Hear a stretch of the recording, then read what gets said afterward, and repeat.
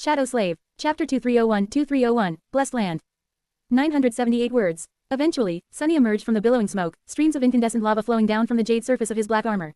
He shook it off his shoulder, then glanced at Kai. It's done. Sunny exhaled slowly. It seems like the tyrant had been growing in the depths of the volcano for a long time. In the past, only its minions would have ventured to the surface, but with the growing population of Ravenheart, the scent of human souls must have attracted its attention. It's a good thing that we dealt with the bastard before it shattered the roof of the magma chamber trying to climb up. A corrupted tyrant was a powerful enemy for Kai, and it could still pose some danger to Sunny, but only if Sunny did not pay attention. Since Cassie had informed him of what powers the abominable creature wielded, he managed to kill it both swiftly and cleanly. In fact, he had spent most of the time simply looking around the depths of the volcano, not battling the abomination. There were plenty of interesting things to explore there. Sunny considered his words for a moment. Initially, I was a little surprised that you did not follow me down, Nightingale. But once I dove into the lava, I understood, even with my supreme constitution, staying alive down there was not easy. I was almost cooked alive. This is not a mundane volcano, is it? Kai slowly shook his head. No, it is not. My own constitution as a dragon slayer grants me a great deal of resistance against various types of attacks, especially those based on fire, but even for me, the heat inside this volcano is too much. He sighed. You must have seen the reports Lonesome Howl and her scouts brought. The lands west of Ravenheart are a frozen hell. The cold there is so absolute that even saints cannot survive. But in fact, those lands had not always been frozen, and the theoretical ocean beyond them was not frozen either. The signs of fallen civilizations she discovered, encased in ice, are proof. More than that, Kai's expression turned somber. The cold must have spread eastward slowly, considering the remains. And it is my belief that it would have continued to spread, eventually turning the entire dream realm into a frigid, frozen, dead world, if not for this mountain chain and its mystical volcanoes, which serve as a barrier against the slaying cold. It is because of them and the ash they expel that people can live in Ravenheart. The soil here is so fertile, and the eerie beings that dwell in the snow can't cross over from the frozen wastelands. He lingered for a moment and added with a faint smile. It is also my belief that these volcanoes had been created, or at least enhanced, by the Jade Palace and its component. Well, in a way. Sunny raised an eyebrow. I don't think Neffy's ever mentioned what the component of Ravenheart is, at least not in detail.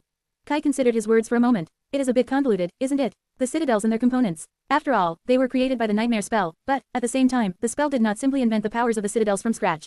Rather, in most cases, it simply took the innate qualities of existing places of power and rebuilt them in a way that its carriers could easily use, adding a universal foundation to all of them at the same time. Most citadels seem to be meant to be ruled by saints, but the great citadels are clearly meant for the sovereigns. Sunny nodded. Indeed, Night Garden, for example, allowed Neffys to anchor both the entrance and the exit points of her dream gate in the same world. Since only Supremes could make use of that component, it was not made to be wielded by a saint. Kai continued in a neutral tone. So it is not really correct to say that the volcanoes protecting Ravenheart and the lands around it from the cold were created by one of its component. Rather, they were created by the power of the Jade Palace, and the spell created a component based on that power later on. His beautiful green eyes glistened. That component is, well, honestly, I can only call it terraforming. The Jade Palace can slowly transform the lands around it. For example, it can make them warmer, while at the same time enriching the soil with mystical volcanic ash. As a result, countless people can find shelter from the cold in the realm surrounding Ravenheart, and gather many bountiful harvests a year. If managed correctly, this land can become the treasure trove of humanity. He shook his head. Of course, the opposite is also true. If the ruler of the Jade Palace wished to, they could turn this land into an uninhabitable hell, poisoning the entire Tyr River basin. Oh, and I can't accomplish much with my transcendent power. The changes would be too slow and gradual.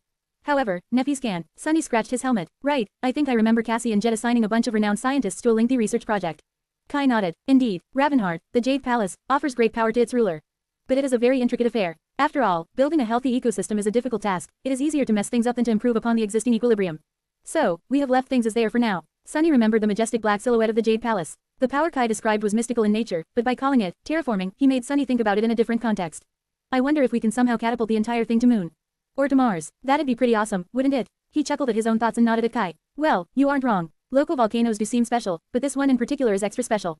Share to your friends. Enjoying this site? Support us via PayPal, Visa, MasterCard or crypto. Your donations help cover site maintenance and hosting costs. Tap the middle of the screen to reveal reading options. If you find any errors, non-standard content, ads redirect, broken links, etc., please let us know so we can fix it as soon as possible. Report. Shadow Slave, Chapter 2302-2302, Beautiful Monster. 1165 words. Kai raised an eyebrow. How so? Sunny shrugged. Well, for one, there are structures carved into the main vent and into the walls of the magma chamber. I guess the entire thing was inhabited once, in the past. The structures were too damaged and deformed by the passage of time and the extreme environment, so Sunny did not glimpse a lot about who had built them and why. However, the ruins looked almost like the remains of an ancient city, or at least an inhabited complex.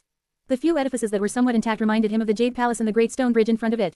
Interestingly enough, the city seemed to have possessed a form of defensive fortifications. Those fortifications had not been built to protect it from the enemies coming down the vents of the volcano, though, instead, they were facing the depths of the magma chamber, as if guarding the ruins from something that could come from the molten depths of the earth. Sunny had cooled off enough to dismiss his helmet. Summoning the endless spring, he poured cold water onto his sweaty face and smiled.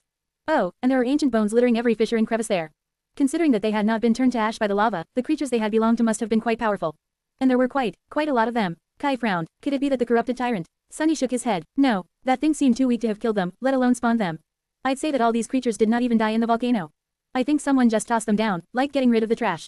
Kai grew a little wary after hearing those words. Who could have done something like that? Sunny laughed quietly, then grimaced and coughed when smoke got into his lungs. Ah, damn it, who do you think? Must have been the Jade Queen. By the way, can we get out of here? Their job done, they headed away from the edge of the abyssal chasm. As they did, Kai asked tentatively. Jade Queen. Sunny glanced at him and clicked his tongue. You know nothing, do you? Did you not research your citadel at all? Huh, I guess our resident Mr. Perfect is not that perfect, after all. Kai just smiled. I never claimed to be perfect. And admittedly, academics has always been my weak side. The thought of Kai being bad at something that Sunny was good at felt strangely satisfying. I knew it. That guy just coasted through life on nothing but good looks before meeting me. Sunny had been such a positive influence on that fool. Who could have wished for a better friend? He scoffed. Well, to be fair, I don't know that much about the Jade Queen either. She was the original owner of the Jade Palace. In fact, it was built for her. He thought back to what little he knew about the history of Ravenheart, most of it glimpsed from the random memories he had received here and there. Including the most memorable one, the Sin of Solace, which he had received for finishing off the remnant of the Jade Queen after it was grievously wounded by Saint Tyrus. That damn sword played quite a large role in his life, changing its entire course. Sunny shivered. You must know that the tomb of Ariel was built by Ariel, the demon of dread. Apparently, he also built the Jade Palace for a beautiful monster whom he made into a queen. He also bestowed the sinister gift of forbidden knowledge upon her, whatever that means. Ariel was called the demon of dread, he was also the demon of truth, so, he must have imparted her with some hideous truths.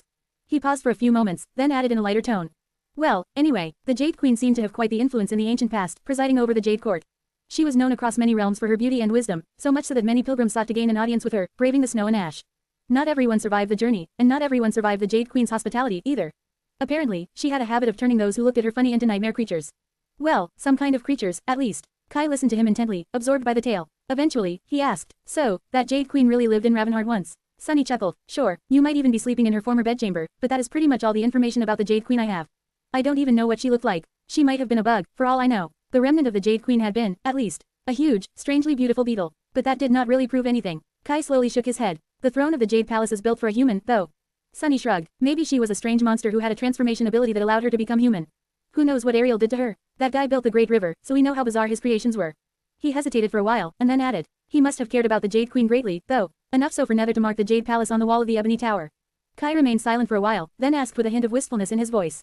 So what do you think happened to the Jade Queen? Where did she go? Sunny gave him a long look. What a strange question. How should I know? Maybe the truth she carried destroyed her. Maybe someone grew covetous of her grace and her beauty, and ruined her. Maybe she followed Ariel into the Doom War and perished on one of its battlefields. He paused for a moment, then sighed. I encountered a corrupted tyrant called the remnant of the Jade Queen once. If that was what remained of her, then her end must not have been happy or beautiful. Rather, it would have been monstrous. By then, they had climbed high enough for Kai to take flight comfortably. Sunny once again hid in his shadow. As Kai streaked across the sky above Ravenheart, a few people stopped and looked up, pointing at his small silhouette with smiles on their faces. Of course, he was not in his dragon form at the moment, so there was no crowd of odd spectators. Soon enough, Kai landed on the surface of the great stone bridge and walked toward the Jade Palace. The magnificent obsidian edifice towered above him, casting a deep shadow. Sunny felt a hint of awe at that moment, as well. He had spent several years trying to sneak into the Jade Palace unnoticed, to no avail. The Raven Queen had been too powerful and mysterious, and her daughters were too observant. But now, Kisong was gone, her daughters were scattered across the dream realm, and Sunny was a sovereign himself. The gates of the Jade Palace stood open for him, and he could enter freely. He was full of anticipation. I wonder what I'll discover inside. Share to your friends. Tap the middle of the screen to reveal reading options. If you find any errors, non-standard content, ads, redirect, broken links, etc., please let us know so we can fix it as soon as possible. Report. Shadow Slave. Chapter 2303-2303, Jade Palace. 1,139 words. The Jade Palace was vast. It was not quite the size of Bastion, which was a stone city in and of itself, but still complicated enough to be like an enormous labyrinth. Interestingly enough, while its exterior had at some point turned entirely black, its inner walls were still pristine and white, as if cut from flawless jade. There were countless halls, corridors, chambers, stairwells, and passages, all interconnected into a sprawling maze. Even more confusing was the fact that some sections of the palace seemed to have been built with humans in mind, while some were far more daunting in scale, clearly meant for creatures of towering size. Despite the fact that the beautiful palace had stood empty for thousands of years, it was still emanating a subtle feeling of elegant opulence and majesty. There were stone gardens within the black walls of Ravenheart, countless statues and intricate reliefs, great pools of icy water, and even bubbling hot springs. More than that, the Jade Palace stretched far underground, and lower still, its foundation opened into a vast system of ice caves that hid inside the lonesome mountain. Those caves had been where the Queen of Worms had kept her great army of dead puppets. Less than 100 awakened had made the Jade Palace their home during her mother's rule. Later, it became known as Ravenheart, serving as the citadel of the great clan Song. Tens of thousands of awakened warriors were anchored to its gateway then, with many masters and saints living under its roof. By now, there were hundreds of thousands of awakened anchored at the Jade Palace, and although the retainers of Clan Song had scattered to serve Sishan and her sisters in various citadels across the western reaches of the Dream Realm, Kai's subordinates took their place. Most of them were Nightsingers, who had been following Kai since the southern campaign. The rest of his staff was composed of local awakened, government agents, emissaries of the Immortal Flame clan, some of whom had been retainers of the Valor clan before, and assistants sent over by the daughters of Kisong. There were a few members of the Shadow clan hidden among them, as well. The palace had been roughly divided into 3 areas. The smallest one surrounded the gateway and was open to the public. A larger area was meant for Kai and his people. It was carefully maintained and tended to, giving the feeling of a beautiful and inhabited space. Finally, the largest area by far was uninhabited. Awakened soldiers patrolled it regularly, but other than that, there was usually not a soul in sight. Most of the magnificent palace stood empty, shrouded in silence. Sunny did not know what he was looking for, but he figured out that his shadow sense would discover any anomaly swiftly. Sadly, there were a few obstacles standing in his way. Damnation, I knew it. On the first evening, after Kai was done with his duties as the steward of the West, the two of them had a meal together. However, Sunny was in a dour mood. Kai gave him a curious look. Is the food not to your taste, Sunny? Sunny shook his head. No, the food is good. It's just that this place is giving me trouble. He remained silent for a few moments, then sighed and leaned back. First of all, my spatial ability barely works within these walls. Secondly, my senses are being blocked by something. It is like I have to fight against all this jade to perceive what is hidden behind it. Kai smiled. Ah, I experienced it as well. I can't see through the walls of the Jade Palace at all. Sunny picked up a piece of tender meat and bit it fiercely, then waved what remained in the air. I am not surprised, though. You know, one time, I got pretty hungry, so I snuck inside a great monster to carve out some meat. I did procure the meat, but getting out proved to be a problem. Some of my powers were being suppressed, just like here. Because I was inside of a living being. Well, a corpse of a living being. Kai sighed and raised his wine glass with a trembling hand. Quote. So it was the corpse of a great monster. Thank the gods. Sunny ignored his remark and swallowed the rest of the meat. We know that Ariel liked to use unconventional building methods and materials. Who knows how he created the Jade Palace? Its walls have no seams at all, almost as if this entire structure had been cast instead of being constructed or grown. In any case, exploring it will take more time than I hoped. Kai smiled. Well, there's a lot to explore. A lot of beautiful things to see, as well as things that inspire awe. I haven't had time to see most of the Jade Palace myself, yet, but sometimes I stop to look around and think, great beings once walked these halls. Gods and demons once rested in this garden, just like I'm resting here now. Isn't it amazing? Sunny scratched the back of his head. Well, yeah, but I am sort of used to stuff like that. One of my incarnations lives in the Tower of Hope, after all. I brushed sides with a god once. Oh, I also swallowed a piece of a demon. As for beautiful things, you should really come explore the Shadow Realm with me sometime. The view is to die for, literally. He laughed. Kai did, too. Granted, his laugh sounded a little stifled. Yeah, maybe I should. He paused for a few moments, then asked cautiously. So, how long do you think it will take you to find what you are looking for? Sunny shrugged. I'll start exploring earnestly starting tomorrow. After that, it is all up to luck. Why? Kai shook his head. Nothing, really. It's just that I'm expecting guests in a few days. The Song Sisters are going to be in Ravenheart for business, a couple of them, at least. They don't know that the Lord of Shadows is alive, but I don't think that avoiding their gaze will trouble you.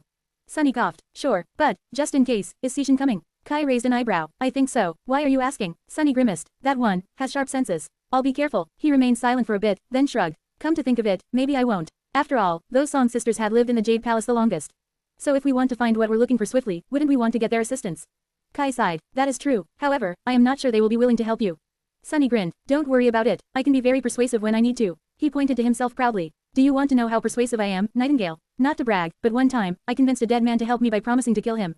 Share to your friends. Enjoying this site? Support us via PayPal, Visa, MasterCard or crypto. Your donations help cover site maintenance and hosting costs. Tap the middle of the screen to reveal reading options. If you find any errors, non-standard content, ads redirect, broken links, etc., please let us know so we can fix it as soon as possible. Report. Shadow Slave. Chapter 2304-2304, Needle in a Haystack. 1,257 words. Sunny spent the next few days exploring the Jade Palace as a shadow. Not knowing what to look for, he started from the places that held the most significance, like the throne room. As it turned out, there were 2 throne rooms in the Jade Palace. Both were majestic, with thrones that would suit a human, but while one was obviously meant for people, the other was too immense and cavernous, vast enough to fit much larger creatures. There was a 3rd throne room, too, hidden in the ice caves below the palace, but that one had been created by Kisong, so Sunny paid it less attention. Apart from the ice hall where the Raven Queen's throne stood, a few more caves had been polished and cultivated by the builders of Clan Song. As he found out, that was because Revel had lived in the caves below the Jade Palace once, most likely due to the fact that she was unable to step into sunlight because of her flaw. In fact, the antisocial princess was still occupying those caves. So, he kept his distance. Sunny did not find anything particularly relevant to his search in either of the throne rooms, which prompted him to seek out other important areas of the Jade Palace. It was hard to say which space had served which purpose, but he eventually discovered a place that should have been the Jade Queen's bedchamber. It was the largest and most opulent one, at least, as well as one with the best view. Funnily enough, the current ruler of the Jade Palace, Kai, did not use these quarters as his own. Instead, the beautiful chamber served as a place for strategic meetings with his staff. Sunny accidentally listened to a few of those, finding it funny how different they felt from both the meetings on the Ivory Island and in the dark halls of the Marvelous Mimic. The former tended to be solemn and dignified, while the latter tended to be irreverent and borderline nonsensical. Kai's style of leadership, however, was personable and pleasant, just like he himself was. Every ruler was different. In any case, Sunny did not discover anything of note in the Queen's supposed bedchamber, either. Next, he secretly explored the gateway itself, which was located in a great hall close to the main gate.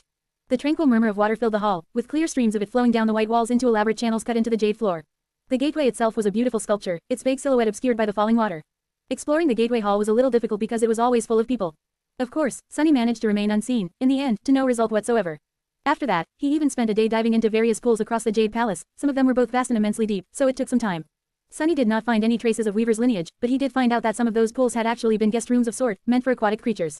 Ah, this is a little frustrating. Although neither of them had made arrangements, it just happened that Kai and Sunny ended up having dinners together in the evenings.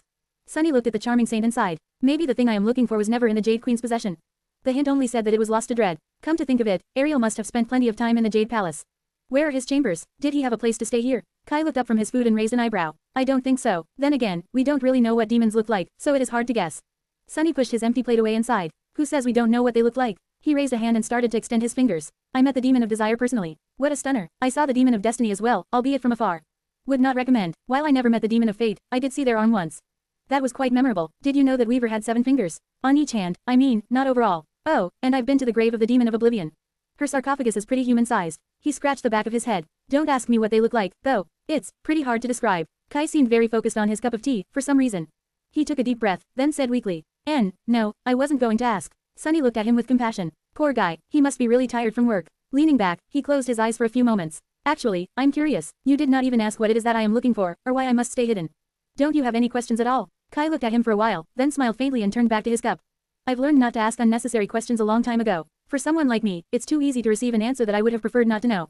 Sunny opened one eye and studied him silently. Then, he scoffed. Oh, because of your flaw. He shook his head. I can't say that I understand why someone would choose to remain willingly ignorant, but actually, you might have a point. You are a saint now, so learning something that should have remained hidden can be dangerous. Some knowledge won't just hurt your feelings, it may very well destroy you. And it will only grow more dangerous the further on the path of ascension you go. Kai put down his cup and nodded. I know, some truths are not meant to be known by mortal men, and unlike the demon of dread, I can't bury the things I learn in a tomb. Sunny grinned. There's Cassie, though, she can bury them for you. His grin widened a little. Quote. In fact, who's to say that she hasn't already liberated you from a memory or two? You'd never know. Kai looked at him in confusion, then frowned. Cassie would never do something like that without my consent. And, at the same time, a familiar voice resounded in his head. Hey, this time, there was a hint of indignation in it. Sunny laughed. The two of you share something in common. He shook his head with a smile. Both of you are far too nice to really make use of your terrible powers. I guess it's a relief, though. Sunny leaned forward and asked. In any case, when is Seishan arriving? Unlike you, all I want is answers. So, I want to ask her a couple of questions. Kai hesitated for a few moments. Tomorrow. But, she and her sisters are the backbone of the entire region under my authority. Sunny raised an eyebrow, and, Kai seemed to be considering his words carefully. So, Sunny, can you tone it down when we speak with them? A little. Sunny blinked a couple of times, scandalized. What kind of question was that? Of course, I can. Kai nodded with relief, then suddenly tensed. Wait, you said that you can tone it down. Not that you will. Sunny gave him a satisfied smile. Look at you, Nightingale. You know your friends so well. Share to your friends. Enjoying this site? Support us via PayPal, Visa, MasterCard or crypto. Your donations help cover site maintenance and hosting costs. Tap the middle of the screen to reveal reading options. If you find any errors, non-standard content, ads redirect, broken links, etc., please let us know so we can fix it as soon as possible. Report. Shadow Slave. Chapter 2305-2305, Childhood Home. 964 words. Seishan did, indeed, arrive the next day, accompanied by 2 of her sisters. Kai met them at the end of the Great Stone Bridge and invited them into the Jade Palace, where they were supposed to have a discussion regarding the development of the Dream Realm's western reaches. Each of the 7 Song sisters controlled a citadel in the basin of the River of Tears or in Godgrave, although some of them spent most of their time here in Ravenheart. Beastmaster was in charge of a lion's share of logistics of the human domain. For example, Lonesome Hell commanded awakened soldiers in a subjugation crusade across the wild expanse of the Dream Realm. Silent Stalker led teams of seasoned scouts to explore previously unmapped regions. Seishan herself was somewhat of an administrator, assisting Kai in the infinitely complex task of managing the West. Today, it was 2 of the sisters that Kai invited into the Jade Palace, while the third emerged from the caves below it. The meeting took place in a room without windows, illuminated only by the light of a memory lantern. There were plenty of shadows for Sunny to hide in, but he still chose the darkest corner, wary of the 3 women bearing the lineage of Beast God. Rebel was leaning on the wall with her arms crossed, her expression aloof, while Seishan and Death Singer took seats opposite Kai. The mood in the room was somewhat strange. After all, Kai was an usurper ruling their childhood home, and they, who should have owned the Jade Palace, had to be invited in by him. That said, the atmosphere was surprisingly cordial. The Song sisters were not exactly friendly, but they were also not hostile. Whatever emotions they felt about their mother's fate were kept private, and all they showed the world was cold practicality. Greetings. Kai smiled, ready to begin the discussion. Sunny remained hidden. In fact, he was not planning to reveal himself unless there was no other choice. Kai was supposed to serve as his proxy, asking the questions that Sunny wanted to ask. Luckily, it was quite difficult to discover Sunny if he did not want to be discovered. Not only was he a shadow, but his presence had also assumed a special quality after he attained supremacy. It was easily suppressed, disappearing completely if he wished to. I don't even have blood now, not in my natural state, at least. Surely, I won't be discovered. As soon as he thought that, Death Singer looked around with a confused expression and said, her voice sounding strangely excited. This room smells like death. What? Rebel and Seishan spared her glances, while Kai coughed. Concerning the newest herd of nightmare creatures captured by Lonesome Hell in the south, it is being driven north as we speak and is expected to arrive at the base of the Moonriver Plains in 2 weeks. I hope that Beastmaster will be ready to enthrall the selected abomination swiftly. The selection this time is skewed in favor of construction work. Procuring flight-capable creatures has proven difficult once again. Rebel looked at him darkly. Something is wrong here. Kai paused, then asked politely. What makes you say that, Saint Rebel? Seishan was studying the room, her expression calm. When her gaze stopped at Kai, she answered instead of her sister. Hell says that this room smells like death. And you are a surprisingly terrible liar. Kai, you always have been, ever since the Bright Castle. His smile grew a little forced. Rebel raised an eyebrow, her dark eyes full of amusement. Your blood has a strange scent today, Nightingale. You seem stressed. Kai forced out a chuckle. Do I? Hidden in the shadows, Sunny let out a mental sigh. Total failure. These divine lineages were tough to deal with. With that, he manifested himself into the human form, took a few steps forward, and calmly sat down next to Kai. Rebel suddenly tensed, while Death Singer stared at him with wide eyes. Only Sishin remained composed, studying him calmly. Sunny smiled at her. Please stop bullying my best friend. He gets shy around, well, anyone. And also, smelling someone's blood. That's creepy. Keep your beastly habits private, please. Death Singer looked at Sishin and pointed at Sunny with a finger. Sister, I see dead people. Sishin smiled silently, while Rebel smirked. So you never actually died. Why am I not surprised? Sunny looked at the light slayer and grinned. Oh, actually, I did die. But staying dead for too long seemed terribly uncouth. So, I snapped out of it. Kai turned his head to stare at him in resigned silence. Sishin, meanwhile, bowed slightly. We greet the king. Sunny waved a hand dismissively. No, the king, that is too formal. He smiled brightly. Just call me the Dark Lord. Sishin opened her mouth, then closed it, then opened it again. Finally, she spoke in a carefully neutral tone. As you wish, my lord. Judging by your company, shall I take it that Nephis is aware of your return?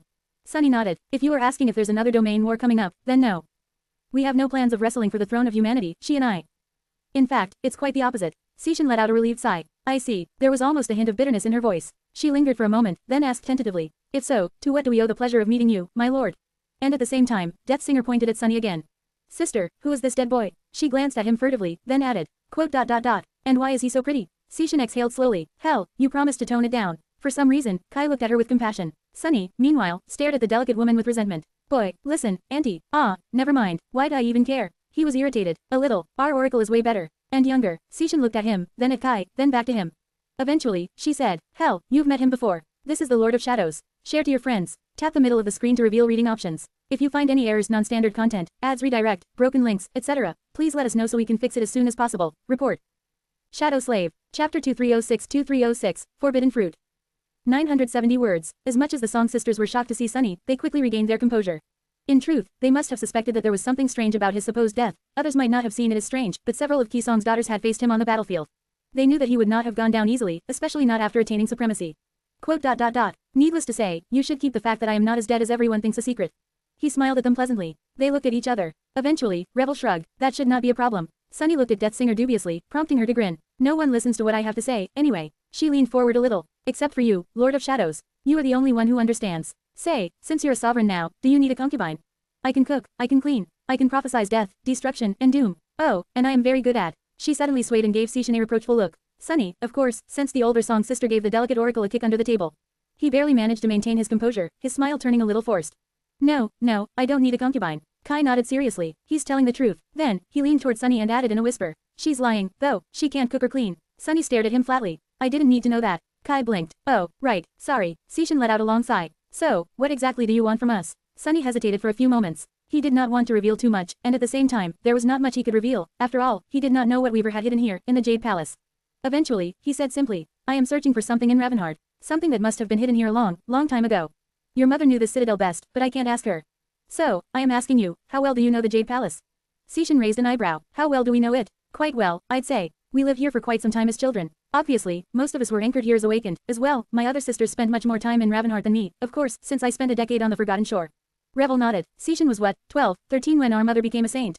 The rest of us were either the same age or younger. We would spend a few months in Ravenheart every year after that, until the spell called upon us. Those who survived the first nightmare would then come to anchor themselves in Ravenheart. So, we've been around this palace for most of our lives. Sunny remained silent for a few moments. Were there places Ki Song paid special attention to? Revel tilted her head a little. Naturally, the Jade Palace hides many secrets. There are all kinds of hidden passages, secret enchantments, and strange places here. It is difficult to answer without knowing what exactly you were looking for. Sunny frowned. A few moments later, he asked tentatively. Were there maybe areas that you were strictly prohibited from approaching? Sishin chuckled. Well, Hal and Stalker were forbidden from going near the deeper pools. I doubt that is what you are asking about, though. Revel looked into the distance, thinking. The caves were mostly meant for puppets. We were not exactly forbidden from being there, though there was just no point. Other than that, nothing comes to mind. Of course, it would have been strange if we loitered around the living quarters of the clan's retainers. Sunny sighed. So, nothing really comes to mind. Both Sishin and Revel shook their heads. Death Singer, meanwhile, gave them a strange look. Goodness me, my sisters are really old now. They don't remember anything. They looked at her in confusion, causing the delicate beauty to sigh in exasperation. There was actually one room that we were completely, absolutely forbidden from entering. How could you forget? Sishin and Revel frowned. Then, their expressions changed, as if they remembered something that had long been forgotten. Sishin smiled. Oh, right. Revel, meanwhile, scoffed. That was a long time ago, but you are correct. Sunny looked at each of them, then leaned forward a little. Well, are you going to tell me what that room was or not? An armory, a runic chamber, maybe some kind of hidden space where divine soul shards that power this entire place are secretly kept. Death Singer shook her head energetically. No, it's the toy room. Sunny blinked a couple of times. Then, he blinked a few times more. Finally, he leaned back and asked in a bewildered tone. The toy room. Seishin nodded. Yes, the toy room, and before you ask, my lord, it is just that. It is a storage room where various toys are kept, dolls, toy knights, playing sets, strange oddities, and the like. Most of it has long turned to dust, of course, because these toys are as ancient as the Jade Palace. But some of them were preserved surprisingly well, and there are too many to count. Revel smiled wistfully. Naturally, it was like a treasury for us when we were children. But, some of those toys were really dangerous. Some were even enchanted with mysterious magic. So, after a couple of incidents, our mother prohibited us from exploring the toy room. Death Singer looked at Sunny pitifully. Yes, that was after someone, and I won't point a finger at them, even if they are in this room, managed to vanish from the face of the dream realm for an entire week. Mother almost took the whole citadel apart searching for them. Seishin smiled. So, yes, there was a place we were forbidden to enter, and that place was the toy room. A toy room. That was not exactly what Sunny had expected to hear. A clue was a clue, though. He smiled. So, can you show me the way to that toy room? Share to your friends. Enjoying this site? Support us via PayPal, Visa, MasterCard or crypto. Your donations help cover site maintenance and hosting costs. Tap the middle of the screen to reveal reading options. If you find any errors, non-standard content, ads redirect, broken links, etc., please let us know so we can fix it as soon as possible. Report. Shadow Slave. Chapter 2307-2307, Toy Room. 1,206 words. The toy room seemed to be located in a remote corner of the Jade Palace, down on one of its lowest and most desolate floors. Revel took the lead, calmly guiding them across the scenic labyrinth of magnificent corridors, halls, and galleries.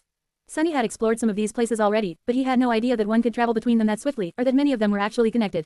More than that, Revel seemed to follow a path that avoided windows, often using secret passages and activating hidden enchantments that revealed previously unseen doorways. They had not met a single soul on the way. At one point, Sunny glanced at Kai. It must have been quite unnerving to know that a murderous demoness not only basically lived in his basement, but could also get anywhere in the Jade Palace without being seen. She could probably even appear in Kai's living quarters unnoticed, to do something terrible. Like kill him in his sleep. Poor guy must have been sleeping with one eye open for an entire year. Sunny looked at his friend with pity. Hey, Kai, she really knows her way around here. Kai seemed unperturbed, but hearing Sunny speak, he coughed awkwardly. Ah, yes, certainly, Lady Revel has lived in this palace for a long time, after all. Leading them to a narrow stairwell, Revel ignored their voices and yawned. Sorry, I usually only go out at night. I would have been asleep by now, considering that the sun is high up.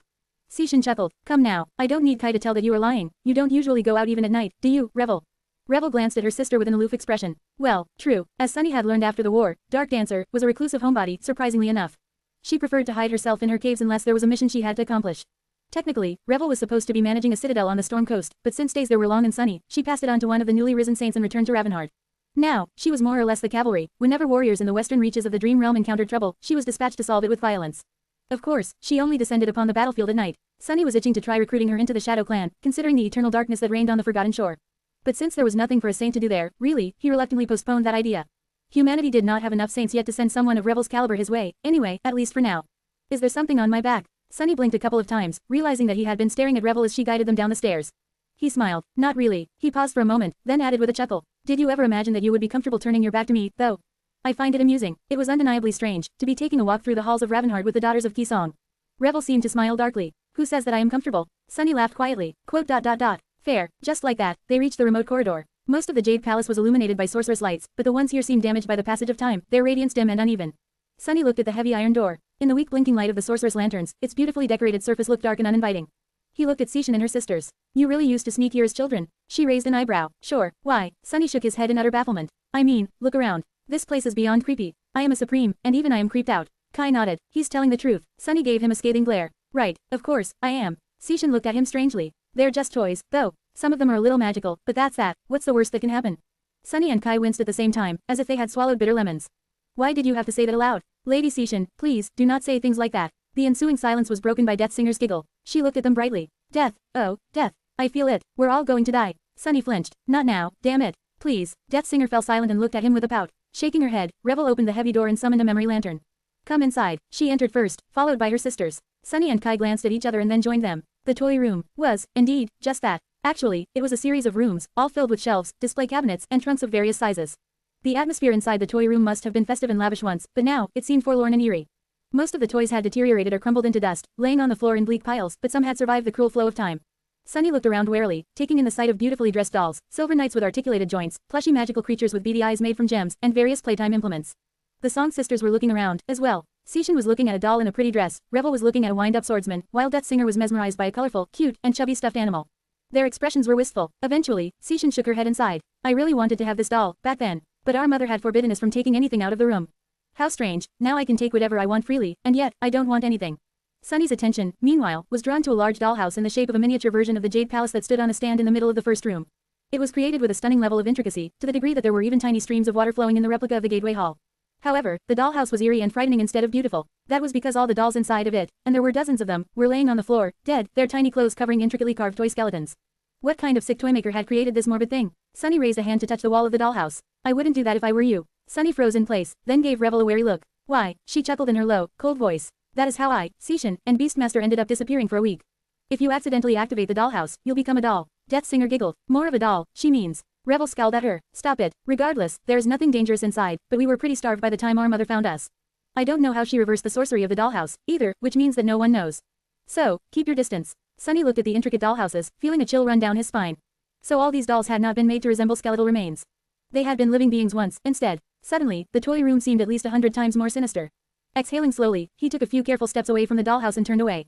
His smile was forced. Let's look around. Carefully, share to your friends. Enjoying this site? Support us via PayPal, Visa, MasterCard or crypto. Your donations help cover site maintenance and hosting costs. Tap the middle of the screen to reveal reading options. If you find any errors, non-standard content, ads redirect, broken links, etc., please let us know so we can fix it as soon as possible. Report. Shadow Slave. Chapter 2308 Playthings. 1,245 words. Sunny really hoped that the piece of Weaver's lineage was not hidden inside the dollhouse. Luckily, he felt nothing but an eerie sense of repulsion when standing in front of the dreadful toy, even though he was neither fated nor connected to the tapestry of fate anymore, and therefore had lost his supernatural intuition. His senses as a supreme were still beyond that of a mere mortal. He would have felt something if a demon's legacy was nearby. More importantly, Bloodweave would have responded to the presence of another piece of the demon of fate. So, after studying the creepy dollhouse from a safe distance, Sunny shifted his attention elsewhere. He did feel that there was something special about that particular toy, a subtle scent of a demon, even. But that scent did not belong to Weaver. I think Ariel made this one. Kai glanced at him, remained silent for a bit, and nodded. That very well may be. Sunny looked around the toy room, studying various toys. The Song sisters had wandered off, lost in the memories of their childhoods. Despite his unease, this place must have been magical for adolescent girls. Especially those who had been orphans once, like Seishin and her sisters. Orphans did not live easy lives in this world. Sunny knew it all too well himself, and just like them, he had been robbed of the joy of having toys as a kid. Granted, unlike them, he had not been adopted by a powerful legacy witch. Come to think of it, Sunny narrowed his eyes and glanced at Seishin. The Song sisters were adopted. Rain was adopted. What the hell, how come I'm the only one who hasn't been adopted? Where was justice in that? Kai smiled faintly. You have a peculiar expression, Sunny. What are you thinking about? Sunny lingered for a few moments, then shook his head. Just thinking about how my life would have changed if someone like Kisong had taken me off the streets. For better or worse, he sighed. She really cared about her daughters a lot. However, she also forced the lineage of Beast God on them, as well as infected them with the nightmare spell. Were they lucky or unlucky to have met her? I'm not quite sure. With that, he looked around once more and added, his voice somber. I'm also not sure if the Jade Queen was lucky to have met the Demon of Dread. Kai raised an eyebrow. How do you mean? Sunny shrugged. Well, think about it. Why is there a room full of toys in the depths of the Jade Palace? Kai seemed stumped by the question. Sunny remained silent for a bit, then said wistfully, it is possible that the Jade Queen had children, or that she simply enjoyed collecting toys. However, it is also possible that she was raised here, in this stone palace. By the Demon of Dread. He looked at the figurines wearing pretty dresses, dashing knights cast of precious metals, plush beasts with gem-like eyes, and the intricate dollhouse brimming with the bones of perished dolls. His expression turned somber. Demons were forbidden from siring offspring, you know, but they all seemed to rebel against that prohibition, in their own ways. Weaver left behind a secret lineage. Nether created the Stone Saints. Hope lived among humans and cared for them as her own. The demon of imagination had her mirrors and illusions. Sunny sighed. But what did Ariel have? Kai hesitated for a few moments, then said cautiously. He had the Jade Queen. Sunny shrugged, unsure, maybe. With that, he left Kai behind and went to explore the toy room. The five of them wandered the series of chambers for a while, studying the curios hidden there in ancient times. There were a lot of wondrous things to see, but none of them was what Sunny wanted to find. Eventually, only one last room remained. And, coincidentally, Sunny felt his blood stir as he approached it. Single quote. There, he glanced at Kai and the Song sisters, hesitated for a few moments, and said. Wait, they looked at him curiously. Sunny did not know what he would discover in the depths of the toy room, but he had a strong suspicion that the fourth piece of Weaver's lineage would not fall into his hands easily. The first three had not, after all. So, he had to be careful. Looking at his companions, one intended, the other three accidental, he took a deep breath and spoke. There is a high chance that something unexpected will happen once we enter that room.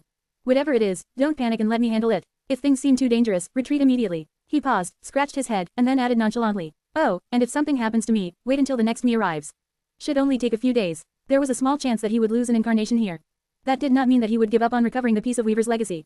Revel tilted her head a little. The next, you. Sunny gave her a wide smile. Yeah, the next me. What, did you think that being killed once would actually kill me? She stared at him for a few moments, then let out a frustrated sigh. If I didn't think that, I wouldn't have tried to kill you, would I? Sunny laughed. Probably not. But, hey, it was an admirable attempt. No, really, the ambush at Vanishing Lake was like a work of art. I gained so much that day. Thank you. Revel gritted her teeth, then ground them. Quote. You're welcome. Kai leaned toward him and whispered. She's lying. You're not welcome. Sunny gave him a stare, and then whispered back. Why are you whispering, fool? Everyone can hear you. Kai coughed in embarrassment. Oh, right, sorry, it's a habit. Shaking his head, Sunny took a deep breath and summoned Slayer. The murderous shadow rose from the darkness, looking at him and his companions from behind her veil. Death Singer immediately pointed a finger and opened her mouth, her face beaming with excitement, but before she could say anything, Sishin covered her mouth with a hand. Ah, I see you have a new servant, my lord. Sunny smiled. Oh, she's not a servant. She's an employee. Actually, now that I think about it, the two of you are kindred spirits. She only accepts payment in blood. Sishin did not say anything, but her beautiful eyes suddenly glistened with a strange emotion. Sunny chuckled, but don't worry, I won't be collecting blood donations today. I already paid her this week, and plus, I don't want to brag, but she only has a taste for my blood. Turning away, he pushed the last door open and walked inside a small room. It had shelves with ancient toys, as well, but there was also a low table in the middle of it, surrounded by soft cushions. There was something on the table, a square jade board with small hinges in the middle, which suggested that it could be folded to become a case. Its surface was separated into 7 rows of 7 squares each, most of them were white, with only 3 squares at the bottom of the board standing out due to their vivid black color. There were intricately carved figurines standing on various squares, too, most of them representing terrifying monsters. The 3 black figurines were surrounded by a dozen white ones. Sunny stared at the board intently, feeling his blood responding to it with a strange, tingling sensation.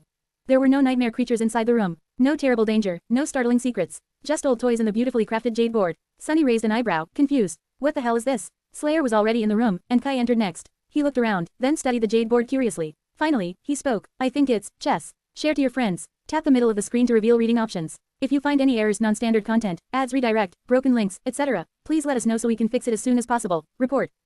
Shadow Slave. Chapter 2309-2309, Death Game. 1060 words. Sunny looked at the jade board for a few moments, then turned to Kai. Chess. Have you gone blind all of a sudden? This looks nothing like chess. Indeed, Sunny did not know too much about chess, but teacher Julius had taught him how to play during his days as a guest lecturer at the academy. A chessboard was supposed to have 8 rows of squares, not 7. More importantly, white and black squares were supposed to be placed in a grid pattern. The jade board in front of him, however, was almost entirely white. Not to mention that the monstrous figures were nothing like the ones he was familiar with. There were no pawns, knights, bishops, or rooks. Instead, there were only a variety of monstrous creatures. Kai chuckled. I meant to say that it looks like a game similar to chess. Sunny frowned. It looked more like a war map to him. But why would a war map be in a toy room? He's right. Death Singer entered the chamber next and looked at the jade board with a fascinated expression. Then, she stopped moving entirely. Her pupils widened, making her glistening eyes look even larger. Sunny waved a hand in front of her face. Hello, what exactly do you mean? The petite woman turned her head and slowly focused on him, then threw a furtive glance at the board and forced out a smile. Oh, it's the death of a tyrant, also known as Death Game. It is a game similar to chess that was popular in various regions of the Dream Realm once, a long time ago. Some even say that it was invented by Shadow God himself. Sunny raised an eyebrow, then turned to the jade board as Sishin and Revel came in. Really? Death Singer nodded energetically. Really? Sishin, tell him. Sishin covered her nose with a hand, as if overwhelmed by a powerful scent. Her eyes grew strangely unfocused for a few moments, but then she regained her composure and spoke in a calm tone. It does seem that way. Death Game is similar to chess, but instead of 16 figures, each player controls 14, 7 beasts, 2 monsters, 2 demons, 2 devils, and a tyrant. Just like in chess, each figure moves according to a specific pattern, but the rules are a bit more complicated. That is because when you play the death of a tyrant, your domain plays an important role too. She pointed to the board, where 3 black squares were surrounded by a sea of white ones. That is because the color of a square affects the battles between figures. Black figures have an advantage while battling on black squares, while white figures have an advantage while battling on white squares, unless they are surrounded mostly by squares of the opposite color. You can also conquer squares to make them a part of your domain. So, positioning and movement carry greater strategic meaning. Sishin shrugged. Well, there are other differences as well. For example, in some versions of Death Game, there are squares with special properties, like the castle or the shrine. The former never changes color, while the latter can give a blessing in return for a sacrifice. If 2 figures battle on a shrine square, the one that is killed is considered the sacrifice, while the one that remains receives the blessing. Sunny blinked a couple of times. Interesting. How do you know all this? Sishin chuckled. How do you not know? It's a popular game among legacy children. We used to play it, as well, when we were young. Our mother taught us. Sunny stared at her with an unreadable expression. Then, he shrugged. That's because I'm not a legacy, I guess. She seemed surprised. Actually, Kai seemed startled, too. You're not. Sunny scoffed. Why, did you all imagine that I was a bastard child of a powerful clan, or had been raised by some sinister shadow faction? Sorry to disappoint you, but no, I am a completely self-made man. He contemplated for a few moments, then added. Actually, I take it back. No one in this world is really self-made, and I too have received plenty of help from generous people along the way. With that, Sunny focused on the jade board. Most of the squares were white, and there were far more white figures left standing. The black side only had 3 figures left, one of them was wearing a crown, and was obviously the tyrant, while the other 2 seemed to be mere beasts. He tilted his head a little. Quote. Seems like someone did not finish a game. The black side was at a fatal disadvantage, but the tyrant was still standing, which meant that there was still a possibility of clawing one's way to victory. Of course, it was more or less a hopeless situation. He studied the intricately carved figures for a few moments, then shivered, suddenly overcome by an ominous sense of dread. The jade board gave him the same feeling as the eerie dollhouse. Perhaps it had been created by Ariel, as well. Sunny remained silent for a while, then asked, who do you think the players were? Nobody answered, but he could imagine the demon of dread and the Jade Queen sitting on the cushions, moving the figures across the jade board and waging a mob war against each other. Had the Jade Queen played white? Or had she played black? In the end, it did not matter. What mattered was the fact that his blood stirred when he looked at the jade board. which meant that the key to recovering the fourth piece of Weaver's lineage was somehow connected to this death game. Sunny took a step forward and looked at the jade figures. Eventually, his gaze stopped on the tallest of the white figures, the White Tyrant. It's not the board itself. It's this one figure, in particular. His senses told him that whatever he was looking for was somehow contained in that small jade statuette. I wonder if I can find traces of divinity here. Sunny needed to understand if the jade board was enchanted, as well. So, he shifted his gaze and peered into its depths. And when he did, the shadows populating the small chamber suddenly surged, reeling back from the game table. Sunny himself paled, his eyes widening. His hand moved slightly, as if grasping for a memory weapon. The others noticed the change in his posture. Rebel was the first one to frown. What's wrong? Sunny remained motionless, looking at the jade board with a somber expression. Then, he said evenly, everyone, get away from that thing. Share to your friends. Tap the middle of the screen to reveal reading options. If you find any errors, non-standard content, ads redirect, broken links, etc., please let us know so we can fix it as soon as possible. Report. Shadow Slave. Chapter 2310-2310, Fear the Truth. 1021 words. I'm going crazy. How had he not sensed a thing? Sunny had sharp senses, and they had only grown sharper after he attained supremacy. All awakened could feel certain things, presence, power, the subtle flow of soul essence, corruption. And the stronger they grew, the more sensitive they became to the hidden side of the world. Especially so when it came to beings who were twisted by the corrupting influence of the void. Just like abominations could sense the scent of human souls, awakened responded to the presence of their sworn enemies, nightmare creatures. And yet, Sunny had felt nothing until he gazed into the depths of the beautiful jade board. Inside the death game, was a sea of corruption so vast and dark that it made his blood run cold. It was contained flawlessly, with not even a drop of it seeping out, but he could see the bottomless well of appalling darkness moving subtly. Surging, straining, waiting. He had never witnessed anything that malignant and pestilent before, not even when gazing at the corrupted deity, cursed tyrant condemnation. How the hell, how had he not felt it? Sunny should have become covered in cold sweat as soon as he entered the toy room. That damn demon, what the hell had Ariel been thinking, leaving something like that lying around? Everyone, get away from that thing. The others did not know it yet, but they were standing near a bomb. A terrifying, inexplicable bomb full of corruption. No, come to think of it, Death Singer had reacted to the jade board strangely. Seishin had covered her nose, as well, as if overwhelmed by the stench of blood. Sunny had noted their reactions, but having sensed no immediate threat, chose to question them later. At the moment, he was closest to the jade board. Kai was directly behind him, while Slayer was on the other side of the game table.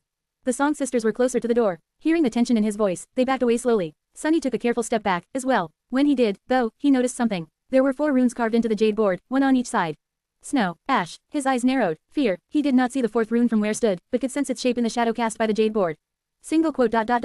Truth. And just as Sunny read the 4th rune, the world suddenly shifted, dissolving into darkness. Damn, Asian. Sunny fell, his knees sinking into the soft ash. A cold wind suddenly blew across his face, making him squint. The first thing he felt was that he was not in the small underground chamber anymore, surrounded from all sides by white jade. Instead, he was in a vast open space, standing on his knees under a boundless sky. What the? Sunny jumped to his feet and reached into the shadows, manifesting a black odachi from them. The jade mantle revealed itself, covering his body like a black carapace. His shadow sense shot outward, searching for any sign of immediate danger. However, nothing around him was moving. The world was still, with only the wind blowing across the desolate expanse. It was only then that Sunny finally saw where he was. His hand trembled. What the hell? Stunned, he lingered for a moment, and then lowered his sword. The Jade Palace had disappeared. Sunny was somewhere else entirely. He was standing in the crater of a restless volcano. Behind him, a billowing pillar of smoke was rising into the dark sky, with moonlight spilling through the rifts in the clouds of ash. Black flakes were falling down like snow, covering the ground in a soft carpet. Sunny could not see it, but he could feel a massive shape hidden in the pillar of smoke. It was an ancient, crumbling fortress, its tall walls half buried in the ash.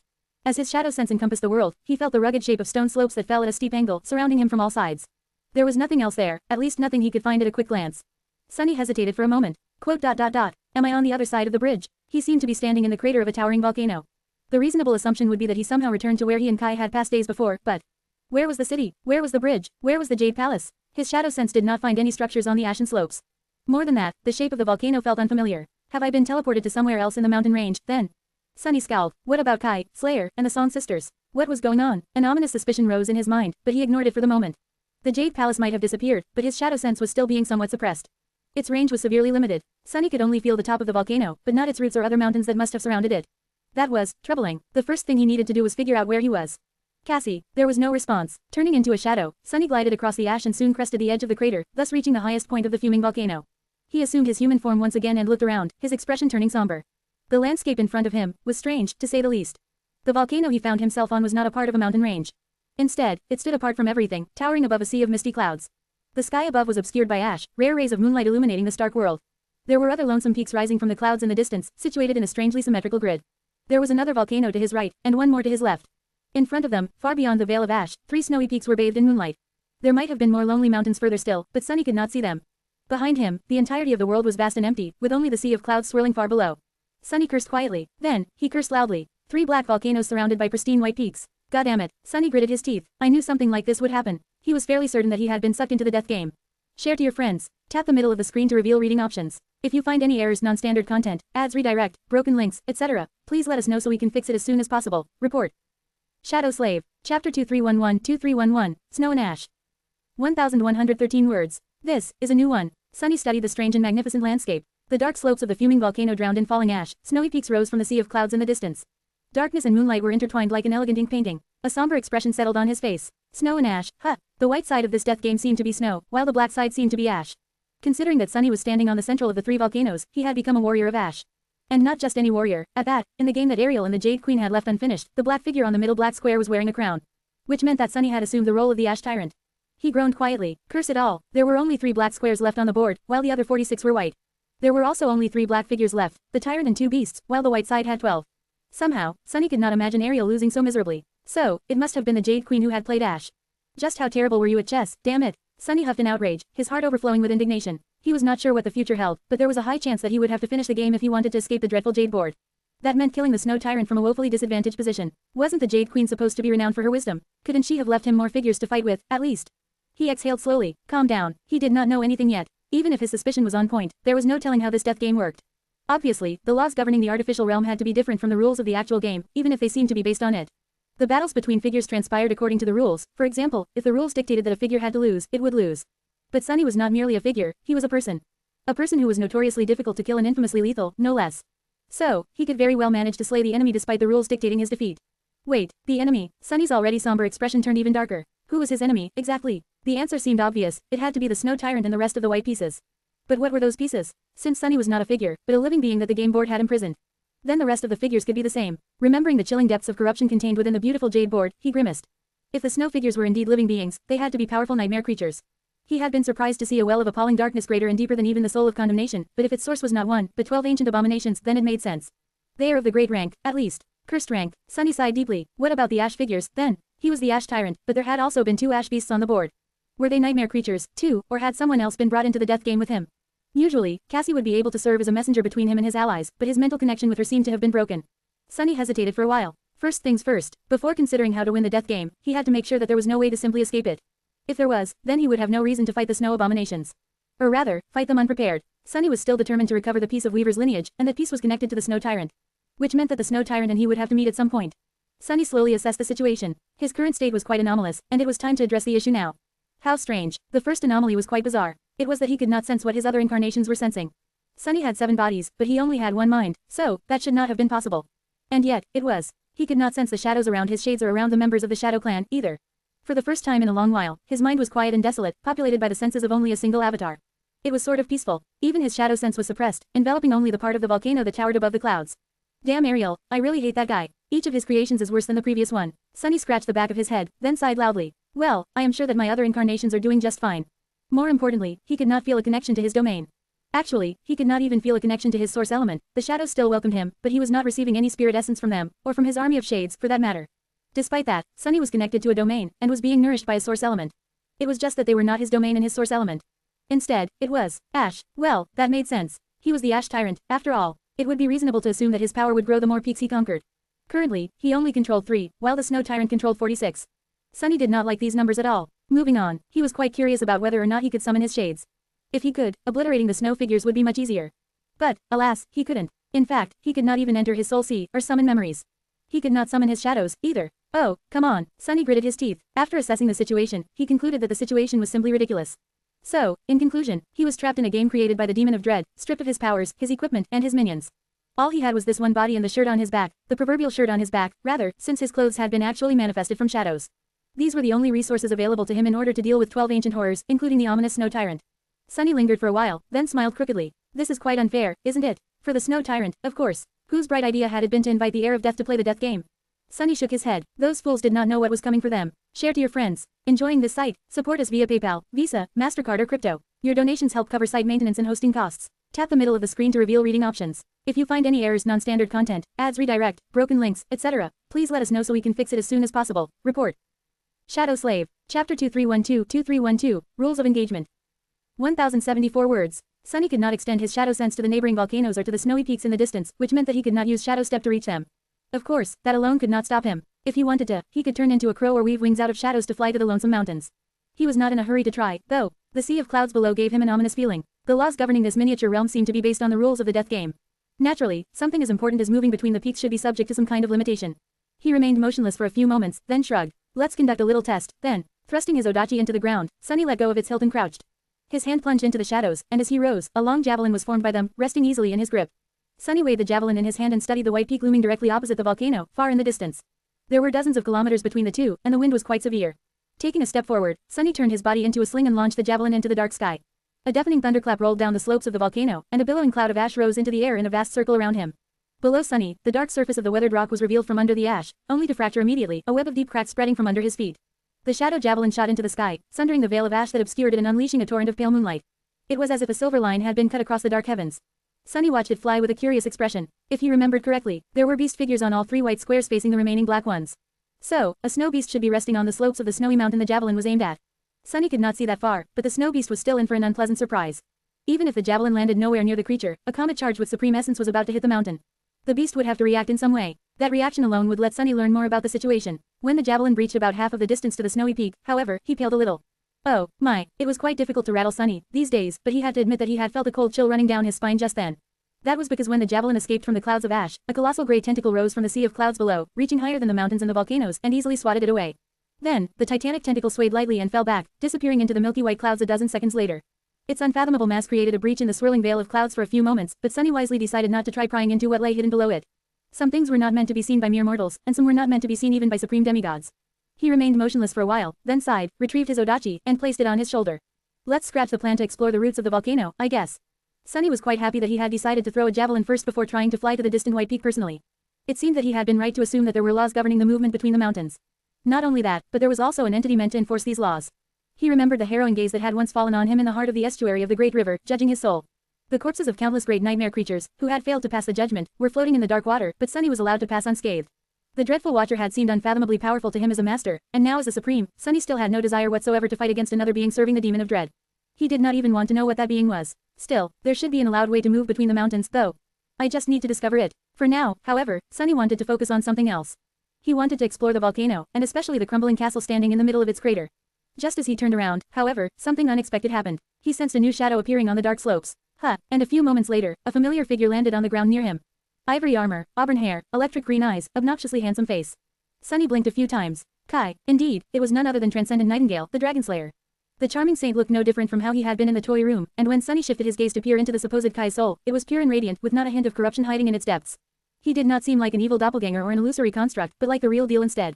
Were you sucked into the death game, too? Kai raised an eyebrow. Oh, so that is what happened. Sunny simply stared. I'm pretty sure that it is, yeah. Why, what did you think had happened? Kai hesitated for a moment, then smiled. Well, I'm not sure. You told us to back away, and the next thing I knew, I was standing on a volcano. That one over there. He pointed to one of the 3 volcanoes and added neutrally. I was honestly a bit disoriented. But then I saw the clouds of ash part, as if cut by something, and finally noticed you here. So, I flew over. Sunny shivered. You flew over. Kai coughed. Yes, I was already in the air when that thing rose from the clouds. I guess I could have turned around at that point, but I would have had to slow down to make a turn. And honestly, seeing the tentacle made me want to fly faster than I had ever flown before. Sunny let out a stunned chuckle. No kidding. He remained silent for a few moments, and then smiled. Well, welcome to my volcano. You don't know how glad I am to see you, buddy. How glad I am to see you, buddy. Share to your friends. Enjoying this site? Support us via PayPal, Visa, MasterCard or crypto. Your donations help cover site maintenance and hosting costs. Tap the middle of the screen to reveal reading options. If you find any errors, non-standard content, ads redirect, broken links, etc., please let us know so we can fix it as soon as possible. Report. Shadow Slave. Chapter 2313-2313, Pawns of Ash. 1,200 words. One of the questions seemed to have been answered. Kai was a saint, a transcendent beast, so he took the place of one of the ash beasts that had remained on the death game board. He had also traveled between the volcanoes without being erased from existence by the being below the clouds, which gave Sunny a hint about the rules of this miniature realm. He would have to think about that in more detail, but for now, there was a more pressing question that needed to be answered. Kai had been able to see Sunny across the great distance dividing the 2 volcanoes due to his awakened ability, which granted him unparalleled sight. So, Sunny looked in the direction of the 3rd volcano, wondering who had taken the place of the 2nd ash beast. Can you see who is out there? Kai glanced in the direction of their volcano and faltered for a moment. That, I think you might want to take a step back.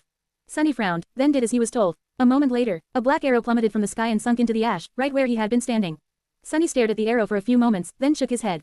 He would have been able to dodge it even without Kai's warning, probably.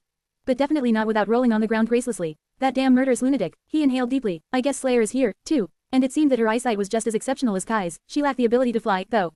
So, she had announced her presence in her usual barbaric way. Sunny pondered the situation. There was a small possibility that the Song sisters were somewhere here, as well, having taken the place of 3 white figures. However, Sunny rather suspected that they had not been imprisoned by Ariel's game. If so, one question remained. Where had the actual Ash Tyrant and 2 remaining Ash Beasts gone? Looking at Kai, he hesitated a little and asked, "Hey, do you think that Seishin, Hell, and Revel are fighting 3 ancient abominations in the toy room right now?" Kai seemed startled by the question. He looked at Sunny with wide eyes, then shivered. "I really hope that they are not." Sunny inhaled deeply. "Well, don't worry too much. Seishin is quite resourceful, so I am sure she'll manage somehow." After all, she had survived on the Forgotten Shore for a decade, longer than anyone else who escaped it. Revel, meanwhile, was one of the deadliest saints in existence. Not only had she gone against Sunny and lived to tell the tale, but she also conquered the spine ocean of Godgrave while annihilating 7 saints of the Sword Army and their entire expedition. And while Deathsinger was sort of disarming, she was actually quite terrifying as well. Sunny did not forget the first time he saw her, entering the council chamber of the Song Army with the same innocent look, but also with blood dripping from her crimson hands. Plus, they were in the Jade Palace, their former home. Considering how well Revel knew the magnificent palace, they had an overwhelming terrain advantage. Noticing that Kai still seemed worried, Sunny patted him on the shoulder. "Cassie is keeping an eye on the situation. You know that she always has a contingency." Kai lingered for a few moments, then nodded slowly. "Still, considering how serious the consequences are, I think I have the right to know what the purpose of this entire endeavor is, at least." Sunny studied him with a faint smile. Finally ready to ask questions. Well, fair, I'll tell you." He looked into the distance, where the snowy peaks rose above the sea of clouds.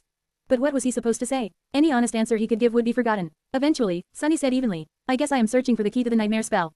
Kai's eyes widened a little. "The key, to the spell?" Sunny nodded. "It is easy to lose sight of the big picture because of all the immediate problems we are facing. The resettlement of humanity, the looming threat of total annihilation, even the race to apotheosis. All of it is so great, so overwhelming, so all-consuming. But even while we are dealing with these eschatological issues, we mustn't forget about the ultimate goal." Kai sighed. "I am starting to grow tired of sounding like a parrot, but, ultimate goal." Sunny chuckled. "Yes, the ultimate goal. Godhood." He turned and looked at Kai without any humor in his lightless eyes. "Humanity can only survive if new gods are born from it, which means that someone has to conquer the 6th nightmare, the final nightmare. Someone has to become divine. Even apotheosis is merely a stepping stone on the path to true godhood." Sunny shook his head. "But it is not that simple, is it? Now that we are mere men, we can allow ourselves to follow the path of ascension blindly. But if we dare become gods, we have to dare look upon the gods as equals, instead of merely being their puppets. We must be willing to not only question the will of the gods, but also to endure the weight of the answers we find." Kai frowned, confused by his words. "Which gods?" Sunny laughed quietly. "All of them, but one first and foremost. Weaver, that nebulous knave, the chief puppeteer of this whole affair. Why did Weaver create the nightmare spell? How? To what end? All of us are following the road that Weaver built, and at this point, we can't afford to ignore the mystery of why it was built, and what is waiting for us at the road's end." Kai looked at the distant snowy peaks, lingered for a few moments, and asked. "And the answer to that question is here, in this strange realm that Ariel created?" Sunny sighed. "A piece of the answer, at least. That is what I believe." He glanced at Kai and shrugged. "I mentioned Weaver's lineage earlier. That lineage, you see, is a cursed thing that should have never existed in the world. And yet, Weaver scattered it across the tapestry of fate for us to find. That demon never did anything without a reason, so it is my belief that there is a reason why they unleashed this curse upon the world. There seemed to be no reason whatsoever for Weaver to have left behind a cursed lineage, unless it was for the purpose of destroying the world. There were easier ways to destroy the world for someone like Weaver, though, so Sunny did not believe that Weaver's cursed lineage existed for that reason. Flaws were seen as curses, as well, and they were. However, flaws also pushed those who carried them to grow and improve. In that sense, they were blessings. The description of his lost fated attribute had said that there were those who were blessed, and there were those who were cursed. However, rarely was there someone who was both blessed and cursed. But actually, every awakened was both blessed and cursed, existing in a state of fateful balance. Perhaps Weavers had been forced to maintain the same balance, too. Perhaps the demon of fate had wanted to bless the world, but could only do so by leaving a curse behind as well. The nightmare spell, the forbidden lineage. Which one was a curse? Which one was a blessing? Perhaps Weaver's cursed lineage was the spell's flaw. Share to your friends. Enjoying this site? Support us via PayPal, Visa, MasterCard or crypto. Your donations help cover site maintenance and hosting costs. Tap the middle of the screen to reveal reading options. If you find any errors, non-standard content, ads redirect, broken links, etc., please let us know so we can fix it as soon as possible. Report. Shadow Slave. Chapter 2314-2314, Pawns of Snow. 1067 words. Sunny remained silent for a while, then chuckled. "Well, whatever it is, we'll find out sooner or later, as long as we live long enough." He considered his next steps. Kai, meanwhile, was studying him with a complicated expression. "So you are searching for pieces of a demon's lineage?" Sunny nodded. "Yes, and one of those pieces is somehow connected to the Snow Tyrant." Speaking of, he hesitated for a moment, then asked. "You saw me from all the way on that other volcano. And you can see Slayer, too. So, can you see what is waiting for us on those 3 mountains, as well?" Kai opened his mouth, then closed it again and looked into the distance. After a while, he said in a subdued tone. "Yeah, I see them. Bingo. Now, he would at least know what they would have to face." Sunny leaned on his odachi lazily and asked, his voice calm. "There should be 3 snow beasts on those mountains. What do they look like?" Kai hurriedly looked away, as if someone out there stared back at him. He shivered, then brushed his hair back and straightened. "Right in front of us, the whole mountain is riddled with caves, like an enormous ice beehive. Inside, a swarm of insect-like abominations is slowly coming to life, each of them seemingly carved from gemstones. They look frightful, if a little mindless." Sunny's face fell. So a single figure can represent a whole swarm of abominations, not just a lone beast. "I see. What of the other 2 mountains?" Kai frowned. "The one on the right, there's a statue standing on its peak." "No, not a statue, more of an automaton, I guess." A clockwork knight. Actually, he looks like the giant version of one of the toy knights we saw in the toy room. I feel an enormous amount of dread when looking at him, though. That one is not a simple nightmare creature, I think. This time, it was Sunny's turn to frown. If a single abomination makes Kai more wary than a swarm of them, then it must be powerful. A cursed beast. It's possible. And what is on the third mountain? Kai shivered. There is a worm-like creature there. Actually, it's not on the mountain, it's inside the mountain. This creature is simply enormous. It seemed to have hollowed out the entire mountain and made a nest inside of it, coiling into a sphere. It took me a while to realize what that colossal mass of flesh was. A sour expression appeared on Sunny's face. A giant ice worm, huh. He had just come from months of battling giant millipedes. He had really had enough of worm-like creatures. Sunny sighed. I'm guessing that one is a cursed one, as well. A swarm of great abominations and 2 fallen deities, and these were some of the weakest snow figures on the board. The first battles of the death game promised to be quite unpleasant.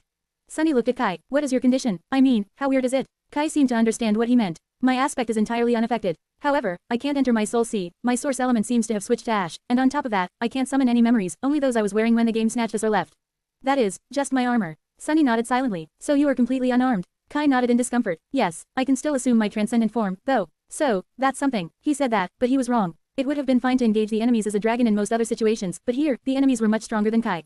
He could probably fight a great abomination, but not a cursed one. At least not at a close distance. If he had a good bow and arrows, though, he could at least assist Sunny from afar. Kai was an archer of sublime skill, after all, second only to Slayer herself. Sadly, he was in the same predicament as Sunny. Ariel's game had sealed their soul arsenals, somehow. Sunny sighed. It's a good thing that I weaned myself off overly relying on memories. Kai is a different story, though. Alright, I get it. What had he found out? There were powerful enemies on the 3 snowy peaks facing the 3 volcanoes. Moving from the volcanoes to the peaks, and vice versa, was prohibited at the moment. However, moving between the mountains of the same domain seemed to be allowed. There was an important difference from the actual death game he could not overlook, too. It was that Kai was currently standing next to him. If he was simply moving figures across the game board, 2 game pieces would not have been able to occupy the same square. There has to be a way to make an actual move. In other words, if some conditions were met, he would be able to attack the snow abominations, but since Sunny did not know the laws governing this miniature world, yet, it was far more probable that the snow abominations would attack him first. Rather, they would either make a move to attack the Ash Tyrant, or attempt to conquer the remaining volcanoes first. Seishin had mentioned that there were special squares in some versions of the death game. Squares with a castle, for example, never changed color. If the crumbling fortress on this volcano was one such castle, then the snow tyrant could attempt to conquer the other 2 volcanoes to prepare for the final siege. Are there any structures on the volcano you came from or on the one where my shadow is currently waiting to be rescued? Kai shook his head. Not that I can see. Sunny lingered for a few moments, then nodded slowly. Alright, then, do me a favor please, go to the next volcano over and bring that murderous woman here. Whatever happens next, we'll have a better chance to survive it together. Kai smiled. No problem. A moment later, before Sunny had time to say anything else, he was already flying away. She's not going to kill him, right? Right, she wouldn't she? Sunny scratched the back of his head. Why am I worried? If I need to worry about something, it's that Slayer might become one of Kai's fangirls too. Shaking his head, he sat down on the ground and reached into the shadows. Single quote ... I won't give her any more of my blood if she does. Kai can give her his if he wants. Above him, the wound his javelin had dealt to the veil of ash that obscured the sky was already repairing itself, and the world was once again submerging in darkness. Share to your friends. Enjoying this site? Support us via PayPal, Visa, MasterCard or crypto. Your donations help cover site maintenance and hosting costs. Tap the middle of the screen to reveal reading options. If you find any errors, non-standard content, ads redirect, broken links, etc., please let us know so we can fix it as soon as possible. Report. Shadow Slave. Chapter 2315-2315, Army of 3. 1,238 words. While Kai was away retrieving Slayer, and hopefully not being killed by her, Sunny was busy as well. He was making a bow for Kai, manifesting it from the shadows. One would think that making a bow was quite simple. All Sunny needed was to manifest a long narrow bar and make it bendy, then string it. Of course, manipulating the internal structure of manifested shadows to imbue them with a suitable level of elasticity actually demanded an intricate level of shadow manifestation mastery, but Sunny was more than capable of doing just that. Once, he could barely control the outward shape of manifested shadows, but by now, he could make them into pretty much anything he wanted. However, there was a difference between simply making a bow and making it worthy of a transcendent archer. It was not even a matter of enchanting the bow. Before that, the structure of the bow itself demanded careful consideration. Sunny had studied that obscure craft in the past, and he delved into it even deeper while crafting bows for Rain and Slayer. For example, there was the choice between a more traditional recurve bow and a more advanced compound bow. Compound bows offered more power and convenience, but Sunny had shied away from crafting them in the past due to how difficult they were to maintain and care for in field conditions. A weapon needed to not only be deadly, but also reliable. Especially so in the dream realm, where the environment itself was often the enemy. These had been his considerations in the past, but now that Sunny was armed with the knowledge of how the nature of a weapon affected its capacity to carry wool, he also suspected that wielding a compound bow would be a detriment to a transcendent archer. But even if he wanted to create a recurve bow, which was much simpler in structure and was therefore a more faithful emissary of the archer's will, things weren't simple either. That was because, in his opinion, a good recurve bow had to be a composite one. Instead of a single length of wood, it had to be composed of layers of different materials, all glued together for optimal results. The simplest composition started with a wooden core, a softer wood used for the bending parts of the limbs, and stiffer wood used for their tips. Then thin plates of horn, which stored energy better when compressed, would be glued to the belly of the bow. Finally, animal sinew, which possessed greater elasticity than wood, would be glued to the back of the bow.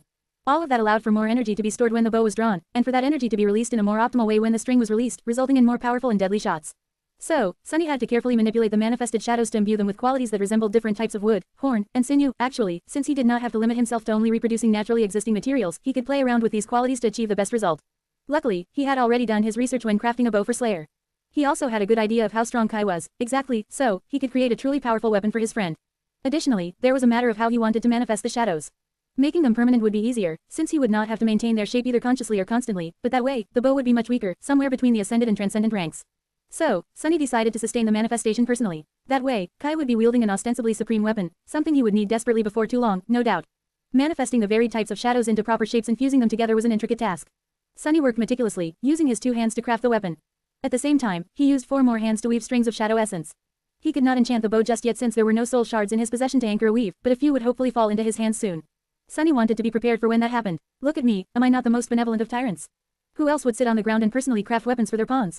He chuckled, but that was simply the first step. Here inside Ariel's game, Sunny was a general in charge of an army. His army consisted of only 2 soldiers, but it was still a start. He would arm his soldiers, empower them, and lead them to conquer the entire board. By the time a magnificent dragon with scales as dark as midnight landed on the slope of the fuming volcano, carrying a beautiful shadow on his back, the bow was almost ready. Slayer jumped down with the grace of a dancer, walked over to where Sunny was sitting, and silently retrieved her arrow from the ash. Her gaze was as cold ever, full of hidden malice. As soon as Kai assumed his human form, Sunny tossed him the bow. Here, string it. Kai caught the black bow and stared at it for a few moments, his eyes widening slightly. What a fearsome aura. Placing one end of the bow on the ground, he used his shin to secure it and bent the long bow with seeming ease, stringing it in one smooth motion. Of course, in truth, bending it was not easy at all. People usually assumed that archers were less imposing than swordsmen, as far as physical power went, but really, it was the opposite. An average archer had to be far stronger than a melee fighter since drawing a powerful bow demanded immense strength, and Kai, despite his deceptively elegant appearance, had never been merely an average archer. Single quote. Poser. Witnessing how unburdened the charming saint looked while stringing the supreme bow, Sunny almost regretted not making it even more potent. However, he knew that Kai was simply showcasing perfect technique. Naturally, his chiseled muscles were taut and straining under the ivory armor, his veins bulging. A drop of sweat that rolled down the charming saint's face was proof. Shaking his head, Sunny looked at Slayer. Hey, how about you share some arrows with this handsome young man? Instead of answering, Slayer raised the arrow she was still holding in her hand and silently moved it across her neck. Her message was clear. Want to die? Sunny chuckled. All right, gods. Reaching into the shadows once again, he went about crafting deadly arrows. Now, creating a good arrow was also not an easy feat. But luckily, Sunny had had a lot of practice. Looking at Kai, he smiled. You know, one time, I was falling into a flaming sea. So, I drew my bow, and shot myself out of it. Worked like a charm. He was referring to his fall into the sky below, of course, and the desperate attempt to avoid burning in the sea of divine flames by wrapping his shadow around a flying arrow and using shadow step to appear next to it. Kai had been studying his new bow with an enamored expression. That expression swiftly crumbled. Looking at Sunny with trembling eyes, he said, Wait, this one does not even make sense. How can it be true? Sunny looked at him with reproach. Do not question the truth, Nightingale. The truth does not exist to be convenient, nor does it need to be sensible. It simply has to be true. Share to your friends. Tap the middle of the screen to reveal reading options. If you find any errors, non-standard content, ads redirect, broken links, etc., please let us know so we can fix it as soon as possible. Report. Shadow Slave. Chapter 2316-2316, Winning Strategy. 1,153 words. While crafting arrows, Sunny picked one up with a shadow hand and used it to draw a grid in the ash. 7 rows of 7 squares each, 49 in total. Then, he marked some of the squares with various runes. Sunny had not paid a lot of attention to the placement of the figures on the jade board, but he could still recall it flawlessly. There were also 5 squares marked by special carvings, one at the very center of the board, and one at the middle squares of each outer row. Eventually, he pointed to the grid and spoke. This is what the game board looked like in the toy room. As you can see, the ash domain is on the verge of losing. We only have 3 squares left, occupied by the ash tyrant, that is me, and 2 ash beasts. That is you and Slayer. He pointed to the 3 squares in the lowest row of the grid. Since one of them was the middle square of an outer row, it was marked with a special rune. You should have seen the fortress behind us. I think that it is the ash castle, one of the special squares Sishin mentioned. There is a similar carving on the opposite square, so this is where the snow castle should be. Sunny pointed the arrow to the middle square of the uppermost row. However, the carvings on the other 3 special squares are different. They are not castles, but what are they? I do not know. The one in the very middle of the board is different from the 2 on the left and right outer rows, as well. Sunny sighed. Well, we'll learn eventually. What is more important is where the 12 snow abominations are standing. Do you see a pattern? Kai studied the grid. On it, 3 snow beasts were facing the 3 remaining ash figures. On the opposite side of the board, the snow tyrant was standing in the snow castle, defended by a snow devil and 2 snow beasts in the row below. The second snow devil was guarding the central square of the board.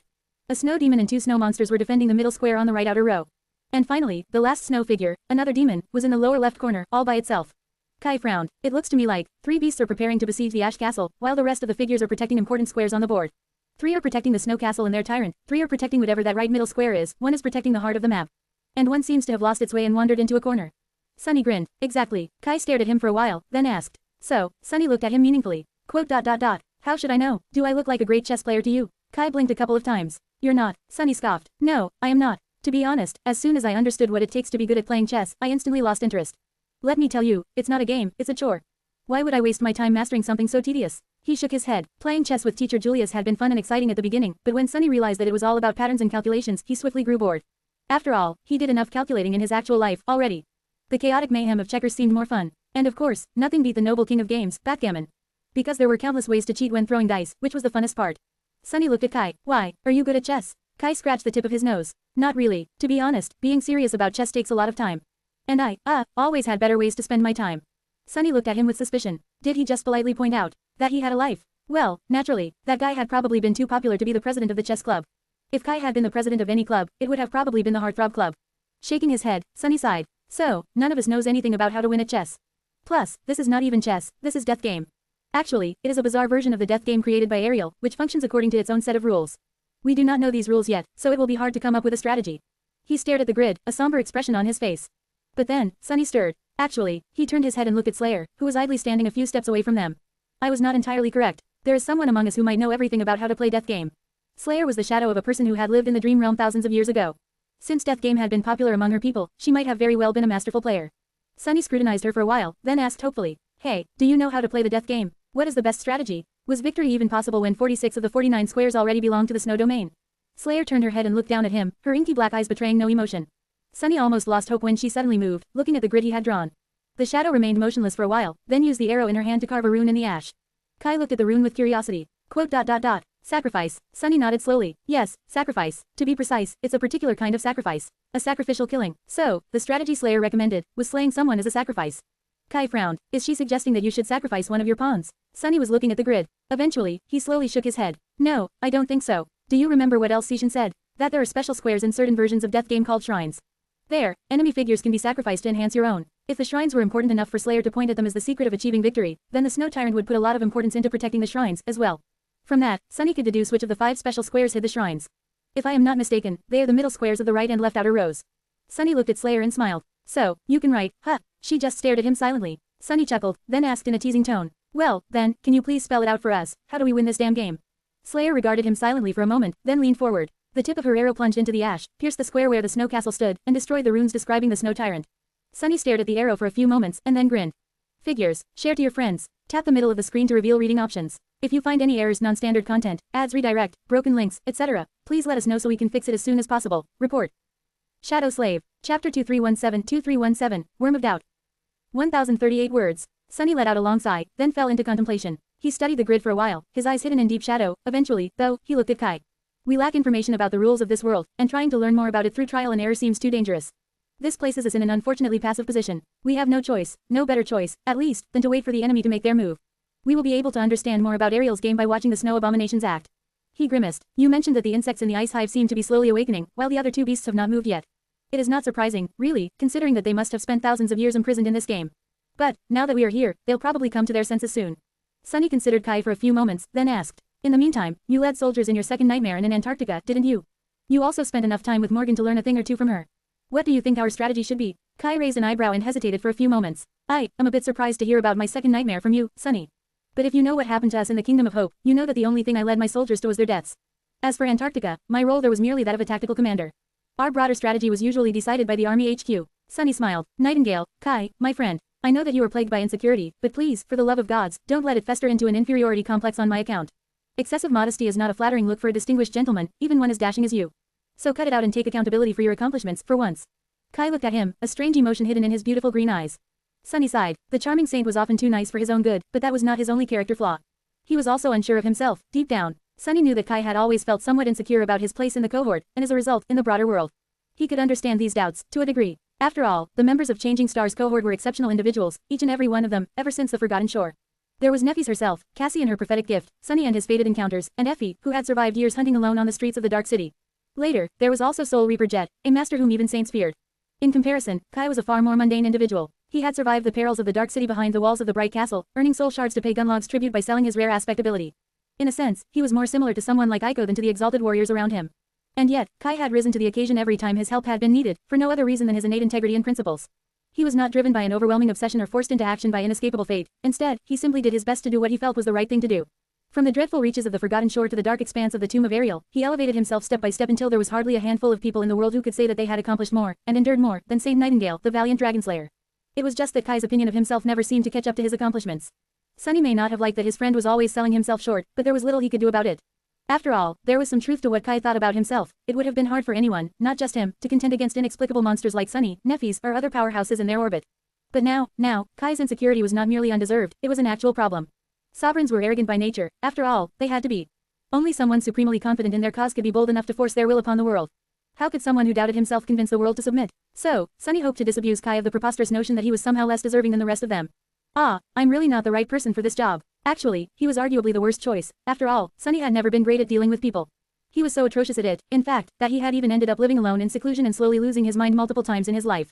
But at the same time, he was also the best choice. Because Kai was keenly aware of lies and insincerity, while Sunny never lied.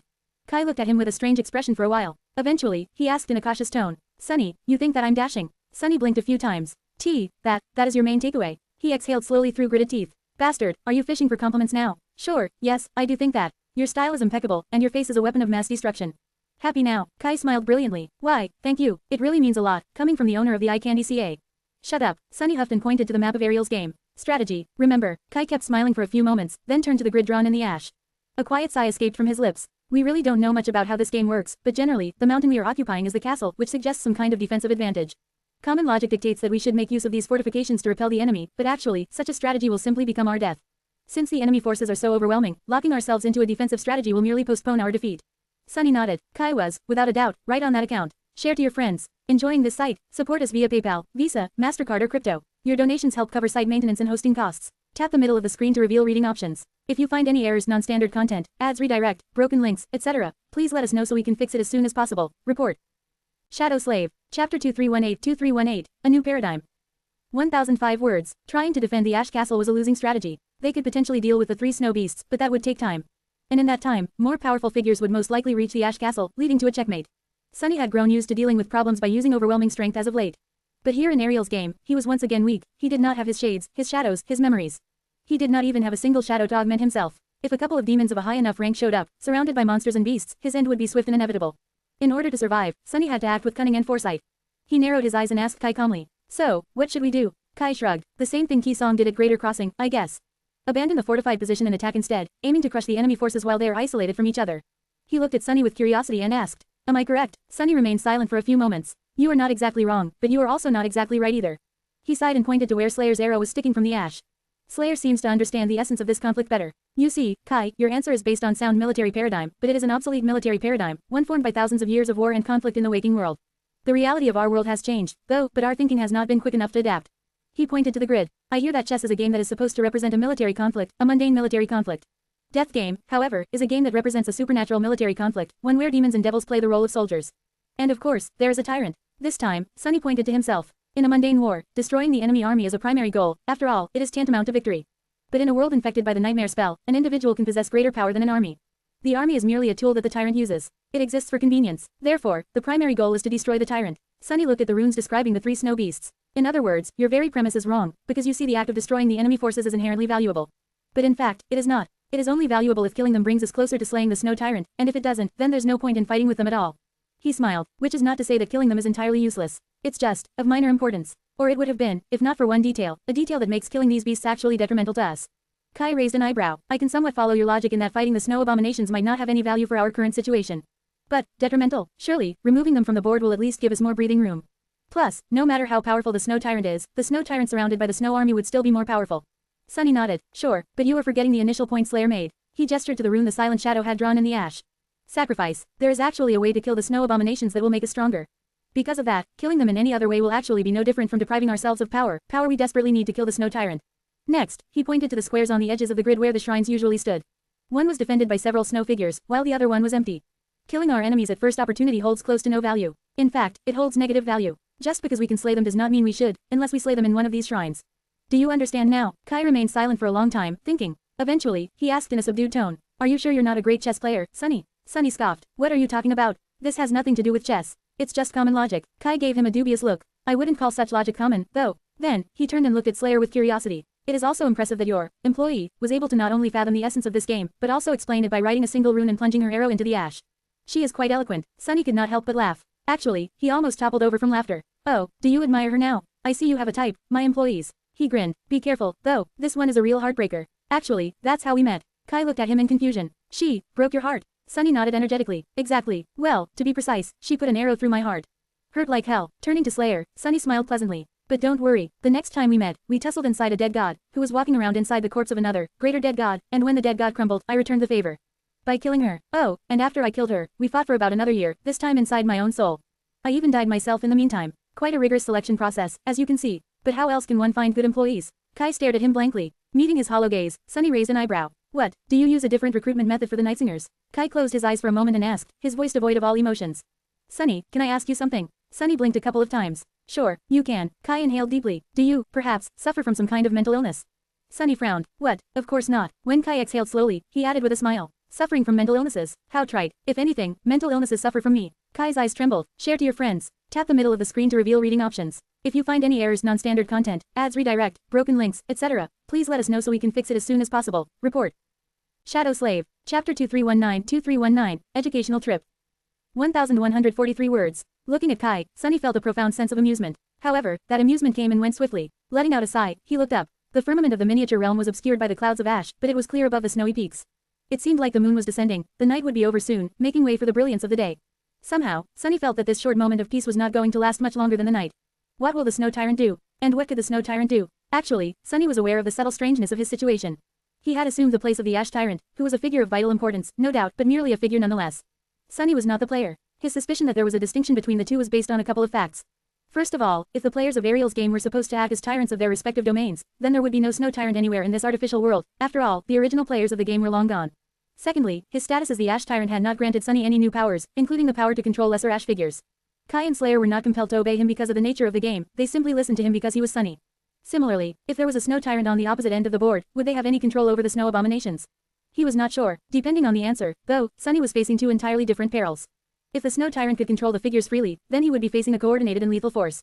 This game would be a battle of two minds. If not, the beasts would roam free, and the main obstacle standing in his way would be this artificial realm itself. We'll see soon. Kai raised an eyebrow. What? Sunny let out another sigh. We'll see what kind of battle this is once the Snow Abominations start to move. He looked at the three snowy peaks. If they are mere beasts, they'll rush to devour us straight away. If they are minions of a tyrant, though, they'll conquer the other two volcanoes first, to enhance the snow domain and weaken the ash domain as much as possible before the final siege. Our response will differ drastically depending on what they'll do. He created a needle out of shadows and went about finishing a quiver for Kai. Less than a minute later, it was done. Sunny placed the arrows he had crafted into the quiver and offered it to the charming archer with a smile. Here, this will do for now. Standing up, Sunny brushed the ash off his clothes and pointed to the pillar of smoke rising into the sky behind them. We should probably explore the castle while we can. As they descended into the crater, Sunny glanced at Kai and then asked calmly. You have some experience fighting great nightmare creatures, yes? Kai nodded. Yes, as a government saint, during the war in Bastion, and later as the steward of Ravenheart, I've faced a few. Sunny smiled darkly. How was it? Kai's expression grew somber. Like fighting gods. He remained silent for a few moments, then added with a sigh. The great ones are stronger and more fearsome than abominations of lesser ranks, true. But I've long grown used to fighting against enemies who are superior to me in all regards. The problem is that facing them feels different from a normal battle. It is as if the world itself is on their side. Sunny nodded. The world is indeed on their side, because they force the world to be on their side. What separates those great and supreme from those of lesser ranks is the quality of our will. Our will is tyrannical enough to subjugate the world, to some degree, at least. Well, you must know all that already. After all, both Neffys and I spent quite a lot of time sharing our experience with Cassie, who then compiled a report for those who need to know. Kai looked at Sunny with a distant expression. Yes, I know. However, I am sorry to say this, Sunny, but I don't think that anyone else will be able to repeat what you two have done, attaining supremacy naturally, I mean.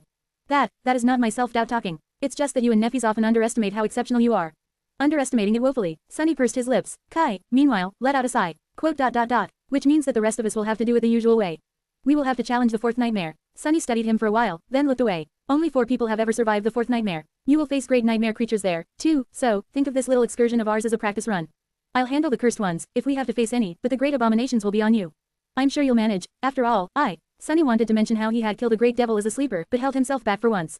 Now is not time for jokes. I'll have your back. You have 2 perfect teachers with you, anyway. I am a supreme myself, while she. He pointed to Slayer. She is probably the most prolific killer I have ever met. Not only that, but her main killing tool is a bow, as well.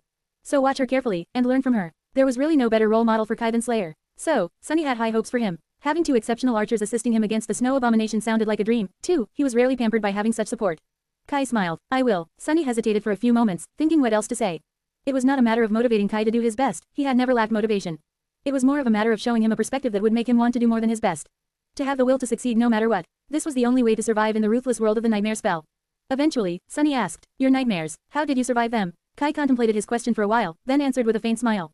I survived because of the people who were by my side. Sunny nodded. Indeed, because no one survives in the dream realm alone. He looked at Kai and added evenly. But to those people, you were and will be the person by their side. Their survival will depend on you, just like your survival will depend on theirs. Kai's expression changed subtly, and his smile disappeared. Witnessing that change, Sunny looked away. So, how many more people will survive the fourth nightmare in the future is up to you. Take responsibility. Kai remained silent for a long time, then nodded silently. By then, they had reached the crumbling castle. Share to your friends. Tap the middle of the screen to reveal reading options. If you find any errors, non-standard content, ads redirect, broken links, etc., please let us know so we can fix it as soon as possible. Report. Shadow Slave. Chapter 2320-2320, Ash Castle. 1062 words. The Ash Castle was a strange and towering structure. It was built above the main vent of the volcano, seemingly hovering in the air. At first glance, it seemed as if its immense weight was supported by nothing except the rising torrents of smoke, but at a closer glance, Sunny saw enormous chains biting into the dark rock of the crater, covered in thick layers of soot. The castle was hanging above the abyss, the smoke-filled emptiness serving as its moat. The defensive value of such a structure was questionable, to say the least. Sure, any attacker would plummet into the fiery depths of the volcano unless they found a way to breach the wide chasm, but at the same time, the defenders would find it difficult to prevent the enemy from destroying the anchors of the chains that held the castle in the air. Extending his shadow sense into the abyssal vent, Sunny sensed more chains fastening the castle to its walls further down. There seemed to be some kind of mechanism built into the obsidian plate that served as the foundation for the charred fortress, now broken and in a state of disrepair. Was this castle able to descend into the depths of the volcano once? Even if it had been, it was stuck in place now, barely able to support its own weight. Sunny imagined the whole structure plummeting into the smoke under their feet. That would be troublesome, but not too troublesome. After all, he could fly away at any moment. The drawbridge of the castle was raised, so Sunny manifested 2 raven black wings and offered Slayer a hand. She looked at it coldly, while Kai smiled. I see you are a gentleman. As Slayer took his hand, Sunny strained his muscles and tossed her into the air. The nimble shadow shot over the chasm like a bullet, disappearing into the smoke. A few moments later, she landed on one of the crumbling towers of the castle, twirled to regain her balance, and summoned her bow in one graceful motion. Her skirt flared, and by the time its hem fell to rest on her smooth ebony thigh once again, an arrow was already knocked on the string of the black bow. Kai watched all of that happen in silence. Sunny was blinded by the smoke, but could sense the shadows. The charming archer, however, could see everything transpire just fine. He sighed. Never mind. Sunny smiled. What, did you expect me to give her a ride? Thanks, but no thanks. The last time she mounted me was too memorable. He paused for a moment, and then added in a glum tone. I mean, she cut off my wings, strangled me, and almost drove a knife into my skull. Kai blinked a couple of times. She did. When Sunny nodded, he gave him a reproachful look. You know, something like that would have been good to know before I carried her across the sea of clouds on my back. Sunny grinned. It did cross my mind to give you a warning. But I was sure that she would not try to kill you. Well, mostly sure. Reasonably sure. I was somewhat sure that she would not try to kill you. With that, he jumped into the chasm, spread his wings, and allowed the currents of heated air to carry him across the abyssal moat of the Ash Castle. Kai followed a few moments later with a quiet sigh. If there had been something dangerous waiting for them inside, Slayer would have already turned it into a pincushion with her arrows. So, the two of them landed calmly on the cracked floor of the castle's vast courtyard, then walked toward the crumbling keep. Slayer allowed her bow to turn into a slender chain embrace, then climbed down the tower with lethal grace. She seemed to plummet from one support to another, wedging her short swords between the weathered stones when there was none to find purchase on. In just a few short seconds, she reached the ground and joined them. When they entered the keep, Sunny looked around with a surprised expression. What looked like a castle from the outside, was actually merely a crude model of one. There was nothing inside, really, no floors, no chambers, no complicated maze of corridors and stairwells. Instead, there was simply a vast empty space, the floor covered in ash that piled like mountains in the corners. It seemed that even Ariel's attention to detail had a limit. Well, it makes sense. After all, the ash tyrants that had populated this castle once would not have been humans. Their size would have varied greatly, too. The towering gate of the keep hinted that some of them were truly enormous. Do you see anything under the ash? Sunny did not know what he wanted to find, exactly, but he had hoped to discover some clues about Ariel, his game, and the Jade Queen. Kai shook his head slowly. It's all in ruins, but there is some kind of pedestal in the center. They glanced at each other, then made their way to the heart of the empty keep. There, the floor of the castle opened into a great circular pit. Smoke rose through the opening like a rugged pillar, escaping through a similar one in the roof of the Ash Castle. And just in front of the pit, there was a charred stone pedestal that resembled an altar, its surface covered in ash. Walking closer, Sunny hesitated for a few moments, then brushed the ash away. His hand felt 2 small shapes hidden beneath it. Clearing more of the ash, Sunny picked one of them up and studied it impassively. There, in his palm, lay a bestial figurine cut from flawless white jade. It was the figure of a snow beast. 2 of them, 12 of the 14 snow figures remained on the board, which meant that the player of the ash domain had managed to slay two beasts. And here, 2 snow beast figurines were resting on an altar. That could not have been a coincidence. Why do you think these figures are here? Kai's question made Sunny frown. He remained silent for a few moments, then shrugged. I'm not entirely sure. Then, he suddenly remembered something, the ancient bones resting in the depths of the Ravenheart volcano. Following an impulse, Sunny shifted his weight a little and tossed the figure of the snow beast into the pit. It disappeared into the smoke without a trace. A dozen seconds passed in silence, and then, Sunny was suddenly somewhere else. Share to your friends. Tap the middle of the screen to reveal reading options. If you find any errors, non-standard content, ads redirect, broken links, etc., please let us know so we can fix it as soon as possible. Report. Shadow Slave. Chapter 2321-2321, Truth or Death. 1024 words. The world was coming to an end. On an endless white plain, the corpses of lesser gods lay broken and shattered. Rivers of ichor were flowing across the fractured ice like molten gold, cascading into the depths of an imprisoned ocean. High above, the sky was broken as well. Tendrils of nothingness were seeping through the fissures, slowly consuming the vast expanse of the firmament. A giant was kneeling in the middle of the silent battlefield, grasping his head with two enormous hands. Golden blood and viscous streams of gray matter were flowing through his fingers, and his radiant eyes were darting around, feverish and dazed. His beautiful ivory armor was torn, and his spear lay on the ice, forgotten, still brimming with the echoes of annihilating lightning. The giant was a deity, his spirit as vast as a world. His lips moved, whispering, I am. His whispers were full of dread. Then, he suddenly grew still and looked down, at the empty vastness of the broken ice in front of him. The giant's expression slowly grew eerily calm, and his voice grew even, sounding deeper and lower than it had before. He lowered his hands, allowing his broken skull to come undone, and spoke. Hail Weaver, firstborn of the forgotten god. As he did, a nebulous figure was suddenly revealed on the ice, shrouded by a tattered mantle and wearing a fearsome mask. A voice that was like 1,000 hopeless prayers resounded from behind the mask, making the giant shiver. Brother, my brother, why are you hiding inside this hideous corpse? The giant laughed with a voice that was not his own, then spoke in an insidious whisper. Ah, must you offend me so, Weaver? Must you abandon all fear when facing the demon of dread? All of us demons have sworn to destroy you. Why are you here? Why have you revealed yourself? The fearsome mask of the nebulous demon stayed still. Weaver remained silent for a while, then spoke. My brother knows what everyone fears, and therefore, he knows everyone's truth. However, I know no fear. What then is my truth? The wind moved the tattered mantle, revealing nothing of what was hidden beneath. I thought I'd offer you to play a game. The dying giant gazed upon Weaver, light dimming slowly in his golden eyes. A game? Ah, what kind of game? The demon of fate answered to the dying deity. A game of death, of course. Whoever wins will be owed a truth. And if I lose, I will allow myself to be destroyed. The giant shuddered and collapsed, and as he did, the broken ice swallowed his corpse. A faint whisper drifted above the dreadful battlefield. Come, I accept. The world suddenly disappeared into nothingness, replaced by a familiar room. A masked figure was sitting on the cushions in front of an exquisite jade board. The room was drowning in darkness, and from that darkness, a whisper came. I know what truth I long for. But what truth can you, who sees the depths of fate, be lacking? What is it that you wish to learn, Weaver? The fearsome mask of the demon of fate looked at the darkness. 1,000 intertwined voices resounded from below it, making the darkness tremble. Do you know how fate can be broken, brother? A porcelain hand rose from the depths of the tattered mantle and grasped the figure of a figure carved from white jade. Quote. That is the truth that I seek. Sunny let out a groan and collapsed to his knees. Ah, the echo of the insidious whisper and the aftershock of the nebulous voice were still ringing in his ears. He shuddered, feeling a terrible pressure crushing his mind. Sunny, Kai was startled, rushing to support him. Sunny waved him away. I am fine. He was, indeed, fine, if a little worse to wear. What happened? Sunny slowly picked himself off the floor and looked at the remaining jade figure on the altar. Quote. Hell if I know. His voice sounded subdued. One moment, he was standing in the keep of the Ash Castle, and the next moment, he was in the middle of a harrowing battlefield, the world coming undone around him, witnessing two demons having a strange conversation. Weaver and Ariel, fate and dread. The master of lies and the keeper of truths. Weaver's nebulous figure seemed to be, a bit ragged, for a lofty divinity. The conversation must have taken place during the Doom War, when the sinister demon was being hunted both by their siblings and by the gods. That porcelain hand looked familiar, as well, it must have been the one Weaver had assembled from the parts of the broken mannequins in the Ebony Tower. Ariel, meanwhile, seemed to have been possessing the body of a defeated divine champion, the giant who wielded a spear infused with ferocious endlessness of golden lightning. Sunny had not seen what the demon of dread actually looked like until the very end. Maybe Ariel did not look like anything, at all. Maybe the demon of dread existed only as a whisper. In any case, Weaver had offered to play a game with high stakes, and Ariel accepted. I think, I just saw a vision. Of sorts. What Sunny had seen, did not feel like a vision. Actually, it did not feel like anything he was familiar with. It was as if he was there, but not there. As if he was present, but also absent. As if he had simply learned the truth of what had happened on that day. Sunny winced, feeling the pressure of witnessing three gods, two demons and a dying divine human, subside slowly, allowing him to breathe freely once more. Who was that giant? Kai, meanwhile, raised an eyebrow. Are you prone to receiving visions, Sunny? Sunny shook his head. No, rather, it seems like throwing the figure of the snow beast into the volcano triggered it. He hesitated for a while. In any case, I think I was wrong. Kai frowned. About what? Looking around, Sunny remembered the jade board, and the desperate position of the Ash domain. The Ash was losing desperately. He inhaled deeply. I don't think that the Jade Queen played Ash. Sunny glanced at the figure of the snow beast once more and said, his voice subdued. I think the demon of dread played Ash. As for Snow, it must have been played by Weaver. Share to your friends. Enjoying this site? Support us via PayPal, Visa, MasterCard or crypto. Your donations help cover site maintenance and hosting costs. Tap the middle of the screen to reveal reading options. If you find any errors, non-standard content, ads redirect, broken links, etc., please let us know so we can fix it as soon as possible. Report. Shadow Slave. Chapter 2322-2322, Beast Sacrifice. 1,104 words. Sunny considered the strange vision he had received for a while. Eventually, his eyes gleamed darkly. They were playing for truths. Ariel had been a collector of truth, but one mystery he could never solve was Weaver. Weaver, meanwhile, seemed to have been interested in finding a way to change fate. That truth alone was priceless. Sunny had suspected that the demon of fate had a complicated relationship with their own source element. Domain. Aspect. In any case, the nightmare spell seemed to have been designed with the explicit purpose of training its carriers to defy and twist fate. Sunny firmly believed that the appraisal the spell gave to those who conquered nightmares was connected to how much they strayed from the original flow of fate, at least. But having a strong suspicion and hearing it with his own 2 ears were two different things. Granted, Sunny only learned that Weaver was searching for a way to change fate, not why. He did not know what the demon of fate had discovered, either. In any case, the two demons had played death game. The winner was supposed to be rewarded with a truth. And Weaver had utterly crushed Ariel, in the end. Rewarded? Was that what had happened to him? He had sacrificed the figure of a slain figure, and received a truth as a reward.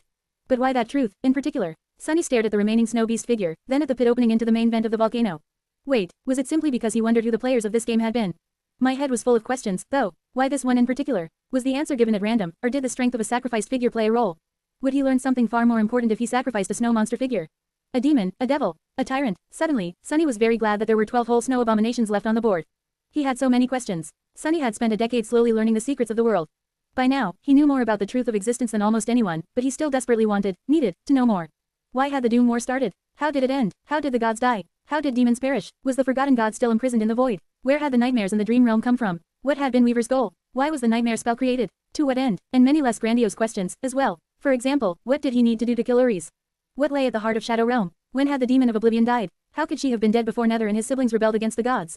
I think. A strange smile slowly bloomed on Sunny's face. I think that coming here may have been the best idea of my life, Kai. 12 snow abominations, and the snow beast figure in front of him. Sunny had just discovered a way to pry 13 truths from Ariel's game. Kai gave him a strange look. Sunny, can you please snap out of it? You're scaring. Your elegant shadow over there. Yeah. Sunny blinked a couple of times and glanced at Slayer. Slayer seemed perfectly at ease. Kai, however, looked a little nervous. Sunny chuckled. All right, it's just that I discovered a use for the figures of slain snow abominations. I'm a little excited. What answer would he receive next? Sunny reached for the remaining snow figure, but then halted. His expression turned guarded. Am I letting my curiosity trump caution? They had just recently talked about how some truths were too dangerous to learn. Sunny did not need to think too much to remember a chilling example. They were the runes containing the knowledge of the void that Ariel had left behind in the estuary of the Great River. The closer one's soul was to being divine, the more resistant it was to the corrupting influence of the void. That was why awakening could destroy the seed of nightmare blooming in an aspirant's soul. That was also why Sunny could endure knowing more about the void as a supreme as he could as a master or a saint. But that did not mean that he could endure much of such knowledge, not at all. And he definitely could not endure what Weaver and Ariel could. Even they had not been entirely immune to corruption, so what hope did Sunny have? If Ariel's game granted him a truth that he could not endure, what was he going to do? Sunny hesitated for a while. Wait, isn't it wonderful, though? This incarnation of his was currently separated from the other 6. Their minds and memories would fuse once again after Sunny escaped Ariel's game, but not before it. So even if his mind was infected by corruption as a result of learning something he was not supposed to know, he could simply kill himself. That way, his other incarnations would never come in contact with the forbidden knowledge. Kai frowned a little. What are you thinking about? Sunny shrugged absent-mindedly. Killing myself. Kai was suddenly standing very near, looking at him intensely. No, you mustn't. Sunny looked at him in confusion. Kai grabbed his shoulders, a rattled expression on his face. We don't know each other that well, and I won't presume to know what scars lay hidden in your heart, but you must not, Sunny. In this world we live in, a human life can be lost in an instant. But that only makes it more precious, just like your life is precious, too. Sunny scowled. What are you on about, fool? Then, realizing how his words must have sounded to Kai, who could feel their sincerity, he winced. Oh, you misunderstood. I wasn't really thinking about killing myself, just this version of myself, should the need arise. It's not that big of an issue. Plus, this wouldn't even be the first or second time I killed myself. As you can see, I'm still perfectly alive. Kai stared at him silently for a while, then slowly let go of his shoulders, turned away, and coughed a couple of times. Oh, I see. Never mind. Then, his expression turned cold and wary, full of somber apprehension. Sunny sighed. This guy, such a handful, really. Listen, why would I kill myself? I am filthy rich, drop-dead gorgeous, have an awesome castle, and my girlfriend is literally the most beautiful woman in the world. Who would want to die and leave all that behind? Kai looked at him and shook his head. No, it's not that. I just look beyond the castle. Sunny raised an eyebrow, and a dark expression appeared on Kai's face. Do you remember saying that we'll have to wait for the enemy to make the first move? Well, he sighed. I think they're making the move now. Share to your friends. Enjoying this site? Support us via PayPal, Visa, MasterCard or crypto. Your donations help cover site maintenance and hosting costs. Tap the middle of the screen to reveal reading options. If you find any errors, non-standard content, ads redirect, broken links, etc., please let us know so we can fix it as soon as possible. Report. Shadow Slave. Chapter 2323-2323, Golden Dawn. 1031 words. A second later, Sunny was standing on the edge of the volcano's vast caldera. He had stepped through the shadows while pulling Slayer and Kai with him. Slayer remained impassive, long used to such treatment, while Kai seemed a little startled. Sunny remained silent for a moment. Come to think of it, that castle is a really terrible fortress, isn't it? The ash castle stood above the main vent of the volcano, at the very heart of the caldera, which meant that its walls and towers were lower than the surrounding slopes. One could not see the snowy peaks even from the roof of Donjon, while the enemy would be above the castle as soon as they scaled the volcano and reached the caldera. It was a truly terribly designed defensive fortification. With respect, I don't think now is the proper time to ponder the merits and flaws of an old castle's design. Kai's voice sounded tense. Sunny looked at him and raised an eyebrow. What do you mean? We are about to be attacked, so when would there be a better time? Smiling faintly, he turned to face the 3 snowy peaks towering in the distance. The moon had fallen beyond the horizon, and the sun was rising. Now that Sunny knew where east was, he could determine where the rest of the cardinal directions were, as well. The ash castle stood on the southern edge of the game board, while the 3 lonesome mountains, and the snow castle as well, were in the north. Dawn had painted the sea of clouds below in soft shades of mauve and lilac. The world was darker above the volcanoes, where clouds of smoke and ash obscured the sky, but in the north. Sunny frowned. Hurricane winds were blowing above the distant mountains, and a vast snowstorm was rolling from the north, its billowing wall slowly devouring the world. A few moments later, it crashed into the 3 peaks, sending great plumes of snow into the air. Infused with a dreamy radiance by the golden dawn, the plumes of snow extended south, carried by the wind like streaming tendrils. There is something strange about the wind. Sunny glanced at Kai. How do you mean? The charming archer hesitated for a few moments, then shrugged. I'm not sure how to describe it. Awakened archers always pay attention to the wind. The speed and direction of the wind matter a lot when making long-distance shots, after all, so it becomes an instinct. And my instinct is telling me that there is something wrong with the wind. He hesitated for a few moments, and then added with a sigh. Actually, we tend to rely on instinct a lot. Many things affect the flight of an arrow: altitude, temperature, humidity, even the Coriolis effect, anything that has to do with ballistics. Naturally, none of them behave reasonably in the dream realm, so there is no other choice than to develop an instinctual sense of all those things. If you want to hit a target from a great distance, that is. Sunny scratched the tip of his nose. Really? I just sort of toss things with as much force as I can, and hope for the best. Well, I don't rely on sight to aim, so I guess my situation is a bit different. Then, he glanced at Slayer and smiled. What about you? Are you a walking encyclopedia of ballistics, as well? Instead of answering, his shadow pointed to the tendrils of snow extending from the lonesome mountains. At that moment, the first snowflakes had reached the slopes of the fuming volcano. Then something strange happened. The snowstorm swallowed 3 mountains, and at the same time, the tendrils of snow glistened, seemingly absorbing the golden light of dawn. A ripple spread through the sea of clouds below, and the snow seemed to solidify, turning into glass. Soon, unimaginable, ethereal bridges of frozen glass arched above the vibrant sea of golden pink clouds, spanning dozens of kilometers as they glistened with dreamy light. It was a beautiful and fantastical view. What mattered the most to Sunny, though, was that the crystal bridges were connecting the snowy mountains to the volcanoes. Are they making a move? He scrunched his face slightly, then glanced at Kai and Slayer. I think you guys should prepare to shoot. He could barely see the distant mountains behind the billowing veil of snow that swallowed them. However, he could feel it. A heavy and oppressive feeling that permeated the air, screaming of a looming threat. Kai shivered, prompting Sunny to ask. What do you see? The charming archer hesitated for a few moments, then spoke quietly. On the eastern mountain, the clockwork giant is coming to life. Ice is falling from his joints, and he is reaching for an enormous sword that was thrust into the snow. On the western mountain, the colossal worm is slowly unfurling its long body. It's slithering through a tunnel, its head is, at least. That thing is even more enormous than I thought. His gaze shifted a little, and on the mountain right in front of us, the hive of the crystalline insects is in a frenzy. They have already awakened from their slumber and are rushing outside, clearing the entrances of the ice caves from the snow and ice that had blocked them. There are many more of them than it seemed. Sunny frowned. Each of the mountains was connected to one of the volcanoes. So, it was reasonable to assume that the clockwork giant would conquer the eastern volcano, the snow worm would conquer the western volcano, while the crystalline hive would attack the ash castle. He had expected the snow abominations to either go for the empty squares or attack the castle together. But it seemed that they were going to act independently, going for both targets. So, what does it say to me? He had no idea. What Sunny did know at the moment was that a swarm of great beasts would soon descend upon him and his companions. He gave Kai a long look, then outstretched a hand. Nothing happened. Single quote ... Damn it. Sunny had wanted to summon the shadow chair, but alas, he had no access to his memories. So, instead, he brushed the ash from a nearby boulder, sat down, and gestured at the ethereal glass bridge. Noticing a confused expression on Kai's face, Sunny smiled. They're all yours. Share to your friends. Tap the middle of the screen to reveal reading options. If you find any errors, non-standard content, ads redirect, broken links, etc., please let us know so we can fix it as soon as possible. Report. Shadow Slave. Chapter 2324-2324, Enemy Move. 1068 words. Sunny wanted to see how Kai would fare in a battle against great abominations. The crystalline insects seemed like good practice. Of course, there was a possibility that the entire hive consisted of cursed ones instead. But if that was true, the 3 of them were already dead. There was nothing much to do. Kai stared at Sunny with a stunned expression. You're really not going to do anything? Sunny smiled pleasantly. How can you say that, buddy? I'll do plenty, of course. Enjoy the view, relax, appreciate the weather. Oh, I'll craft new arrows while you waste the ones I already made, too. So make every shot count. Kai kept looking at him for a few more moments, then turned to look at Slayer. He did not say anything, but his expression was quite telling. It was as if Kai wanted to ask. That's what you're dealing with on a daily basis. Slayer spared him a short glance and shrugged. Sunny, meanwhile, leaned back and closed his eyes. Let me tell you, Saint Nightingale, my previous disciple set quite a high bar. Ah, she was such a joy to train. What other teacher can boast that their student earned a true name before even becoming an aspirant? So, no pressure, but please don't disappoint me. I have high standards because of her. Kai sighed and knocked an arrow on the string of his bow. She is my student, as well. Sunny blinked a couple of times. Kai smiled faintly. A girl who earned a true name before becoming an aspirant, you mean Rain, right? The only person in the world who awakened without the nightmare spell. I was her archery tutor for a short while back in NQSC, many years ago. I think Effie introduced us. Small world, Sunny cleared his throat. Right, oh, I see. I think she mentioned knowing you. I was the one who convinced you to give her lessons, fool. Of course, Kai did not remember that. He took a deep breath, raised his bow, and slowly drew it. Then, he spoke evenly. Strike true. His clear voice was not loud, but it somehow managed to drown out the howling wind. The stalwart authority contained within it moved the world, making the world listen. Sunny sensed a faint flow of essence, and the arrow he had crafted suddenly seemed much more than it had been before. As Kai allowed the string to escape his relaxed fingers and sent the arrow flying, Sunny remembered his battle against the Dread Lord. Actually, I might have been wrong. Kai seemed to be plagued by doubt, which did not lend itself well to being a sovereign. But, on the other hand, the very nature of his aspect forced him to constantly practice exerting his authority, in a way. A supreme like Sunny could bend the world to his will, but Kai did not have to. The world simply listened to him, following his commands voluntarily. Was that preparing him for supremacy, or was it a detriment instead? Sunny was not sure, and he had no time to ponder this issue at the moment, either. What he was sure of, though, was that a giant tentacle would not rise from below the clouds to destroy Kai's arrow, not this time. His certainty was based on the fact that when the tendrils of snow turned into crystal bridges, he was suddenly able to extend his shadow sense forward, to the lonesome peak that was now hiding in the embrace of a snowstorm. Sunny could sense the entire ice hive, now, and what he sensed did not make him happy. Oh, they are great beasts, all right. There were about 100 of them. Each was the size of a bull, with a small thorax and a large abdomen.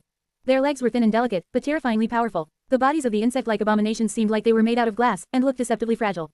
They were strangely breathtaking. Sunny knew that they would glisten beautifully in the sunlight. He also knew that once they drew closer, he would see gnawed bones in their transparent bellies, maybe even a human skull or two. Gods only knew what these abominations looked like soon after feasting on the flesh of their enemies. The sight of the bloody paste sloshing inside their crystal stomachs had to be indescribably gruesome, and Sunny hoped to never learn what nectar these creatures produced, and what kind of hives they built when not trapped in a desolate realm made by a demon. Had it been Ariel who turned the crystalline insects into a figure, or weaver? Whoever it was, they had done a great favor for the world by imprisoning these abominations here. Kai's arrow was still flying when Slayer raised her bow. Sunny saw lean muscles roll under her ebony skin, drawing taut like steel cables, as she pulled the string. Her graceful figure was like a work of art sculpted from smooth obsidian, with every little detail carved with obsessive care. A moment later, she released the string, and a powerful gust sent her long braid fluttering in the wind. Sunny shivered, feeling the cold killing intent wash over him. Reaching into the shadows, he went about crafting another arrow. Did you feel that? Kai answered without looking at him. Feel what? Sunny smiled faintly. How utterly focused on one thing and one thing only our killer beauty is, on killing whoever it is that her arrow is aimed at. Kai frowned. In the next moment, his arrow struck the target. It was an amazing shot. Really, very few people would be able to hit a moving target from dozens of kilometers away, despite the raging wind. However, it was all for naught, because Kai's arrow simply bounced off the crystalline insect's beautiful carapace. His expression dimmed. Then, suddenly, Slayer's arrow struck the exact same abomination, piercing its gem-like compound eye and making its head explode into a million glistening shards. Sunny pursed his lips and looked at his shadow with reproach. Listen, with you aiming for the eye, it is hard for me to illustrate the point. Couldn't you have pierced its carapace, instead? Slayer gave him a cold, murderous look. Her inky black eyes were quite expressive, saying, how about I pierce your carapace, instead? Sunny coughed. Fine, fine. He outstretched a hand, but then remembered that he could not summon the endless spring either. Sunny sighed. What are you guys waiting for? Keep shooting. There's 100 hungry great beasts out there, you know. They'll be here in less than a minute. How many do you think you can kill before then? No matter how many it was. He knew that it would not be enough. Share to your friends. Enjoying this site? Support us via PayPal, Visa, MasterCard or crypto. Your donations help cover site maintenance and hosting costs. Tap the middle of the screen to reveal reading options. If you find any errors, non-standard content, ads redirect, broken links, etc., please let us know so we can fix it as soon as possible. Report. Shadow Slave. Chapter 2325-2325, Crystal Hive. 1020 words. Although Sunny insinuated that he was not going to join the battle, in truth, he knew that he would have to. His carefree demeanor was nothing but a facade. The situation was quite bleak. In the west, the colossal worm had finally emerged from the billowing wall of snow. Its massive head reached the ethereal glass bridge, and as its pale body rippled, the cursed beast swiftly crawled across the abyss of gilded clouds. The clouds were painted in vibrant shades of gold and magenta, while the gossamer bridge glistened in the sunlight. The sight of it was as beautiful as the snow worm was grotesque. Its massive body extended and extended from the snowstorm, already spanning several kilometers in length. And yet, Sunny still could not see its tail. In fact, he had a strange feeling that he might not see it at all, as if the cursed one's body defied the concept of finality. As if the length of the ghastly abomination was simply infinite, becoming as great as it needed to be. A beast like that could probably devour the roots of an entire realm. And yet, Sunny felt far more pressured by the clockwork giant marching across the fantastical bridge of glass like snow in the east. Now that the creature had drawn closer, he could discern a few details of its appearance. The giant did, indeed, look somewhat similar to the toy knights they had seen in the Jade Palace. However, that similarity was shallow. The abomination was clearly a construct, its massive body assembled from wood, brass, and weathered hide, shaped to resemble a mighty warrior wearing a suit of heavy armor. Thousands of scars marred its surface, as if the giant had survived a myriad of dreadful battles, as if it had survived every war that had ever been waged, felling countless enemies with its sword. The giant did not resemble a toy at all. If anything, it resembled a training dummy that had served some warmongering deity before coming alive and subsequently succumbing to corruption. Maybe it had. The giant was marching across the bridge with measured, heavy steps, and even from a great distance, Sunny felt pressured by the unhurried inevitability of its approach. Luckily, the two cursed ones were heading for the two volcanoes that Kai and Slayer had abandoned. The abominable ice hive, however, was heading directly for the Ash Castle. By now, the first of the crystalline abominations were already emerging from the vast network of caves they had perforated the mountain with. Their transparent bodies seemed to ignite under the sun, shining with reflected light. The first few were already on the glass bridge. They stopped, shook the snow and ice of their crystal carapaces, and then leapt into the air. Translucent wings unfurled behind them, glowing like golden panes of stained glass. Single quote ... Great, so they can fly, too. Behind a veneer of nonchalance, Sunny felt somber. He continued to craft arrows while observing the enemy through the shadows. As soon as the first of them rose into the air, its wing shattered, broken by Kai's arrow. The abomination plummeted down, doomed to disappear into the sea of clouds. Before it could, however, two of its kin swooped in, tearing the struggling beast apart and devouring its crystalline flesh. Sunny frowned. Not fast enough. Kai and Slayer were like a two-man, well, one man and one shadow lady, artillery battery. The amount of devastation two transcendent archers could unleash was truly terrifying. With each shot, hurricane winds rose and ravaged the slopes of the towering volcano, making the ground shake. Roaring thunderclaps tore apart the silence, making Sunny's ears ring. And they were swift, too. When he imagined what the two of them could have done to the great alloy ramparts of Falconscott, he felt a chill run down his spine. Slayer swiftly killed several abominations, piercing their crystalline bodies without discrimination. Kai, however, had learned his lesson and tried to aim for more vulnerable spots, like the wings or the eyes.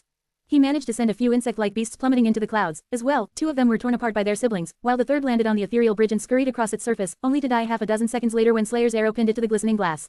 Thinking back to the battle against Asaurus of Condemnation, Sunny was surprised by how efficient the two archers were in slaying great beasts. And yet, their startling lethality was nowhere near enough to prevent the ice hive from reaching the volcano, let alone annihilate it. At best, they would dispose of a couple dozen of the eerily beautiful crystalline abominations before being forced to engage them in melee. And once the swarm of great beasts descended upon them, they would be overwhelmed in a matter of seconds. Sunny had to prevent that from happening. However, even Sunny himself was not sure that he could contend against scores of great beasts. Maybe if he had his shadows with him and could augment his body, he would have stood a better chance. Alone as he was, however, Sunny was only marginally stronger than each individual crystal abomination. He had some advantages thanks to his aspect, of course, but while it was enough to face a dozen or two great beasts, fighting the entire hive could easily get him killed. Fighting against overwhelming odds, a hair's breadth away from death, ah, how nostalgic. Sunny's expression crumpled. He would rather not revisit this particular part of his tumultuous past. There had to be some trick, some strategy he could come up with. There was about half a minute left before the dwellers of the ice hive reached the volcano. Great beasts could move with startling speed, but Kai and Slayer were aiming for the fastest ones first, so, the abominations were slower to reach their target than they would have been otherwise. I have 30 seconds to come up with a plan. Sunny started to craft another arrow, then rushed forward, grabbed Slayer, and pulled her into the shadows. Kai, dodge. Kai was already in the air by the time Sunny finished the sentence. In the next moment, the slope of the volcano exploded, drowning in vicious white radiance and incinerating heat. Share to your friends. Tap the middle of the screen to reveal reading options. If you find any errors, non-standard content, ads redirect, broken links, etc., please let us know so we can fix it as soon as possible. Report. Shadow Slave. Chapter 2326-2326, Attack and Defense. 1055 words. Sunny was tossed out of the shadows and rolled across the melting rock, still holding Slayer in his embrace. A moment later, he pushed himself off the ground and carried both of them dozens of meters away, to safety. Kai was in the air, embers burning in his auburn hair. The bronze elements of his ivory armor had turned incandescent on the left side, and wisps of smoke were rising from beneath his pauldron. There was a long scar left on the slope of the volcano. The layer of ash had been burned away, and the rock beneath had turned to lava, flowing down like a red river. Hell, Sunny came to his senses when Slayer's elbow connected with his ribs, pushing him away. A moment later, she was already drawing her bow without sparing him a look. Kai was doing the same in the air, using only the strength of his core to pull the string. Far away, the crystalline swarm was swiftly devouring the distance between the snowy peak and the volcano. The insect-like abominations had assembled into a strange formation in the sky, their translucent wings almost touching each other. These wings were like lenses, focusing the light of the rising sun into a beam of pure white destruction. Each individual beast might not have been too dangerous, but when scores of them worked together, the defenders of the Ash Castle could very easily be turned to ash themselves. Sunny blinked a couple of times, appalled. It seemed like the crystalline abominations were not as simple as they looked. Single quote ... 15 seconds, maybe. Cursing under his breath, he called out, Kai, are you all right? The archer answered from above, his voice sober. Yes, I am not easily burned. It seemed that his words were both an answer and a command. As soon as he finished speaking, the fiery embers shining in his hair were extinguished, and the smoke rising from beneath his armor was blown away by the wind.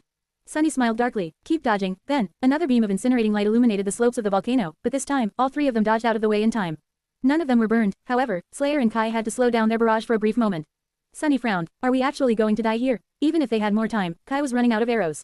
Slayer, meanwhile, was recalling hers, but each one took some time to return. After all, these arrows were not memories. Unlike Saint, Slayer could not summon and dismiss memories, so her armaments were merely enchanted in ingenious ways to resemble them. Her bow could turn into a slender chain and wrap itself around her arm like a vambrace, while her quiver was enchanted to summon arrows back through a special spatial storage. Actually, quite a fascinating piece of sorcery went into marking the arrows and connecting them to the hidden dimensional layer of the quiver, as well as into making sure that they could be summoned back from a distance. But Sunny had no time to admire his own handiwork at the moment. He hesitated for a split second, then looked into the shadows.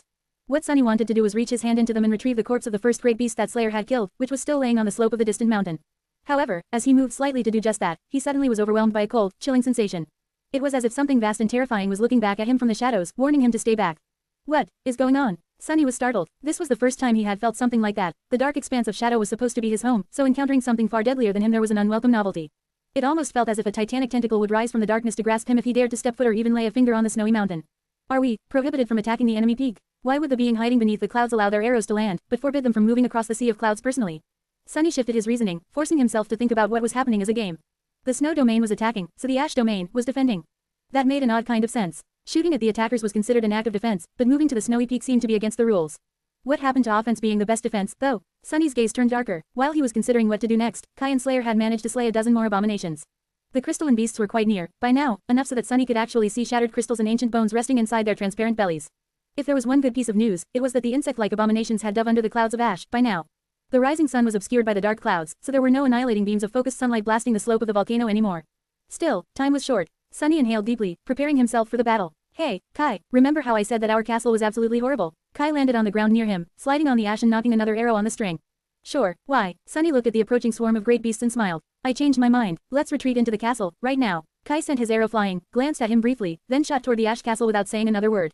Slayer followed, rushing into the caldera with stunning speed. For a few moments, Sunny was left alone on the pinnacle of the fuming volcano, looking at the swarm of snow beasts coldly. Weaver, you bastard. Had Weaver known that someone would come to retrieve a part of their legacy from Ariel's game, one day, they had to, otherwise, it wouldn't have been hidden here in the first place. So why the hell couldn't that damn demon make retrieving their legacy a little easier? Cursing the demon of fate, Sunny called upon the shadows. In the next moment, hundreds of long spikes grew from the slope of the volcano, each ending in a terribly sharp tip. And then, all of them shot into the dark sky, rising to meet the descending swarm like a welcoming salvo. Using the barrage of shadows as a cover, Sunny retreated toward the ash castle. Share to your friends. Tap the middle of the screen to reveal reading options. If you find any errors, non-standard content, ads redirect, broken links, etc., please let us know so we can fix it as soon as possible. Report. Shadow Slave. Chapter 2327-2327, Proper Siege. 1064 words. By the time Sunny reached the main keep of the crumbling fortress, Kai and Slayer were already there. The vast interior of the castle was just as they had left it, vast, dark, and filled with nothing but smoke and ash. What's the plan? Kai tried to sound calm, but there was a hint of tension in his voice. Sunny hesitated for a moment. Now, might be a good time to start praying. The gods were dead, though, so there was really no point.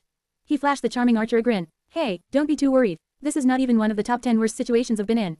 Kai forced out a pale smile. Oh, that's a relief, then. Just out of curiosity, though, what might one of the top 10 worst situations you've been in look like?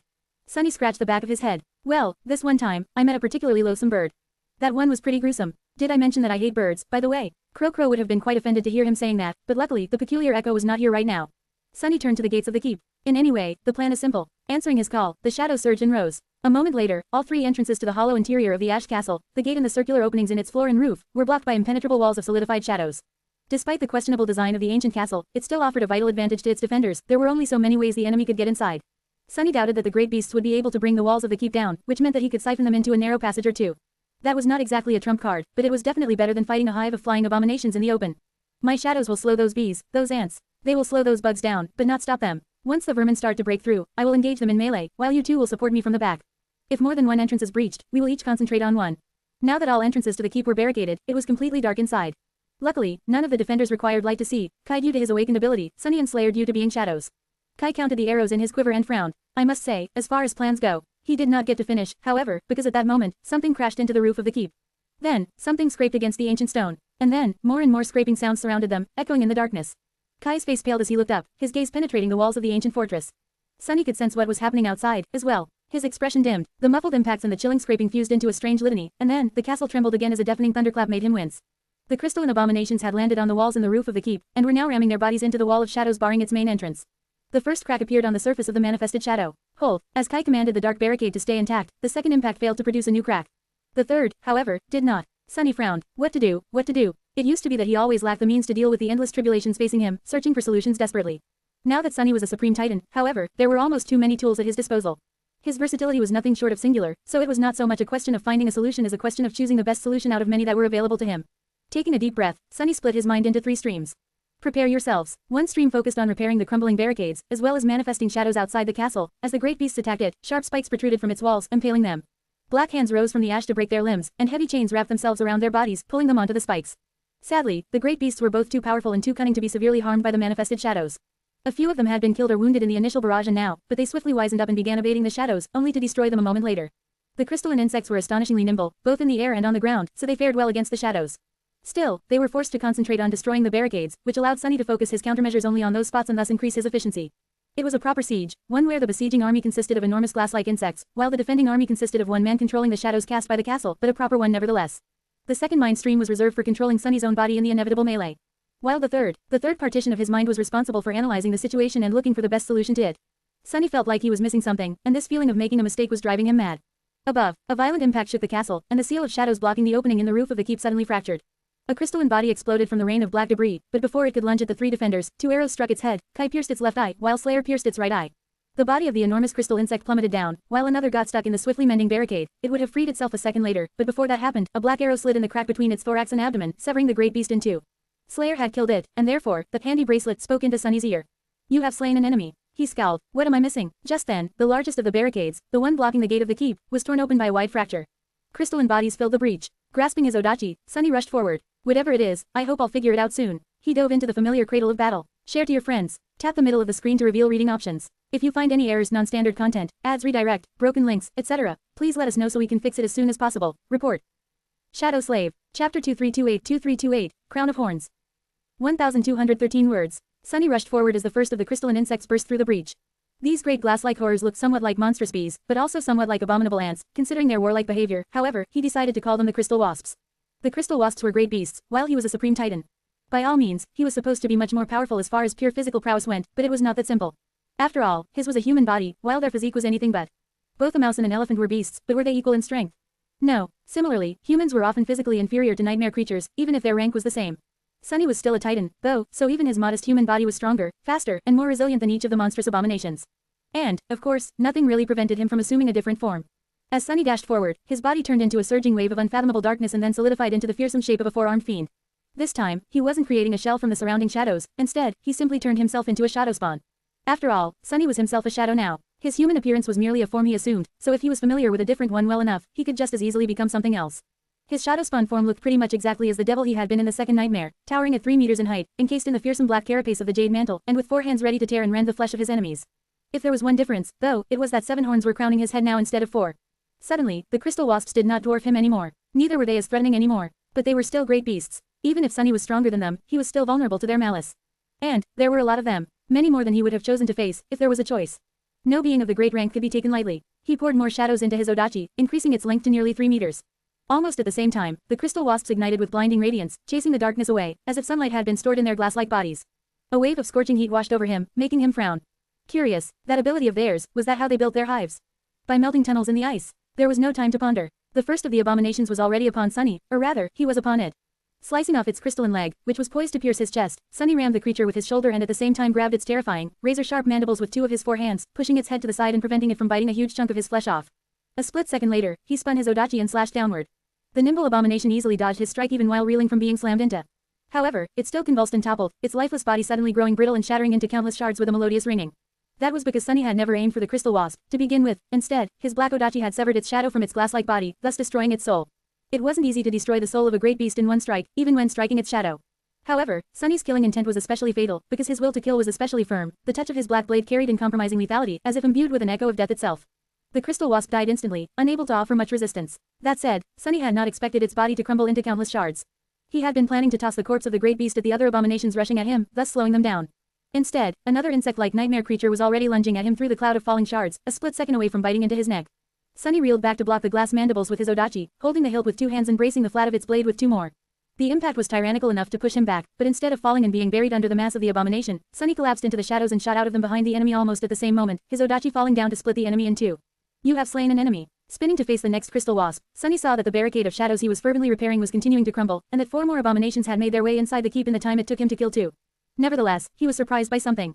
Why were the crystal wasps weaker than he had expected? They still possessed the dire power one would expect from great beasts, but it was significantly lower than it was supposed to be, than it had been, back when they were escaping the ice hive on the slopes of the snowy mountain. 2 abominations lunged at him at great speed, their radiant bodies creating a dizzying movement of light and shadows. The ash covering the floor rose like a whirlwind in the wake of their violent passage. The ash. Sunny moved, raising his odachi to impale one of the abominations and at the same time catching the second one in the air. This time, he did what Nephis had advised him to do, wrapping his will around his entire self instead of focusing primarily on his weapon. It was easy to feel the difference. Despite being outnumbered, Sunny did not feel like the world was fighting against him just as hard. The willpower of the ice hive was pressuring him like a crushing wave, but strangely enough, Sunny was like a fish, cutting through it almost with ease. He slammed one of the crystal wasps into the floor, causing the entire ash castle to tremble and for a web of cracks to appear on its transparent carapace. The second abomination was impaled on his great odachi, but that did not seem to slow it down much. Its side-like legs scraped against the surface of the jade mantle, and the creature pushed itself lower across the length of the black sword, aiming to shred Sunny to pieces. The weight of its body was immense enough to make him stagger. His armored foot descended upon the crystal wasp on the floor, shattering its already cracked head, and at the same time, his tail wrapped itself around the second abomination's thin neck.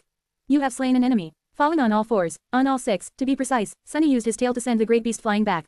As if shot from a sling, the abomination flew through the air and crashed into its advancing kin.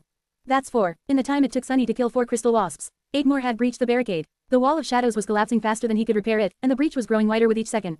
Sunny looked at the mass of crystalline abomination somberly. Single quote.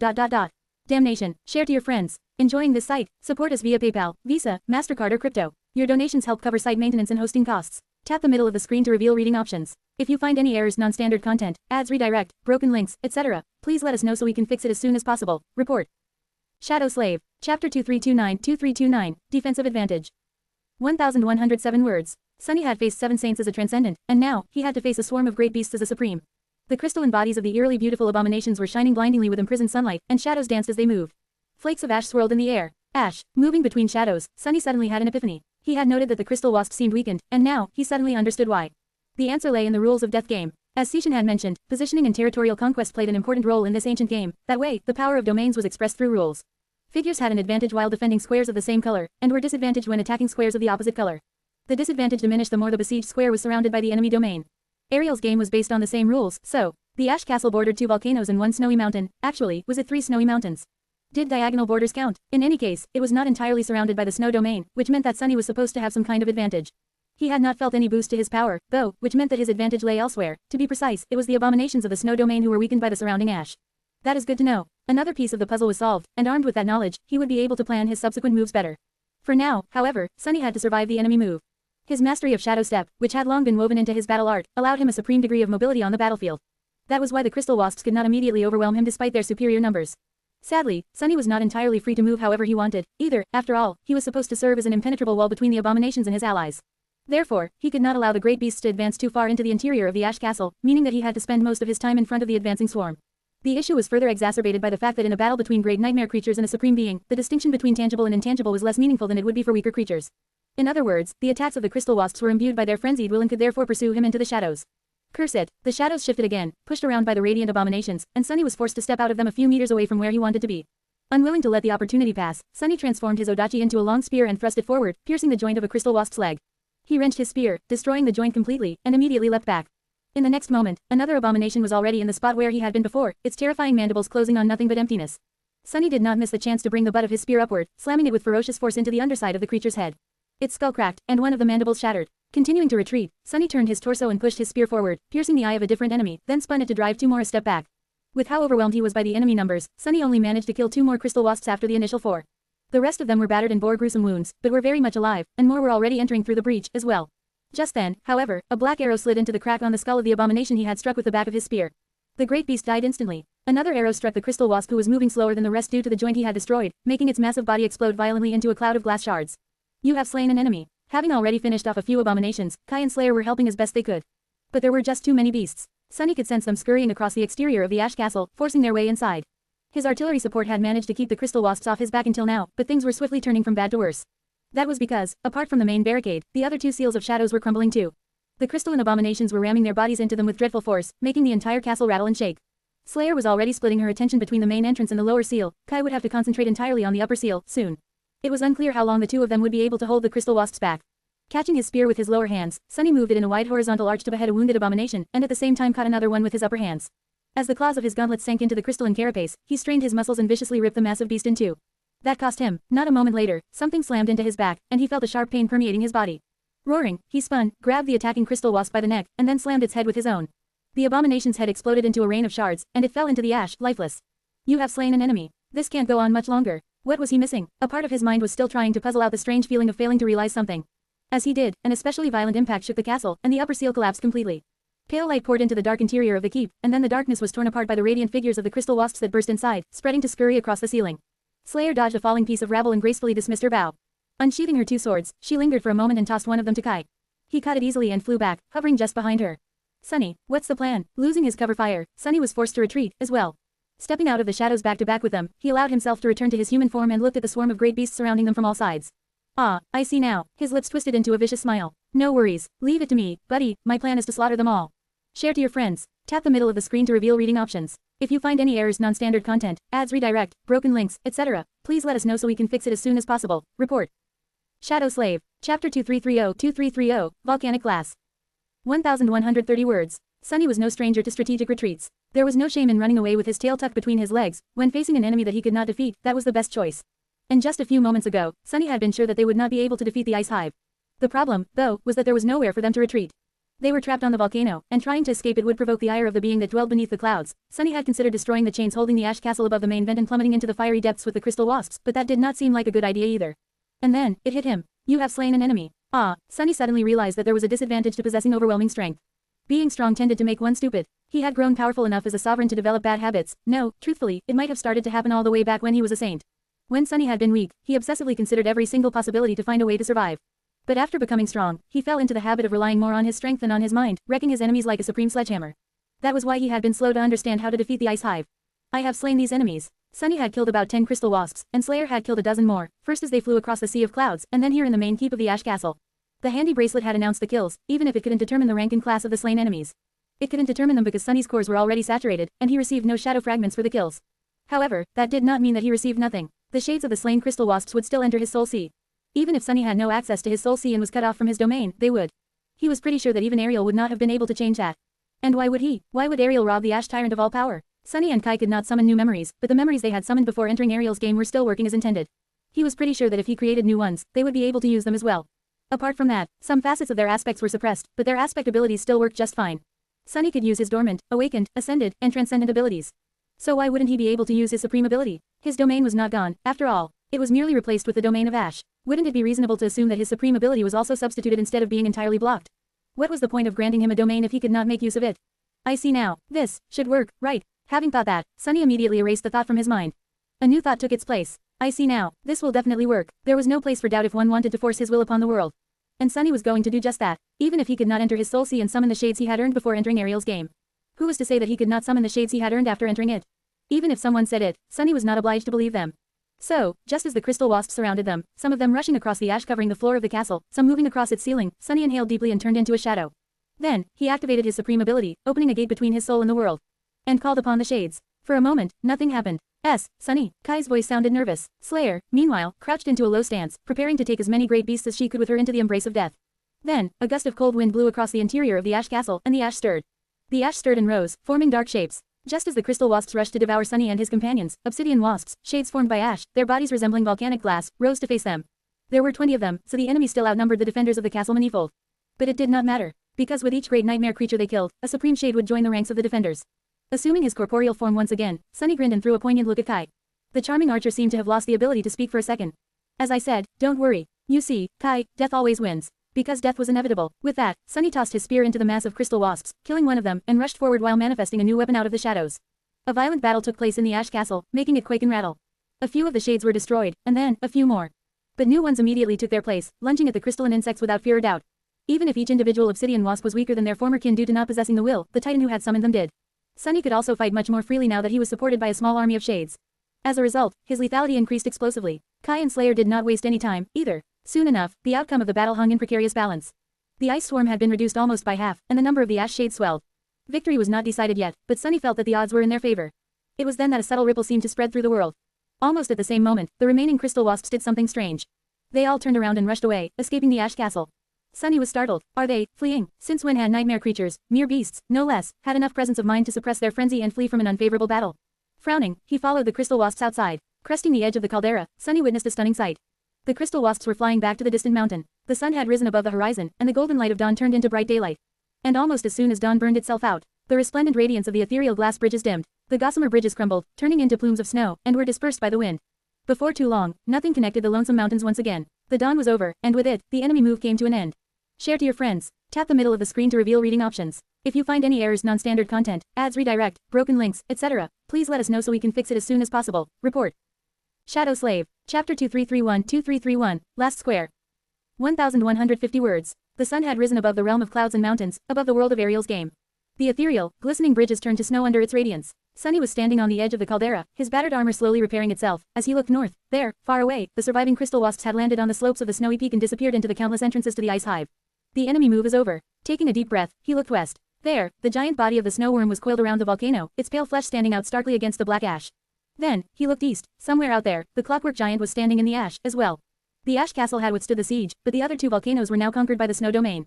As Sunny watched, a startling change took place. Two pillars of lava shot out of the conquered volcanoes, swiftly solidifying in the cold air. At the same time, the snowstorm veiling the distant mountains moved south, consuming the world. It flowed past the ash castle, sparing it the elemental fury, and completely obscured the neighboring volcanoes. Just then, Kai landed on the ash beside him. What is going on? Why did they retreat? Sunny hesitated for a while, struggling against the powerful winds as he looked into the swirling mass of snow that swallowed the world, sparing only the billowing clouds of ash above the ash castle. They retreated because their time ran out. It seems that snow figures can only move at dawn. He paused for a moment, then added slowly. I guess the ash figures can only move at dusk, then. Sunny imagined ash blowing across the sea of crimson clouds, turning into obsidian bridges in the fiery glow of the dying sun. Yes, that would make sense. He looked at Kai. As for what is going on, I think we will see soon. 2 more squares were conquered by the snow domain. Just as he finished speaking, the violent wind suddenly settled down, and the great snowstorm passed. Dark clouds still boiled above the ash castle, but the rest of the world was resting under a clear blue sky now. The other 2 volcanoes had disappeared, or rather, transformed. The deep calderas were buried under solidified lava, turning into sharp peaks. The thick layers of ash had been blown away by the wind. The dark slopes were stripped bare, and then covered in snow. 2 snowy peaks stood where the fuming volcanoes had been just minutes ago, and the ash castle was now completely surrounded by the snow domain. It was the last black square left on the board. Well, that sucks, Sunny sighed, then patted Kai on the shoulder. I'm going to be quite busy, but you can rest until evening. We'll do something exciting then. Kai blinked a couple of times. Sure, wait, what are we going to do in the evening? Sunny simply shrugged. I have no idea, yet. But, it is bound to be exciting, isn't it? With that, he turned around and headed back to the Ash Castle. Some time later, Sunny was sitting on the floor, feeling a little miserable. These damn demons. Ariel had done something incredible, hiding 49 mountains inside a game board and populating them with powerful abominations. The demon of dread was truly great and terrible. But, that godly bastard, did he not think to provide the poor nightmare creatures imprisoned in his game with basic necessities? There was no food to be found anywhere, unless Sunny wanted to dine on an infinite amount of worm meat. Much worse, there was no water. The figures of the snow domain could at least melt the snow to quench their thirst, but what was he supposed to do? Was he supposed to melt ash? How would that work? Sunny shook his head dejectedly. Of course, he did not really need to eat or drink. As a supreme demigod, he could simply sustain himself by absorbing essence, and more than that, he was a shadow, not a real human. But not needing food and not wanting to eat were two different matters, otherwise, he would not have been pampering nephews with delicious meals at every opportunity. There was Kai to consider, as well. As a saint, he could last quite a while without water, but not to the degree of not needing it at all. Perhaps Ariel had not designed this game for humans. One more problem to solve. As Sunny was relaxing on the soft ash, there was a lot of activity around him. After all, just because he was sitting and doing nothing didn't mean that he was doing nothing. All around him, the shades of the crystal wasps were busy at work. There were a couple of dozen of them left intact, while the rest were being rebuilt and repaired within the dark depths of his soul. Some were collecting soul shards of their fallen kin, or maybe even retrieving them from their own corpses, while some were gathering and sorting crystal fragments themselves. Sunny observed his worker wasps with a curious expression, wondering if they would be able to focus sunlight into annihilating beams with their obsidian wings. If they could, then he would be able to melt the snow on the mountains from a distance, then collect the water in some kind of giant reservoir. As he considered this matter, Kai descended from above and landed on the ash near him. Glancing at Slayer, who was standing motionlessly behind Sunny, he bowed politely and offered her the short sword she had lent him previously. Thank you, Lady Slayer. Slayer looked at him before accepting the sword and sheathing it silently. Kai shivered under her gaze, then sat down near Sunny and exhaled slowly. Sunny glanced at him. How are your wounds? Kai had been caught in that first solar attack, but it was hard to say how bad his burns were underneath the armor. The charming archer shook his head with a smile. It's nothing serious. As I mentioned, I am not easily burned. Sunny clicked his tongue. That might be true, but we are stuck here without a healer, and there are many battles ahead. Such small wounds will accumulate if we're not careful. His own back was shredded pretty badly. Luckily, he healed at stunning speed as a supreme. This wound would be gone in no more than a day. Of course, a new one would very likely take its place. Kai hesitated for a few moments, then said suddenly, We really defeated 100 great beasts, didn't we? He shook his head in disbelief. Sunny lingered with the answer. Eventually, he said, I guess we did. That was a humbling experience, wasn't it? Kai chuckled. Humbling? I wouldn't say that. I think it was more of an unbelievable experience. He looked at Sunny, swept his hair back, and then said ruefully. I know that I'll regret asking, but that was probably a routine battle for you, wasn't it? Sunny studied Kai for a few moments, then shook his head with a faint smile. No, actually, that was a novel level of peril even for me. Share to your friends. Tap the middle of the screen to reveal reading options. If you find any errors, non-standard content, ads, redirect, broken links, etc., please let us know so we can fix it as soon as possible. Report. Shadow Slave. Chapter 2332-2332, Payday. 991 words. Sunny chuckled. Actually, I haven't felt this weak in a long while. It was a good reminder, though I was beginning to grow arrogant. Kai stared at him incredulously for a bit. Beginning, did you say, beginning, to grow arrogant? Sunny gave him a reproachful look and laughed. Ah, right, your first impression of me was meeting the Lord of Shadows. Don't let it deceive you, though, that haughty guy is merely one of the roles I played. The real me is not nearly as conceited. He scoffed. I mean, why does someone as incredibly wealthy, unimaginably powerful, and unbearably handsome as I even have to be conceited? Kai blinked a couple of times. Indeed, I think I understand. I had to play the role of myself for a long time, too, back when I was a singer. I guess you had your reasons. He paused for a moment, then asked curiously. But what is the real you like, then? Sunny shrugged. The real me? Oh, I am a modest man with modest goals. All I really want is to run a quaint cafe, make a little money on the side by selling memories, become a god, and go on romantic dates with my girlfriend from time to time. Kai stared at him silently for a moment. Excuse me, what was that in the middle? Sunny smiled brightly. What, becoming a god? Isn't that a given? One can't even run a cafe in peace these days without becoming a god first. It is honestly annoying. Plus, my angelic girlfriend is a tad ambitious, so I have to keep up. Kai coughed a few times. Sunny, meanwhile, looked at the pile of soul shards the obsidian wasps had dutifully put in front of him. The shards shone beautifully, dispelling the deep darkness of the ash castle. His eyes glinted. Look at that, Kai. Dozens of supreme soul shards. Can you even imagine how much this pile costs? That is, at least a crapton of credits right there. Kai looked at the radiant shards, remained silent for a moment, then smiled with a hint of wistfulness in his mesmerizing green eyes. Oh, indeed, you reminded me of someone just now, when you said that. Sunny glanced at him briefly. You mean Aiko, right? She used to work for you at one point, didn't she? Kai nodded. Yeah, she was my manager after I awakened. But we haven't seen each other in a while. How is she doing? Sunny let out a laugh. Aiko, oh, she is having a blast. It is a bit funny. She used to run a gambling den in the Bright Castle, but now she pretty much runs the entire Dark City. She also manages Shadow Clan's network all over both worlds. Running a secret organization of that scale is a complicated affair, so she spends a lot of time in Bastion. Kai let out a quiet sigh. That's good. I'm happy that she's happy. Although, to be honest, I am a little surprised. We went our separate ways because I wanted to follow the path of ascension and use my power for a noble cause, while she wanted nothing to do with causes after the Forgotten Shore. I thought she wanted to be a civilian. So, I didn't expect her to end up as the sovereign's personal assistant. Sunny scratched the back of his head. Well, it just ended up like that. I didn't set out to exploit her that way. Initially, I simply hired her to help me run a memory shop. But one thing led to another, and before I knew it, she was in charge of my entire operation. He blinked a couple of times. Come to think of it, wait, have I been conned? Did she hoodwink me into bankrolling her shady underground empire with my fortune? Kai laughed. No, I am sure you are exploiting a mere awakened like her, Supreme Sunless, and not the other way around. Definitely. Sunny grinned. Yeah, of course. Obviously. Finishing enjoying the view of the soul shards, he turned to several piles of crystal fragments instead. The obsidian wasps had chosen only the suitable ones, separating them into several large piles by shape and size. He picked one up and traced his finger along its edge. His jade skin was instantly cut, which was impressive enough. No blood seeped out of the cut, and a few moments later, it had already healed itself. Wonderful. The soul shards would become the anchors for weaves of the memories he wanted to create, but the remains of the crystal wasps could serve as an excellent medium for the enchantments. After all, memories had to be crafted from something, and materials harvested from great nightmare creatures were superior to permanently manifested shadows. These crystalline shards were especially sharp and durable, making them perfect for crafting arrowheads. Actually, there was someone here who was quite amazing at crafting arrows from similar materials. Slayer had spent thousands of years making her own weapons from what she could find in the Shadow Realm, and the most readily available resource there was obsidian. Sunny looked at her and raised an eyebrow. Hey, how about helping me with this? She stared at him coldly, which made him clear his throat.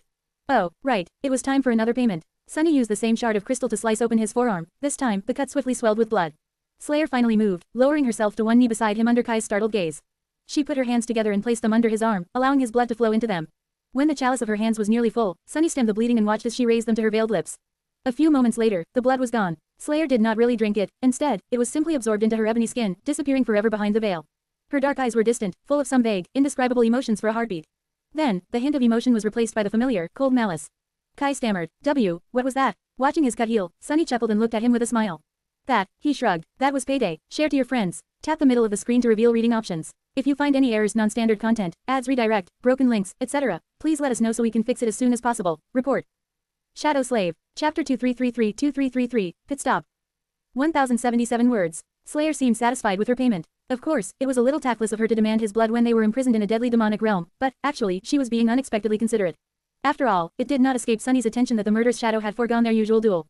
He had fully expected that Slayer would attack him as soon as there was a chance, but she seemed to have decided against it. This was the first time Slayer spared him the hassle of beating her into submission. I guess we're making progress. Tossing the crystal shard back onto the pile, Sunny pointed to Kai's bow. Give that here. Receiving it, he studied the weapon thoughtfully. Unlike the arrows, he was not planning to turn the bow into a memory, doing that would have required imbuing it with permanence, which would weaken it. But that did not mean that he could not enchant it. Sunny had created plenty of enchanted items that were not memories, after all, like various implements for the Brilliant Emporium and the Beast Farm. The fundamental weaves shared by all memories, and which therefore defined what a memory was, were so ingeniously designed and useful that there was usually no reason not to bestow them on a weapon or a piece of equipment. But that did not mean that they were necessary. It was just that the spell weave had to be woven a bit differently for an enchanted item that was not a memory. For example, awakened usually needed to activate the enchantments of their memories with essence, and only the essence of the person to whom the memory belonged could do the job. The memory itself was a concept moored to the master's soul, while manifesting it turned their soul essence into matter, so, there was an innate connection between awakened and their memories. An enchanted item was different, since it was inherently ownerless. So, Sunny had to either weave the identity of the master into the enchantments or change their activation principle entirely, allowing them to accept anyone's soul essence. The latter offered a sea of possibilities. Sunny was especially concerned about Kai's reserve of essence. The charming archer was merely a transcendent beast, after all, so his essence capacity was 1/7 of what Sunny himself had possessed as a saint. The enemies they faced, meanwhile, were immensely powerful. Kai would need as much firepower as he could get to fight them effectively, but truly potent enchantments would burn through his soul essence in seconds. There would be no time for him to fully replenish it, either, considering that they might need to enter battle twice a day. Sunny had to strike a careful balance between potency and sustainability. If the bow could accept anyone's essence, however, he could assist Kai by using his own. He could even make the bow an essence vessel and saturate it with powerful supreme essence in advance. Sunny sighed. Now that he had become the ruler of the Ash Domain, which was reduced to a single volcano, he felt like a pauper again. His tens of thousands of shades were gone, and the seemingly boundless river of spirit essence that constantly flowed into his soul had run dry. Compared to what he usually enjoyed, there was merely a trickle. So, he couldn't go all out and supply Kai with a notion of his essence. Additionally, Sunny did not know how to make his essence follow the charming archer's commands. It was an interesting challenge, though, he was not sure that he could solve it, but he felt like he could cheat it somehow, at least to some degree. Yeah, that solution might work. This one, too, I just have to be modest in my ambition. He could not replace Kai's essence with his own, but he could at least supplement it. As for enchantments themselves, Sunny was no stranger to crafting bows and arrows. He had gone through the process of designing the optimal combination both for Rain and for Slayer, so all he had to do was adjust a few things with Kai's aspect in mind. For example, unlike most archers, Kai could see through solid objects. So, wouldn't it be prudent to design him an arrow that could phase through matter? Wait, such an arrow would be amazing in the hands of any skilled archer. Why had he not made one before? Well, it was probably because making things pass through matter was not that simple. He could potentially play with tangible and intangible states, maybe even use an altered version of the unseen enchantment of the Moonlight Shard, but there were a few obstacles to overcome. Making an arrow pass through solid matter was simple in theory, but in practice, there was no such thing as simple matter in the dream realm. All materials had their own mystical properties, especially so the bodies of living beings. So as much as Sunny wanted to make an arrow that would phase through the armor of an abomination and strike directly at the tender flesh beneath, he couldn't. For now, making an arrow that could phase through a mass of rock and strike an enemy hiding behind it, though. That was a possibility. Oh, I'm inspired. Summoning 4 shadow hands, Sunny lamented the absence of Weaver's needle and got to work. He would work on the bow first, then the quiver, and finally craft a few arrows. Kai needed some kind of melee weapon, as well. The weapon could be crafted from the larger pieces of shattered crystal left behind by the slain wasps. There were supreme materials and supreme soul shards at Sunny's disposal, so he would be able to create something truly devastating. The only limit was time. He had until sunset to prepare Kai for battle, so he had to be modest in his ambition. That's alright, I can take it one step at a time. He could weave a basic enchantment for the bow and create a couple of arrows today. Then, he could continue to improve the bow and add new arrows to Kai's arsenal after each battle. There would be more dead abominations and more materials for him to work with, as well. His beasts would continue to grow stronger with each day. His army of shades would continue to grow in number, as well. Which was a good thing, because, at the end of it all, they would have to face the snow tyrant. We are going to need all the power in the world to kill that thing, for sure. Sunny became engrossed in weaving. Share to your friends. Tap the middle of the screen to reveal reading options. If you find any errors, non-standard content, ads redirect, broken links, etc., please let us know so we can fix it as soon as possible. Report. Shadow Slave. Chapter 2334-2334, Bitter Solitude. 1022 words. As Sunny worked, Kai remained silent for a while, resting. It did not seem like he was ready to sleep, and there was nothing really for him to do on the barren volcano. The charming archer looked at the walls of the crumbling fortress for a while, or rather, through them. He was observing their enemies, most likely. The remaining crystal wasps, the snow worm, the clockwork giant. Stop staring at the terrifying nightmare creatures, Kai. That will only wind you up more, not help you recover. Kai slowly looked away from whatever horror he was observing and focused on Sunny. Eventually, he asked, that is a strange form of sorcery. I don't think I've ever seen anyone enchant something in that way before. Sunny nodded. I don't think there's anyone else capable of performing this form of sorcery in the world, anymore. I'm the only one. Kai had to have an idea of what his aspect abilities were. So, he would know that creating memories was a skill Sunny possessed, not an ability. The charming archer looked at him with interest. How did you learn it? Sunny answered without looking up, his 6 hands forming the spell weave inside the black bow, one string of shadow essence at a time. Oh, one of my attributes allows me to see the spell weave of memories, while another one allows me to touch it. One time, I was in a pretty desperate situation, so I figured out how to create a rudimentary memory to escape it. He smiled faintly. Then, it was just a lot of research, study, and experimentation. I slowly taught myself how to do more by watching what the spell does. He glanced at Kai briefly. What about you? You seem to be perfectly suited for shaping, with that aspect of yours. Have you not tried to master it? Kai chuckled. Oh, I tried. I seem to be a special case, though. Some people have a talent for shaping, while some people don't. What I have, however, is negative talent. Sunny raised an eyebrow. How so? Kai shrugged with a smile. Because of my aspect, the true names I invoke are extremely powerful. In exchange, however, it is especially difficult for me to master them. Lady Nephis thinks that it's a way for the world to balance things out. He sighed. I can't even speak the names as a human, at least not yet. I can invoke them pretty easily as a dragon, though, almost as if a dragon's maw is meant to bellow them. But it's of no use, really, since I can barely keep the names in my mind. Even after years of effort, I've only mastered a meager few. Sunny contemplated his words for a few moments. I'm not buying that someone like you is not meant to be a shaper. Maybe you just have not met the condition to master the sorcery of names, yet. Things will probably change dramatically when you reach a higher rank. Alternatively, it might be connected to your aspect legacy. Or not. You have not received it yet, have you? Kai shook his head. No, but I don't see how an aspect legacy can help me become a better sorcerer. Aren't legacy relics usually just powerful memories? Sunny chuckled. Usually, yes, but not always. Oh, and technically, legacy relics do not need to be powerful, they just need to complement your aspect greatly. He pointed to himself with one of his 42 fingers. Take me, for example. My aspect legacy is actually a skill set of sorts. I developed it myself, but the spell had helped me take the first step, or rather, take it faster. It also used to reward me with relics when I reached certain milestones. Then there's Nephis, whose aspect legacy is based in understanding, and who is rewarded for it with nothing except knowledge. He returned to weaving the strings of shadow essence. So even though most aspect legacies are indeed memories, or more rarely echoes, not all of them are. They remained silent for a while. At some point, however, Kai studied him with a neutral expression and asked tentatively. Sunny, can I ask you something? Sunny nodded while keeping his focus on the black bow. Kai hesitated for a few moments. Before, you told me that my survival would depend on my companions, while their survival would depend on me. That no one survives in the dream realm alone. Sunny raised an eyebrow. So I did. Kai lingered for a while. But you were living in Godgrave all alone when we met. A solitary saint, all alone in the world. Did you speak from experience, or was it simply common wisdom? Sunny smiled faintly. A saint was someone who had braved the dream realm and conquered 3 nightmares. As far as Sunny knew, there was only one person who had conquered the 3rd nightmare alone, the Princess of War, Morgan of Valor. Kai seemed to be curious about his previous solitude. He sighed. I spoke from experience. I had someone to depend on, too, in the past. I had companions. You were one of them, dummy. Kai looked at him mournfully, not saying anything, and yet, it seemed like he wanted Sunny to say more. Sunny chuckled. Well, it did not end well. He picked up one more soul shard and placed it into the weave, carefully anchoring countless strings of essence did. It did not end well because I betrayed my companions, and lost them. I want to say that I had a good reason to abandon them, maybe I did, but in the end, it was a selfish reason. I am a very selfish person, Kai. I am a very greedy person as well. My selfish greed was my undoing. What would have happened if Sunny had stayed with his cohort and faced the first seeker with them? If he had made a different wish, would it have been for the best? Or would he have spent the rest of his days living in regret? Had he made an unforgivable mistake? He did not know. He did know that he regretted losing his companions bitterly, though. Some days, it felt too bitter to endure. Kai shook his head slowly. You do not look like someone who was undone, Sunny. There was some truth to that. Sunny was a sovereign, after all. He looked at Kai and smiled. Quote. Looks can be deceiving. Share to your friends. Enjoying this site? Support us via PayPal, Visa, MasterCard or crypto. Your donations help cover site maintenance and hosting costs. Tap the middle of the screen to reveal reading options. If you find any errors, non-standard content, ads redirect, broken links, etc., please let us know so we can fix it as soon as possible. Report. Shadow Slave. Chapter 2335-2335, Changing Shadow. 1,000 words. After that, the conversation fizzled out. Sunny focused on weaving, while Kai tactfully gave him some space. This is a bit tricky. Sunny had done quite a bit of weaving in his life, but he could not remember ever having to enchant something on such a strict deadline. One day was really not enough to create something worthy, but he put great effort into arming Kai as best he could.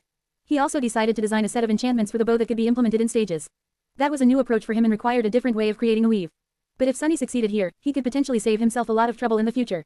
After all, up until now, he always had to complete the entire weave in one go, otherwise, the unfinished pattern of shadow strings would swiftly collapse as soon as Sunny released his hold on it.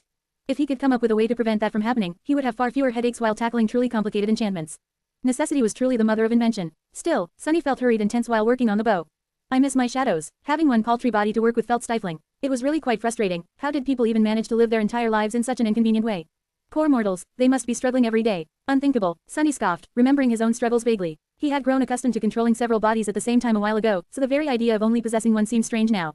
Not to mention the idea of only perceiving the world through one vessel. Sunny had been experiencing the world through countless points of view for the past year.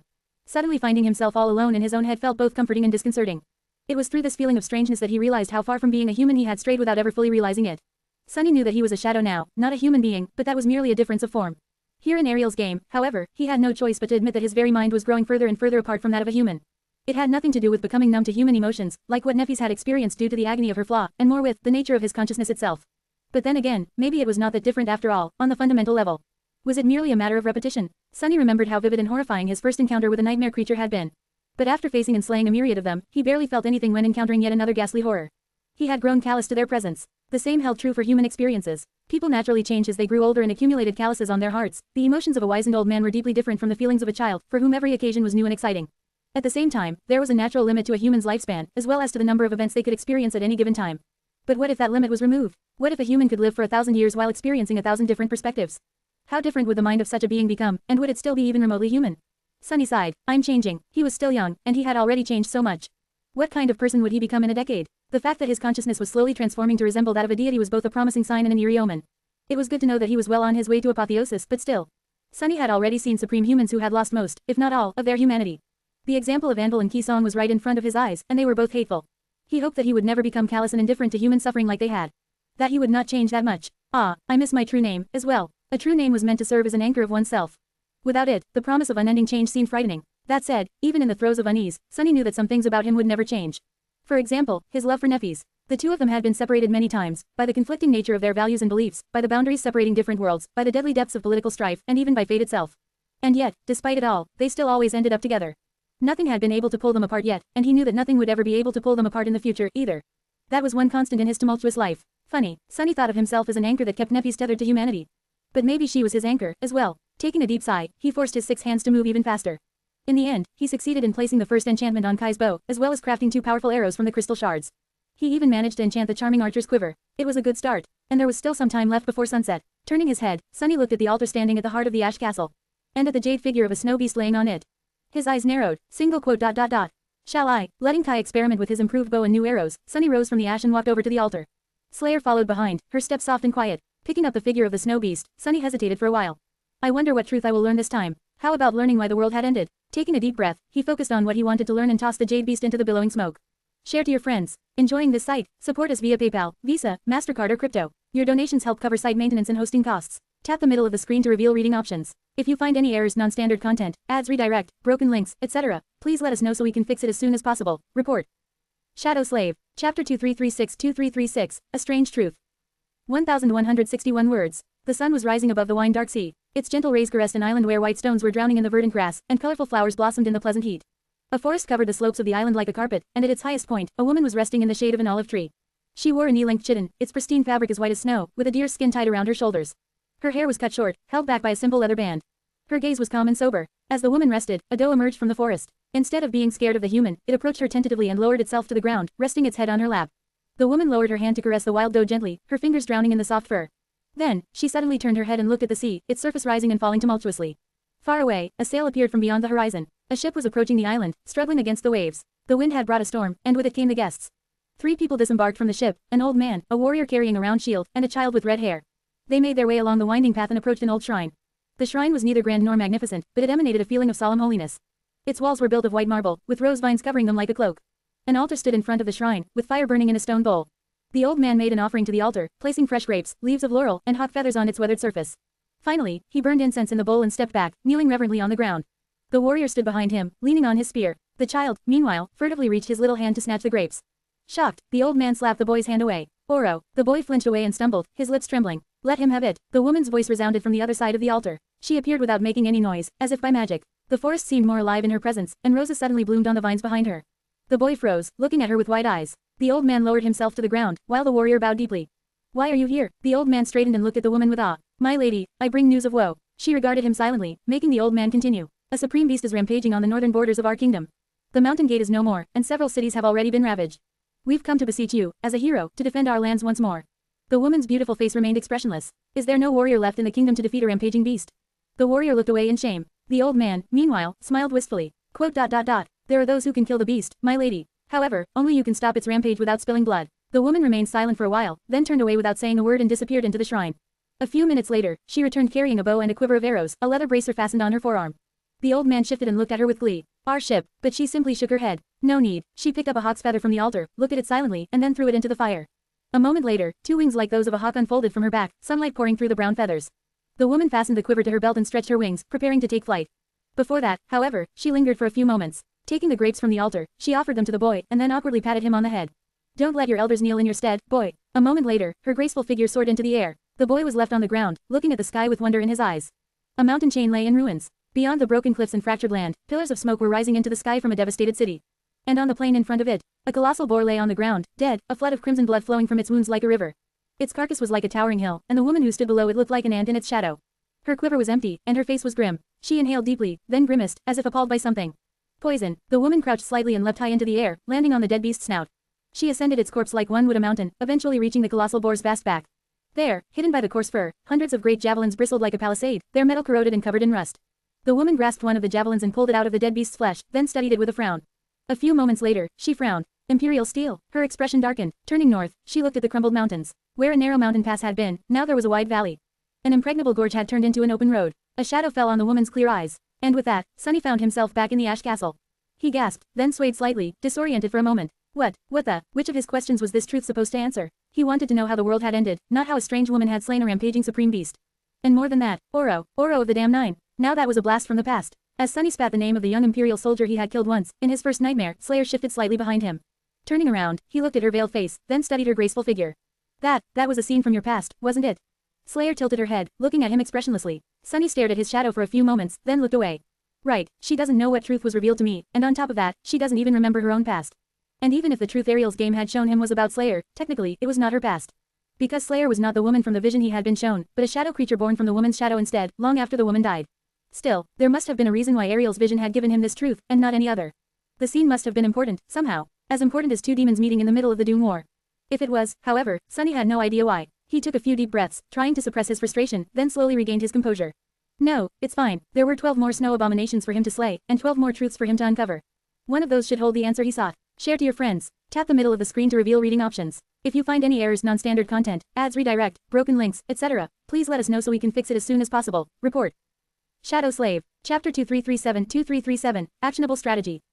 961 words. The sun was rolling toward the horizon, so Sunny and his companions left the dark interior of the ash castle and scaled the slopes of the caldera once again. The pillar of smoke rising into the sky gave birth to billowing black clouds, and flakes of ash were falling down like snow. The last volcano was surrounded by snow-covered mountains from all sides, and their pristine white peaks loomed oppressively in the distance. While Kai and Slayer were preparing for battle, Sunny assessed his army. He had a saint, a transcendent shadow, and 24 supreme shades at his disposal. Each individual obsidian wasp was powerful and lethal, but strangely enough, Kai and Slayer, the ash beasts, were much more deadly than the shades despite their inferior rank. And, of course, there was Sunny himself, the ash tyrant. With a sigh, Sunny drew the map of Ariel's game in the ash again and studied it with a somber expression. Kai fastened the black quiver to the sash of his ivory armor and looked at him questioningly. You seem troubled. Sunny nodded slowly. I am, a little. By now, we know a lot about how this realm works, enough to plan a strategy, at least. However, there are still 2 questions that are left unanswered. One of them is somewhat important, but the other one is vital. He pointed to the map. First of all, while we have some idea what the castles and the shrines do, the special square at the very heart of the board is still a mystery. Much more importantly, though, we don't know if there is a difference between how figures move. For example, we don't know if some figures can move diagonally between the mountains or cross several peaks in one move. He sighed. Well, if they can, there is no point in making strategies. We will be surrounded in no time, no matter what we try to do, then, it will just be a fight to the death. He looked at the map and narrowed his eyes. If we assume that all figures can only move one square at a time, though, then, it is quite obvious what we must do. On the grid in front of him, the snow tyrant was guarded in the northern castle by a snow demon and two beasts. One snow devil was guarding the center of the board, while the second one was guarding the eastern shrine with two monsters. 3 snow beasts surrounded the ash castle, while the last snow demon was alone in the southwestern corner. Which meant that the western shrine was left unguarded. Sunny pointed to it. We need to reach that square, entrench ourselves, and kill as many enemies there as we can. The problem, of course, is that the snow demon in the left corner can get to it much faster, and that we are surrounded by snow beasts from all sides. He smiled darkly. So, we need to kill one of them before they attack us from all sides come dawn. He would have preferred to spare all 3 snow beasts to kill them later at the shrine, but the situation left him with little choice. He had to break the blockade around the ash castle tonight, before the snow worm and the clockwork giant received a chance to attack the ash castle from west and east simultaneously. So, the only real choice Sunny had was which of the 3 snow beasts to attack. Naturally, finishing off the ice hive was the easiest choice, which was not to say that it would be easy. That said, he would rather deal with one of the cursed ones first. Sadly, he could not. Launching an attack on the mountain conquered by the ghastly worm would bring him too close to the snow demon in the far west, while challenging the fearsome giant would take him further away from the western shrine, well on his way to being caught by the group of snow figures guarding the eastern shrine. So, only one choice remained. Sunny glanced at the 2 shrines, suddenly remembering the 4 words carved into each side of the jade board. Snow, ash, fear, truth. Suddenly, he realized that the rune of ash was carved just below the square where, as he knew now, the ash castle stood. The rune of snow was directly opposite, under the square where the snow castle stood. The shrine that the snow demon guarded, was at the shrine of fear, then. Which meant that the shrine Sunny wanted to occupy was the shrine of truth. He smiled. How fitting. His hair was disheveled, so he tied it back with a band made of shadows. Then, Sunny moved his shoulders, stretching them before the battle. Prepare yourselves. We are going to wipe out the ice hive from existence today. While somewhat unfortunate, it was not a bad choice. That way, at least, Sunny would gather more shades before facing the truly powerful snow abominations further down the line. Just as he spoke those words, the sun finally touched the distant horizon. Its radiance turned vibrant red, painting the sea of clouds with 1,000 shades of scarlet, crimson, and carmine. It was as if the lonesome mountains were rising from a sea of blood. The volcano quaked, then, it roared, and the pillar of smoke rising from its depths swelled, growing wider and more voluminous. The clouds of ash above them boiled. A powerful wind blew from the south, scattering the ash and carrying it north, west, and east. Just as it had happened with the snow, the plumes of ash reached across the glowing red abyss of sunlit clouds, absorbing the intense radiance of the eventide. Soon enough, the tendrils of ash solidified into colossal obsidian bridges, which glowed with the reflected light of the setting sun as if imbued with burning embers. It was a pretty sight. Sunny inhaled deeply, then commanded his troops forward. Attack. Share to your friends. Tap the middle of the screen to reveal reading options. If you find any errors, non-standard content, ads redirect, broken links, etc., please let us know so we can fix it as soon as possible. Report. Shadow Slave. Chapter 2338-2338, Dire Penalty. 1044 words. Sunny jumped down to the surface of the obsidian bridge, testing it carefully. The bridge was hundreds of meters across and dozens of kilometers long, arching gracefully above the glowing sea of crimson clouds. It was not monolithic, but rather an airy and ethereal structure of chaotically interwoven streams of obsidian that looked far more fragile and delicate than it was supposed to be.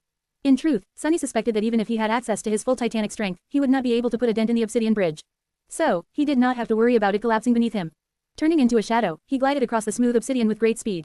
Sunlight burned in the depths of the volcanic glass-like embers, and the winds howled above. Kai and Slayer followed behind, escorted by the insect-like shades. He could have carried them all to the distant mountain through the shadows, but there was a possibility that they had gotten the rules of Ariel's game wrong, and that the being dwelling beneath the clouds would react negatively to the ash domain advancing. So, Sunny wanted to leave himself a chance to react and retreat in case that happened. Luckily, nothing of the sort transpired. This was good news for Sunny, since he planned to rely heavily on their range advantage when dealing with the ice hive.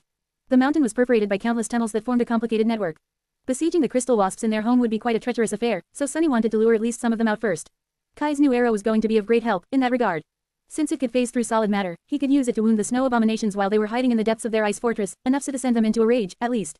Sunny had half expected that the crystal wasps would hurry to the surface themselves, forming a solar array to bombard the attackers with colossal beams of incinerating light while they crossed the bridge, but that did not happen either. The abominations seemed quite comfortable waiting for the enemy in the depths of the hive, where they had both the terrain and the numerical advantage. However, Sunny's plan met a different obstacle. Just a few moments after stepping on the bridge, he suddenly emerged from the shadows and swayed, a strained expression on his face. Ah, that feels terrible. He expected that attacking a square of the snow domain would weaken him, just like the crystal wasps had been weakened when attacking the ash castle. However, he did not know just how severe the penalty would be. Sunny felt sapped of his vitality, frail and feeble, as if he had aged several decades in a single moment. His body was weakened, while his soul was frozen, the essence circulating sluggishly as the rate at which it was replenished fell drastically. Behind him, Kai staggered in the air, while Slayer came to an abrupt halt and slid across the obsidian surface, keeping her balance with the grace of a dancer. Her eyes remained cold and menacing, but her brow curved in a subtle scowl. Even the obsidian wasps seemed to slow down. Sunny looked back, at the ashen slopes of the fuming volcano, wondering if the weakening hex would be removed if they returned. Kai and Slayer had already shown that they can hit targets on the distant mountain from the edge of the caldera, after all, so, crawling back to start a purely ranged assault was a possibility. It was not a very good decision, though, because it would take Kai many hours to significantly reduce the number of enemies from that far, let alone to eradicate the ice hive completely, if that was even possible. And the time they had to conquer the snowy peak would run out as soon as the sun disappeared behind the horizon. Sunny frowned. They were close to the middle of the obsidian bridge, just about to escape from under the clouds of ash and see a clear sky. Looking at Kai, he said evenly, "Kai, try wounding one of them from here." The charming archer landed on the glowing obsidian and retrieved the enchanted arrow from his quiver. The crystal arrowhead glistened as he knocked it on the string, and then nothing happened. Kai struggled with his bow for a few moments, muttering something to himself, then lowered it with a complicated expression and looked at Sunny. "I can't," he grimaced. "I can't draw my bow. It's too heavy." Sunny blinked a few times. Curse it all. So that was what it meant to be suppressed by the snow domain, which spanned 48 out of 49 peaks of Ariel's game. Or rather, that was what it meant to attack a mountain surrounded by the snow domain from all sides except for one. Sunny sighed, knowing that his plan had gone belly up. He could potentially manipulate the black bow to make it easier to draw, but that would not help the situation any weaker, and Kai would not even be able to scratch the crystal wasps, let alone kill them. Slayer was in a somewhat better position, but she was not going to be of great help either. Both of them were transcendent, and weakened even further by the snow domain. Facing scores of great beasts in battle would be a tall task for them. I might have underestimated how important the role of the domains is in this game. So, what was he supposed to do? Kai seemed to be thinking the same. What do we do, Sunny? Sunny remained silent for a few moments, then looked at the distant mountain with a somber expression. There was only one thing left to do, really. He smiled coldly. Quote. You two make sure that none of them escape. Kai raised an eyebrow, confused. Escape? Escape from what? Sunny took a step forward, summoning the helmet of the jade mantle. His low voice sounded even when he spoke. Quote. From me. With that, he suddenly disappeared, taking the obsidian wasps with him. Kai and Slayer were left alone on the bridge, bathed in the scarlet radiance of the setting sun. Almost at the same time, the shadows within the ice hive stirred, surging forward, and a fearsome figure encased in an armor of inky black jade stepped out of them, facing a rattled crystal wasp like an omen of death. Share to your friends. Enjoying this site? Support us via PayPal, Visa, MasterCard or crypto. Your donations help cover site maintenance and hosting costs. Tap the middle of the screen to reveal reading options. If you find any errors, non-standard content, ads redirect, broken links, etc., please let us know so we can fix it as soon as possible. Report. Shadow Slave. Chapter 2339-2339, Invading the Ice Hive. 983 words. Sunny found himself in a cave made of ice. His turbulent thoughts settled, giving way to the cold and tranquil state of battle clarity. There were around 50 crystal wasps left in the hive, each of them a great beast. The network of tunnels and caverns was their fortress, while Sunny was weakened as an invader into the snow domain. Each abomination was more powerful than he was due to the rules of Ariel's game. But that was a trifling matter. After all, Sunny had come this far by facing enemies who were much more powerful than him. Even if he had enjoyed the ultimate privilege of being the strongest monster on the battlefield as of late, the tenacity of a cunning killer was in his blood. The crystal wasps were mere beasts, great beasts, but beasts nonetheless. They were mindless death machines that only knew the frenzied madness of bloodlust. His intelligence was a deadlier weapon, so he was not too concerned about his diminished power. Their great numerical advantage was a more pressing threat. Even though the tunnels of the ice hive were somewhat narrow, Sunny knew that he could be easily overwhelmed here. He had his shades, of course, but they would simply be torn to shreds if he unleashed them immediately. After all, there were far fewer of them than there were crystal wasps, at the moment, and they were being weakened by the snow domain as well. That said, Sunny was in a far better situation than he had been on the Forgotten Shore. Not because he had become infinitely more powerful, his enemies had, as well, but because there were more tools at his disposal. He was going to destroy the ice hive by using his mind, his versatility, and his superior skill. His shadow sense spread into the depths of the mountain, enveloping every corner of the enormous hive. In a heartbeat, he perceived and fathomed every tunnel, every intersection, and every cavern hidden in the ice. He also perceived the location of every crystal wasp guarding the frozen fortress.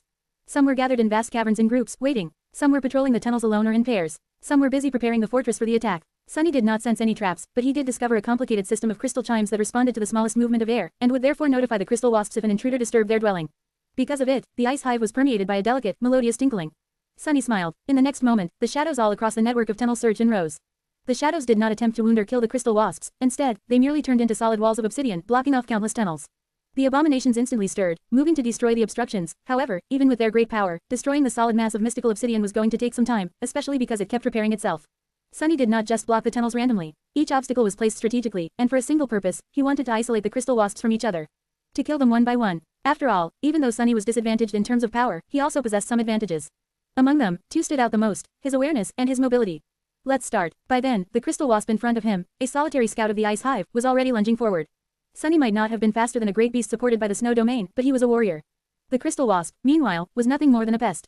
The black odachi was already turning into a long pike. Sunny slammed its butt into the ground and braced it with his leg, turning himself so heavy that the ice beneath his feet started to crack. He channeled his will into the blade of the pike, commanding it to pierce the enemy, and into its shaft, commanding it to remain whole. Then, he commanded himself to hold. The great beast was flying at him at stunning speed, so it had no time to stop. Its own momentum impaled the abomination on the pike, the impregnable crystal carapace shattering as the black blade pierced its chest and exited through the crack between the thorax and the abdomen. Of course, the malevolent wasp was still alive, straining to push its body along the pike's length to rip Sunny apart. He strained his muscles, raising his weapon, and the massive nightmare creature impaled on it. Then, with a hiss, Sunny thrust the pike upward with all his might and pinned the abomination to the tunnel ceiling. Before the wasp could shatter the shaft of the manifested weapon and free itself, 7 black spikes shot from the ground like pillars, obliterating its body and causing the tunnel to collapse. You have slain an enemy. Sunny was already someplace else. Stepping through the shadows, he appeared on the opposite side of the ice hive, deep inside the mountain, in a small cave where another solitary crystal wasp was digesting the remains of its fallen kin. Those of the abominations who had escaped the previous battle with grievous wounds were mercilessly devoured by the less damaged beasts to mend their wounds. The ice hive seemed to operate according to the principles of ruthless practicality. Sunny did not have time to observe how the crystal wasps turned their food into crystalline liquid, and how they used that liquid to heal and strengthen themselves. Manifesting a sword out of shadows, he severed one of the abomination's legs at the joint and danced away from its retaliation. The rest was simply a matter of technique and swordsmanship. Despite the great beast's superior size and physical might, Sunny swiftly crippled it, thus reducing its agility, and then beheaded the creature with a precise strike. You have slain. That's 2. He was gone by the time the corpse of the abomination hit the ground. 49 to go. Share to your friends. Tap the middle of the screen to reveal reading options. If you find any errors, non-standard content, ads redirect, broken links, etc., please let us know so we can fix it as soon as possible. Report. Shadow Slave. Chapter 2340-2340, Conquering Tyrant. 1029 words. Sunny started with the crystal wasps who had been caught in his shadow maze alone. The obsidian barriers he had erected were strong, but not as strong as they would have been outside the snow domain. The enraged great beasts would destroy them sooner rather than later, so he had to act fast. His hunt was swift and brutal. Using Shadow Step to instantly move between distant areas of the ice hive, he picked the stragglers off one by one. His combat skill and indomitable killing intent were more than enough to slay the fearsome crystal abominations, even if clashing with so many great beasts in quick succession was swiftly depleting his stamina. In a narrow tunnel, Sunny severed a menacing crystal wasp in 2 with a razor-sharp odachi, and then pierced its head through the eye when the upper half of the abomination kept crawling at him in a murderous frenzy. In an ice cave where drops of water were falling into a vast and clear pool from a forest of crystal stalactites, he kept another great beast at a distance with a spear for a few moments, then found an opening and split its abdomen open with a vicious strike. Its head shattered under his boot a second later. In a passage so narrow that a single crystal wasp could barely fit inside, Sunny closed the distance to a frenzied great beast, diving past its side-like legs, tore its carapace open with the gauntlets of the jade mantle, and shattered the delicate flesh beneath with his fists. The melodious sound of wind chimes was drowned out by the clangor of battle, roaring thunderclaps, and the loud ringing of shattering crystal. By the time Sunny was done dealing with the solitary nightmare creatures, he was slightly out of breath. The entire slaughter had taken him no more than a couple minutes, and he had never stopped moving, seamlessly stepping between the shadows as if the sequence of brutal clashes was one uninterrupted battle. 37 to go. That was how many crystal wasps there were left in the ice hive. Sadly, things were going to get harder from now on. The rest of them were grouped together, and as he dealt with smaller groups, the larger ones would break through the shadow barriers and fuse. But that was all right, because by killing the solitary abominations, Sunny had made sure that the number of his shades swelled. It had to swell a little more, though. 14 more will do. 14 great beasts. Such a trifle. Wincing as if in pain, he assumed the form of the shadow spawn and dove into the shadows, holding a black odachi in each of his 2 pairs of hands. Shooting from the darkness in a large vertical cavern, he jumped onto the wall and ran up its icy length, his claws sinking into the hard ice. Dim, diffused light was streaming from somewhere far above, and the 2 crystal wasps waiting on the wall instantly moved, rushing down to obliterate him. Because of where the source of light was located, their long shadows reached Sunny before the abominations themselves could. He slashed at their shadows with both of his swords, causing the wasps to let out ear-piercing screeches and fall down, crashing into the distant floor of the cavern while convulsing in agony. By the time they recovered enough to move again, he already plummeted down and shattered one with the unbearable weight of his body. There was a deafening boom, and the floor of the cavern cracked as a cloud of ice particles and crystal shards rose into the air. A split second later, Sunny emerged from the mass of pulverized ice, his 2 swords lashing out to pierce the vital points of the remaining abomination. You have slain. He dove into the shadows, carrying the twitching corpse with him. Emerging in a cave where 2 more crystal wasps were furiously attacking an obsidian wall, he tossed the corpse at one of them and attacked the other. You have slain. And so it went. Ah, I'm tired. Even at this breakneck speed, Sunny felt nervous that he would not be able to slaughter the entire hive before the sun disappeared behind the horizon. What would happen if the Ash Domain's move came to an end before the snow figure protecting the square was slain? Considering how hastily the crystal wasps retreated from the volcano in the morning, nothing Sunny would want to learn. Soon enough, he ran out of pairs of abominations to kill. His lungs were burning, and his heart, both of them, since he was still in the shadow spawn form, were beating wildly. There were a few cracks on the jade mantle, and a few hideous cuts on his body. He did not bleed, of course, but the insidious cold was seemingly seeping under his skin, making him feel even weaker. Damn it, Sunny let out a low growl. By then, the obsidian barriers had already fallen, and the remaining wasps, more than 20 of them, gathered in a vast cavern, ready to rush like a crystal avalanche to find and destroy the intruder. But Sunny did not make them wait. Instead, he stepped into the shadows one last time and emerged in the cavern, looking at the 24 abominations from behind the visor of his jade helmet. It felt quite unnerving, to say the least, to be stared down by a swarm of great beasts. Who are you to dare stare me down, beasts? No, forget it, there's no time for that. Sunny grinned. That should be enough. With that, he turned into a shadow. And from that shadow, a torrent of ash rolled like a billowing cloud, splitting into helical strands to envelop the swarm of crystal wasps. A moment later, the ash solidified into obsidian wasps, close to 50 of them, against 24 great beasts. 2 for each abomination left in the ice hive. Sunny assumed a tangible form once more, abandoning the towering body of the shadow spawn in favor of his own swift and slender body. His smile was cold and cruel. Didn't I say it? Death is inevitable. His obsidian wasps rushed forward, and he lunged at the nearest abomination as well. Before too long, the ice hive was no more, each of its crystalline inhabitants becoming a soldier in his growing army. Share to your friends. Tap the middle of the screen to reveal reading options. If you find any errors, non-standard content, ads redirect, broken links, etc., please let us know so we can fix it as soon as possible. Report.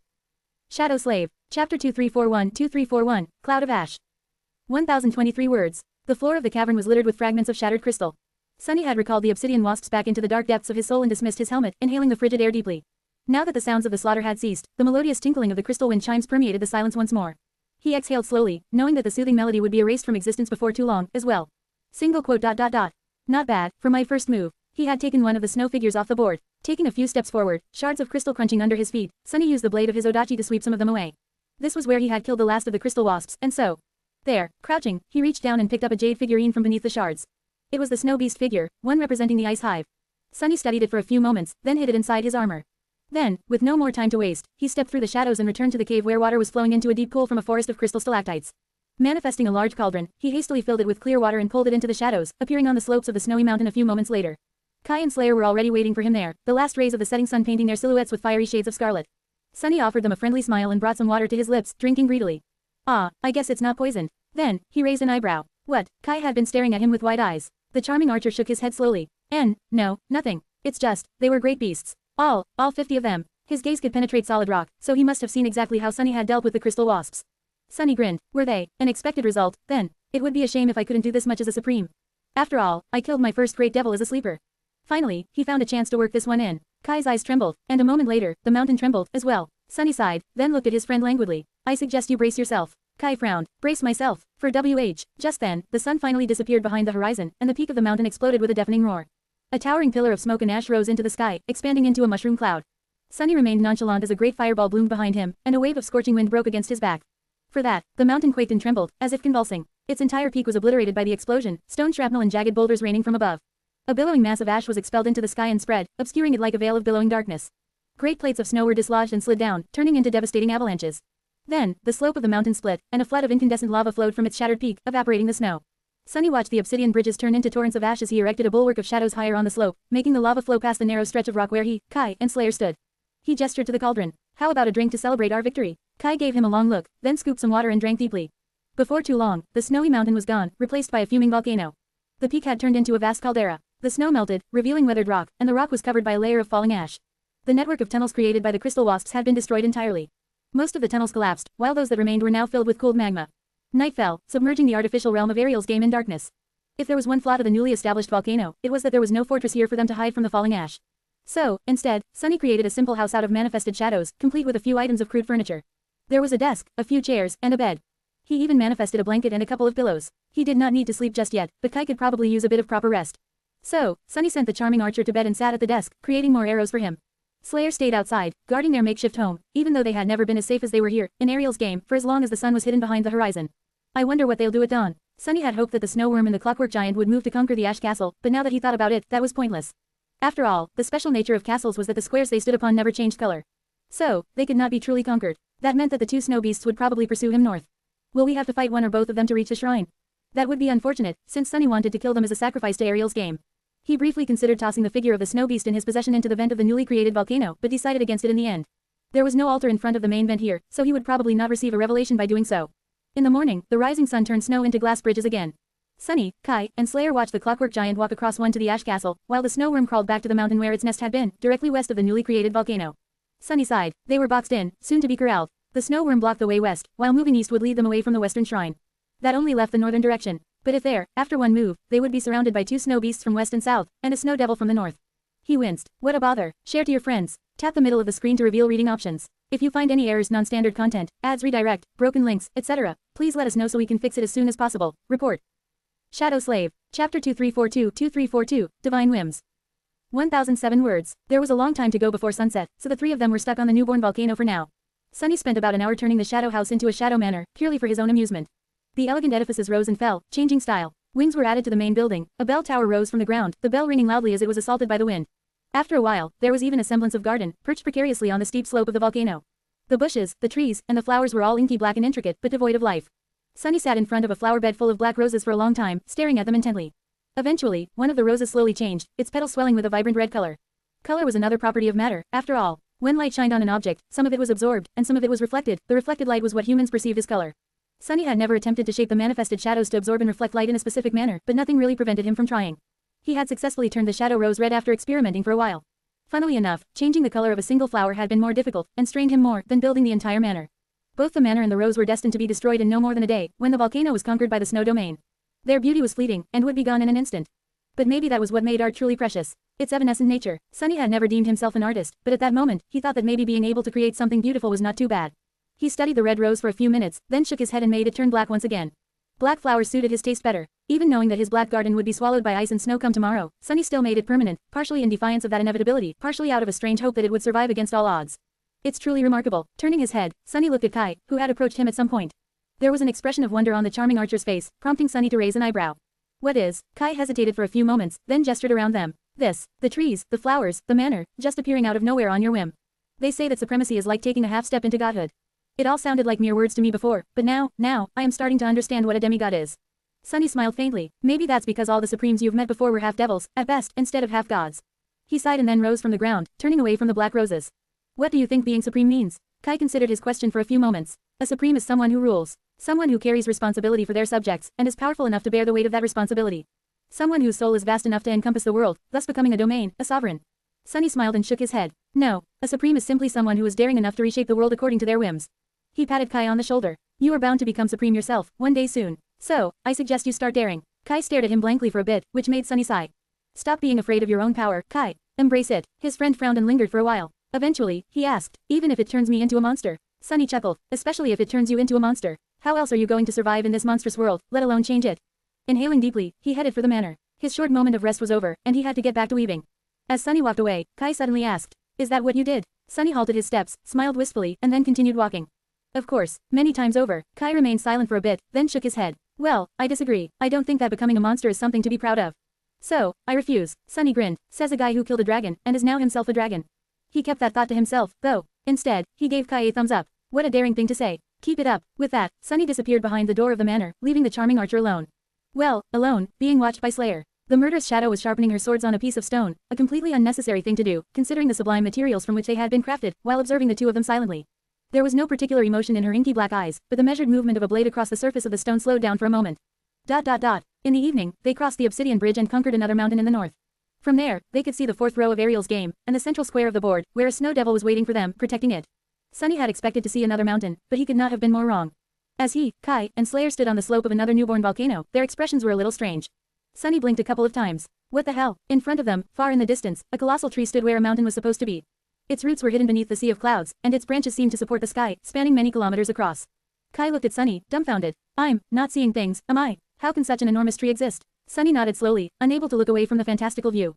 No, you're not, and indeed, that is one humongous tree. He shook his head in disbelief and said, his voice full of wonder. I mean, it's almost as large as a single branch of the largest tree I've ever seen. Share to your friends. Enjoying this site? Support us via PayPal, Visa, MasterCard or crypto. Your donations help cover site maintenance and hosting costs. Tap the middle of the screen to reveal reading options. If you find any errors, non-standard content, ads redirect, broken links, etc., please let us know so we can fix it as soon as possible. Report. Shadow Slave. Chapter 2343-2343, Game of the World Tree. 1079 words. Kai was so stunned that he did not even react to that last statement. The three of them simply remained still for a while, observing the magnificent sight of the colossal tree.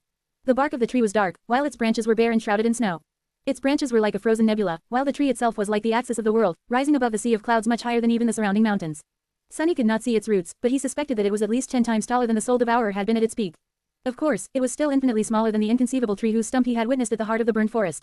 Eventually, Kai exhaled and said slowly, it's like I'm looking at a world tree. Sunny shook his head. I've seen the actual world tree once. It is located north of the Forgotten Shore, and all that remains of it is an unfathomably enormous stump. This one, well, maybe it's a sapling of the world tree. He studied the tree for a while, then said with a hint of doubt in his voice. Perhaps it is. We don't really know what this miniature realm is made of, and if these mountains are even real. But if this tree is indeed real and is a child of the Hard God's world tree, then it might very well be the thing that holds this entire realm together. Ariel might have used it as the core of his game's world. There was no evidence to prove his theory, really, but Sunny was inclined to believe it.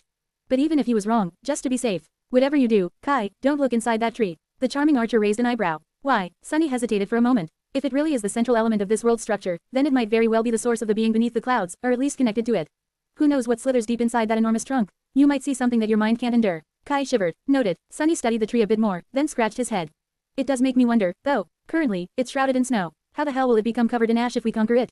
A tree can't erupt with lava, can it? He chuckled. Would it bloom if it was conquered by the ash domain? Or would it literally spew molten rock? The latter was not impossible. Considering the size of the giant tree, its roots could very well stretch wide and deep enough to reach the mantle of this artificial world, or maybe even its molten core, if it even had those. In any case, Sunny was more interested in something else. There was a snow devil guarding the central square on the jade board. Can you see it? Kai looked into the distance. He remained silent for a while, then hurriedly looked down. Quote. Yes, I think so, Sunny sighed. So, what kind of horror is it this time? A bestial monstrosity with rotting flesh. An eerie, creepy wraith. No, don't tell me, it's some kind of insect, isn't it?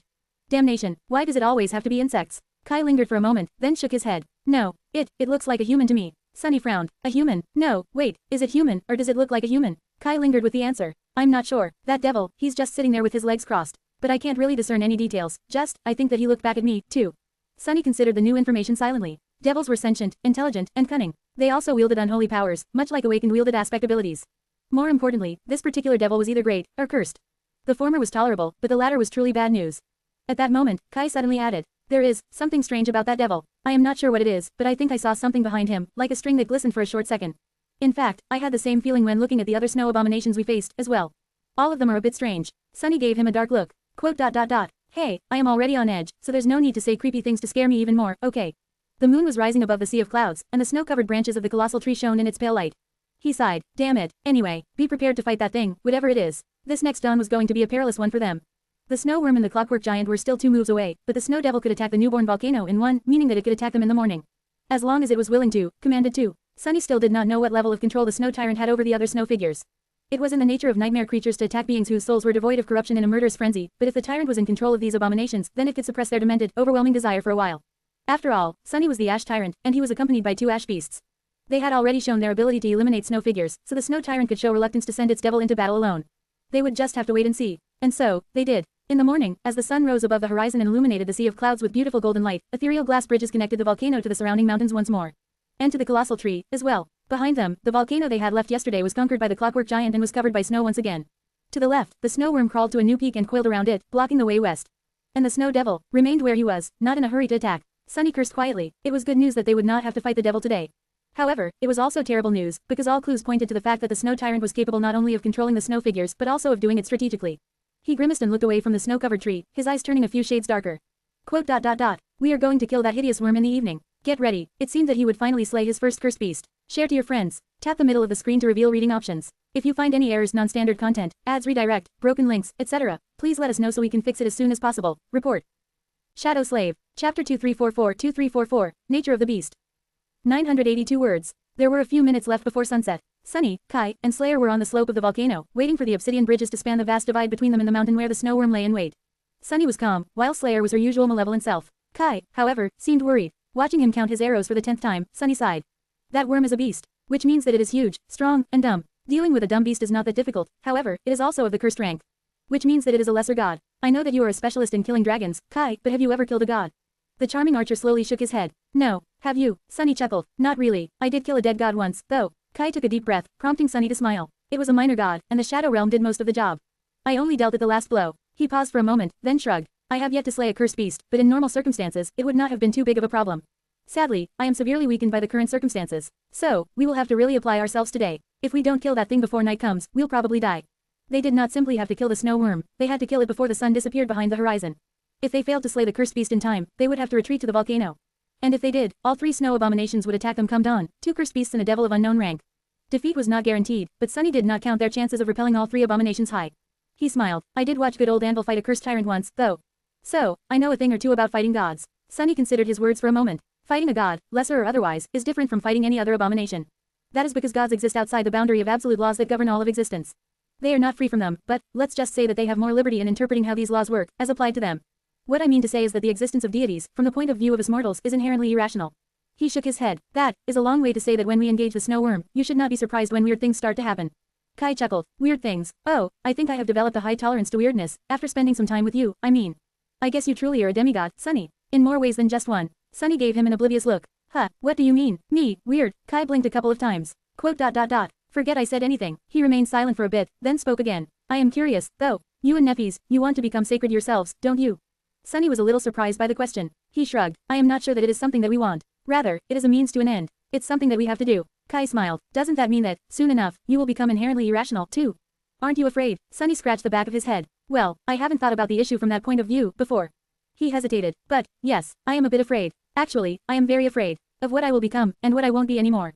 He remained silent for a while, then shrugged. But I have some experience with that. Becoming something new and leaving some of myself behind, I mean.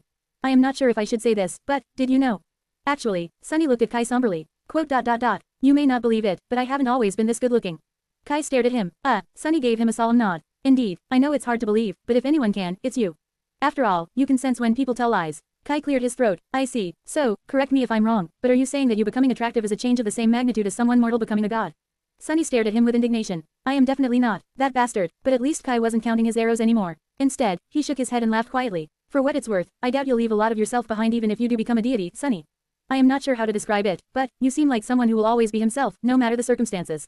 Sunny smiled. Then, he frowned. Are you, perchance, implying that I am already so weird that becoming any weirder will be impossible? Kai coughed. No, of course not. I definitely was not implying that. Sunny grinned. Good, because if you had, I was going to take it as a challenge. Just then, the sun finally touched the horizon, and the volcano they were standing on spat out a billowing cloud of ash. Soon enough, a bridge of glossy obsidian connected the ashen slope to the distant mountain, glowing in the scarlet radiance of the dying sun. Sunny smiled. Let's hurry. You know what they say, the early bird gets the worm. He jumped down to the surface of the bridge, utterly appalled by himself. Gods, what the hell did I just say? Did I really say that? The early bird gets the worm. It seemed that hanging out with Kai so much after being deprived of the charming archer's company for so long was having a negative impact on his sanity.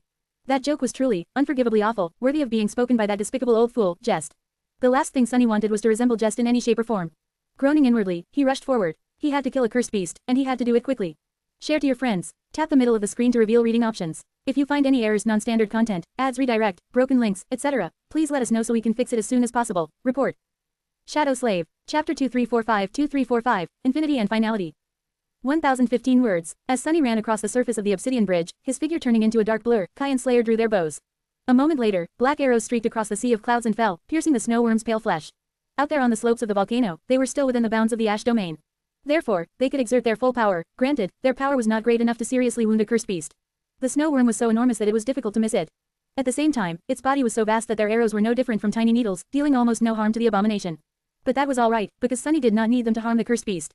Instead, they had to play a different, vitally important role in the opening act of the battle. Instead of quality, it was the quantity of their attacks that mattered. They had to sink as many arrows as they could into the snow worm, and do it as swiftly as possible. That was because the arrows they were shooting were quite special. Sunny had crafted them himself, after all. In the past few days, he had been observing the snow worm carefully. He still did not know a lot about the cursed beast, but he was certain that it wielded the concept of infinity as a weapon. Its pale body could grow endlessly, devouring as much space as the snow worm wanted. It could become dozens of kilometers long, or shrink to merely a few hundred meters. Naturally, that also made the snow worm nearly indestructible. After all, no matter how much of its gargantuan body Sunny destroyed, the beast could simply produce more. And more, and more, and more, until the entire mountain was buried under its pale flesh. So, there were two ways to kill the bizarre god beast. One way was to destroy its rotten soul, which Sunny could achieve by focusing on attacking its shadow. The other was to suppress its power, somehow, but of course, Sunny did not have to pick just one strategy. He could very well implement both, and the arrows were meant to accomplish the latter. He had been crafting the arrows to subdue the snow worm for the last 2 days, and had made quite a few of them. The enchantment woven into the jagged crystal arrowheads was based on one of the memories he had crafted for Rain in Godgrave, in case of emergency. The purpose of that enchantment was to lock something in space, which was supposed to save her in case the veil of clouds above Godgrave unexpectedly broke. Now, Sunny was not too knowledgeable about these matters, but he was pretty sure that the concept of infinity was innately connected to the concept of space. At least it was in the context of the snow worm, which existed as a living being that could potentially occupy an infinite amount of space. So, if its body was pinned to space by the enchanted arrows Sunny created, its ability to grow endlessly was going to be compromised, either suppressed or at least interfered with. That was the plan, at least. Kai and Slayer did not have to aim that hard to hit the gargantuan cursed beast, but there was another challenge facing them. They had to fire off all the finality arrows Sunny had provided them swiftly, which put great strain on their bodies. The draw weights of their bows were nothing short of startling, after all. Sunny would have loved to stay and enjoy the awesome display of extreme athleticism, but he had his own task to accomplish. While the role of his companions was to debilitate the enemy, he had to actually kill it. While not getting killed, of course. Fighting a cursed beast while only having access to 1/7 of his power felt like a bad idea. But, at the same time, it was just a cursed beast. It was just an abomination one rank above him. So what was there to feel worried about? As the arrows pierced the snow worm's flesh, the abomination moved. The coils of pale flesh that enveloped the mountain shifted, and its enormous head rose above the peak, opening a colossal maw to let out a low, eerie, horrifying wail. Sunny could not describe it with words. Really, it did not resemble any sound that a living being was supposed to be able to produce at all. Rather, it seemed like something that an elemental force would sound like, sending shivers running down his spine. Before the obliterating wave of sound could fully hit him, tearing his flesh apart, Sunny dove into the shadows and hid in their depths, allowing for the worm's wail to pass above him. But even in the dark embrace of shadows, he felt his very essence tremble, almost coming undone. Been a while since I got hit by a sonic attack, I think. His shadow continued to glide across the glistening bridge at great speed. And just before he reached the snowy mountain, winged figures burst from it in a veil of ash, spreading like an obsidian swarm. They were the shades of the crystal wasps he and Slayer had slain, almost 100 of them. 2 more arrows pierced the snow worm's flesh, making it convulse and shrink a little. Sunny rose out of the shadows, and the shadows rose with him, turning into a towering figure encased in a carapace of beautiful black jade. Standing 100 meters tall, the shadow colossus pulled a 100-meter-long odachi out of the darkness and looked up, at the gargantuan head of the cursed beast looming high above him. The snow worm actually dwarfed Sunny and his titanic shell. The creature's circular maw could swallow him whole. As the swarm of obsidian wasps surrounded the peak of the mountain, Sunny raised his colossal odachi and pointed it at the cursed beast. I am going to kill you today, vermin. The snow worm seemed to stare at him for a moment, even if it had no eyes. And then, its maw plummeted down, obscuring the heavens. The mountain shuddered. Share to your friends. Tap the middle of the screen to reveal reading options. If you find any errors, non-standard content, ads, redirect, broken links, etc., please let us know so we can fix it as soon as possible. Report. Shadow Slave. Chapter 2346-2346, Intricate Control. 1035 words. Holy hell. The moment the snow worm struck, the entire mountain groaned, and the world itself seemed to shudder in agony. Sunny had witnessed truly harrowing power before, but he had never been so close to something so destructive, so devastating. Even if he had not been stripped of his shadows and weakened by the snow domain, he would have been utterly obliterated by this one strike. But of course, only if he was foolish enough to get struck. Not even trying to dodge the gargantuan maw of the cursed beast, Sunny simply pulled his entire titanic shell into the shadows, stepping through them to bring down his odachi on the pale flesh of the snow worm on the other side of the mountain. The 100-meter-long blade cut deep, but even its great length was not enough to sever the abomination in two. In the next moment, the body of the snow worm moved, slamming into Sunny with terrifying force and throwing him back. Crap, the deep wound he had dealt the cursed beast was already gone, replaced by more pale flesh. The snow under Sunny's feet, meanwhile, rippled strangely. He leapt back, and a split second later, the snow collapsed, falling into the colossal maw that appeared beneath. The snow worm's head shot from below, and then, it was as if a pale wall rose in front of Sunny, reaching toward the sky. That was the neck of the gargantuan abomination, who had pierced a tunnel through the mountain and tried to swallow Sunny by appearing right beneath him. Not wasting any time, Sunny rushed forward and plunged his odachi into the pale flesh, using the creature's own momentum to deliver it a long, gruesome cut. Almost at the same time, 2 more arrows pierced the flesh of the cursed beast. And then, 2 more. Its gargantuan body seemed to shrink a little, or did it only seem that way? Arg, 2 walls of pale flesh were rushing at Sunny from higher up the slope and lower down the slope. They were the coils of the snow worm, who was twisting its body to crush the enemy. Not so fast. Sunny barely managed to step through the shadows in time. His shell was made from them, but it was too heavy, too massive. It took him far longer to dive into the shadows than when he was in human form, which could do the same almost instantaneously. Still, he escaped with his life. As the head of the snow worm turned in the frigid air and rushed down once more, the obsidian wasps dove from the sky to attack the gargantuan abomination. Scores of supreme shades were a deadly threat to almost any creature, but they were too vulnerable in front of a cursed beast. After all, shades did not possess the will, and worse than that, they were weakened by the snow domain. So they could be easily crushed and sent back into Sunny's soul if he used them recklessly. Luckily, there was one silver lining to how heavily suppressed he was here, in Ariel's game. Sunny had gone about becoming supreme in a somewhat backward fashion. By the time he learned how to manifest his domain, it was already vast and powerful, built out of tens of thousands of shades. Faced with their overwhelming number, he had always struggled to control his shadow legion, control it with any level of precision, at least. But here, Sunny was devoid of his vast army. Instead, he could only command a relatively small number of shades that had been earned inside the game. That allowed him to command each one intricately. He had been training himself to control the obsidian wasps precisely for the past few days, ever since earning the first one.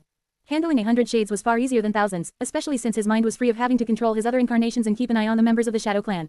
His mind had plenty of unused capacity for the first time in years, so his efforts to learn how to control his shades better fell into fertile soil. At first, Sunny simply concentrated on having the obsidian wasps move in different directions. Then, he made each of them follow an elaborate path. After mastering simple maneuvers, he moved on to practicing more intricate and complicated tasks, eventually arriving at simulated battles between different groups of shades. By now, the obsidian wasps did not exactly feel like extensions of his own body, but he felt confident in making each of them do precisely what he wanted. That expanded his strategic repertoire greatly, of course. Right now, he had to give his shades an opportunity to attack the snow worm without being destroyed by it. So, he aimed them precisely at the areas on its enormous body where its tough hide had been cut by his towering odachi. The obsidian wasps plummeted from the sky, their glass-like wings burning with a crimson glow in the light of the setting sun, and crawled into the snow worm's open wounds. Hidden within its voluminous body, where they could not be crushed and devoured by the cursed beast, they bit into its flesh, burying themselves deeper and deeper into it as their legs and mandibles cut and shredded the abomination's muscles. The snow worm was gargantuan, but its size could be used as a weapon against it. For now, no more than a dozen shades had managed to crawl into its wounds, but there were going to be more wounds, and more obsidian wasps finding their way into the creature's body. The arrows shot by Kai and Slayer, meanwhile, were constricting the snow worm's ability to expand itself more and more. It's working. As the cursed beast's head fell from the sky on Sunny, its shadow covered him. Turning his odachi downward, he plunged it into the abomination's shadow, then collapsed into it to flee the horrifying maw at the last possible second. His strike dealt some damage to the creature's vast, corrupted soul, not enough to threaten its life, but enough to be felt. The snow worm's flesh rippled in agony. I think I can kill it. The only question was, would Sunny be able to kill the damned monstrosity in time? The sun was setting, and the clock was ticking. If he was not fast enough, the one being killed would be him. Share to your friends. Tap the middle of the screen to reveal reading options. If you find any errors, non-standard content, ads, redirect, broken links, etc., please let us know so we can fix it as soon as possible. Report. Shadow Slave. Chapter 2347-2347, Curse of Abundance. 987 words. Sunny played hide and seek with the snow worm by jumping between shadows while the mountain was falling apart around them. The creature's gargantuan size made it difficult for him to destroy its body. But it also made it difficult for the creature to destroy him. The pale, segmented coils of the snow worm were wrapped around the entire mountain many times over, expanding and constricting as they moved at great speed and slowly ground the mountain to dust. Because of their sheer mass and number, the cursed beast was its own obstacle when hunting down an adversary as mobile as Sunny. The snow worm twisted its coils unpredictably to catch and crush Sunny between them. When 2 walls of pale flesh collided, violent shockwaves sent ripples across the sea of clouds, and the entire world seemed to shake. At the same time, its maw was pursuing Sunny, easily digging tunnels through the mountain or soaring into the sky to plummet down moments later like a ghastly meteor. These impacts were even more earth-shattering. Sunny was being attacked from all sides, from below, from above, and yet, despite the unfathomable might of the cursed beast, he remained mostly unscathed. He was simply too fast and elusive to be caught, moving from one spot to another almost instantly to dodge the terrifying blows. That was why pure might was useless unless it was supported by a keen mind, skill, or at least agility. The snow worm was undoubtedly a creature of harrowing power, but without proper means to channel that power, all it could achieve was thrash wildly and slowly take the mountain apart in its furious, fruitless pursuit of the nimble enemy. Then again, as the battle continued, Sunny got the impression that pure, focused lethality was not exactly the snow worm's strong suit. Rather, it seemed like a creature who subjugated its prey through its sheer abundance. The snow worm was too enormous, too voluminous, too inexhaustible. Its infinite body allowed it to weather an infinite number of attacks, only for more pale flesh to burst forward, burying the enemy under its endless mass. So, it could simply endure endlessly, until the enemy was exhausted, tired, and spent. In this case, the snow worm simply needed to endure until nightfall.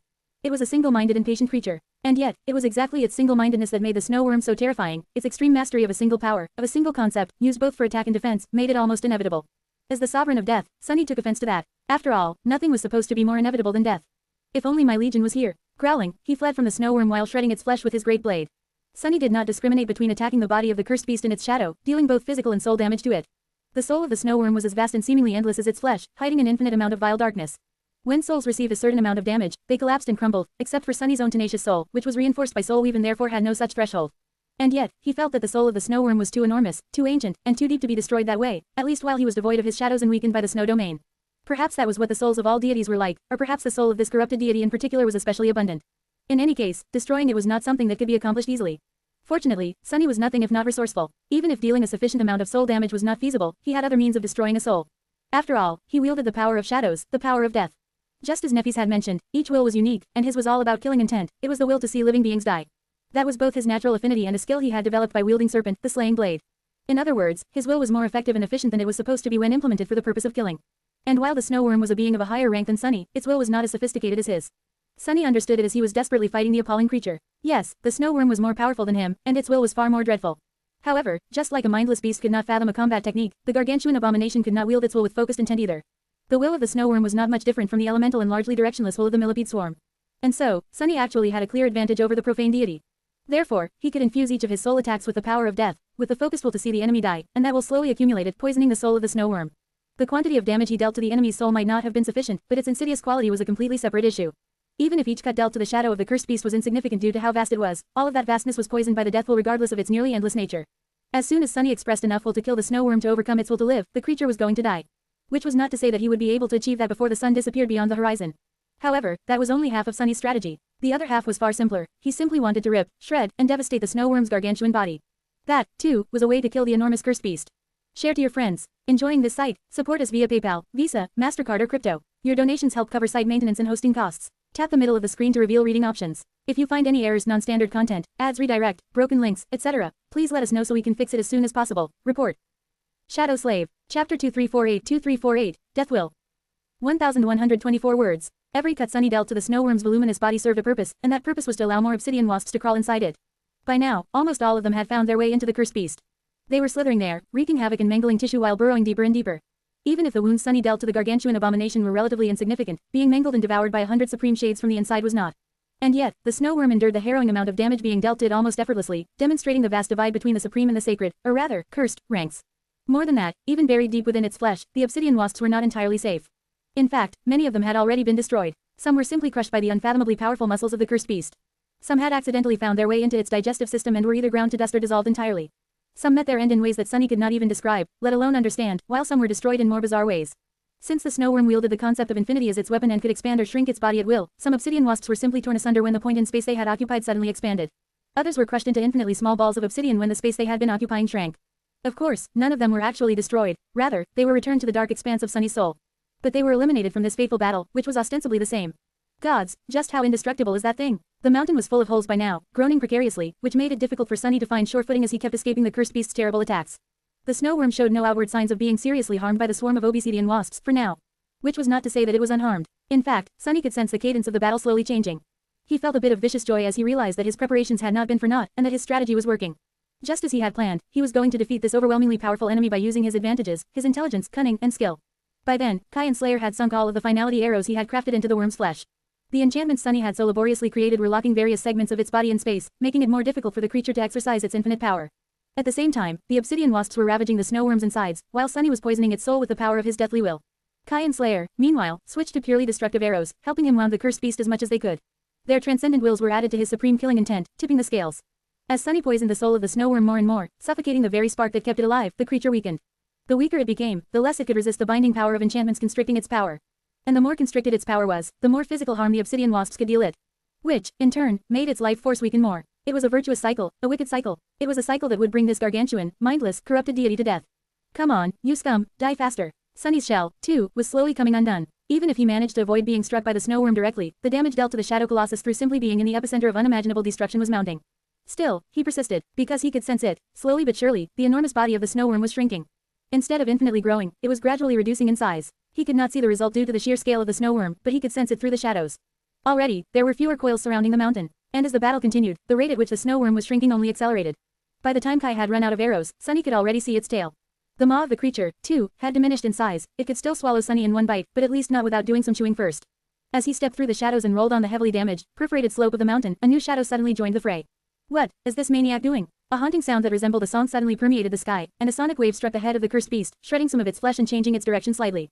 A beautiful dragon plummeted from above, landing on the cursed beast's back and striking at it with its long, sharp claws. At the same time, Kai seemed to have spoken something. The snow worm largely ignored his command, but not entirely. Sunny almost missed a graceful figure that shot an arrow into an open wound of the cursed beast from the dragon's back. Slayer wanted to kill the weakened deity, as well. The sun had already fallen halfway behind the horizon. We need to hurry. After that, the demise of the snow worm was hastened. The damage dealt to its soul and body had accumulated, and its ability to command infinity grew unstable. It shrank its body more and more, crushing the obsidian wasps within, but it was already too late. Soon enough, the cursed beast could barely wrap itself around the mountain. Then, its maw became too narrow to swallow the Shadow Colossus. That, ironically enough, made it more dangerous, since it could maneuver much better for a short while. So, Sunny abandoned his shell and continued the battle as a human. Before too long, the snow worm shrank to a truly pitiful size, no more than a kilometer from head to tail. Then, it became even smaller, similar in size to Soul Serpent. And then, finally, Sunny exhaled tiredly as he leaned on his odachi, looking down at a pale maggot that was wriggling in the mud. That tiny maggot was the formerly proud cursed beast. Sunny looked at it darkly, his eyes hidden in the deep shadows of the falling dusk. How could something so great become so pathetic? Was that how the gods died? His tone was strangely forlorn. Maybe I'll learn before ending this game. With that, Sunny brought his foot down, crushing the tiny maggot under his armored boot. There was a moment of silence, and then, he heard the familiar words. You have slain an enemy. Sunny sighed with relief as the last vestige of the sun disappeared from view. He had killed his first cursed one today. Share to your friends. Tap the middle of the screen to reveal reading options. If you find any errors, non-standard content, ads redirect, broken links, etc., please let us know so we can fix it as soon as possible. Report. Shadow Slave. Chapter 2349-2349, One Less Pawn. 1,271 words. So, a deity only accounts for this much, in the end. Looking down, Sunny did not feel too triumphant. Rather, he was troubled. Killing a cursed beast sounded like a startling accomplishment, and it was, in a sense. However, as a supreme titan, that was what he was supposed to be capable of. The true challenge would come when he had to face cursed demons, devils, and tyrants, the abominable deities who were just as intelligent and cunning as he was, if not more. And then there were beings as harrowing as cursed terrors and titans. Like the vile thieving bird, who had stolen his very fate from him. Sunny did not expect easy victories once he graduated to battling those creatures. Just as he thought about it, a chill ran down his spine. Feeling a cold gaze settle on him, Sunny turned around and looked in the direction of the axis tree. He could not see the devil resting on one of its branches, but knew that he was being watched. I guess we had an audience. Much worse was the realization of just how vast the divide between great and cursed beings was. Every rank was progressively more powerful, and the gaps between them grew exponentially. And if the cursed ones were already this overwhelming, then just how terrible would the unholy ones be? Smiling darkly, Sunny took a step back and crouched, digging in the squashed remains of the snow worm with a disgusted grimace on his face. Just then, Kai landed near him in a gust of wind, having already reverted to his human form. Slayer was not far behind, either, walking over from higher up the ruined slope. The latter was grim and calm, like she always was, but the former seemed stunned. Did we just kill a cursed beast? Sunny hummed nonchalantly. Indeed we did. With that, he stood up and raised a hand, glancing at a tiny gem held between his fingers. It shone beautifully in the twilight of dusk, its radiant depths strangely mesmerizing.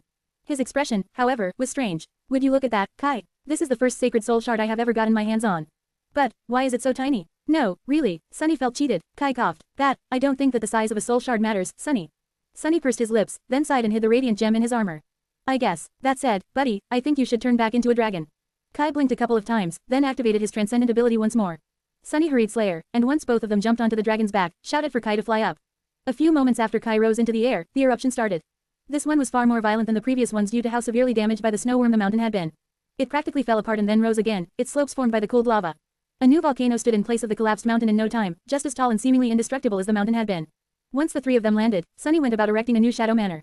He shook his head while building it, somewhat shocked. That Ariel was really something, wasn't he? Who just goes around making mountains out of thin air? Unbelievable, truly mind-boggling. That's a real demon for you. Kai was observing him with a nonplussed expression. Hearing that, the charming archer shifted his gaze to the opulent manor that was rising from the darkness, as if summoned by magic. Yeah, unbelievable. This time, Sunny went for a modern style with panoramic windows that opened to the beautiful sight of the starlit sea of clouds. Making manifested shadows transparent was much easier than imbuing them with color, so he went a bit crazy with the glassworks. Of course, an actual architect or a designer would shed tears at his clumsy attempts to build something, but it was more than enough for a temporary shelter that would be destroyed in a day or two. Once inside, Sunny rested on a sofa inside. He did not quite get its properties right, so the sofa felt both too hard and too soft at the same time. It was these little details that were the hardest to master. Shaping the facade of a building was relatively easy, unless you wanted to adorn it with decorative elements, but making the interior feel real was very difficult. He was exhausted, both physically and mentally. Kai seemed utterly spent, too. After dismissing the outer layers of his armor, the charming archer lowered himself into an armchair and closed his eyes. Sunny took out the sacred soul shard and studied it some more, enjoying the beautiful glow. Do you know why death was created, Kai? Kai looked at him in confusion. Death was created. Sunny smiled. Of course, there was a time when death did not exist. Well, actually, time did not exist back then either. Everything we know as the axiomatic laws of existence was actually created at some point by the gods to contain the void. The void was endless and everlasting, after all, so they needed to create some form of finality to cage it. It just struck me as funny that our battle against the snow worm was a bit similar to that. A struggle between infinity and finality. He remained silent for a while, then added. Anyway, it was Shadow God who created death, and nobody, not even the gods, liked him very much because of that. Death was initially a weapon against the void and the eternal beings that dwelled in it. Even now, death dutifully destroys the corruption, which is caused by the malignant influence of the void. That is why we can kill a cursed abomination and retrieve a sacred soul shard from its corpse. Kai blinked a couple of times. Oh, I never thought about that, actually. Now that I do, it does seem peculiar. Sunny threw the soul shard into the air and caught it. But really, if you think about it, death doesn't really exist. Or rather, death is not what people think it is. Kai raised an eyebrow, confused. Sunny chuckled. People think of death like it is the end, but actually, it is merely a transformation. Shadow God swallowed everything that died and digested it, I guess, within himself. Ground it all into pure essence, then released it back into the world. He is gone now, but the laws he established still persist. So no one ever really disappears. They just become something new. Kai smiled faintly. That is a soothing thought, I guess. Sunny let out a quiet laugh. Yes, but I've been thinking, what does that make me? After all, I am somewhat of a thief. The things I kill never reach the shadow realm. Instead, they simply remain in my soul forever. He scratched the back of his head. Maybe I can learn how to digest them, too. But if there is a way to do that, I have not learned it yet. Kai let out a long sigh, leaned back in his chair, and closed his eyes again. So, you want to learn how to digest dead beings? After swallowing them, I see. Any particular reason why? Sunny fell into deep thought and remained silent for a while. Then, his eyes gleamed. Come to think of it, it is all because of that dastardly worm. I mean, that thing was huge, right? So I was really hoping to eat some worm meat today. But it just had to go and turn tiny in the end. No meat for us, damn it. Hearing another deep sigh, he frowned and looked at Kai with reproach. What, aren't you hungry? No way, even if you're not hungry, I am. There was no answer. Share to your friends. Tap the middle of the screen to reveal reading options. If you find any errors, non-standard content, ads redirect, broken links, etc., please let us know so we can fix it as soon as possible. Report. Shadow Slave. Chapter 2350-2350, Igneous Rock. 960 words. In the morning, Sunny observed the movements of the snow figures tensely. The clockwork giant was still in pursuit, occupying the volcano they had just left. The snow devil, meanwhile, remained where it had been, choosing not to abandon the axis tree. Sunny let out a relieved sigh. At this point, his position on the board was still precarious. He needed 3 moves to reach the Shrine of Truth, and so did the snow devil. Considering that it had the initiative, though, the guardian of the axis tree would have arrived there first if it wanted to. Now that it had skipped a move, though, Sunny had the initiative and would reach the shrine sooner. It was a bit unnerving, really, because he could not help but question the behavior of the enemy. Why had the snow devil remained passive? Was it because staying on the axis tree gave the snow domain some kind of advantage, or was it simply because the snow tyrant wanted to surround the shrine with more figures before mounting a 3-pronged attack to crush Sunny in one fell swoop? We'll see when we get there. There was something else for him to consider, as well. There were 8 more snow figures on the board that Sunny could not see. None of them had appeared, yet, and he suspected that they had been staying in their initial positions until now. But Sunny had a sinking suspicion that all of them had departed from their squares this morning, moving in the direction of the Shrine of Truth. There was a very simple reason why he believed that. Before, the snow tyrant had no way to guess where Sunny was going. After all, he had gone directly north after abandoning the Ash Castle, never changing direction. But then, Sunny turned west and killed the snow worm. That indicated his desire to conquer the Shrine of Truth, and gave the enemy an understanding of his plans, and, therefore, the ability to build an appropriate strategy. How troublesome. It would take the group of snow figures in the north from 4 to 6 moves to reach the Shrine of Truth. The group occupying the Shrine of Fear, meanwhile, would need from 6 to 7 moves to get there. There was the snow demon from the left corner to worry about, too, who could already be in the Shrine of Truth or en route to it. But Sunny was not too worried about a solitary figure. In any case, the coast was clear, for now, at least. We should enjoy these days of peace. Once they reached the shrine, it would most likely be one dreadful battle after another. So, it was good that Sunny had a few days to prepare. Most of the obsidian wasps had been destroyed in the battle against the snow worm. It was going to take some time for them to repair themselves. Additionally, he could dedicate this time to weaving. He could create more arrows for Kai and improve his bow. More importantly, there was the sacred soul shard in his possession now. Using it, he could create something truly special. But currently, Sunny was worried about something else. Looking away from the axis tree, he stared at Kai and nudged him on the shoulder. Well, did you find it? Kai coughed awkwardly. Well, it's a big mountain, Sunny. Give me more time. Sunny blinked a couple of times. What do you mean, it's a big mountain? You can see through ash. You can see through rock. How hard can it be to find a piece of flawless white jade in this pile of obsidian and solidified magma? Kai let out an exasperated sigh. It would be less difficult if I could concentrate for a few moments, Sunny. Sunny scoffed. Oh, I see you know how to talk back now. Hey, look at Slayer, she has never talked back to me once. Slayer gave him a look, her black eyes full of such chilling malice that he almost flinched. Quote. I mean, she does drink my blood and tries to kill me every week. But at least she does it silently. The thing Sunny wanted Kai to find was, of course, the figure of the snow beast he was supposed to receive for killing the gargantuan worm. He had been so engrossed in appreciating the aesthetic beauty of the sacred soul shard, and not at all overcome by greed, that he had forgotten about it entirely at the moment. And then, the entire mountain fell apart. Considering that they had to move on from this newborn volcano by evening, Sunny felt quite pressed to find the jade figurine. After all, it was invaluable. He was already starting to grow nervous when Kai finally smiled. There, I see it. He pointed in the vague direction where the snow worm had died. It's right there, about 500 meters underground, stuck in igneous rock. Sunny let out a relieved sigh. Good. Then, he fell silent. After a few moments of that, Kai finally asked. So, are you going to dig it out? No, wait, you probably have better things to do. He glanced at Slayer, then looked away and added wistfully. I guess, I should dig it out. Sunny remained silent for a while, then shook his head. No, at least not yet, I have another candidate in mind. With that, he took a deep breath and turned into a shadow. Nothing happened for a long while. Then, suddenly, a flood of ash escaped from the shadow, rising into the sky like a towering pillar. Then the pillar of ash bent and plummeted down, twisting as it assumed form. Soon enough, the maw of an enormous black worm struck the slope of the mountain, easily burrowing into the seemingly impregnable rock. The shadow turned into a human once again. Sunny gave Kai a faltering smile, trying to hide how strained every fiber of his being was. That should be quicker. No. Share to your friends. Tap the middle of the screen to reveal reading options. If you find any errors, non-standard content, ads redirect, broken links, etc., please let us know so we can fix it as soon as possible. Report. Shadow Slave. Chapter 2351-2351, Sacred Shade. 1028 words. Sunny had never been able to summon the Shade of Condemnation, and that was not for the lack of trying. The shadow of the fallen god simply refused to submit to his will. It was too vast, too ancient, and too unfathomable to be compelled by his commands, while Sunny himself was not nearly powerful enough to assert his authority over it. In a sense, trying to deal with the Shadow of Condemnation was even more difficult than trying to command the fragment of the Shadow Realm. After becoming a supreme, Sunny could manipulate the fragment a little bit, enough so to separate it from the nameless temple, at least, even if it had felt like moving a mountain. The fragment was devoid of personality, though, while the Shadow of Condemnation, it had a mind of its own. Or a shadow of a mind of its own, at least. In any case, Sunny could not summon the Shadow of Condemnation. The dead god remained in the tranquil darkness of his soul, seemingly at peace, and since it was the only shade of the sacred rank there, Sunny simply assumed that he could not command shades of a higher rank than his own. After facing the snow worm in battle, though, he started to doubt that theory. The cursed beast had been dreadful and dreadfully powerful, true, but not beyond the realm of understanding when compared to Sunny. More than that, Sunny had already experienced, if not overpowering, then at least defeating the creature's will. Plus, unlike Condemnation, he had killed the snow worm with his own two hands, metaphorically speaking. In truth, of course, he had killed it with his boot. So who was to say that he could not command its shade? How could the shadow of a mere beast rebel against the Lord of Shadows? So, that was exactly what Sunny tried to do. He tried to summon the shade of the snow worm and make it follow his commands. The result was both promising and disappointing. Just like Condemnation, the snow worm, Abundance, refused to answer Sunny's call. Really, it was not even so much a refusal as it was a flat-out indifference. Both sacred shades simply ignored Sunny and his commands. However, unlike Condemnation, Abundance was not so immense as to be indomitable. So, Sunny let his temper flare and descended upon the simple-minded shadow with all the ferocious power of his cold and imposing will. Come here, you. That, too, felt like moving a mountain. The thing, though, was that Sunny actually possessed enough willpower to move this particular mountain. And so, the mountain answered his call and came to him. Sunny felt a crushing pressure fall upon him the moment the shadow of Abundance reluctantly passed through the gate of his soul and escaped into the miniature world of Ariel's game. That should be quicker. No. He pretended to smile while wincing on the inside. Controlling a sacred shade was different from controlling the other members of his Shadow Legion. Summoning his army of shades, even those of the supreme rank, felt effortless and natural. Summoning the Shade of Abundance, though, required him to keep overcoming its reluctance both continuously and meticulously. Needless to say, that put quite a strain on Sunny. In short, it was like riding an enraged bull. Sunny assumed that bulls were some kind of horse-like creatures who somehow managed to be even more ill-tempered than horses. Considering that the only horse he knew was Nightmare, that painted a pretty horrifying picture. He did not know why anyone sane would choose to ride such a creature, but the experience must have been similar to his attempts at keeping Abundance under control. There was another unexpected complication to summoning a sacred shade, as well.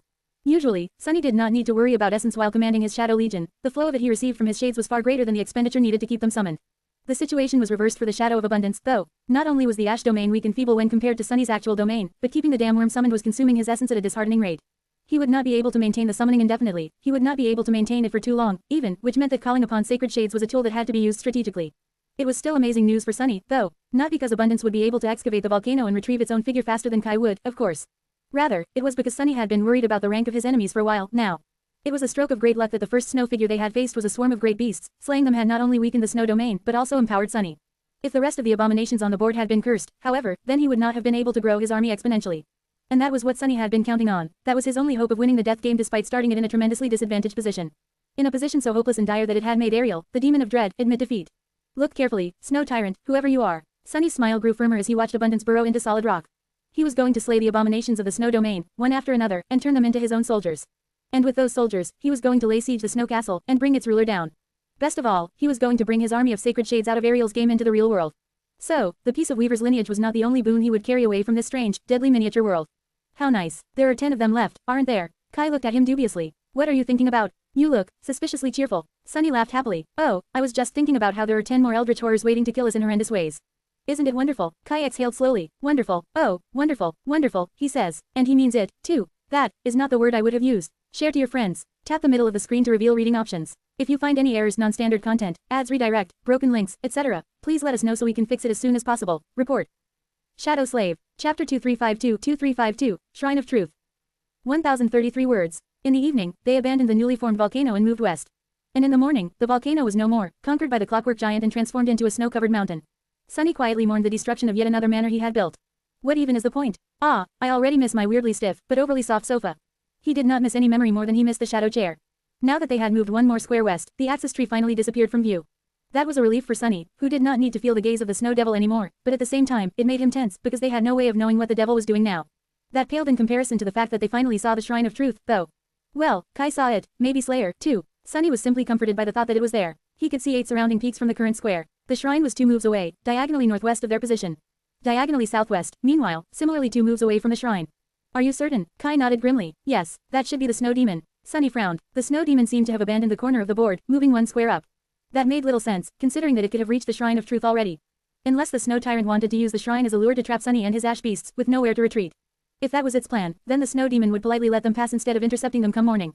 Sunny sighed. So, what does it look like? Kai hesitated for a while. Well, I'm not sure. Sunny raised an eyebrow. How come? Don't you have the all-seeing eye? Kai smiled faintly. No, I merely have the most seeing eye. He chuckled quietly and added in a neutral tone. Remember how you mentioned creepy wraiths made of snow? Sunny did vaguely remember suggesting something like that when they had first encountered the snow devil. Don't tell me. Kai nodded. Indeed, the snow demon is a creepy wraith made of snow. There is a blizzard raging on the mountains, and something is hiding in that blizzard. But I'm not sure what it is. Honestly, I only noticed its presence because the currents of snow seem unnatural, as if avoiding something or someone. Sunny sighed. My damn tongue, why couldn't I have suggested pretty wraiths made of snow instead of creepy ones? Or better yet, creepy wraiths made of delicious food. That'd be great, too. Kai scratched his head. Can wraiths be made of food? I thought wraiths were supposed to be intangible. Sunny grimaced. You make a fair point. He lingered for a moment, and then added in a disgruntled tone. Have I ever mentioned that I hate wraiths? I once spent a few thousand years with a wraith stuck in my head. It had its uses, sure, but by the dead gods. Having a head wraith is so obnoxious. I do not recommend. Kai stared at him silently for a while. Eventually, he asked in an even tone. Who do you hate more, wraiths or birds? Sunny blinked a couple of times. What an interesting question. He contemplated the answer, then shook his head decisively. Birds are still worse, definitely. With that, he wandered off to find a place to rest. Sunny had been joking, but hunger was letting itself be known. It was merely a psychological dependency, of course, since he could sustain himself on nothing but his essence. Kai was far from being weakened by the lack of food, as well. Saints could go without sustenance for a long while. But everything was relative, of course. If it had been Effie whom Sunny took with him on this journey, for example, she would have been dead or dying from hunger by now, because of her flaw. The realization that he could have led one of his friends to their death, and had only been spared that guilt by dumb luck, made Sunny feel enraged. He had not felt that powerless in a long, long while. It was not a good feeling at all, but the truth was both obvious and ruthless. No matter how much Sunny had grown, and no matter how well he prepared, he was still nothing in front of beings like the Demon of Dread. The laws of a miniature realm Ariel had created to use as a toy were enough to render all Sunny's power meaningless. I'll throw this damned board into the sky below after we get out of here. But of course, he wouldn't. Ariel's game was too precious. Once it was cleared of the dreadful abominations left here by Ariel and Weaver, it could be populated by far more manageable monsters. Then, it could be used as a training tool for the saints who aspired to become sovereigns, or even for those supremes who had risen to their rank only recently. After all, while the Ash domain was a downgrade for Sunny, the experience of ruling it could be precious to someone else. He sighed and went about his business. In the morning, the snow demon remained where it was, indicating that Sunny's suspicion was true. The snow tyrant was leaving the road to the Shrine of Truth wide open, intending to completely surround them there. Sunny did not mind, though. In fact, that was exactly what he wanted to happen, as well. They traveled one more square west in the evening, reaching the westernmost column of squares. At dawn, the snow demon once again remained in place, while the clockwork giant once again conquered the volcano they had just left. That makes 2. Once they reached the shrine, both the snow demon and the snow beast would make one move north, surrounding Sunny and his companions from south and east. That would only leave a third enemy to close the blockade from the north, and then, the 3 of them could attack the shrine together. Sunny did not know who the third enemy would be, but he was going to find out soon. Finally, on their 6th sunset in Ariel's game, they reached the Shrine of Truth. Stepping on the slope of the lonesome mountain, Sunny knew that this was where the decisive battles of this death game were going to be fought. He sighed heavily. Game on, I guess. Share to your friends. Tap the middle of the screen to reveal reading options. If you find any errors, non-standard content, ads redirect, broken links, etc., please let us know so we can fix it as soon as possible. Report. Shadow Slave. Chapter 2353-2353, Sacred Battlefield. 958 words. The square of the shrine was not different from the rest of them. It had been a snow-covered mountain before, but now that the ash domain swallowed it, the peak of the mountain shattered, and rivers of lava flowed down its slopes, melting away the snow and ice. Soon enough, it was covered in ash. Sunny and his companions slowly ascended the slope of the newly born volcano, not in a hurry to reach the caldera. There was some time to spare, after all, since their enemies would need at least 2 moves to launch an attack. It's interesting. Sunny looked at the pillar of smoke rising into the sky. He was reminded of his first nightmare. The nameless temple had also been located atop a snowy peak, after all. But now, the peak of the mountain had exploded and crumbled, replaced by the crater of a fuming volcano. This meant that the Shrine of Truth could not have been located there. Was it hidden in a cave? He could ask Kai, but really, Sunny was not that curious. Kai, meanwhile, seemed a little troubled. This time, there will be 3 snow figures launching an attack at the same time, won't there? Sunny shrugged. Most likely. The charming archer exhaled slowly. The 2 we killed were already terrible enough. Are you sure we will be able to handle 3 at the same time? Sunny hesitated for a little while. Well, we also have the obsidian hive and the shadow of abundance with us now.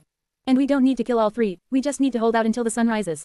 If we fortify this place well, it should be doable. His expression darkened a little. The real problem is that we will have to repel them the day after that, and the day after that, and the day after that, as many times as it takes until one side is entirely obliterated. He smiled faintly, but that was the very reason we decided to come here, wasn't it? To grow stronger every time a snow figure is sacrificed to the Shrine of Truth. In fact, Sunny hoped that he would be able to make use of the shrine even before the first siege. He carried 2 jade figurines. After all, the idea of wasting 2 truths pained him, but if the figures could be sacrificed to strengthen him and his allies, he was willing to part with them. Kai chuckled. You are still full of confidence, I see. Aren't you even a little bit afraid? Sunny shook his head. Why would I be? These things stopped scaring me a long time ago. It's like I've exhausted all the fear allotted to me at birth. But I am not completely fearless. Do you know what really frightens me? Kai raised an eyebrow. What? Sunny took a deep breath and shivered. Watching Neffy's pour honey on the pancakes I made. Now that's terrifying. Kai blinked a couple of times. What's wrong with honey? Sunny gave him an indignant glare. Everything. The better question would be what's right with honey. Who in their right mind would taint innocent pancakes with something so vile? The charming archer just stared at him silently for a while, then took a shaky breath. And you're being sincere, too. But if you fear honey so much, why not tell Neffys to stop using it? Sunny coughed in and looked away. Well, why would I? If she likes honey, I am willing to fill the entire ivory tower with honey. If that is not enough, I'll replace the water in the lake with honey, too. Kai laughed. Aren't you sweet? Just like. Sunny gave him a dark look. I suggest you stop there, pal. If you know what's good for you. Kai only laughed louder. Eventually, they crested the edge of the caldera and started the descent. Soon enough, they reached the main vent of the volcano and the pillar of smoke rising from it. The Shrine of Truth rested on a platform suspended above the abyssal chasm on soot-covered chains. Unlike the Ash Castle, though, there was no fortress on the platform. Instead, there was a charred temple built from large blocks of stone, its edifice turned black by ash and smoke. Tall pillars, a broad frieze, a triangular pediment decorated by weathered reliefs. The Shrine of Truth looked vaguely familiar, like a shabby cousin of the nameless temple. The 2 were not exactly the same, but definitely resembled each other, as if built in the same style. Sunny stared at the charred temple for a few moments. Curious, he knew that the nameless temple was truly ancient. Since it had been originally dedicated to all 7 gods of the pantheon, it must have been built at the very dawn of existence, after the void was sealed, but before the 7th god was forgotten, his very memory forbidden. The demons had been born roughly at the same time, so this kind of temple must have just become ingrained in Ariel's mind in the days of his youth. So, when he needed to create a rough model of a temple, he could have simply defaulted to this style without thinking too much. Sunny tilted his head. Was it right to think about demons in such simple terms? To imagine them so human? Demons had been born sacred, having been torn from the soul of a god. So, they could not have been too human. That said, they had been young once, too. They had experienced passions and sorrows, too. They had walked the path of ascension and elevated themselves to the divine rank. So, who was to say that they had shared no similarity to mortal men like Sunny and Kai? Shaking his head, he turned to Slayer and grinned. Should I toss you over the chasm again? She gave him a cold, sinister look, then took a graceful step toward Kai, stopping near him silently. Sunny opened his eyes wide. The bitter pain of betrayal. Share to your friends. Tap the middle of the screen to reveal reading options. If you find any errors, non-standard content, ads redirect, broken links, etc., please let us know so we can fix it as soon as possible. Report. Shadow Slave. Chapter 2354-2354, Plentiful Choices. 1091 words. The interior of the Shrine of Truth was much like the interior of the Ash Castle, a mere facsimile of an actual structure, as opposed to a real one. It was one vast chamber, more modest in size than the smoke-filled hall of the crumbling fortress, but still large enough for an enormous nightmare creature to occupy. Of course, there were no nightmare creatures inside at the moment, just Sunny, Kai, and Slayer. The shrine was not exactly comfortable, but at least there was no ash falling on them from above. The smoke was contained in the middle of the great chamber, so the rest of it was clean, and even pleasantly cool. Kai studied their temporary shelter for a few moments, then sighed. Honestly, it is a bit of a downgrade compared to the houses you've been building. You are getting quite good at making those. Sunny chuckled. Am I? That's good to hear. He shook his head. I spent most of my life being homeless, you know. So, in the end, I got myself a home that can follow me around, and eat my enemies. He let out a wistful sigh. Who knew I wouldn't be able to bring it with me, this time? Sunny shook his head again and headed toward the pillar of smoke. Apart from its shape and size, the interior of the Shrine of Truth was different from the Ash Castle in two ways. First of all, since this volcano had just emerged, there was only a thin layer of ash on the floor. Secondly, Sunny reached the circular pit leading to the depths of the volcano and stopped, looking at its edge with a thoughtful expression. I feel like I was right. Instead of a single pedestal, there were two altars in front of the pit. If Sunny's suspicion was correct, they were meant for the jade figurines. One altar would allow him to exchange a snow figure for a truth, while the other would most likely allow him to sacrifice it in exchange for some kind of boon, either for himself or for his warriors. He was not going to decide how to spend his trophies just yet, though. First, he needed to learn the identity of the third snow abomination they would be fighting in 2 dawns. Let's rest for a bit. Kai had commented how the Shrine of Truth was not that comfortable, but nothing prevented Sunny from making it more habitable.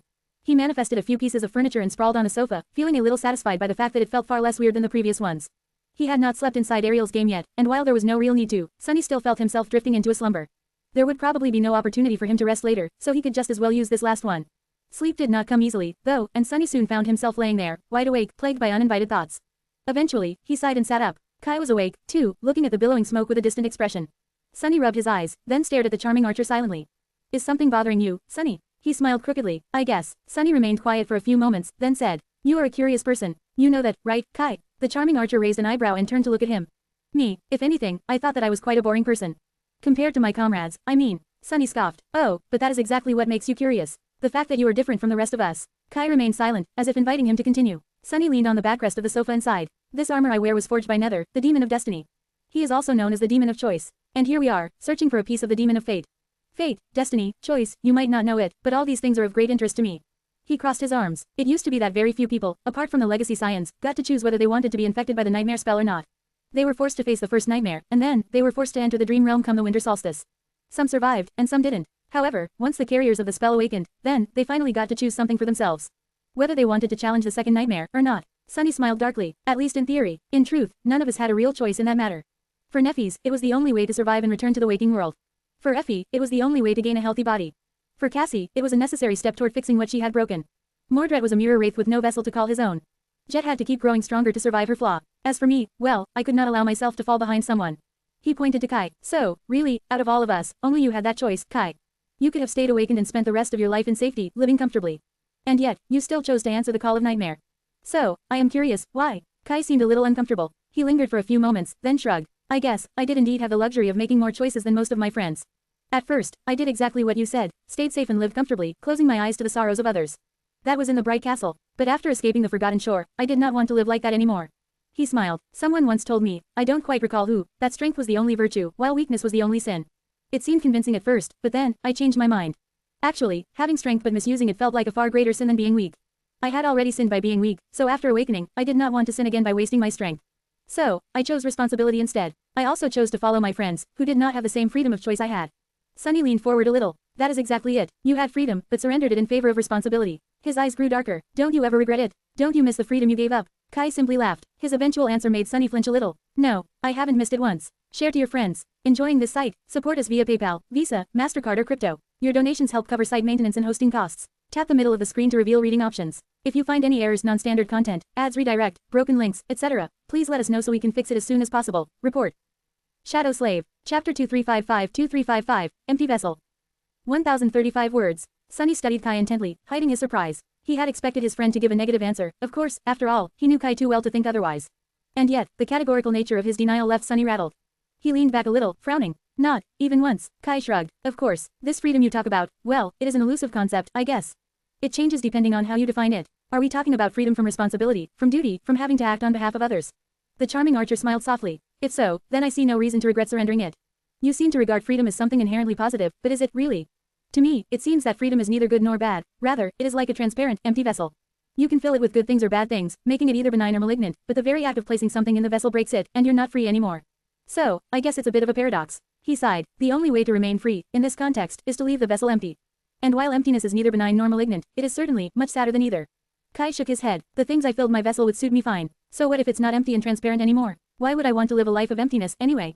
Sunny slowly shook his head. I guess there's no reason. But, still, doesn't everyone want to be free? Kai considered his question seriously. True, people generally long to be free to live their lives the way they want, that is, not to be free for the sake of freedom. So, what they really want is freedom to make their own choices, not freedom from the consequences of those choices. Even if they become bound to something as a result, unable to do as they want anymore as a result. Sunny smiled bitterly. Ah, that old nugget of wisdom. He remained silent for a while, looking into the distance somberly. Someone told me once that no one is really free in this world. Everyone is chained to someone, or something, so, the only real freedom there is the freedom to choose your own chains. He grinned darkly. Of course, I proved this wisdom wrong. Using your metaphor, I put the broken vessel back together and cleaned it until its walls were transparent once again. Kai raised an eyebrow. It's strange. You are telling the truth, and yet, what you say can't possibly be true. Sunny was surprised. Can't possibly be true. How so? Noticing his bewilderment, Kai chuckled. I mean, I might have some responsibilities, but they are really nothing compared to what you, Sunny, have chosen to bear. You volunteered to fight in the domain war despite not having a stake in that fight, carried the weight of countless lives on your shoulders, faced a sovereign in battle, and took his crown. Now, you are one of the 2 guardian angels of humanity. Well, maybe a guardian devil is a more fitting term. Sunny's face twitched. Please don't mention angels when I'm around. Kai gave him a strange look, then shrugged and continued. What I mean to say is that you used to enjoy infinitely more freedom than I had ever possessed, and you discarded it all in favor of infinitely more responsibility than I will ever bear. So, how can you claim that your vessel is empty? He coughed and looked away. Oh, and also, can we steer away from this whole empty vessel metaphor? Honestly, it's not one of my best. Lyrics were never my strong suit, but still, I used to be a musician. So it's a bit embarrassing. Sunny blinked a couple of times. Sure, we can. He remained silent for a moment, then shrugged. Well, if you put it that way, there does indeed seem to be a contradiction. Actually, it was exactly as you said. I had strived to break free for a very long time, but when I finally did, it came at a cost. And what followed after was empty and sad. You don't seem to regret surrendering your freedom, but I was full of regret after gaining mine. I was alone and had nothing, so I made a choice to come back and change everything. That, of course, bound me to a lot of things, and now, I feel compelled to see them through.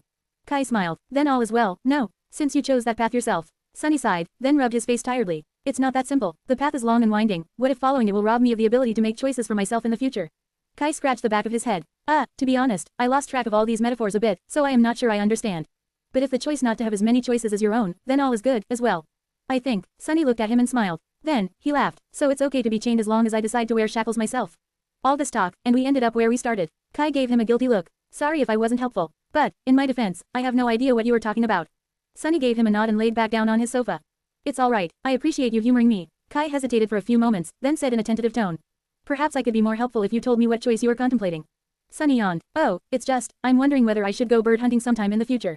That's all. Kai opened his mouth, then closed it again. Then, he exhaled slowly. I see. Well, good luck with whatever you decide to do. After a few moments of silence, he asked. Are you going to sleep? If so, I can stand guard. Not that nights here are dangerous. Sunny sighed, then shook his head. No, I don't think I'll be able to sleep tonight. So, I'll do something else instead. Kai leaned back. What? Sunny smiled. Being here inside another one of Ariel's dreadful masterpieces has gotten me inspired.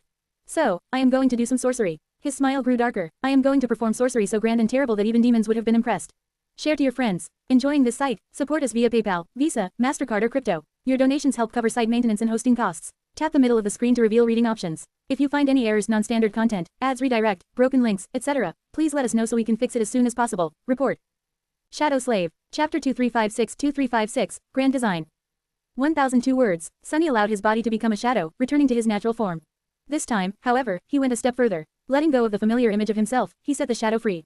Unleashed from the confines of a human silhouette, his shadow swelled and surged in all directions, covering the spacious interior of the Shrine of Truth in an instant. Then, it burst from its gates like a dark tide. In a matter of moments, Sunny had become vast enough to swallow the entire volcano, up to the point where its slopes disappeared into the sea of clouds, at least. His shadow covered the colossal bowl of the caldera and the ash-covered slopes, flowing into each crack and crevice.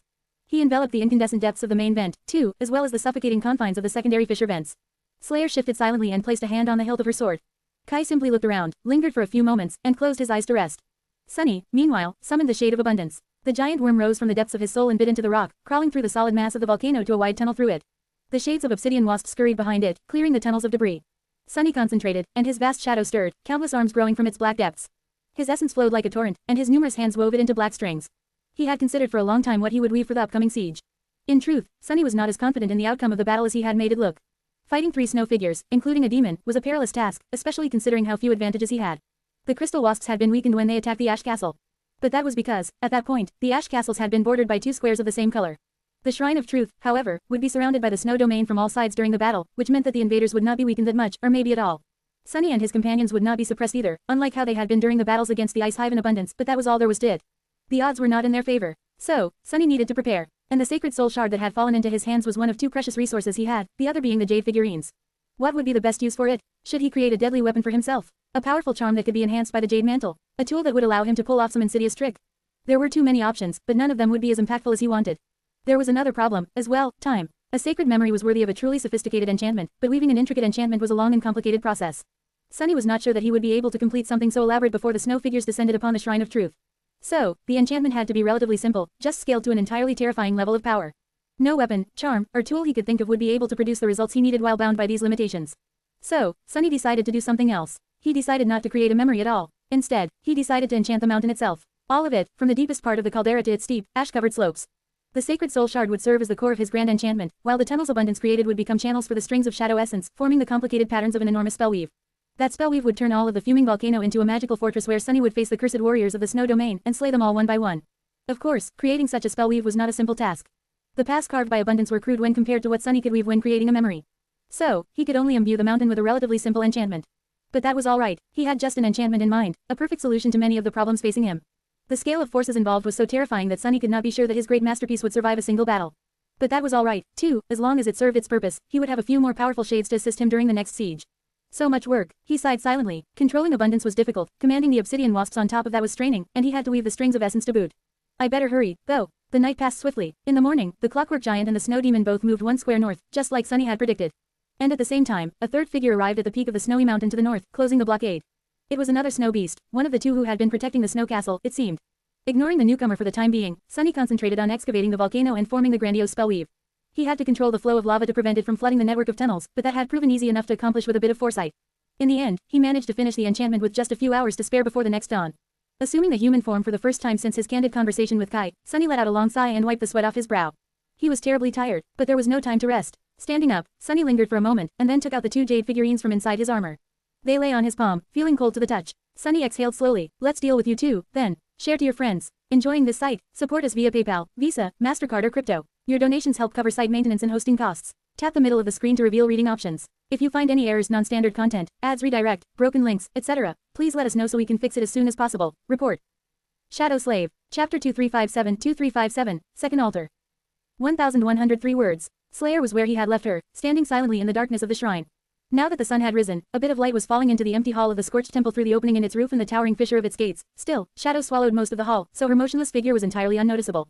Of course, Sunny could see in the dark, so she could not hide from him. He sighed. Slayer was a strange shadow. She had been a shadow of a mortal woman once. That woman perished, and her shadow traveled to the shadow realm like all shadows did. However, once there, she refused to be destroyed like the rest of them and persisted, hunting down others like her to sustain herself. Whether it was because her sense of self was especially strong or for some other reason, Sunny did not know.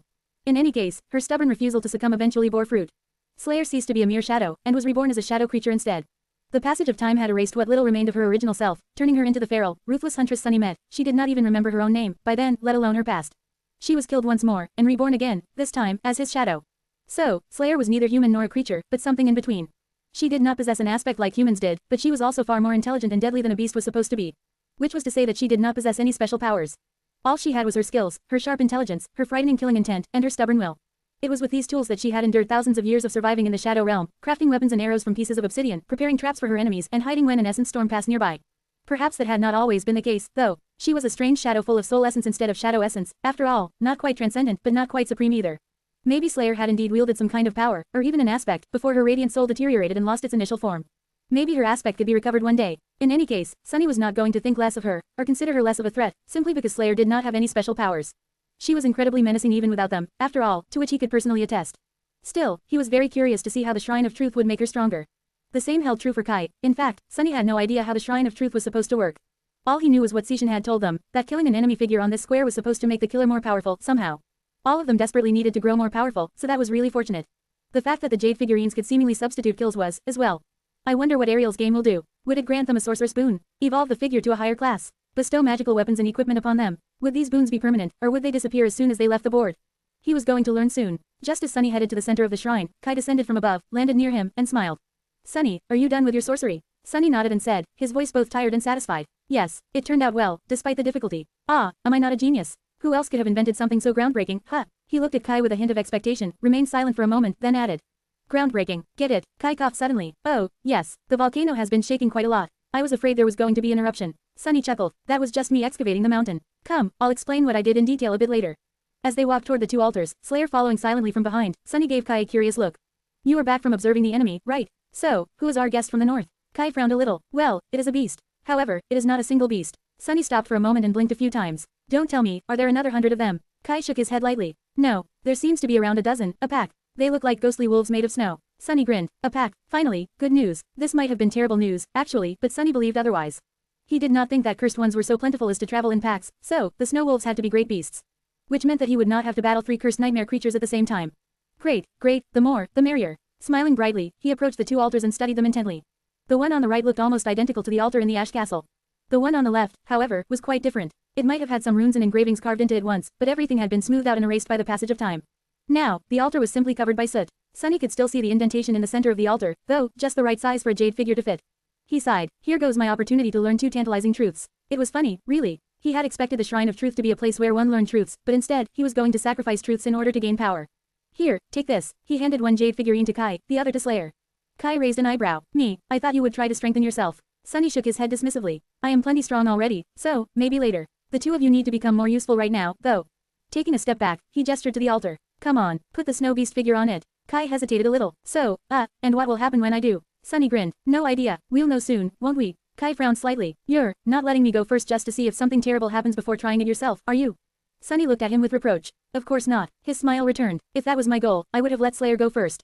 He looked at Slayer, scratched the back of his head, and added quietly. This definitely has nothing to do with the fact that, as a shadow, she would be an unreliable test subject, believe me. Share to your friends. Tap the middle of the screen to reveal reading options. If you find any errors, non-standard content, ads redirect, broken links, etc., please let us know so we can fix it as soon as possible. Report. Shadow Slave. Chapter 2358-2358, First Ring. 1037 words. With a sigh, Kai walked over to the altar and placed the snow beast figure, the one they had retrieved after slaying Abundance, on its surface. Sunny watched him intently, wondering if the figure would still have to be tossed into the volcano. And how would it have worked if the Shrine of Truth belonged to the snow domain instead? There would be no pit filled with smoke here if it had been, after all. However, he did not have to worry. Almost as soon as Kai placed the figure on the altar, it started to glow. Then, incandescent fissures appeared on the surface of the flawless white jade, and a moment later, it suddenly exploded into a swirling mass of ash. Before either of them could react, the ash swirled around Kai, and then suddenly flowed right into him, disappearing into his chest. Neither Sunny nor Kai moved for a few seconds. Eventually, Kai coughed and waved his hand in front of him. Great, more ash. His expression was a little miserable. They had enough water to drink, but not enough of it to properly clean themselves. Considering the nature of the ash domain, with its pillars of smoke and ash constantly falling from the sky, that meant that Kai was constantly covered in smears of soot. The charming archer had managed to maintain a neat appearance even on the forgotten shore, so Sunny knew how much his friend was suffering. Kai, hey, Kai. The charming archer turned and looked at him bitterly. What? Sunny sighed. Did you not notice? That cloud of ash did not just swirl around you. It went into you, you fool. Kai blinked a couple of times. It did. Sunny nodded. In fact, the whole process looked quite familiar. It was similar to how Essence entered awakened when they broke soul shards, to the point that Sunny was inclined to assume that Ariel had modeled the process to look the same. He hesitated for a moment. How do you feel? Kai looked into the distance, as if concentrating on the state of his body. Slowly, a startled expression appeared on his face. I feel stronger, much stronger. Sunny studied him for a bit, then shifted his gaze and studied Kai's soul. Eventually, he said in a curious tone, well, buddy, I don't know how to tell you this, but there's a ring of ash surrounding your soul core now. He was, of course, telling the truth. There, under his gaze, Kai's transcendent soul core was shining brightly with beautiful light. But now, there was a ring of ash suspended around it, countless black flakes shining with reflected radiance. It looked very much like a planet surrounded by a thin ring system. Strangely enough, the soul essence that flowed in and out of Kai's core passed through the ring of ash first, assuming a new and strange quality. Kai flinched. There's ash, inside me. He looked like someone desperately wishing to take a shower. Sunny cleared his throat, then patted him on the shoulder. Relax. It's mystical ash, not real ash. Point is, it's making you stronger, so all is good, right? Kai let out a long sigh. Sunny studied him for a moment, then asked. But, more importantly, how much stronger is it making you, exactly? The charming archer remained silent for a while, then said evenly. I am not entirely sure, but, I feel like I can crush a mountain. Sunny grinned. How about you try crushing me, first? He summoned a pedestal made of shadows and put his elbow on it, inviting Kai to an arm wrestling match. After a brief struggle, the back of the charming archer's hand slammed into the pedestal, and he took a step back, massaging it with a pained expression. Quote. Ouch. Sunny contemplated for a bit, then smiled. You're not exactly as strong as a supreme beast, but you are way stronger than a transcendent should be now. Your essence has become more potent, and even your will seems to be receiving a boost. I can understand the former, but how the hell does the latter work? Not only had Kai's will become more intense, but it also felt familiar, somehow.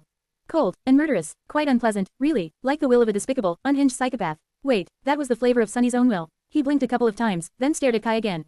No, it actually makes sense. Kai was being enhanced by the Ash domain, and who was the ruler of that domain at the moment?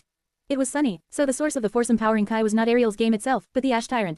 The Ash Beast was being strengthened by the power of its ruler, with the laws of the miniature realm, and the Ash itself, serving as intermediaries.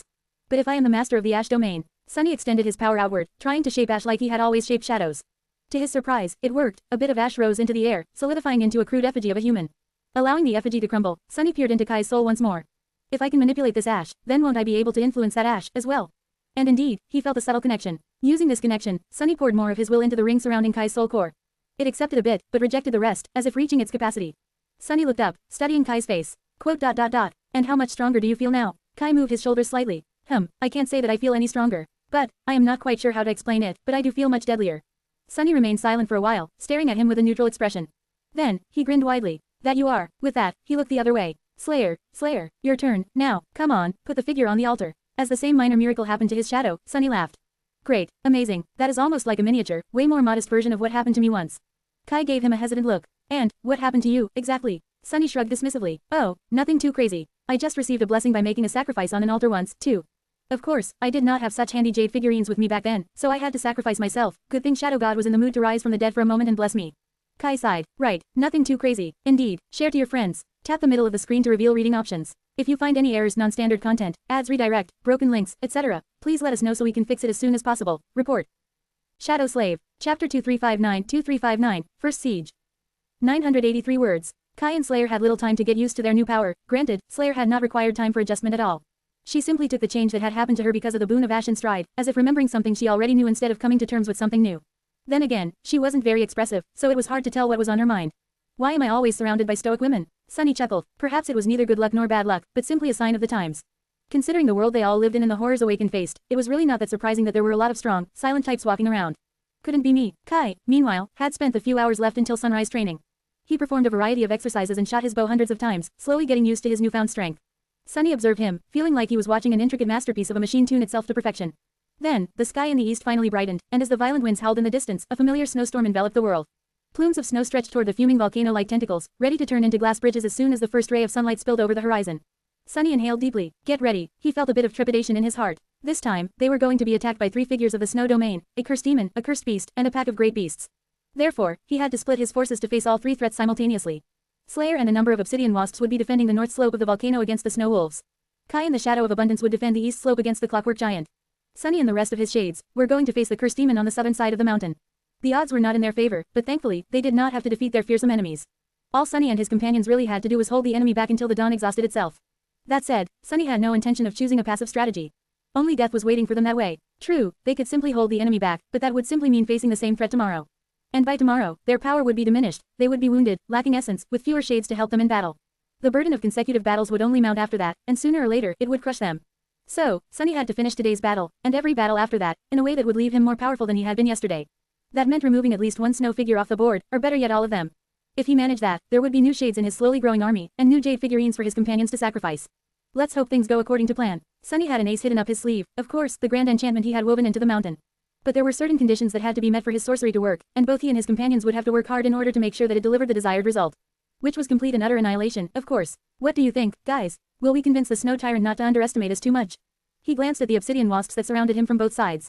Considering their size, Sunny had to crane his neck a little to look at their expressionless, gem-like eyes. Their eyes were huge and compound, so he could see hundreds of his reflections staring back at him. It was a good thing that Mordred wasn't around. In any case, the wasps did not respond, making him sigh in disappointment. I mean, who does that bastard take me for? Sending a mere demon and 2 beasts to kill me, how humiliating. He forced out an unconvincing smile. Of course, Sunny knew that the snow tyrant was probably not trying to kill him seriously today. Rather, today's battle was merely meant to wound and exhaust the ash tyrant until the true elites of the snow domain arrived, the devils, the monsters. The coming days would be quite eventful, to say the least. This was one more reason why Sunny had to destroy as many snow figures as he could this morning. The Shrine of Truth could only be attacked from 3 directions, but that did not mean that it could only be attacked by 3 figures. If more of them occupied the surrounding peaks, there could be up to 10 horrors attacking the fuming volcano at the same time. Actually, it was a bit strange that the snow tyrant had not employed that strategy already. So strange, in fact, that Sunny was starting to suspect that being able to bring several figures to a single square was a unique privilege of the tyrants. After all, Slayer and Kai had never remained on a mountain without him. That was something to consider, at least. As Sunny did just that, the snow plumes finally solidified into ethereal bridges of glistening glass. The golden light of dawn washed over the sea of clouds. It looked just as dreamlike and beautiful as ever, but Sunny was in no mood to appreciate beauty. Instead, he watched coldly as a vast protuberance seemed to extend from the milky wall of the snowstorm, as if the blizzard itself was crossing the glass bridge. That was the cursed demon coming to kill him under the cover of swirling snow. Ah, hell, summoning the helmet of the jade mantle, Sunny reached into the shadows and pulled a black odachi from them. The obsidian wasps seemed to tremble a little, as if shivering in the cold. Share to your friends. Enjoying this site? Support us via PayPal, Visa, MasterCard or crypto. Your donations help cover site maintenance and hosting costs. Tap the middle of the screen to reveal reading options. If you find any errors, non-standard content, ads redirect, broken links, etc., please let us know so we can fix it as soon as possible. Report. Shadow Slave. Chapter 2360-2360, Leader of the Pack. 1019 words. On the other side of the mountain, Slayer had begun her barrage. The pack of great beasts was rushing across the bridge, turning into billowing streams of snow from time to time. Sunny was not sure what attributes the monstrous wolves possessed, but they seemed quite elusive. He did not sense any new shades entering his soul, at least, which meant that none of them had been slain by the arrows. On the eastern slope of the volcano, Kai sent an arrow flying, as well. Sunny heard it fly. This one was quite unique, having been crafted specifically for the charming archer. Its enchantment allowed him to imbue the arrowhead with sound, which allowed Kai to record his commands and deliver them from a distance. In other words, the arrow carried his mystical voice. Far away, the clockwork giant had already stepped onto the glass bridge. The singing arrow struck him square in the chest, and powerlessly bounced away, not dealing the cursed beast any damage. That was just as Sunny had expected. Empowered by the boon of Ash and Sunny's own deathly will, Kai might have been able to wound some other cursed being. But the brass giant looked like a thing that had been created specifically to be sturdy and resilient, practically indestructible. Sunny had known that this particular enemy would be too tough to be pierced by arrows, enchanted or not. That was the very reason why he had sent Slayer to fight the snow wolves. The nature of the malevolent training dummy made it impervious to most of her arsenal. In fact, it was probably impervious to most anything, which was why Kai with his rattling sonic attacks in abundance with its sheer mass were a better choice. Even if they were not able to destroy the cursed beast, they would at least be able to stall him. Sunny was not at all ashamed to use the simple, but effective powers of abundance to his advantage. A dumb meat shield was a perfect foil for an indestructible enemy. He was actually most worried about himself. Unlike his two companions, Sunny did not try to attack the snow demon on the bridge. He just waited patiently, watching as the blizzards rushed toward the volcano at great speed. Ah, this thing just had to go and make me angry. Sunny had not felt any personal animosity toward the cursed demon before seeing it advance just now. That was because any creature using a veil of snow as cover reminded him of Winter Beast. And although Sunny had already killed the Titan, he still carried quite a lot of spite toward it and its ilk in his heart. Come here, then. Finally, the billowing mass of snow reached the slope of the volcano and enveloped it in bitter cold. This was Sunny's territory, though. This was his domain. As soon as the blizzard, and the thing hiding within it, reached the ashen ground, the shadows surged. Darkness swallowed the entire southern side of the volcano, and the ash rose into the air, mixing with the snow. The ash remained, but the snow turned black and melted, disappearing without a trace. Even the cold winds were suffocated. In a matter of moments, the blizzard was no more. And once it was gone, the wraith that had been hiding within it was revealed, standing motionlessly in the hurricane of ash. Sunny smiled darkly. Unexpected. What faced him was a frozen corpse. It was the corpse of an enormous wolf, its rotten fur as white as snow. There were countless crude spears sticking out of its desiccated hide like a palisade, the spearheads carved roughly from flint and obsidian. The cursed monstrosity had 3 eyes, each burning with malevolent, crimson flames. The sight of them reminded Sunny of the primordial hunter Jet had slain once, an eternity ago, in front of the Nightmare Gate in NQSC. That gate guardian had worn a skull with 3 empty eyes as a helmet, too. Sunny had suspected that most of the nightmare creatures trapped in Ariel's game had been collected by the demons in the frozen wastelands west of the Jade Palace. If so, he could imagine the corpse of the monstrous wolf being encased in ice after dying to the spears of the primordial humans of the bygone era, only to become possessed by a malevolent spirit thousands of years later and emerge from it as a vengeful wraith. Had it been a monstrous predator who hunted primal humans and feasted on their flesh? Had it been a guardian spirit of a human tribe whom the hunters from a different one had slain to eradicate the enemy? Had it hunted alone, or had it led other predators like a bestial deity? Slayer was fighting the pack of wolves on the northern slope of the volcano right now, but this one might have been the leader of the pack. Or maybe their god. In any case, Sunny was going to have to face this primordial horror in battle.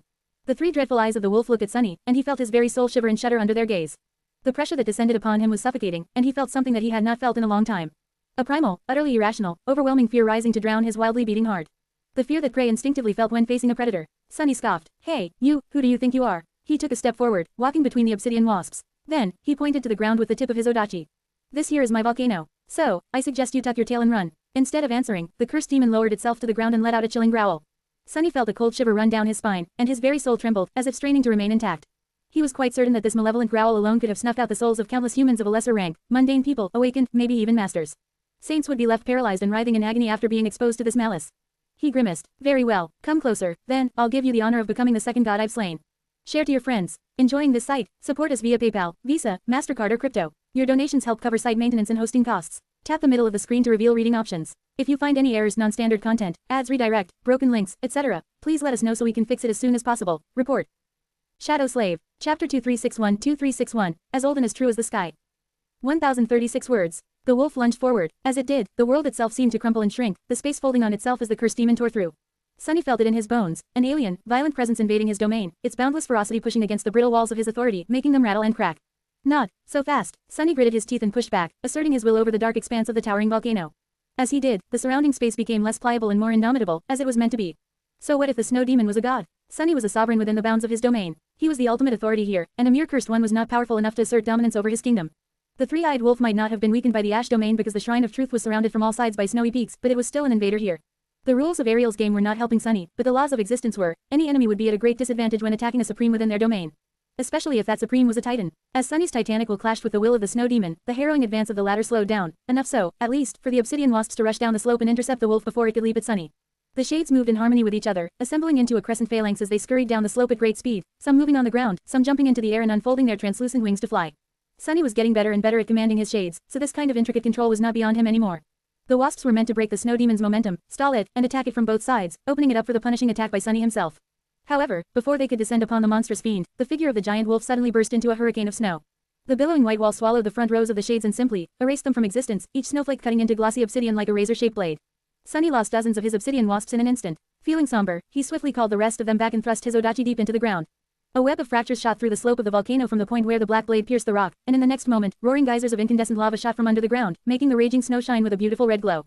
The snow demon coalesced into its bestial form once more, jumping over the fiery fissures to tear into the retreating shades. Its terrible maw opened and closed, easily crushing several of them between the jade fangs in one bite. The rest of the obsidian wasps escaped into the air, circling around the cursed abomination like a swarm. By now, Sunny knew that his shades would not be able to buy him much time, but they could still buy him a second or two to think, at least. I wonder, Sunny had not fought a lot of cursed nightmare creatures just yet, but he already suspected that each of them embodied some kind of concept, or at least wielded one as a weapon. The snow worm, abundance, was the easiest example. The name Sunny had given it was also its essence. That cursed beast had used the concept of infinity to make itself inexhaustible, indestructible, and inevitable, until it had met an inglorious end by Sunny's hand. What concept did this cursed demon embody, then? What was the weapon it used? Then again, beasts were simple creatures by definition. Demons, meanwhile, were beings of a far higher order and sophistication. They were cunning, insidious fiends whose chilling malice was born of keen intelligence. So, maybe what a cursed demon embodied was incomparable to the simple nature of abundance. Who is this enemy of mine? Sunny felt that victory or defeat, as well as his very survival, depended on finding a correct answer to this question. The creature in front of him had been a bestial spirit once. A primordial predator who had hunted the first humans at the dawn of time, only to fall to their flint spears when the humans learned to be hunters instead of prey. Perhaps it had been corrupted by the void back then, already. Perhaps it had been a benevolent guardian spirit of a human tribe before falling prey to human malice and being reborn as a dreadful wraith. In any case, it was truly ancient. It was a being from before history existed, having been born and slain in the age when even the gods were young, let alone the world they had created. A horror from the beginning of everything. So, wasn't Sunny's thinking too constricted by the complexities of the modern era? He felt something, a hint of an intuitive understanding. It came from the primal fear he had felt when the snow demon's gaze fell upon him. Why did the monstrous wolf have to embody a concept of anything? Why couldn't it just be the embodiment of a wolf? Of the wolf, the first, or perhaps the most flawless member of their storied tribe. Sunny shifted slightly, watching the wolf eviscerate the swarm of hapless supreme shades. If his enemy was indeed the embodiment of the concept of a wolf, then it was already at a fatal disadvantage. It was alone, after all, while the true strength of a wolf was the pack. Just as Sunny thought that, a litany of chilling howls resounded from the other side of the volcano, where Slayer was fighting the great beasts, the snow wolves. He paled, Crap, at that moment, he knew that he had to prevent the wolf from uniting with the pack of lesser beasts on the northern slope of the volcano at all costs. And he also knew something else. His odachi rippled and elongated, turning into a black spear. Sunny dismissed most of his armor and aimed his spear at the harrowing demon. If his enemy was truly the source and embodiment of all wolves, then who was its greatest enemy? Naturally, it was the hunter. Share to your friends. Tap the middle of the screen to reveal reading options. If you find any errors, non-standard content, ads, redirect, broken links, etc., please let us know so we can fix it as soon as possible. Report. Shadow Slave. Chapter 2362-2362, Hunter and Prey. 986 words. The ultimate enemy of a wolf was the hunter, and therefore, if Sunny wanted to resist the primordial demon who embodied the concept of the wolf, he had to embody the concept of the hunter. To the best of his ability, at least. That statement sounded like an inspirational adage, but actually, there was nothing abstract or philosophical about it. Instead, it was strictly a matter of cold practicality. At the level of power where Sunny had found himself, the physical battle between two creatures was merely an expression of the violent clash between their wills, their spirits, their essences. An ultimate expression, true, but still only an outward one, no more than the tip of the iceberg. So, channeling a concept that was both superior and in direct opposition to the essence of his enemy would help Sunny resist their will better, empowering his own against the foe. At least that was what he hoped and expected to happen. Obviously, Sunny had never attempted a technique like that before. He had never even thought to think about such a technique before, let alone implement it. Luckily, Sunny had several vital advantages as far as channeling the concept of the hunter went. First of all, he was a hunter, one of the most accomplished hunters of mankind, no less. The number of powerful nightmare creatures he had hunted was almost incalculable, and there were few people in the world more knowledgeable about how to stalk prey. Secondly, he had witnessed the primordial hunters from the era of the wolf once, a long time ago. Not only had he witnessed and battled them, but he had also learned their primal, ruthless battle style. He even used it when sparring with Morgan during the Southern Campaign, increasing his familiarity with the combat techniques of those prehistoric humans. And lastly, Sunny was a master of shadow dance. That power of his allowed him to learn the essence of the enemy and assume their form. But even if there was no enemy for him to shadow, or if he did not dare to shadow anyone due to the fear of losing his unmoored, untethered self, he still had a great wealth of experience channeling the mindset and physicality of someone other than himself. Of becoming someone else, even. Shadows were a malleable sort, after all. So, even if Sunny had never attempted to channel an opposing concept to gain an advantage in a battle of wills with a superior enemy, he was still sufficiently confident that he could pull it off. Flying down the slope of the volcano while the wolf was distracted by the obsidian wasps, Sunny steeled his mind. Feel it. As Sunny lunged forward, the tip of his spear slicing the fabric of the world apart, he imagined himself as someone else. His imagination summoned a vision from the depths of his being, and submitting to his will, that vision came true. He could almost feel it. He did feel it. The chill of the early morning as he left his crude hut, its walls made of rough hide. The drops of dew trembling on the blades of grass. The smell of fresh blood in the air. The cries of his kin, the ghastly sight of a body ravaged by beasts. The wolves had attacked his tribe in the night, stealing a life. The anger, the sorrow, the hunger, the dark malice in the eyes of his fellow tribesmen, who looked at him for guidance. He was the best hunter among them, after all, their leader. Their chieftain, the familiar weight of his spear as they headed toward the woods, the polished texture of its well-worn shaft, the wicked sharpness of its flint blade. With this spear, he was going to kill the wolf. He was going to kill it because it had dared to prey on his kin. Because it had dared to hunt in his territory. Sunny could feel his blood growing hotter, running faster. His eyes glinted with harsh, murderous light. His clear mind was engrossed with the channeled image, his movements turning sharp and economical, devoid of elegance or grace. His will had become different, as well. It changed to fit the essence of a fearless, ruthless hunter. In the next moment, Sunny was upon the wolf. His spear lashed out, aiming for the beast's glowing, malevolent eyes, bringing with it the absolute finality of death. However, the wolf was a fierce and cunning predator, as well. It was larger than Sunny, stronger than Sunny, faster than Sunny, it was hungrier than Sunny, too. It avoided the spear easily, leaping away and letting out a fearsome growl. The harrowing gaze of its 3 crimson eyes pierced him, penetrating into his very soul. And suddenly, Sunny was little and weak. He was prey paralyzed by fear. The ash billowed around him, and before the wolf could lunge forward again, Sunny disappeared into the shadows and stepped out of them somewhere else, his ruthless spear piercing the wolf's side.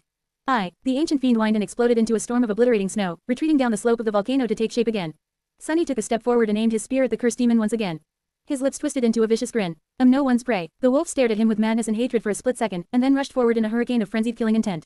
Sunny met the beast with the tip of his spear, and at the point where they clashed, the slope of the volcano fractured, countless tons of ash and rock sliding down into the sea of clouds. A deafening thunderclap sent the clouds rippling, and the world quaked, hurt by the violence of the cataclysmic forces they had unleashed. Neither Sunny nor the wolf paid it any attention, though, having turned into a rolling, harrowing whirlwind of destruction. The two of them were intertwined in a dreadful dance of death, and nothing could withstand the lethal horror of their primal fury. The towering volcano shuddered. Share to your friends. Tap the middle of the screen to reveal reading options. If you find any errors, non-standard content, ads redirect, broken links, etc., please let us know so we can fix it as soon as possible. Report. Shadow Slave. Chapter 2363-2363, Shattered Rock. 1,108 words. The mountains of Ariel's game were titanic, towering much higher than any peak on Earth. They were impressively rugged and durable, as well, nearly indestructible, they had to be, considering that each was meant to become an arena for tremendously powerful beings. And yet, in every battle Sunny had fought in this miniature realm, the mountain in question would inevitably be damaged. The 2 clashes with the Ice Hive and the dreadful battle against Abundance had resulted in chilling devastation. But even that level of destruction paled in comparison to what was happening to the Shrine of Truth volcano now that 6 figures, 3 figures of ash and 3 figures of snow, had collided on its slopes. The unimaginable scale of the unraveling calamity contrasted strangely against the dreamlike, glowing beauty of the gilded clouds below. The billowing black veil of ash above was illuminated by the golden glow of the rising sun, as well, contributing to the striking sight. Between the beautiful white gold of the clouds and the elegant black gold of the ash, a scene of utter devastation was taking place. On the southern slope, an immense mass of shattered rock had collapsed into the sea of clouds. The ground was torn by wide fractures, and rivers of lava were flowing down the weathered stone, spilling into the milky veil of swirling mist. The calamity was only just beginning, as well. Sunny and the wolf had intertwined into an obliterating whirlwind, slowly moving toward the caldera as they left a trail of destruction in their wake. On the northern slope, the snow wolves had reached the end of the glass bridge. This was the natural bottleneck they had to brave if they wanted to step onto the ash-covered surface of the volcano, so that was where the phalanx of the obsidian wasps met them, scurrying forward to keep the enemy away from Slayer. The snow wolves were quite cunning, though. Instead of colliding with the orderly battle formation of the insect-like shades, they turned into a rushing mass of snow and tried to bypass them. These great beasts were intelligent enough to know that the deadly archer hiding behind the obsidian wasps was the true threat, and so, they were determined to deal with Slayer first. Their attempt had been spoiled, though, when the wasps unfolded their translucent wings. A hurricane wind was raised by the beating of the obsidian wings, pushing the avalanche of snow back and arresting its advance. The snow wolves had no choice but to assume corporeal forms and descend upon the shades in all their bestial fury. Scarlet eyes glowed fiercely as they bit into the glossy obsidian and shattered it with their paws, shattering several wasps in an instant. The wasps were shades of supreme beasts, and there were more of them than there were snow wolves. However, shades were inherently weaker than their living counterparts, and these great beasts seemed far more powerful than each individual crystal wasp had been. Still, the clash of so many beings of the supreme and great ranks was nothing short of harrowing, producing almost as much violent destruction as the battle between Sunny and the wolf did. The northern slope quaked almost as much as the southern one, and sharp pieces of stone flew in every direction like shrapnel. Fissures and cracks appeared on the surface of the weathered rock, and the mountain seemed to groan.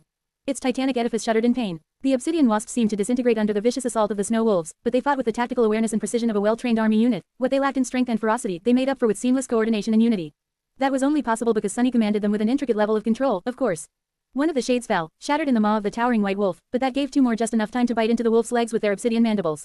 And that, in turn, gave Slayer just enough time to draw her bow. Now that the wolves were not rushing across the bridge but were instead bogged down in the crumbling phalanx of obsidian wasps, they were easy targets. A black arrow flashed through the air and sank into the wolf's frenzied eye. In the next moment, the entire upper half of the beast exploded into a bloody mess. The great beast fell down, its body crumbling into snow and ice. On the eastern slope, the indomitable clockwork giant stepped onto the ash. Its stiff motions were measured and inevitable, and the world itself seemed to be bending around him, as if pushed by the crushing mass of the cursed beast's heavy presence. The giant looked up, at the gargantuan body of abundance that was already descending upon him like an avalanche of black flesh. His sword rose like the blade of a guillotine and fell down, cleaving through the enormous worm's neck.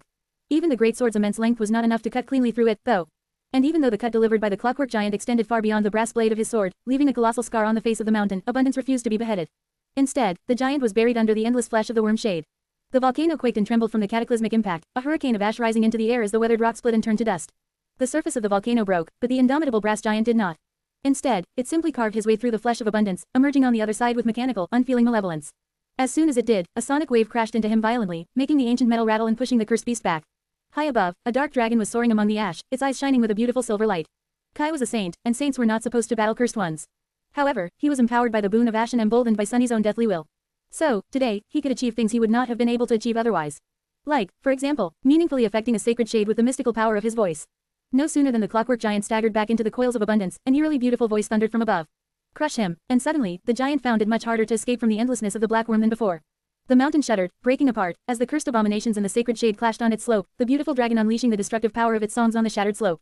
The sun crawled slowly from behind the horizon. Share to your friends. Tap the middle of the screen to reveal reading options. If you find any errors, non-standard content, ads, redirect, broken links, etc., please let us know so we can fix it as soon as possible. Report. Shadow Slave. Chapter 2364-2364, Wolfbane. 1083 words. Sunny was bleeding. It was a strange and unpleasant thing, but he could not stem the flow of blood from his wounds. His side was torn apart, and his forehead was cut. Blood was flowing down his face, stinging his eye. The world had turned half red, and the shaft of his spear was slippery in his hand. Of course, the smell of blood only made him hunger to kill his enemy more. The only thing he regretted was that the wolf did not shed blood, as well, despite being cut and mangled by his spear. The vile thing was a corpse, after all, and corpses rarely bled. Sunny himself was not a corpse, but he was not in the habit of bleeding either. Today was the exception to the rule, though, because of who his enemy was. The wolf was the epitome of a predator, and therefore, everything that it hunted was prey, was supposed to be prey. And it was the nature of the wolf's prey to bleed, to be mangled, torn, and devoured. Sunny found himself struggling to push against the confines of being prey, of having this concept be forced upon him by the will of the wolf, and therefore, Bloodweave was cowering in fear of the malevolent spirit. Of course, he was not bleeding as much as a normal person would. If he did, he would have turned into a corpse himself already. His will was resisting the cursed demon fiercely, and to great success. That was why Sunny was still alive, that was why the wolf could not move freely on the slope of the volcano, and that was why the dreadful fiend had more wounds on its body than Sunny did. And the reason why Sunny's will was so effective against the will of a being that was far more ancient, far more powerful, and far more terrifying than him was, in large part, because he did not wield it blindly. He wielded it as a swordsman would a sharp blade, with finesse and precision. He had donned the essence of the hunter, too, making that weapon uniquely suited to fight against the wolf.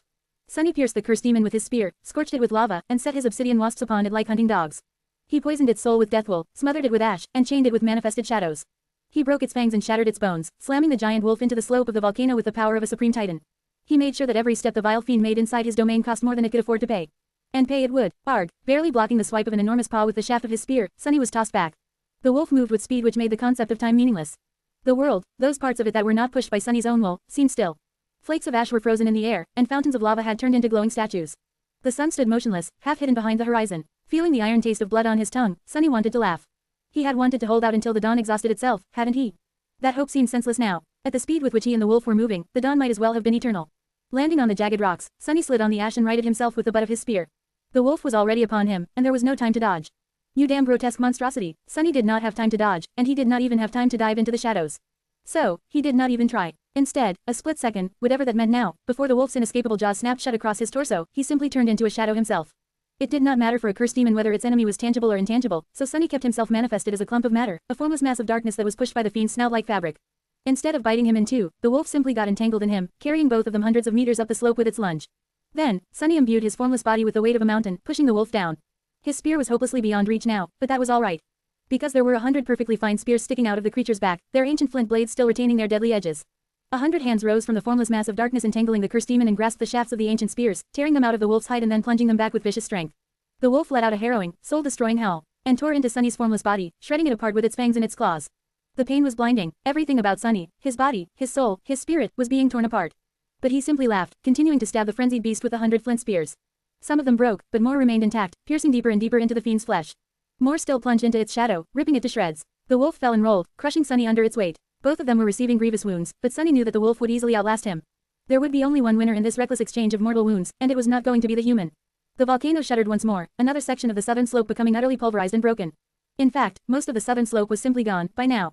The eastern slope looked better, but not by much. Abundance was on the verge of collapsing there, and Kai was battering the indestructible brass giant with sonic blasts to buy the gargantuan worm a little bit more time. Slayer had managed to slay a few more snow wolves on the northern slope, but most of the obsidian wasps were already gone. She had to abandon her bow and unsheath her blades, slicing open the throat of a lunging beast as she dove beneath it. The terrain of the volcano had completely changed, the very landscape being reshaped by the terrifying battle. It almost felt like the entire mountain was ready to collapse. Drowning in pain, bloodlust, and fury, Sunny thought coldly. It should be time, shouldn't it? He would have smiled if he had a mouth. The spear, after all, was not the only weapon of a hunter. The hunter's best tool was a trap. Share to your friends. Tap the middle of the screen to reveal reading options. If you find any errors, non-standard content, ads, redirect, broken links, etc., please let us know so we can fix it as soon as possible. Report. Shadow Slave. Chapter 2365-2365, lured into a trap. 990 words. Sunny was wounded. The wolf was wounded more. It was because Sunny was defending his domain while the wolf was invading it. It was also because Sunny was especially tenacious, while the wolf was simply ferocious. Plus, Sunny fought with a spear, the purpose of which was to keep the fangs of the enemy away from his body. The wolf, however, fought with its body, so, naturally, its body had received more damage than Sunny's own. But that was not going to last much longer. At the end of the day, even though the time seemed frozen and the day showed no sign of ever progressing, let alone coming to an end, Sunny was still much weaker than the cursed demon. He could have defeated it in combat, perhaps, if there were no other figures attacking the Shrine of Truth at the same time. But as things stood, his temporary advantage was swiftly coming to an end. Soon enough, the balance of power between them would be broken and reversed, and when that happened, Sunny was going to be ripped apart by the fangs of the dreadful wolf. He would become its meal. So, there was no point in continuing their calamitous fight. Luckily, he had accounted for his lack of strength in advance and prepared a trap. The trap he had built was quite a simple one, but also quite devious. While designing his grand enchantment, Sunny knew that he was going to be weaker than his enemies, even his sorcery would be weaker than them, no matter how intricate of a weave he wove. So, he needed to borrow power from somewhere to deal with his enemies. But where would he borrow power to kill cursed abominations? After thinking for some time, Sunny had decided to borrow that power from the cursed abominations themselves. There had been no time to create a truly complicated spell, but the one he wanted to enchant the mountain with was relatively simple. All Sunny had to do was scale it to titanic proportions and invent a way to etch the spell weave into a towering volcano instead of a memory. The enchantments he wove belonged to a shield he had received as one of the Dream Tournament rewards courtesy of its sponsor, the Great Clan Valor, only to use it later to kill one of the Valor Knights in the Night Temple. Both Sunny and Saint had used that shield well in the Kingdom of Hope. Later, it was inherited by Quentin, whom it served faithfully in Antarctica and the Second Nightmare. The gallant master was still using it. In fact, that shield was no other than Patient Avenger, and its enchantments were called Burning Heart and Cold Steel. Burning Heart enchantment description. This shield can store a portion of fire damage it receives to augment another weapon of its wielder or unleash a devastating shockwave. Cold Steel enchantment description. This shield can store a portion of impact damage it receives to augment another weapon of its wielder or unleash an immolating wave of fire. As Sunny had already noted, the mountains of Ariel's game were incredibly sturdy. And yet, they were on the verge of toppling after each titanic battle, since the forces unleashed by the clashing figures were simply too terrible. How could they not be, when literal gods were fighting on the weathered slopes? So, Sunny had enchanted a fire-breathing mountain in a way that allowed it to absorb the damage it received, store it, and then unleash it in one harrowing, world-ending conflagration. To be precise, he had enchanted the volcano to incinerate everything and anyone touching its surface. Ha! As the wolf shredded Sunny's formless body ferociously, repeatedly slamming it into the fractured, crumbling slope, he exhaled slowly. Am I not a genius? No, but really, he would have laughed if he could. Any other enchantment would have needed time to collect charge, which would have doomed Sunny because of how fast the battle was progressing. However, the enchantments derived from the Patient Avenger he had woven into the mountain did not depend on time, they only depended on the amount of damage dealt to the mountain. The faster the wolf, the pack of its lesser kin, the clockwork giant, as well as Sunny, Slayer, Kai, Abundance, and the obsidian wasps, move, the fiercer their battles were, the more damage they dealt to the volcano. And the more damage was dealt to the volcano, the more of it the volcano absorbed, hastening the moment when the enchantment would reach critical mass. It's time, now, I think. Sunny was ready to spring his trap on the wounded wolf. The formless, hundred-handed mass of darkness tore all of the flint spears from the body of the cursed demon, tearing its white fur. And then, it simply dissolved into the shadows. Sunny sent himself to the Shrine of Truth. At the same time, Slayer was pulled into the shadows, as well, appearing next to him in a stagger. If the murderous shadow was surprised by suddenly being taken out of the fight, she did not show it. If anything, she seemed dissatisfied by the fact that Sunny had robbed her of the chance to kill more wolves. Kai had just landed on the shattered rock a split second ago to avoid a world-severing strike of the clockwork giant's sword. He was pulled into the shadows, too, and there was suddenly a giant dragon in the vast hall of the shrine. The surviving obsidian wasps in the Shade of Abundance were dismissed, leaving only the snow abominations on the slopes of the volcano. That was quite a dangerous situation, not only because the enemies could converge freely on the caldera, but also because the wolf could unite with the pack of great beasts, regaining its greatest strength. But, of course, Sunny was not planning to give the abominations a chance to meet. Assuming his human form and falling to his knees, awash in blood, he grinned wildly. And sent a pulse of essence into the scorched floor of the ancient shrine, activating his spell. Share to your friends. Enjoying this site? Support us via PayPal, Visa, MasterCard or crypto. Your donations help cover site maintenance and hosting costs. Tap the middle of the screen to reveal reading options. If you find any errors, non-standard content, ads redirect, broken links, etc., please let us know so we can fix it as soon as possible. Report. Shadow Slave. Chapter 2366-2366, Grand Enchantment. 1055 words. Brace yourselves. Slayer sank one of her swords into the floor of the temple, while Kai crouched low to the floor. The sight of a crouching dragon was strangely magnificent, but also slightly comical. Sunny had no time to laugh, though. He could feel an abyss of shadow essence raging somewhere deep below him, the colossal weave he had etched into the mountain coming alive at his touch. The pulse he had sent spread through the intricate web of essence strings running through the vast network of tunnels Abundance had created, and then the entire mountain moved. Some distance away, on its southern slope, the wolf had been given no time to reach the caldera. On the northern slope, the snow wolves were still disoriented by the sudden disappearance of their enemies. On the eastern slope, the unflappable brass giant was taking a step. The ash covering the slopes of the volcano suddenly ignited with a soft glow, as if the rock beneath it was shining. The soft glow swiftly turned into blinding, incandescent radiance. Then, the ash was incinerated, dissolving into the searing light. Sunny belatedly remembered his own advice and looked for something to take hold of. Damn, the shadows rose to envelop the Shrine of Truth, and the platform it was resting on, into an impenetrable cocoon. The world turned white, and absolutely silent. Outside, the entire volcano suddenly ignited with pure white light, shining brighter than the rising sun. The incandescent white mountain was like a finger pointing at heaven, carved from peerless white jade. The golden radiance of dawn paled in comparison to its brilliance, seeming dim and bleak. Then came the heat. The ash was annihilated. The shattered rocks were annihilated, as well. The rivers of lava were turned into clouds of incandescent plasma. The plasma was turned into something else, something unknown. Divine flame, perhaps. The primordial soup of creation. Creation was just the other side of destruction, though, if Nephis was to be believed. And Sunny was about to witness that destruction with his own two eyes. Metaphorically speaking, of course, since he was on his knees in the darkness of the temple, with his eyes closed. There were no shadows left anywhere on the volcano, either, so he could not even sense the dreadful majesty of the destruction he had unleashed. Outside the range of his senses, a wave of unfathomable heat was unleashed from the slopes of the volcano. The veil of ash above it ignited like a starlit sky, then dissolved into the blinding light.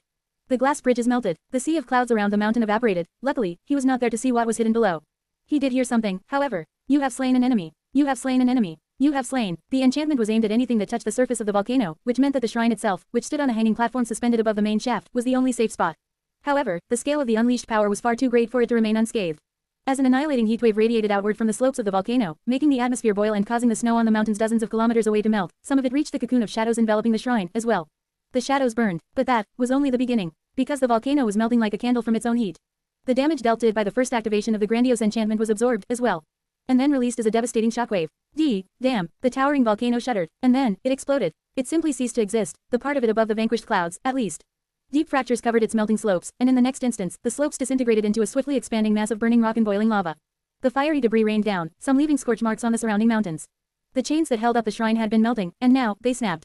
The platform plummeted down. Sunny had made himself as heavy as he could, but still, he was almost thrown into the air. Opening square bracket ... You have slain an enemy. The cocoon of shadows was pulverized by the tidal wave of sound that arrived in the wake of the harrowing explosion. Sunny was suddenly both blind and deaf, barely cognizant of where up and down were. By the time the Shrine of Truth crashed into something solid, the sound wave reached the surrounding mountains, stripping them of the remaining snow and sending cracks running through their slopes. There would have been a secondary eruption of heat, and a secondary explosion, but now that the entire upper part of the volcano was no more, the enchantment Sunny had woven into it was gone, too. The snow wolves were dead. The cursed demon, the wolf, was dead, too. It had already been wounded, and while it did survive the initial wave of heat, the following shockwave tore what little remained of its scorched body apart. A god died just like that, slain with the help of its own strength by the trap of a cunning hunter. The clockwork giant, though, was still alive. But he did not stay alive much longer. His brass breastplate had melted in the heat, but then restored itself. The following explosion, though, sent him flying high into the sky. He plummeted down like an incandescent comet, seemingly impervious to all harm. Soon, however, his shining metal body reached a point where clouds would have been before. Something grotesque moved far below, then, reaching up to grab him and pull him down. Soon enough, the sinister construct was no more. The clouds slowly flowed from afar, repairing the vast rift in the torn sea. The melting glass bridges finally cooled, turning into strange and beautiful sculptures. Where the towering volcano had once stood, only a melted stump of it remained. White mist washed against the glowing rock, turning into steam. The entirety of the broken volcano had turned into a giant bowl, filled to the brim with lava. And in the middle of the fiery lake, a lonely platform floated on the lava, supporting the weight of a scorched temple. Inside, suffering from unbearable heat, Sunny slowly rose from the floor and looked at one of the two altars with a dazed expression. There, 3 jade figurines had appeared at some point, as if summoned by magic. He smiled, causing the crust of baked blood covering one side of his face to crack. His voice was hoarse and unsteady. I think we won. Share to your friends. Tap the middle of the screen to reveal reading options. If you find any errors, non-standard content, ads redirect, broken links, etc., please let us know so we can fix it as soon as possible. Report. Shadow Slave. Chapter 2367-2367, Lake of Lava. 1092 words. Your wounds are quite severe. Sunny was sprawled on the floor, his breathing labored. Kai had assumed his human form and was standing above him, a concerned expression on his face. His worry was appreciated, but entirely misplaced, since there was no real need to fret. The wounds looked worse than they were. Surely, the sight of mangled flesh, with bone visible in the deeper tears, was disconcerting. And his soul was hurt, too. But Sunny was supreme. After all, a bit of damage like that was not going to kill him. In fact, these wounds were going to heal swiftly, but not swiftly enough to be healed completely before the next battle, which was unfortunate. The obsidian wasps he had lost would not repair themselves in time, either. The spell he had woven went up in flames with the volcano. Sunny let out a sigh. Really, he had suffered quite a loss in this battle. Well, I did fight a cursed demon, you know. The battle against the wolf had been truly frightful. Now that it was behind him, Sunny could truly appreciate the fact that he had somehow managed to last this long against a fallen deity of that class. Kai himself was battered and exhausted, but most of all, he seemed bewildered. A cursed demon, yes. I still can't believe that you killed it so quickly. Sunny let out a hoarse laugh, then Winston thought better of it. Quickly, it might have felt quick to you, but I had been wrestling that fiend for an eternity. It wasn't quick at all, far from it. Time itself had fallen victim to their battle, so measuring how long exactly he had been trading blows with the wolf was a fool's errand. Groaning, he turned his head and looked at the 3 jade figurines standing on the altar, as if wanting to make sure that the feral fiend was truly dead. Then, Sunny sighed again. You've done well yourself, though. How many saints are there who can boast battling a cursed beast? Kai smiled. Not too many, I hope. By which he meant that he hoped that as few saints as possible would find themselves in a position to fight a cursed abomination, of course, not that there would be few who could match his glory. That guy. Kai's gaze shifted back to Sunny's bloodied form. Kneeling beside him, the archer spoke firmly. Heal, and, obeying his command, both Sunny's body and soul began to heal faster. It was not quite as effective as what an actual healer could do, especially not a transcendent one, but still quite miraculous. Sunny let out a weak laugh. Wow, you are a real magician. Then, he closed his eyes. I'll rest now, if you don't mind. I am a bit spent. As Kai nodded tiredly, beads of sweat running down his soot-covered face, Sunny released his manifestation and turned back into a shadow. Since his soul was wounded as well, not just his physical form, the pain did not disappear, but at least he did not have to feel the damn heat anymore. Damnation, why couldn't I have become the snow tyrant, instead? Enjoying the cool embrace of shadows, Sunny slowly collected his thoughts. The battle might have been over, but that did not mean that the death game was. He had to start preparing for the enemy's next move. First things first, now that dawn had run its course and the sun was climbing the vast dome of the sky, Sunny allowed his shadow sense to spread across what remained of the volcano. There wasn't much left, really, just an enormous stone bowl containing a lake of lava, and the shrine of truth floating in its middle. Sunny did not try to explore how deep the lake went, since that would mean catching a glimpse of what hid beneath the clouds. For now, it was enough for him to know what the next battlefield he would have to fight on looked like. He was sufficiently certain that all 3 of the snow abominations were dead, but it was a relief to confirm that no trace of them was left. Sunny remained motionless for a while, coming to terms with the fact that he had, indeed, won. He had slain the wolf. That primordial fiend was the most powerful enemy he had killed to date. The battle against the ancient fallen deity had without a doubt been chilling and tremendously dreadful, and yet it had not been as desperate as Sunny expected it to be. But that was simply because he was too used to utter desperation. In truth, the battle had ended the way it had because he entered it sufficiently prepared. He had understood the nature of the enemy and devised a strategy according to that knowledge, executing the plan splendidly. The beast had died in the hunter's trap. And now, no trace of the beast remained. Sunny groaned. Actually, he would have preferred it if some trace of his enemies had remained. The wolves seemed more like wraiths than actual beasts, which meant that eating their meat would have probably not been an option anyway, but what troubled him more was that there were no soul shards left in the wake of the 3 snow figures, either. They had probably drowned in lava, or maybe had been outright destroyed with the nightmare creatures. Sunny had never witnessed soul shards being destroyed with their hosts before, but then again, he had never witnessed such a battle either. The cataclysm summoned into existence by his sorcery had unleashed truly profane power, so, there was no point to be surprised. He still felt despondent at the loss of 4 sacred soul shards, though. How regretful. Sunny allowed himself to feel disappointed for a while, then pushed his thoughts in a more productive direction. It was not like he had gained nothing from the battle, after all. The first benefit was quite obvious, it was that he was still alive. Kai and Slayer were also in one piece, and even the Shade of Abundance had not been destroyed completely, meaning that it would be able to participate in the next siege. The second benefit was the 3 jade figurines standing on the altar of the Shrine of Truth.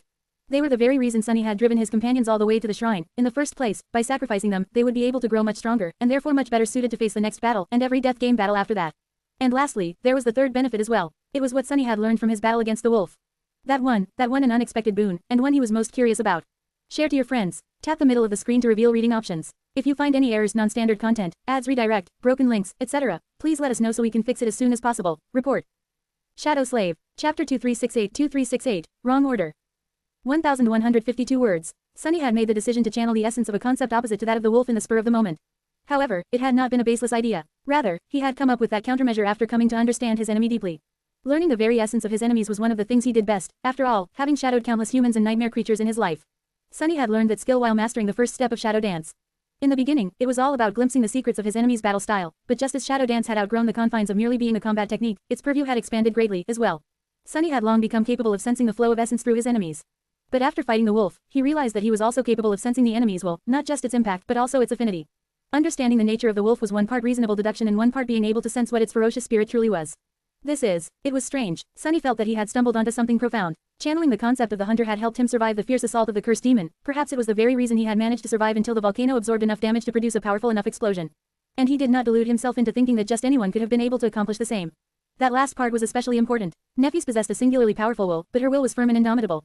It was like a sword that refused to break and demanded that everything else break under its blade. Her uncompromising spirit strived to be absolute. Sunny's own will, however, was subtle and insidious. Nefis described it as a weapon that only knew how to kill, and there was certainly truth to her words, but that slaying weapon was flexible and versatile, willing to assume any form it needed to kill the enemy. Just like shadows were inherently formless, and therefore willing to assume any form. That was the reason why Sunny was uniquely positioned to channel any foreign concept, which meant that it was something that only he could do, or at least do so effectively.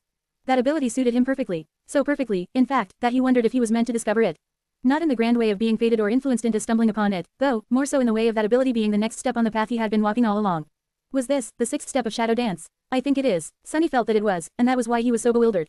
After all, he had not mastered the fifth step yet. How? Novel. This was the first time his understanding of Shadow Dance had become greater than his actual mastery of it. Before, he had always stumbled in the darkness, seeking epiphanies and revelations. Usually, the act of fathoming the secret of the next step meant mastering it. But this time, things were different. The fourth step of Shadow Dance allowed him to assume the forms of his enemies. The fifth step was supposed to allow him to shadow their powers and attributes. As well, he had even discovered a way to master it by fusing with his shadows and augmenting those of his domain, humans and shades both. However, Sunny had never gone through the actual process of doing so. That was because by the time he learned the secret of the fifth step, his fate had already been lost, and his true name was gone. Without the true name to anchor his self, it was too dangerous to delve so deeply into the essence of other beings and assume their form. He could easily lose himself forever, forgetting how to return to his own form in body, mind, and soul. So, the fifth step of Shadow Dance remained beyond his reach. It had remained unreachable for so long, it seemed, that both Sunny and his enemies had grown in power greatly. And now, having failed to master it, Sunny was already discovering the secrets of the step after that. So, was what he had done in the battle against the wolf dangerous? Sunny felt bitterly reluctant to admit it, but he knew that it was. The absence of a true name was once again holding him back. Everything had gone smoothly this time, but that was only because the concept Sunny had channeled was not inherently foreign to his own spirit. It was the concept of the hunter, after all, and Sunny was himself a greatly accomplished hunter. But what if the concept he had to channel was completely alien to him? Would he be able to embody it? Sunny knew that he would, with enough practice. He knew how malleable everything about him was. But would he be able to return from channeling a concept that was in conflict with his own spirit? Sunny was not sure about that. What about channeling 100 concepts, each of them vastly different and in opposition to each other? Well, that sounded like a perfect way to fall into complete lunacy, and Sunny already had precious little sanity left. He was already afraid of losing himself, or at the very least his humanity, to the nature of being supreme. Of becoming something he despised on the path to apotheosis. This feels terrible. Damn, Sunny felt like he had found a shiny weapon, only to discover that he was incapable of picking it up. Like he was denied something he was owed. He stayed nestled in the shadows, hidden in the darkness of the Shrine of Truth, unseen and motionless. His wounded soul was once again being ravaged by the scathing feeling of regret. If only he had chosen differently, if only he had not surrendered to his desperate wish, if only he had not betrayed his friends and still possessed his true name. But Sunny knew that these thoughts were meaningless. There was no way to turn back time, and even if he could, regret would have been eating him alive all the same, just for a different reason. For a far worse reason. No matter how much he regretted what he did, it was better than regretting something that he had never dared to do. Which was not to say that he could not correct his mistake and be rid of all this regret altogether. All he had to do was make a choice and get his fate back. I've already killed a cursed demon, now, killing a cursed terror did not seem so impossible anymore. But Sunny still had doubts. Sometime later, he emerged from the shadows and rubbed his face, chasing the uninvited thoughts away. He had no time to ponder these difficult matters now, because there were too many enemies he had to kill. Right, on to the next point of the agenda. His gaze fell on the 3 jade figurines. Share to your friends. Tap the middle of the screen to reveal reading options. If you find any errors, non-standard content, ads redirect, broken links, etc., please let us know so we can fix it as soon as possible. Report. Shadow Slave. Chapter 2369-2369, Fine Thread. 1,253 words. Once again, Sunny gave Kai and Slayer 1 jade beast figure each, to be sacrificed to the Shrine of Truth. Everything happened as it had happened before. After being placed on the altar, the figures turned to ash and were absorbed by them. A second ring was added to the one already encircling their soul cores. Well, a soul core in the case of Kai. In the case of Slayer, though, Sunny was not entirely sure what to call the radiant ember at the heart of her unfathomably dark self. A shard of a core in a shadow of a soul, perhaps. Looking at it, he remembered what Uri's had told him once. That his shadows were not entirely complete, if there was a way to complete, though, Sunny did not know what it was. Or if there was a need or a benefit to completing them. All he knew was that Slayer had been complete before being slain by his blade, but now, she was a part of him, just like the rest of his shadows were. Another mystery to solve, one day. The second ring of ash made Kai and Slayer much stronger. It also allowed Sunny to imbue them with far more of his will, enough so that he would not worry about sending either of them into a battle with great nightmare creatures. As for the cursed ones, well, Sunny himself was not too confident when facing those. With how much his companions were empowered by his will, however, they would at least be able to help him take the cursed ones down. Their arrows would not bounce off the flesh of those fallen gods without leaving a scratch. That's something. That was quite a boon, actually. The shadows of the wolf and its pack were resting in his soul now, as well, as long as Sunny could summon the shade of the sacred demon into existence, his small army was going to become tremendously more powerful. Still, he studied the third jade figure, the snow demon figure, which was left laying on his palm. He wanted to become stronger, as well. 5 of the snow tyrant's abominations had already fallen by his hand, including 3 cursed ones, but instead of making him feel secure, the experience of those battles only made Sunny feel trepidation. The battle against the wolf had been a close one. He had triumphed in the end, and it was quite a spectacular victory. And yet, nobody knew better than Sunny how easily he could have lost his life instead. How was he going to fight a cursed devil? There was a qualitative jump in power between monsters and demons, because demons were sapient. But there was just as significant of a jump between demons and devils, because devils wielded profane and terrifying powers. What was he going to do when a fallen deity unleashed its powers against him? What if that deity was accompanied not by beasts, but by monsters? Or even creatures of a higher class? So, Sunny was not going to refuse more power. That said, he also wanted to learn the truth. Whatever boost he could receive from sacrificing the snow demon figure to the Shrine of Truth was bound to be if not insignificant, then at least marginal. Kai and Slayer could borrow his will with the help of Ash, but what would Sunny borrow? At most, his strength would somewhat increase. Knowledge, on the other hand, was the origin of all power. It was none other than Weaver himself who had said it, so, learning a useful truth could actually give him far more power than sacrificing a figure would. Or not, I've decided. Sunny sighed. I think I am going to toss this thing into the lava. Kai, who had been drawing his bow to get used to his newfound strength, glanced at him briefly. Whatever you think is best. Then, he lowered the bow and looked at him properly. There was a strange expression on Kai's face, not quite a frown, but something similar to it. Sunny raised an eyebrow. What? Kai remained silent for a bit, then shook his head. No, nothing. It's just, that demon. Did you see anything strange when fighting it? Sunny blinked a few times. That demon was an eldritch god. Everything about it was strange. What do you mean exactly? Kai hesitated a little, then shrugged. It's just, I think I saw something, when I was fighting the brass giant. Helping that worm of yours fight him, I mean. His expression soured a little at the mention of abundance, prompting Sunny to grin. What is this I'm sensing? A bit of repulsion toward abundance. Come on now, Kai, it is just a worm, a truly enormous, sacred worm. Actually, it is practically a WYRM. Dragons and worms are kin, so doesn't that sort of make the two of you siblings? Kai shuddered. No worm is a sibling of mine, thank you very much. Please don't say such terrible things, Sunny. Sunny laughed. Well, alright, no need to be so offended. In any case, what was it that you saw? We both know how special your sight is, Kai, so don't make the mistake of underestimating it. Sunny was higher in rank than Kai and vastly more powerful, but that did not mean that he was superior to his friend in all regards. In terms of perception, for example, Kai was far ahead of him, or anyone else, really. So, Sunny was inclined to take whatever Kai had seen seriously. Kai lingered for a while, frowning, then said finally, during the battle, a few times, I thought I saw something glistening in the air behind the giant. But every time I tried to take a closer look, there was nothing there. I would decide that I saw wrong, only to be distracted by that shine again later. Eventually, he paused for a moment, then added, I thought that I noticed a silver thread extending from his back and disappearing into the distance. It was so thin and fine as to almost be non-existent, so even I could not see it clearly. Then, it was gone in the blink of an eye, so I can't be sure that I did not simply imagine the whole thing. The battle was quite hectic, after all. Sunny remained silent for a while, looking at him. Didn't you say that there was something strange about all the snow abominations? Could they have strange threads extending from their backs as well? Sunny himself had not seen or sensed any threads. But if these strings were as infinitely thin as Kai had said, there would be no shadows left by them on the ground, and therefore there would have been nothing for him to sense. It sounded quite suspicious, though, summoning imagery of puppets being pulled by puppeteer strings. The snow tyrant had to be controlling its figures somehow, so Sunny responded to that imagery strongly. Kai shrugged. I don't know. Sunny let out a sigh. Quote. Keep an eye out for these threads in the days to come, then. If you do notice another, let me know. With that, he headed away and left the temple. Walking over to the edge of the platform, Sunny looked across the lake of lava. The heat here was almost unbearable, so he did not loiter around and directly toss the jade figure into the lake. As it was swallowed by bubbling lava, he took a few steps back and sat down. Let's see. Sunny concentrated on the questions he wanted answered the most, hoping that it would affect what truth he received this time. How had the world ended? How had the gods died? What had Weaver? Then, suddenly, he was somewhere else. Share to your friends. Tap the middle of the screen to reveal reading options. If you find any errors, non-standard content, ads redirect, broken links, etc., please let us know so we can fix it as soon as possible. Report. Shadow Slave. Chapter 2370-2370, A Cruel Fate. 1008 words. The mountains had collapsed, creating a vast valley. The green slopes had turned into a brown desert of crushed rock, and now, the desert turned into a red river. The blood-red cloaks of the Imperial soldiers were like a crimson tide as they marched forward, sunlight glistening on the tips of their spears. Far above the sea of marching warriors, a hawk was gliding on the gentle winds. It opened its beak and let out a cry, then moved its wings to fly away. It was just in time. A moment later, a golden arrow flashed past it, tearing the sky apart. The hawk folded its wings and plummeted down, then spread them again to glide and escape the cold gaze of the unseen archer. It flew away, across the rolling hills of olive trees and beautiful cities. Across the wine-colored sea with islands where vibrant flowers bloomed among white rocks. Across deep forests teeming with wildlife, where holy beasts rested in the shade of emerald canopies, deep quarries where precious marble was being mined, and tranquil shrines. Across a peaceful realm that was about to be devoured by the jaws of war. Eventually, the hawk reached a vast city that sprawled around a tall hill and landed in the courtyard of a humble manor, turning into a woman who wore a deer hide around her shoulders. Her olive skin was covered in sweat, and her breathing was labored, her face showing fatigue from having crossed such a great distance in such a short time. My lady, handmaidens rushed to offer her water and fresh fruit, their eyes gleaming with awe and veneration. The woman drank deeply from a beautifully painted amphora, then waved the young girls away. When she looked at them, her own eyes became full of sorrow for a brief moment. Then, she hid her sorrow away. No time for that. Where is the prince? I must see him. The handmaidens looked at each other, prompting her to frown. What is it? They looked in the direction of the hill, where an ancient temple stood, its white pillars weathered from the passage of time. It is the oracle. You have been summoned. The prince, as well. The woman sighed bitterly, then wiped the water off her lips. Now they are speaking. Huh. She closed her eyes for a few moments, then straightened and looked at the young handmaidens one more time. The girls giggled in embarrassment under her gaze, which made the woman's face harden. Turning away, she left without looking back. The atmosphere in the temple was strange when she arrived. It stood empty most of the time, but now, there were people. She recognized most of them. There was a noble young man with calm and wise eyes. A boy with red hair, an unusual color in this land. A scholarly woman with a long black braid, her graceful beauty both subtle and bewitching. There was also a tall warrior with broad shoulders, his towering height making the others seem puny. A slender man in elegant clothes who looked like a sculptor. A ship captain whose rough skin had turned bronze in the sun, his eyes the same color as the sea. A blind poet whose songs were renowned across the realm. A woman who was either a priestess or a courtesan, or maybe both.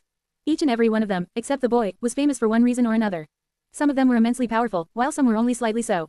But all were outstanding. All in all, it was a strange crowd of people. As the woman wearing a deerskin around her shoulders arrived, there were now 9 of them. She looked at the gathering with a frown, but chose to say nothing. The warrior spoke, instead, his booming voice echoing under the roof of the ancient temple. What news? The woman answered curtly. It is as we expected. The Imperials are already on the march. The warrior clicked his tongue. Curses. I should be gathering citizens into an army, not wasting my time here. The noble young man looked at him calmly. Quote. We were summoned. Despite the difference in their height, the tall man seemed taken aback. He lowered his head. I am sorry, my prince. I spoke out of turn. Soon, they were ushered into the inner sanctum of the temple. There, 3 figures sat behind a veil. A young girl, a mature woman, and an old hag. All 3 of them were blind, but saw much more than anyone with sight could. They were the oracle. The young man kneeled before them. I, Uriz, greet you. We have arrived to answer your call. The 3 women smiled and answered, their 3 voices becoming one. Greetings, brother. Greetings, my son. Greetings, child. The young man, Prince Uriz, took a deep breath. Our homeland is in grave peril, O oracle. And so, we beseech you, please, show us how to save our realm. The young girl seemed sad. The woman stayed motionless. The old hag laughed. Have you finally learned manners, naughty child? The young man stayed silent for a few moments, then repeated his words. We beseech you. The young girl moved, as if wanting to cross the veil and touch him, but the woman held her back. She turned her head to face the kneeling prince, and then said calmly. I am sorry, my son. But that is not why we called you. The 8 people staying behind the prince paled, while the prince himself pursed his lips. The 3 women continued, their voices fusing with each other. This land of ours cannot be saved. The tapestry of fate is vast, but it is also cruel. The empire won't be stopped. Our cities will burn. Our people will be enslaved. Our kingdom will fall, its very name forgotten. We cannot stop it. But, there was a moment of silence before the oracle spoke again. We can avenge ourselves. The 9 of you can. The 9 of you will. The empire of war must be destroyed. The prince looked up at the oracle, his eyes full of darkness. Eventually, he looked down. Quote. Oh my, how can 9 people destroy an empire? It is protected by a god. There were a few moments of silence, and then the little girl leaned forward. Her childish voice resounded in the silence of the ancient temple, echoing under its roof. Then you must kill the gods. Share to your friends. Enjoying this site? Support us via PayPal, Visa, MasterCard or crypto. Your donations help cover site maintenance and hosting costs. Tap the middle of the screen to reveal reading options. If you find any errors, non-standard content, ads redirect, broken links, etc., please let us know so we can fix it as soon as possible. Report. Shadow Slave. Chapter 2371-2371, 9 Fates. 1,573 words. As the echoes of the little girl's voice turned into silence, the 9 of them fell into silence as well. Her words had sounded like jesting, or at least they were supposed to. How could mortal men kill the gods? And yet, a solemn atmosphere settled in the inner sanctum of the Oracle Temple. This peaceful realm of theirs was beautiful and thriving, but it did not enjoy the protection of a god. The gods had grown aloof and distant long ago, their temples stood proudly, and yet no matter how piously the priests and priestesses prayed, they were usually met with indifferent absence. Even War, the patron deity of humanity, had withdrawn from watching over the great, terrible empire of his. The mortal realm where the 9 of them had been born was not protected even by a neglectful deity, and so, it venerated no god. The ones they venerated instead were the Oracle, the women capable of glimpsing fate. The vast tapestry of fate was not something that mortals were meant to see, so the Oracle was blind, the terrible visage of what they had witnessed burned into their eyes, destroying them forever. That was their curse, but also their solace. The Oracle was telling them that their realm was doomed, and that they would have to kill the gods. Prince Uri's finally spoke, his voice shaking subtly. Mother, oh, Oracle. But, how can 9 mortals kill the gods? The old hag seemed to study him with her blind eyes, then leaned back a little. Her creaky voice resounded in the inner sanctum. The war empire is an insatiable beast that feeds on conquest. It is vast, it is prosperous. However, that prosperity is wicked, and worse than that, it is unsustainable. Their economy and their way of life can only be sustained by an influx of riches, or resources, and most importantly, of new slaves. Without the slaves, the empire could not produce anything. But slaves are not a renewable resource. The woman spoke next, her words echoing somberly in the inner sanctum of the temple. You've read the imperial treaties, my son. You know the cruelty of their ways. The slaves they take do not last long, enduring endless labor. A few years, maybe, a decade, at most. And so, the empire needs to conquer new lands, and procure new slaves. It won't ever stop, because it can't stop. If it does, it will starve. The little girl spoke last, her voice turning small. Our kingdom is a peaceful one. It is a land of art, wine, wisdom, poetry, and culture. The empire will come and take our art. It will take our wine. It will take our poets and philosophers and turn them into house slaves to educate the young masters. The rest, those who survive, will be sent to toil in the fields. In just a few generations, our culture will be no more. Our people will be as no more, consumed and stolen by the conquering tyrants. The woman wearing a deerskin around her shoulders finally spoke, her quiet voice sounding calm and even. That doesn't answer the question. All of us can't even stop an empire that one god watches over. How will the 9 of us kill all 6 of them? The oracle grew silent. Eventually, the old hag spoke solemnly. You are a huntress, are you not? You should know how to kill a beast that is stronger than you. The woman spoke next. The answer is simple, not that it will be easy. Far from it. It will be difficult. It will be unbearable. It will be impossible, even, for each of you. The little girl finished what the woman started saying. But you must achieve the impossible, each of you. You must find the beast's weakness. You must lure it into a trap. You must sink your blade into the weak spot that you found. The 3 of them spoke in unison then. The 9 of you were chosen because you are special, just like this realm of ours was. Some of you are wise, and some of you are strong. Some of you are holy. However, fate has no use for those who are strong or those who are wise, and neither does it care for sages and saints. The only ones it cares for. Their voices envelop the sanctum, sounding like a prophecy. Are those who are fated. And that is what you are, the 9 of you. You are blessed by fate, you are cursed by fate. The strings of fate wrap around you tightly, and so, everything you do will echo across fate, shaking its very foundation. The old hag opened her mouth to continue, but at that moment, the prince who was kneeling on the floor interrupted her. You say that our land will be ravaged by the empire, that our people will be slaughtered and enslaved.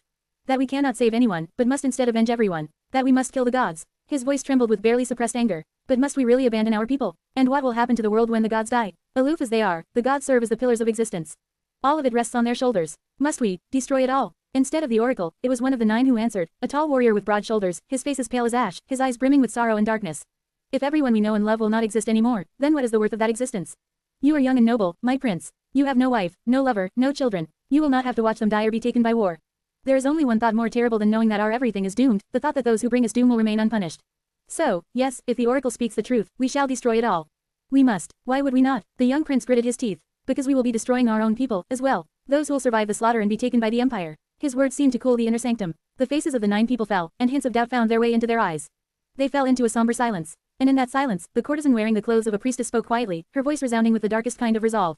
It is better to be dead than to be a slave. It is better to be killed than to be shackled. I will welcome death before I welcome chains. Those I loved will mourn me, but they'll know. When I die, I'll be free. Death was merciful, after all, but the life of a slave was cruel. Slowly, the rest of them nodded their heads, and the prince lowered his.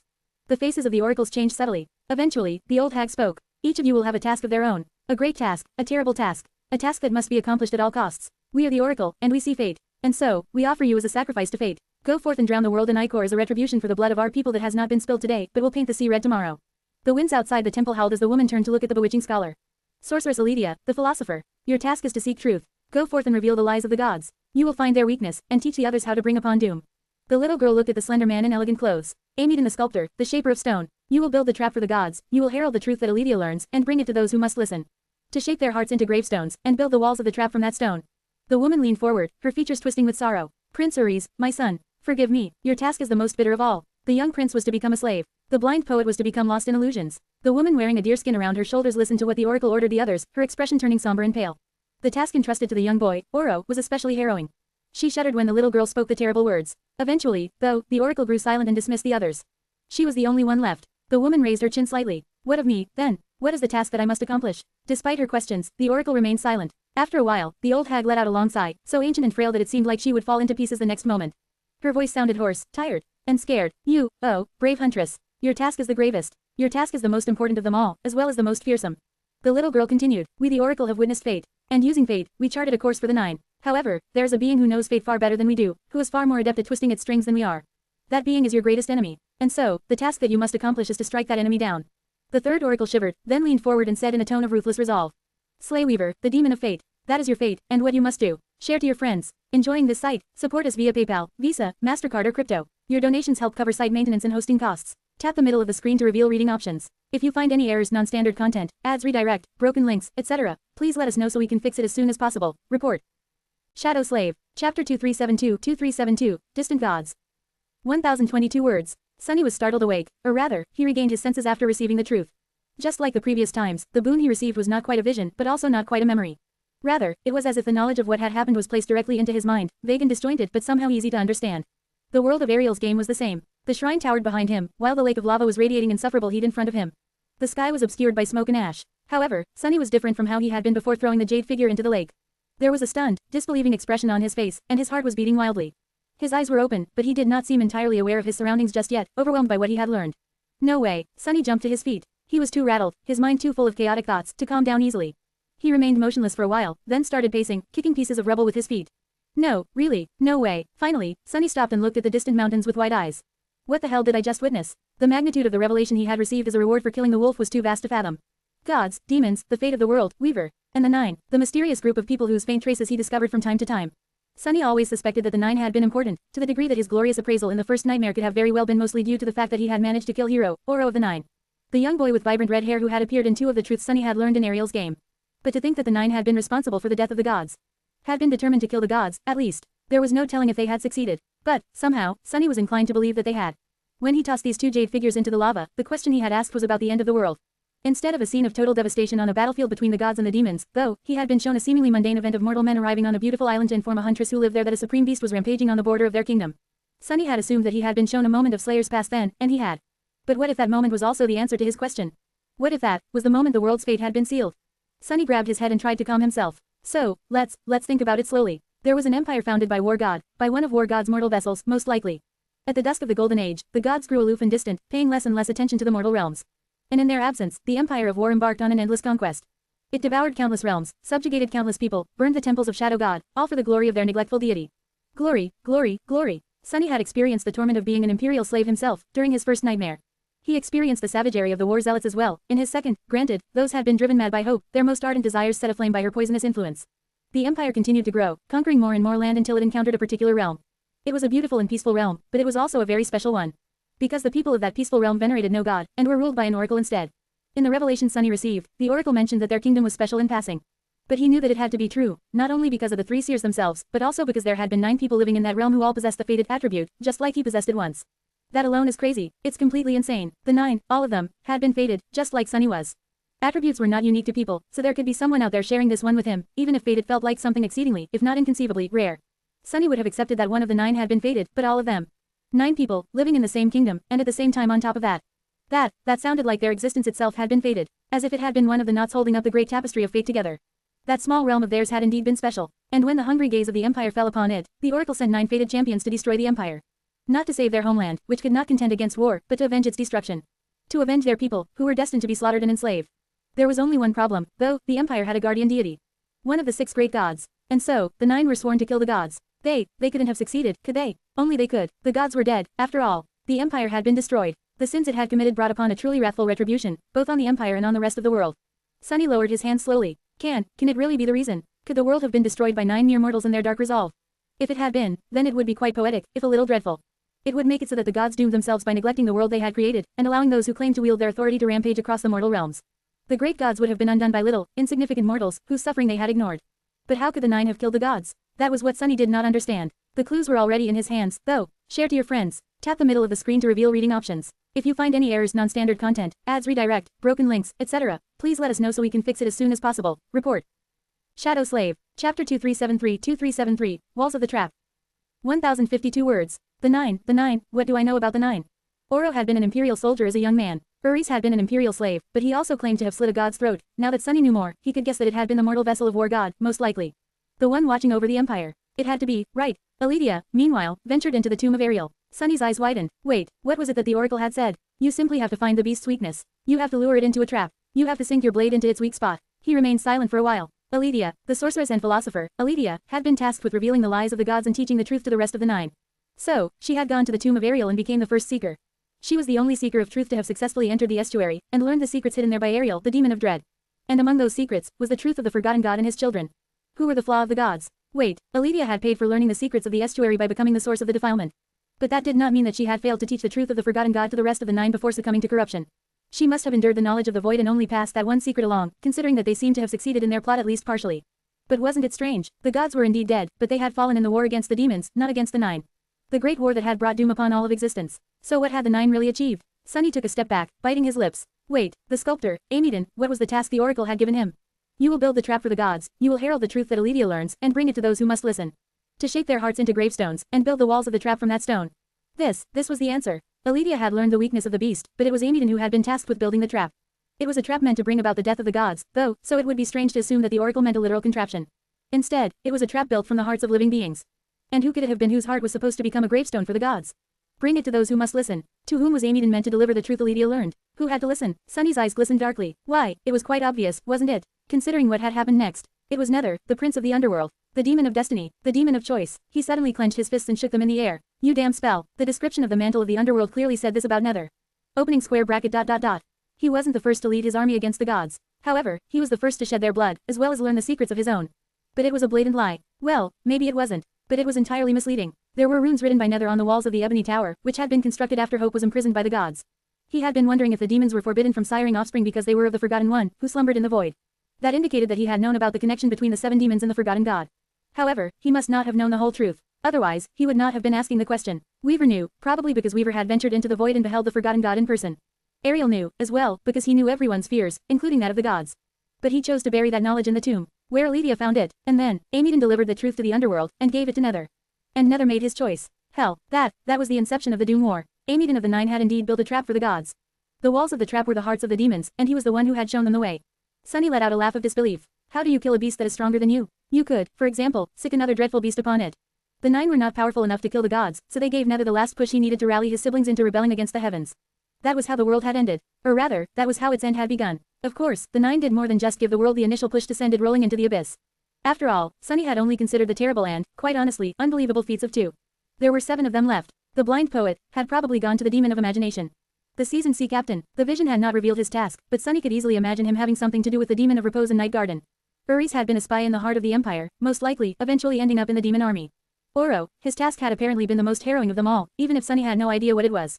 There was also the courtesan and the tall warrior. They were quite mysterious, and he was not sure what their role had been. And Slayer, of course. That one, he was not ready to contemplate yet. But what had they done? What had their endgame been? Sunny took a deep breath. Find a weakness, build a trap, sink your blade into the weak spot of the enemy. The weakness of the gods was the existence of the Forgotten God, and therefore the demons. The trap itself was the Doom War. But what was the blade of the 9? How had they intended to deliver the fatal strike to the gods? Had they simply supported the demons in the Doom War, or had there been more to their machinations? Sunny exhaled slowly. Then, a different set of runes surfaced in his memory. His eyes trembled. Share to your friends. Tap the middle of the screen to reveal reading options. If you find any errors, non-standard content, ads, redirect, broken links, etc., please let us know so we can fix it as soon as possible. Report. Shadow Slave. Chapter 2374-2374, Demons of Doom. 979 words. They were the runes left on the floor of the underground cell under the ruined cathedral of the Dark City by one of the 2 high priests of the Nightmare spell, from whose corpse Sunny had retrieved Weaver's mask. He had not been able to read them at first, but managed to discern their meaning during his return to the Forgotten Shore as a saint. Taking a step back, Sunny whispered. Thus spoke Weaver, they will open the gates. And they did, calling forth doom and destruction upon us. Now, in the ruins, gods lay dead. And the demons have fallen. The Forgotten One comes, wide awake, to consume them. He closed his eyes for a moment. The weapon to kill the gods, was it the Forgotten God himself? Had the Nine wanted to unseal the void, thus awakening him and causing the end of all existence? Was that their vengeance for the blood of their people that the Empire had spilled, for the land it destroyed, and the freedom it robbed? Were these bastards fated, or were they a personification of doom? Those lunatics, he shuddered, then shook his head. No, I am jumping to conclusions. Weaver had proclaimed that they would open the gates. The they in question could have been the Nine, it could have been the demons.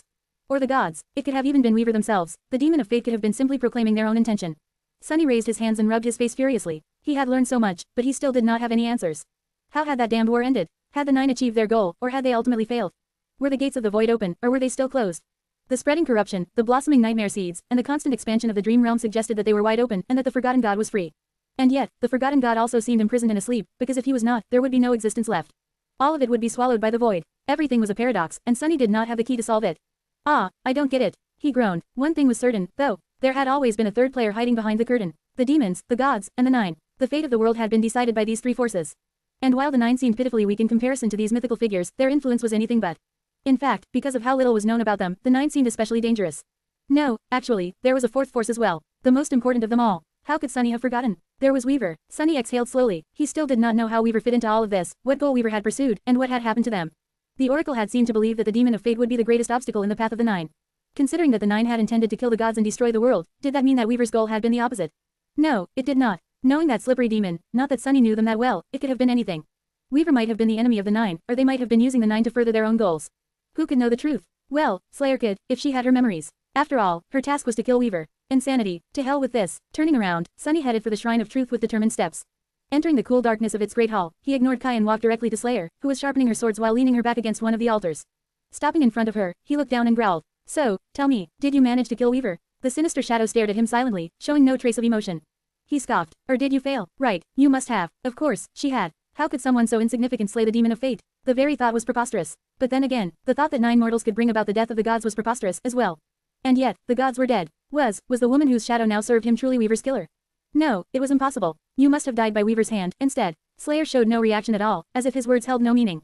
However, he felt her cold, black eyes changing slightly. Finally, there was a hint of emotion. What was it? Pride, despair, resolve, confusion. It seemed that Slayer did not know herself. Well, why would she? She did not even remember her name, let alone her past. Sunny covered his face with a palm and sighed deeply. What the hell did you do, you lunatics? Slayer stared at him for a few more moments, then shrugged and returned to sharpening her swords, completely indifferent to the turmoil in his heart.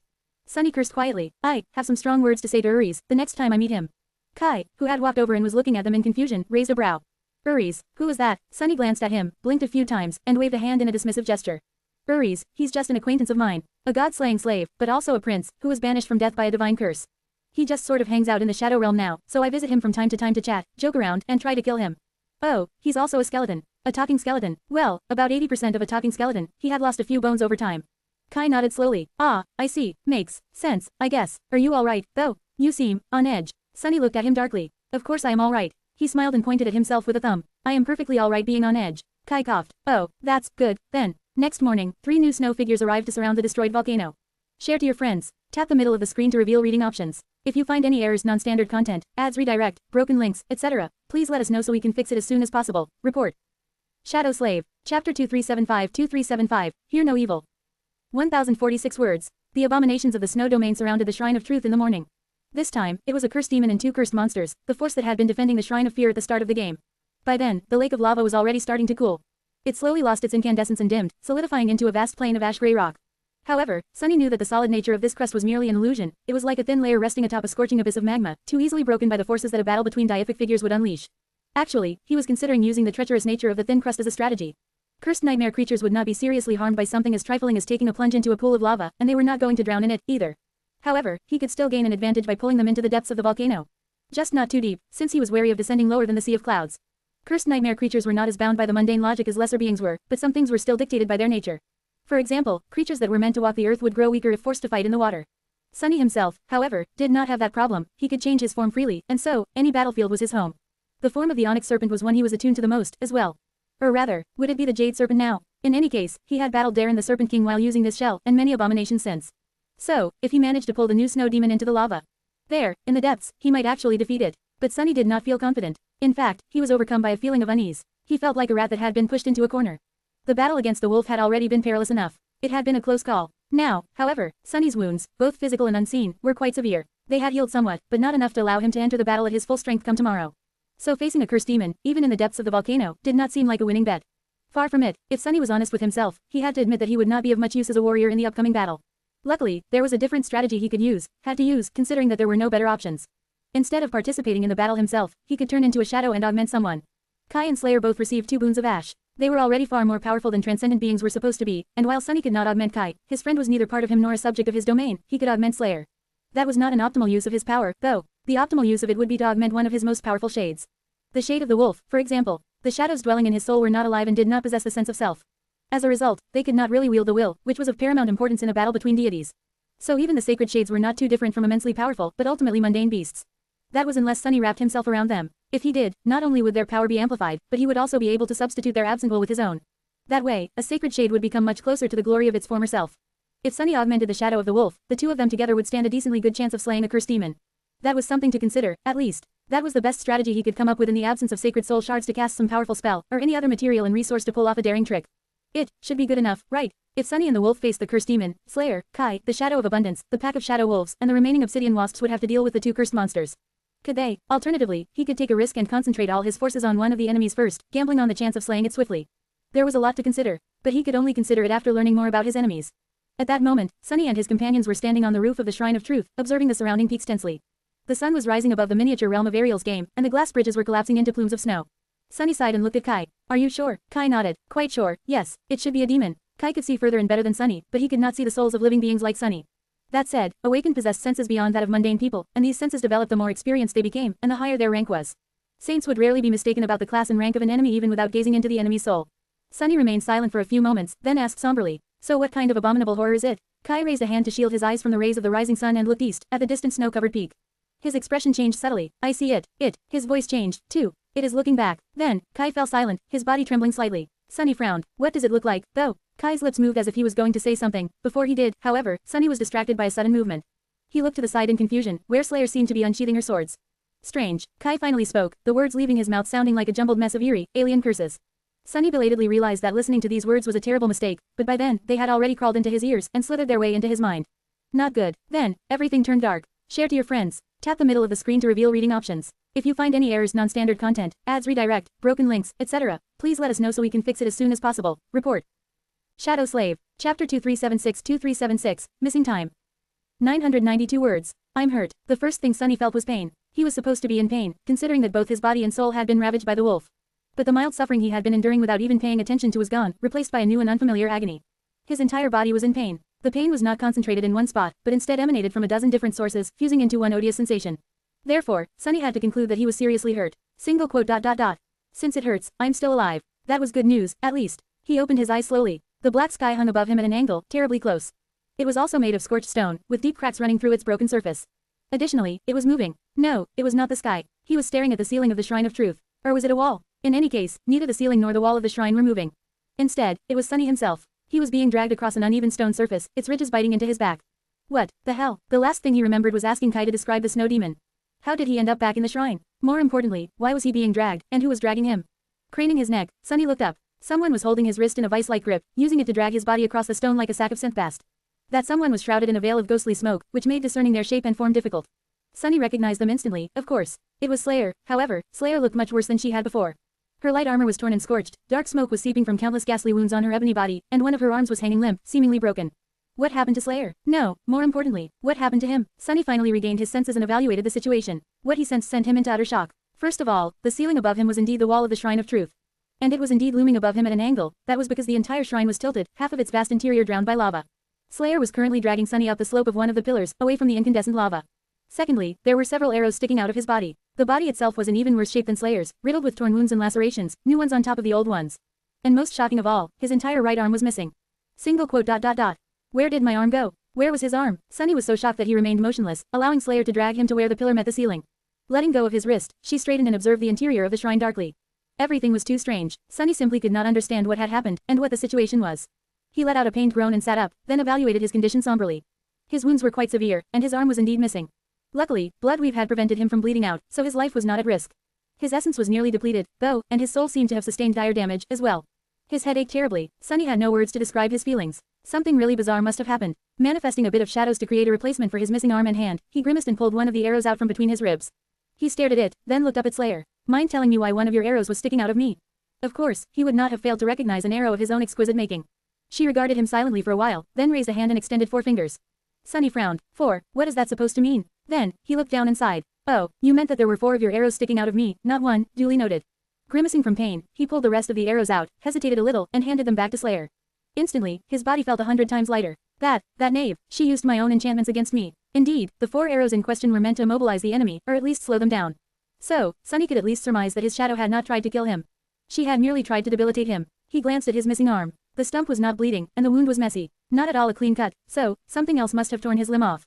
That was a relief. How is this a relief? One of my limbs is missing. Sunny groaned. Still, he would have been quite cross if it turned out that Slayer had cut off his arm. It was better to think that something else had ripped it off. There was a hole in the wall of the shrine where there had been none before, and through it, he could see the dark sky. It was night. It had been morning just a few moments ago. Sunny concentrated on his shadow sense, then turned his head and looked at the nearby pillar. Kai was hanging from it, impaled by 2 black arrows, his mouth covered by a makeshift gag.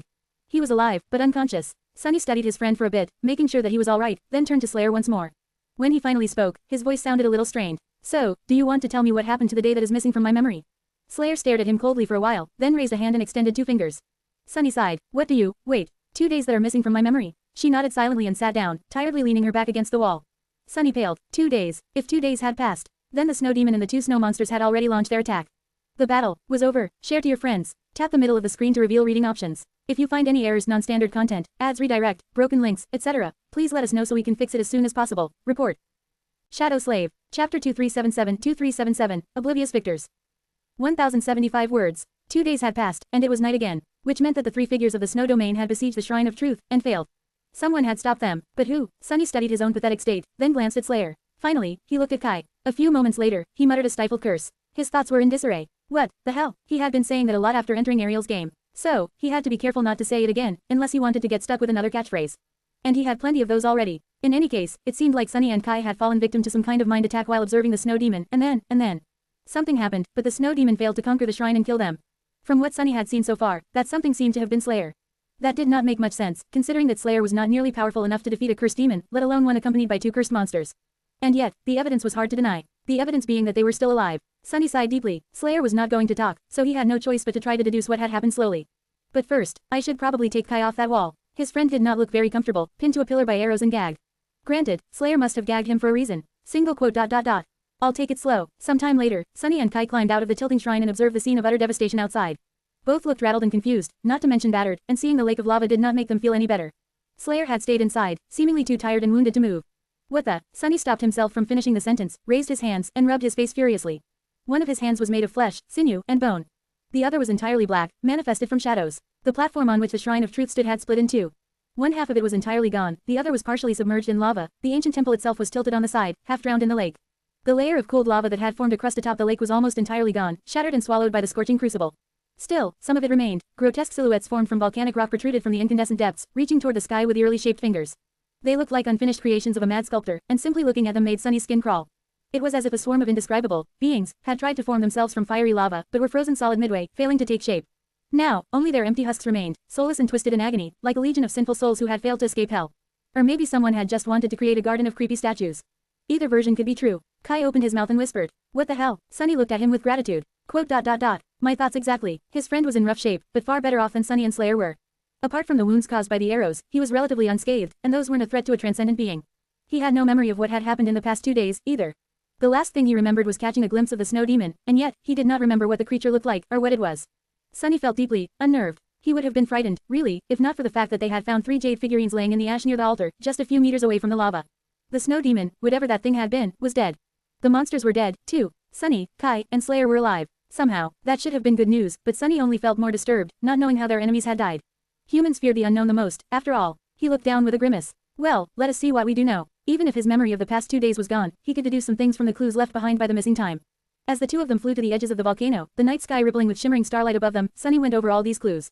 First of all, Sunny and Kai were missing their memories. They had been affected by some kind of mental attack, while Slayer had seemingly resisted it, or had been incapable of being targeted by that attack, to begin with, due to her inherent difference from them. It was easy to deduce that Sunny and Kai had not remained passive and motionless while under foreign influence, too. In fact, they seemed to have involved themselves in all kinds of activity. Their wounds were solid proof of that. Additionally, their behavior in the past 2 days had to have been different from what they would usually do. In other words, they had not been acting as themselves, otherwise, Slayer would have no reason to debilitate them with arrows or gag Kai. Sunny could not be sure, but after studying Kai's wounds, as well as his own, he suspected that the two of them had not only fought Slayer, but also other powerful beings, as well as each other. That was quite a disturbing theory, and although Sunny could not thoroughly prove it, he could not confidently refute it either. This is the worst. If they had indeed suffered a mental attack, this would be the worst crisis of that nature he had encountered in a long while. Maybe even ever. After all, he had retained at least some senses even at LO49 or on the Ashen Barrow, but now, he could not even remember what he had done. That should not have been possible. His mental resistances were extremely formidable, and even if his other incarnations were not here, he still possessed the will of a supreme titan. No mental attack should have been able to enthrall him so thoroughly. It was the fact that something that should have been impossible had happened that was driving Sunny mad. Just what kind of creature had that cursed demon been? The worst part of all was knowing that now with the creature gone, there was a high possibility that Sunny would never find out. It could all remain a mystery. Forever. Looking around, he wondered if that was a mercy instead. Share to your friends. Enjoying this site? Support us via PayPal, Visa, MasterCard or crypto. Your donations help cover site maintenance and hosting costs. Tap the middle of the screen to reveal reading options. If you find any errors, non-standard content, ads redirect, broken links, etc., please let us know so we can fix it as soon as possible. Report. Shadow Slave. Chapter 2378-2378, Eerie Clues. 1,371 words. The only witness, Slayer, was not talking, but Sunny had some other clues, as well. His own state, for example. Quite a lot of his essence was gone. Not only that, but he could not summon any of his shades, which meant that they all had been destroyed in the battle and were currently repairing themselves. The Shadow Wolf and its pack, the Obsidian Wasps, and Abundance. Had I actually implemented the shade augmentation strategy? It was possible, but had he implemented it against the enemy, or against one of his companions? There was no answer to that, although Sunny doubted that either Slayer or Kai could have survived his assault. The three snow figures were dead, and he was missing an arm. So, unless it was Kai who had bitten it off in his dragon form, Sunny was inclined to believe that he had clashed with the cursed demon and the two monsters instead. He looked at Kai strangely. Kai noticed it and forced out a smile. What? Sunny lingered for a while, then shook his head. Nothing, just wondering how sharp your teeth are. Kai touched his lips, then blinked a couple of times and looked away. The problem was that the shades of the three snow abominations were not in Sunny's soul. Which meant that, although they were dead, he had not killed them, and neither had Slayer. So how the hell had they died? Sunny folded the wings he had manifested and landed on a rock outcropping at the edges of the lake of lava, too close to the misty shore of the sea of clouds to feel comfortable. Kai landed nearby, and the two of them stared at the enormous corpse in front of them. Or rather, a half of it. The cursed monster was unmistakably dead. It was an indescribable monstrosity that was vaguely humanoid in shape, with countless eyes littering the malformed dome of its hideous head. It had a gaunt, pale torso and too many arms, each ending in a set of terrifying claws. As for the lower part of his body, there was no saying how it looked. It was missing. Sunny could swear that the appalling face of the fallen deity had frozen in a grimace of horror. He glanced at Kai and shivered. Any idea how it died? Kai remained silent for a moment, then said stiffly, "Well, I am pretty sure that it died from being torn in half."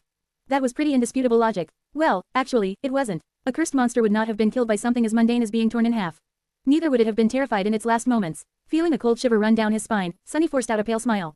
"Are there soul shards inside?" Kai nodded slowly. "I see one, but, if you don't mind, I'd prefer it if we don't try to dig it out just yet." Sunny scoffed, then grimaced and pressed a hand against his wounds. "Yeah, let's not, just yet." There was another corpse they had to take a look at, almost exactly on the other side of the shattered volcano. Flying there took them a little bit of time, and when they reached the massive remains, Sunny just stared at them with a strange expression. The second corpse had turned out to not be the second corpse. Instead, it was the lower half of the cursed monster they had already investigated. There was no explanation as to how it ended up all the way on the opposite side of the lake of lava, and no additional clues as to how the creature had died. Neither was there any trace left of the second cursed monster. It had simply vanished, as if it had never existed at all, just like the snow demon had. Perhaps their bodies had drowned in the lava, perhaps they had fallen into the sea of clouds. Perhaps they had simply ceased to exist for some unknown reason. Anything could have happened, really. Sunny took a shaky breath. Let's explore more. We might find something else. And so they did. In truth, he did not really hope to find more clues. He simply wanted to get away from the mangled remains of the cursed monster and do something to occupy his rattled mind. Sunny and Kai spent some time exploring the lake of lava. They studied the eerie, half-formed sculptures of volcanic rock protruding from it here and there. Being close to them gave both an eerie and unpleasant feeling, so they proceeded to investigate the shores of the lake instead. Eventually, they did find something. Well, what would you know? Sunny landed on a small island of cooled lava and looked down incredulously. He seemed to have found his missing arm. It was still encased in the black carapace of the jade mantle, laying in the middle of a vast web of cracks that stretched from one edge of the small isle to another. The hand was missing a couple of fingers, but those that remained were still clenched into a fist. His severed hand was holding onto something. Sunny crouched near it and tried to pick up an impossibly thin piece of torn string that protruded from the mangled fist.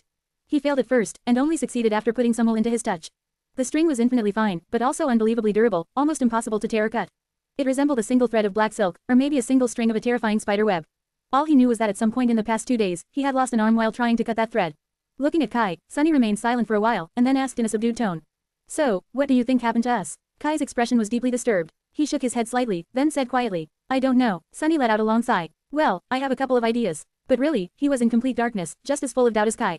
That cursed demon, it must have been some kind of mind demon, if such things existed at all. Whatever Kai beheld on the snowy mountain might have been simply its vessel, while the demon itself might have been a being of neither flesh nor spirit. It might have been like an idea, instead. At least that was what Sunny imagined after witnessing all these unexplainable things. In any case, Sunny and Kai had fallen under the influence of the demon, had maybe become its new vessels, even. They would have been simply debilitated at first, then fully taken once the morning of the attack came.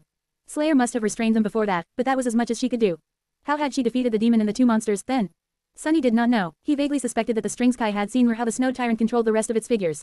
So, by severing one of those strings, Sunny must have liberated one of the abominations, the cursed demon itself, perhaps, from under the tyrant's control. Which meant that he had been resisting whatever had happened to him at least to some degree. Maybe, he must have, and then, there was no knowing what had happened then. Perhaps the demon itself had killed the monsters. Perhaps Slayer had somehow incited and evaded it until the sun rose above the horizon. If the demon had failed to eliminate the ash figures and stayed on a black square after the end of its move. Who knew what could have become of it? Nobody did. It was a complete mystery. And a frightening one, at that. Sunny was in pain, tired, and deeply disturbed. He did not even want to admit how disturbed he was. It was to the point that missing an arm seemed a minor thing in comparison. Picking up his arm from the stone, he turned and looked at Kai with a somewhat lost expression. You know, I have never lost a limb before. This is a first. Kai smiled weakly. Really, I would have thought. Sunny shook his head. He wanted to add something like, well, unless you count the head as a limb, but remained silent instead.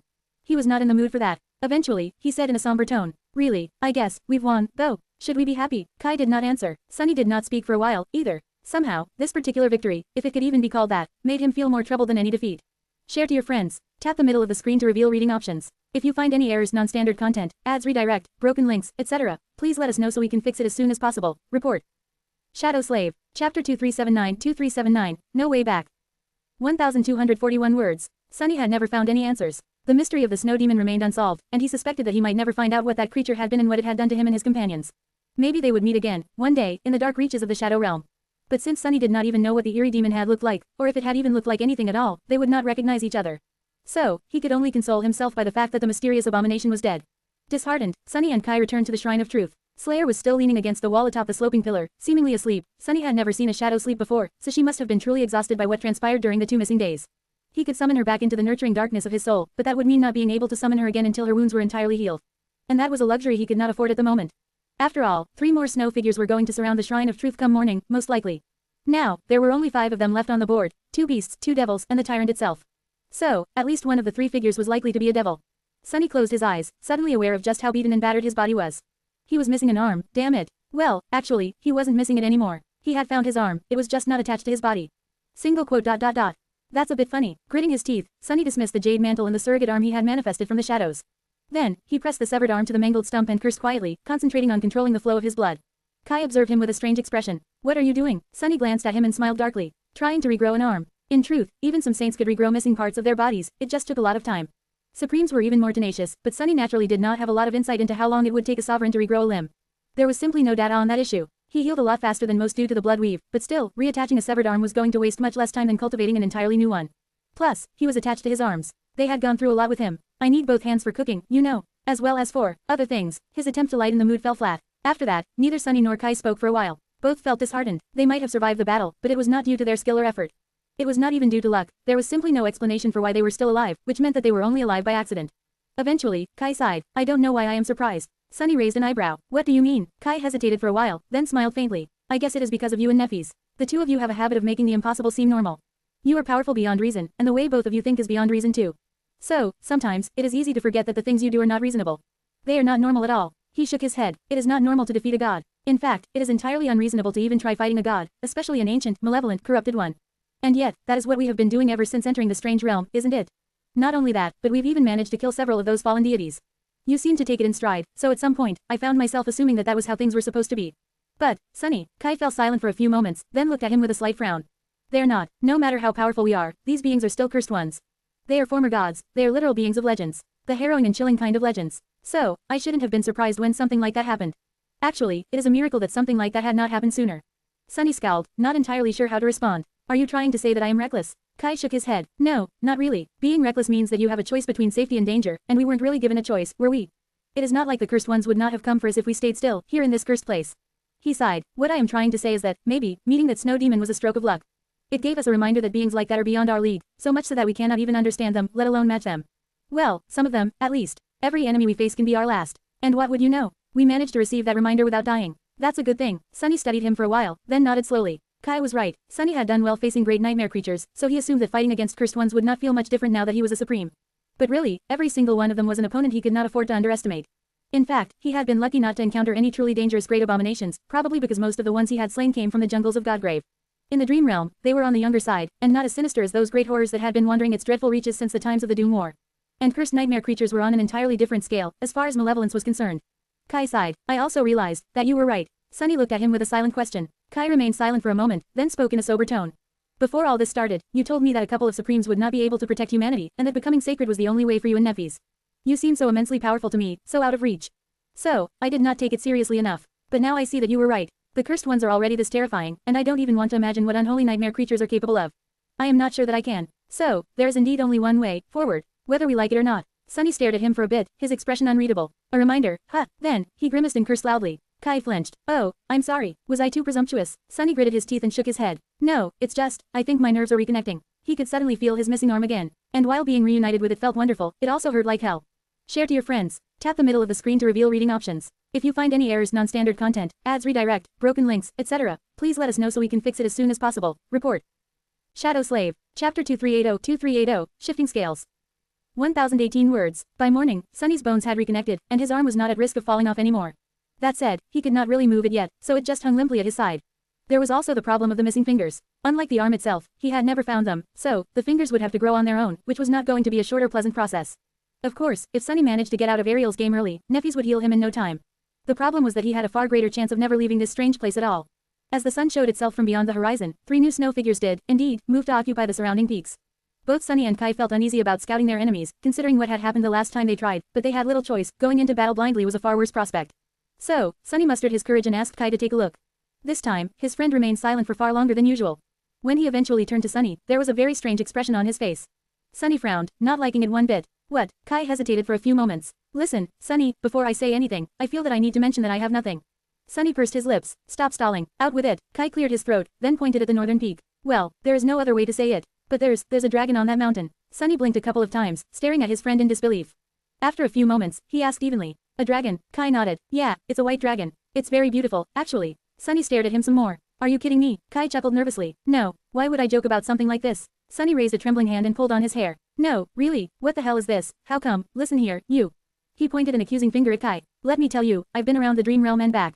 And never, not once, have I met a dragon without you around. What are you, a dragon magnet? How the hell are you attracting all these dragons, bastard? Kai coughed a couple of times. Calm down, please. Well, true, people call me the Dragon Slayer, and I have an attribute of that name.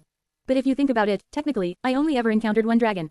The other one was myself, so that doesn't really count. So, you can't blame me for this dragon, alright. I have no control over where dragons decide to show up, or why. Sunny stared at him with suspicion. It couldn't be a coincidence, could it? Every time there was a dragon, Kai was somewhere nearby. Granted, the same could be said about most members of the cohort, since they were usually in the same place. Still, damn Dragon Slayer. Sunny let out a long sigh, then winced and decided to let it go. Quote. What about the other 2 peaks? Kai pointed to the eastern peak. That peak seems to be infested with rats. I can't count how many of them are there, because there are too many. The whole mountain is teeming with them, and they seem to be eating the mountain. Sunny raised an eyebrow. How in the world? Actually, never mind. And the last one? Kai hesitated, but chose not to point to the southern peak. In fact, he did not even look at it again. There is someone we've already seen on the mountain to the south. It's the devil from the tree, the one who looks like a human, or at least human-shaped. It knows we are looking. He paused for a moment, then added. The dragon seems to be a devil, too. The rats are a cursed beast, the entire swarm of them feels like a single entity. Sunny remained silent, thinking. A cursed devil to the north, a cursed devil to the south, and a cursed beast to the east. Things looked quite bleak. He was hardly in a shape to fight, and most of his shades could not be summoned yet. Slayer was in a rough state, too. Her situation was worse than his, really. Just like Sunny, she could not move one of her arms, which meant that she could not draw her bow. There was a day left before the 3 cursed abominations descended upon the Shrine of Truth. The odds would not be any better tomorrow, either. Kai looked at him tensely. How are we going to repel this attack? Sunny lingered for a while, then smiled. Well, the answer is simple. He glanced at Kai and shrugged, wincing from the pain of his mangled arm moving up and down. We won't. As Kai looked at him silently, Sunny shook his head. I am not fighting 2 cursed devils and a cursed beast. So, instead of waiting for them to come, he glanced east. We will attack, instead. He had come to the Shrine of Truth to make his warriors stronger. And he accomplished just that. With the jade figures in his possession, Slayer and Kai would receive the 3rd Ash augmentation.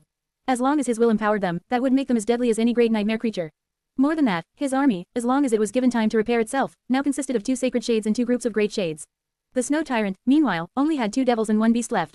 It was actually at a disadvantage in terms of pure numbers. What a startling reversal it was, considering its overwhelming numerical advantage at the start. More importantly, the Snow Tyrant had to send all of the figures that had been protecting it into battle. Which meant that it was almost defenseless. So, there was no point in staying in the Shrine of Truth anymore. Sunny had the enemy where he wanted. Inhaling deeply, he summoned the few obsidian wasps that had already mended themselves and sent them off to dig out soul shards from the remains of the dead cursed monster. Then, he turned to Kai. Prepare yourself. We'll be fighting another god in the evening. It was time to do some rat hunting. Thank the gods. He would finally have something to eat. Share to your friends. Enjoying this site? Support us via PayPal, Visa, MasterCard or crypto. Your donations help cover site maintenance and hosting costs. Tap the middle of the screen to reveal reading options. If you find any errors, non-standard content, ads redirect, broken links, etc., please let us know so we can fix it as soon as possible. Report. Shadow Slave. Chapter 2381-2381, End of the Hunt. 1152 words. It was the dead of night when Sunny and Kai returned to the temple. Slayer was still resting, so he simply placed one of the jade figurines next to her and handed the other one to Kai. The last one, though, that last one, he kept to himself. The shrine was tilted and drowning in lava, so placing the figures on the altar was an awkward task. Still, Kai could fly, so it did not pose much of a problem. As the third ring of ash was forming around his soul core, Sunny left once again, threw a wary look at the eerie sculptures rising from the lake of lava, and made his sacrifice. This was going to be the last truth he would learn before slaying the snow tyrant. They were going to leave the Shrine of Truth in a few hours, which meant that even if another abomination fell to their blades, he would only be able to make another offering after conquering the snow castle, if it was similar to the castle of ash. Sunny was not sure what would happen after the tyrant died, so there was even a possibility that this was going to be the last truth he would receive as a reward in this accursed game. He took a deep breath. The figure of the snow demon drowned in the lava, and Sunny found himself somewhere else once again. But this truth was unlike the rest. Sunny was in pain. His nebulous body was being eaten alive by a harrowing curse, his secretive mind was being consumed by vicious illusions. His heart was being torn apart by indescribable dread, and his very spirit was broken, his will and desire to live ripped from it by a cruel hand. There was no solace for him, no reprieve, no choice but to die. And yet, he refused to. He staggered, walking across the sand with unsteady steps, surrounded by darkness. Somewhere above, the ebony sky shimmered with the light of a myriad of silver stars, but their pale radiance was not enough to illuminate the shadowy valley, let alone warm his mangled, freezing body. Blood was flowing out of his mouth, spilling through the fangs of his mask as it shone with a beautiful golden light, with the light of divinity. Radiant blood was flowing out of the wounds littering his body, too, soaking the fabric of his dark mantle. Step, step, another step. Sunny was running out of steps he was fated to make. There were only a few left. Ah, a groan slipped from his lips, its subtle sound distorted by the mask. Then, another sound came. The sound of leaves rustling under the foot of a predator. The sound of graceful wings parting the night sky. The sound of an arrow piercing the fabric of fate. The arrowhead hit him in the neck, and he was thrown to the ground. Sunny fell to his knees, the drops of golden blood shining like precious gems on the sand. Raising a hand, he grasped the smooth black wood of the arrow's shaft, not too dissimilar to the polished wooden surface of his mask, and pulled the arrow out, shattering it in his grip. The firm hand of the archer who had sent the arrow flying was much too weak to harm a being such as him. It only managed to pierce his flesh because there had already been a wound there, on his neck, left by a far more dreadful foe. The arrow was of no consequence. The legendary poison smeared on its tip, however, was anything but. It was a poison that was not supposed to exist in the world anymore, and yet, here it was. A chilling cold spread through his body with harrowing speed. Then, it invaded his soul, his mind, and his spirit. Suddenly, Sunny felt weak. He even found it difficult to keep his eyes open. His broken body shuddered. Cold, cold, he was cold, and alone. He was going to leave alone, unwitnessed, just like he had lived. No one would even remember that he existed at all. Death was coming. It came in the sound of soft steps, taking the form of a woman who walked quietly out from the darkness. The woman wore battered dark armor and a veil that covered her beautiful face, her long, luscious hair tied into a braid. The starlit night cast a deep shadow onto her, but he could see her cold eyes clearly. He could see his reflection in them, too. A nebulous figure shrouded by a tattered mantle, a mask of black polished wood covering its face. He was Weaver, the demon of fate. The mighty, terrible demon. That mighty demon was now kneeling in front of a mortal huntress. A stifled laugh escaped from the demon's lips, made strange and elusive by the mask. You nine, ah, how we loathe you. The demon of fate knew the endless despair of struggling against fate better than anyone else. The nine were nothing but pitiful mortals, but they were also fated. Their lives were a convergence of fate. To anyone else, they would seem tiny and pitiful, no more than vermin, but to Weaver, who could see the great tapestry of fate, their figures towered like those of giants, looming above, oppressing Weaver with their crushing weight. The woman looked down at the demon silently. The demon smiled behind the mask. It was your doing, wasn't it? Oh, what a wicked trap you set for us. We have escaped our siblings, but it seems that we've failed to escape you, in the end. The demon knew the woman well. She had been stalking Weaver for a long time, this mortal with a pure soul. Sometimes, she came as a beast. Sometimes, she came as a huntress. The demon had not seen her moving stealthily across the realms, enduring battle after battle all in order to grow stronger, but they had felt her figure growing closer and closer in the tapestry of fate, constricting them like a serpent. Until they could not move at all, and there was nowhere to go. Finally, the woman spoke. The demon had thought that her voice would be triumphant, but it was simply tired. I know what you are. The demon was tired, too. If you know what we are, then you know what destroying us means. There is a price that has to be paid for slaying a demon. Are you prepared to pay that price? The woman did not answer. The demon let out a long, sorrowful sigh. You know nothing, child. You poor girl, it is too late. Please forgive me, if you can. The woman unsheathed her sword then and plunged it into the demon's chest in one fluid, swift motion. There was no hesitation in her strike, and no mercy. That nebulous figure fell to the ground, lifeless. The black mask stared blindly at the starlit sky, then fell apart into a hurricane of sparks. The huntress sighed deeply and looked at the sky. At long last, her task was finished. She swayed lightly and raised a hand, touching her veil in confusion. Her lips moved subtly, producing a barely audible whisper. What task? Share to your friends. Tap the middle of the screen to reveal reading options. If you find any errors, non-standard content, ads redirect, broken links, etc., please let us know so we can fix it as soon as possible. Report. Shadow Slave. Chapter 2382-2382, Wrath of Mortals. 1,000 words. Just before the sun touched the horizon, Kai joined Sunny on the roof of the Shrine of Truth. He looked ready for battle, the arrows bristling with the black feathers of their fletching in his quiver. Summoning the outer layers of his armor, the archer inhaled deeply and looked east. Lady Slayer has received the third boon of the Ash Domain. We seem to be ready. Sunny nodded slowly, a distant expression on his face. Quote. Has she now? Kai nodded. Yes. Why, your voice. It sounded a little strange. Sunny remained silent for a while, then sighed. She is set to play a decisive role in this battle. I've just been wondering about how capable she truly is. Kai studied him a bit. What is on your mind? Sunny smiled faintly and looked at the towering mountain to the east, its peak covered in snow. Eventually, he said, well, the cursed beast we'll be fighting tonight is a swarm of rats. They are infected by corruption now, but that means that they weren't at some point. Which means that there was a swarm of sacred rats once upon a time. Isn't it strange? Kai blinked a few times, prompting Sunny to chuckle quietly. I mean, it's one weird deity, don't you think? Who would want to worship a swarm of rats? His friend tilted his head a little. Actually, you are right. I have not considered it from that point of view. Sunny shook his head, but then again, who said that sacred beings have to be worthy of worship? Conflating divine power and benevolence is a very modern way of thinking about things. Actually, for most of history, people had not worshipped gods out of love or gratitude. Rather, they did so to placate and mollify the deities, hoping to avoid drawing their ire. He smiled. After all, mortals can't survive the wrath of gods. Not the other way around. At that moment, Slayer emerged from the shrine, still shrouded in ghostly smoke and cradling her mangled arm. Sunny studied her with a dark expression. Quote. Or at least it's not supposed to be. This shadow of his, she was definitely an overachiever. Sunny had a lot to think about and a lot to say, but he did not have any time for that at the moment. Instead, he looked at Kai and said, prepare yourself to feel weaker than you are now. We'll be invading the snow domain once again, after all. You remember the plan, right? Kai nodded somberly. I do. Leave it to me. Sunny looked west, where the sun had just touched the horizon, painting the sea of clouds in a million shades of crimson. Let's go, then. The volcano, what was left of it, shuddered. The fantastical scene of ethereal obsidian bridges forming from the plumes of ash played out once more, just as breathtaking and beautiful as it had been in the past. But after seeing it so many times already, Sunny paid little attention to the great bridges that spanned the sea of clouds. Instead, he turned himself into a shadow, and wrapped himself around Slayer. Immediately, he felt himself fusing into her ragged, battered form. A sense of ferocious power and cold confidence filled him, as well as of a sharp and merciless killing intent, much similar to his own but also different. Subtle, determined, inescapable. He could vaguely sense Slayer's thoughts and emotions, all of them painted in hues of grey by her sinister, dark resolve. There was a certain purity to her feelings that he did not share. Her black heart might have been filled with nothing but malice and desire to kill, but that malice and that yearning were pure, unblemished, and pristine. Sunny could not really read the thoughts of his shadows when fusing with them, but he could usually sense fragmented echoes of what they were thinking about, sometimes even see glimpses of their subdued, distant, dreamlike memories. In the case of Slayer, though, he could sense none of the latter. Just a vague impression of a vast emptiness, impenetrable darkness, and of an imperative need to hunt, to kill. The sound of the wind howling across the obsidian dunes, the deadly beauty of annihilating essence storms. As if Slayer had only ever existed in the shadow realm, and that was the only thing she had ever known. On a purely physical level, fusing with Slayer was an exquisite experience. She was different from both the indomitable saint and the mighty fiend, hers was a graceful, subtle kind of strength. She was nimble and agile like a dancer, but at the same time ruthless and ferocious like a prowling predator. Sunny himself followed a somewhat similar path. The origin of his battle art had been a beautiful dance, after all, so, he could appreciate Slayer's deadly grace and fierce litheness. As soon as Sunny took Slayer into his dark embrace, he could feel a raging torrent of power flow into her body. This shadow of his had already been enhanced by 3 consecutive infusions of mystical ash, and now, she was augmented by the power of shadows, as well. The result was quite frightening. That said, Slayer was still not in her best shape. She was severely wounded, and Sunny was as well. Neither of them made for a good fighter at the moment, but together, they could easily pass as one. That was why Sunny had decided to guide her in this battle instead of participating in it himself. Well, good luck to us, I guess. Behind them, Kai's voice boomed, as if commanding the world. Be strong, and with it, Slayer and Sunny suddenly felt empowered even more. There was no time to waste, so Sunny did not waste any by sending her running across the obsidian bridge. Instead, he commanded the shadows to open before Slayer, and as she stepped forward, the two of them emerged from the darkness directly on the slope of the distant mountain. One of Slayer's swords left its sheath with a quiet hiss. In the next moment, the pristine white snow around them boiled, and countless feral rats rushed at them like a writhing avalanche of rotten fur and sharp, needle-like fangs. Share to your friends. Enjoying this site? Support us via PayPal, Visa, MasterCard or crypto. Your donations help cover site maintenance and hosting costs. Tap the middle of the screen to reveal reading options. If you find any errors, non-standard content, ads redirect, broken links, etc., please let us know so we can fix it as soon as possible. Report. Shadow Slave. Chapter 2383-2383, Lord of Rats. 996 words. For a moment, Sunny was disoriented. Slayer's senses were difficult to get used to. Each of her 5 senses was vastly superior and far sharper than his own, except for his touch, which had been elevated by Boneweave a long time ago. Fusing with Slayer was like stepping into a world overflowing with an endless complexity of sounds, scents, flavors, and starkly vivid images. It would have been overwhelming if not for the fact that Sunny had developed a staggering capacity to grasp and absorb new information over the years, as well as while rising in rank. Still, Slayer possessed more senses than the mundane 5, as well, a primitive version of shadow sense, for example, and others that Sunny could not even name. And there were a myriad of abominable rats moving simultaneously all around them now. There was the will of a cursed beast bending the world, and the rules of Ariel's game sapping Slayer of strength.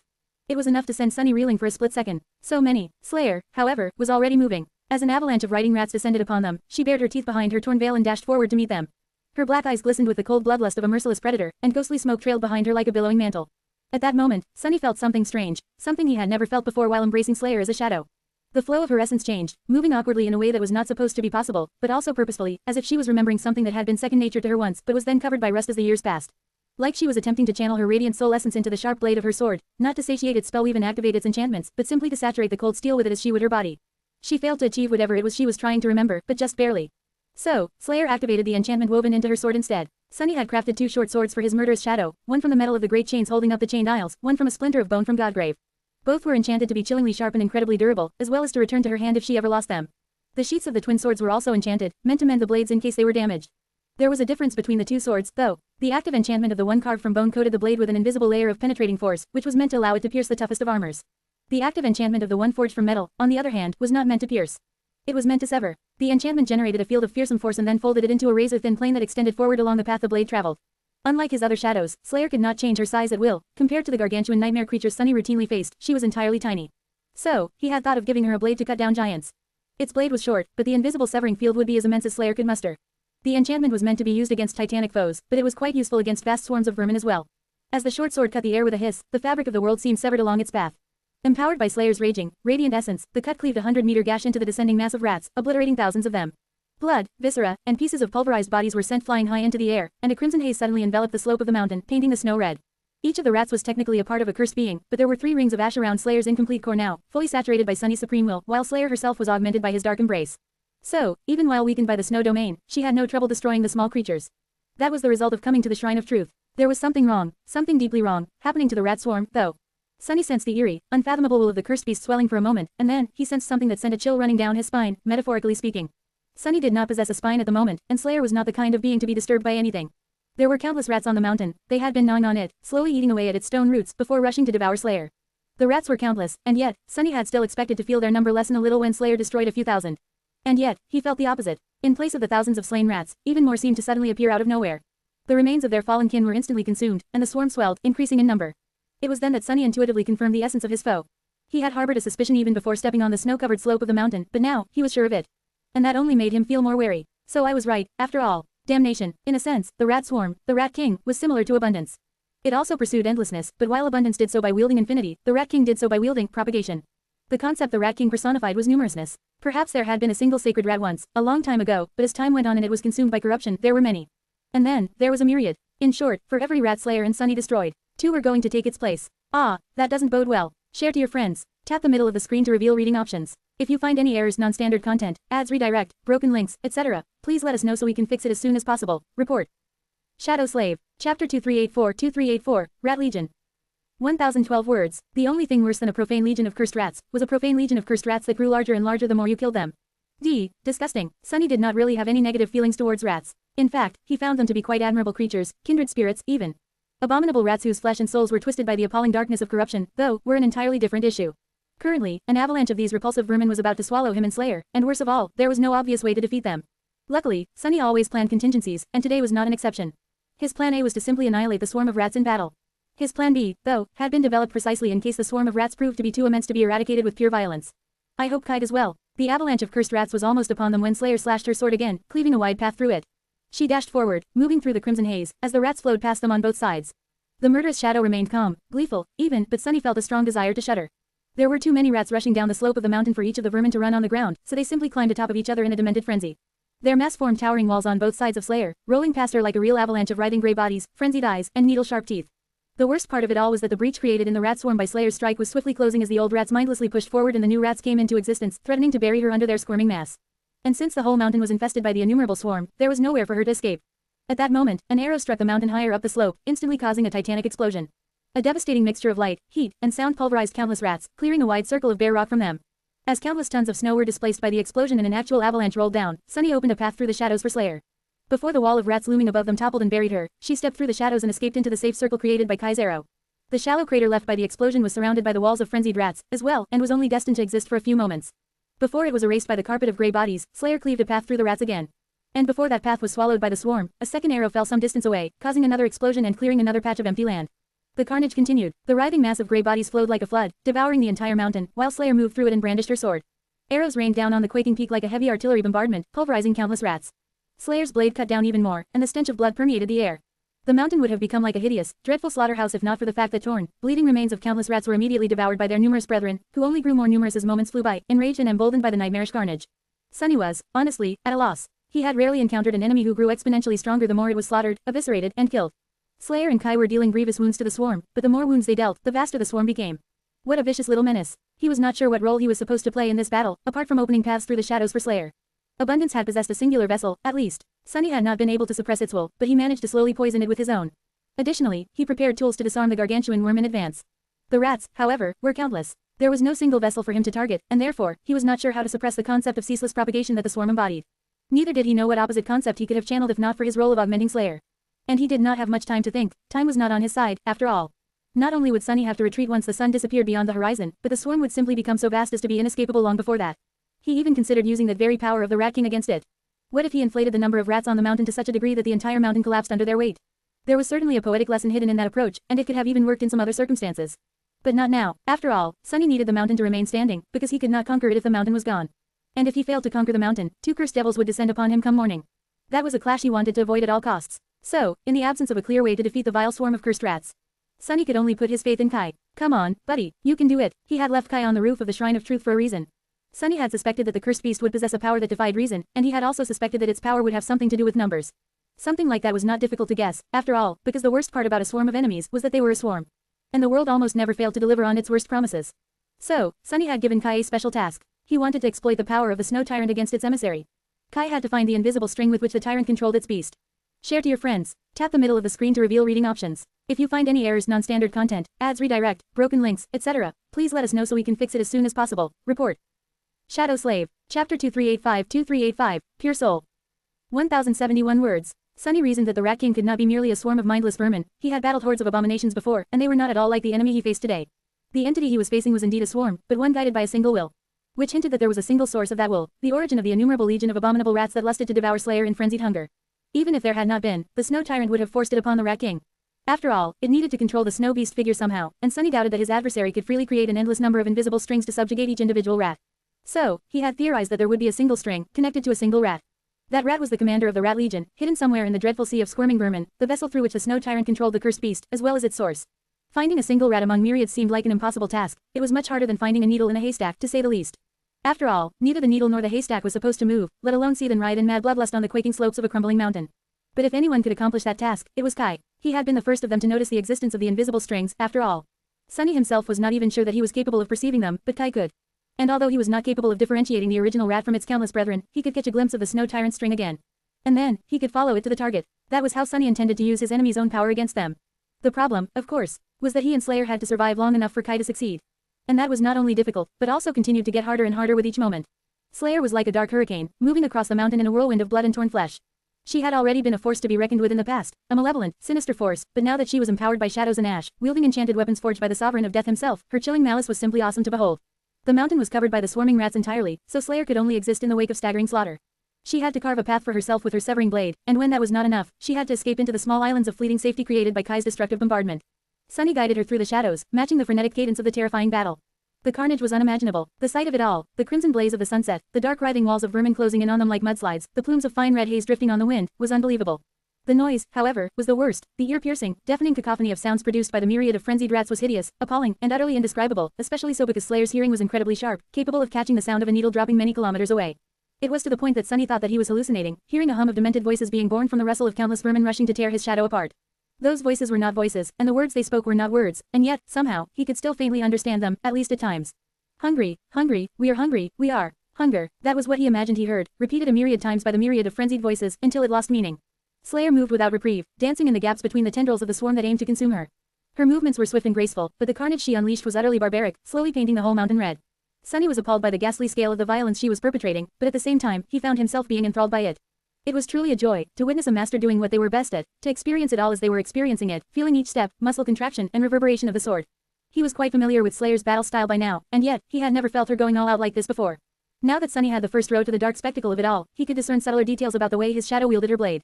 There was a certain sincerity to the way Slayer fought. He had noted how pure her emotion seemed, and that purity translated to her every move. There was no pretense, no hesitation to her macabre dance, just sincere, pure, and adamant resolve to maim, mangle, and kill. Which was not to say that Slayer's battle style was unsophisticated or blunt, far from it. It was nothing short of beautiful. She was just devoted fully to her every motion without holding anything back.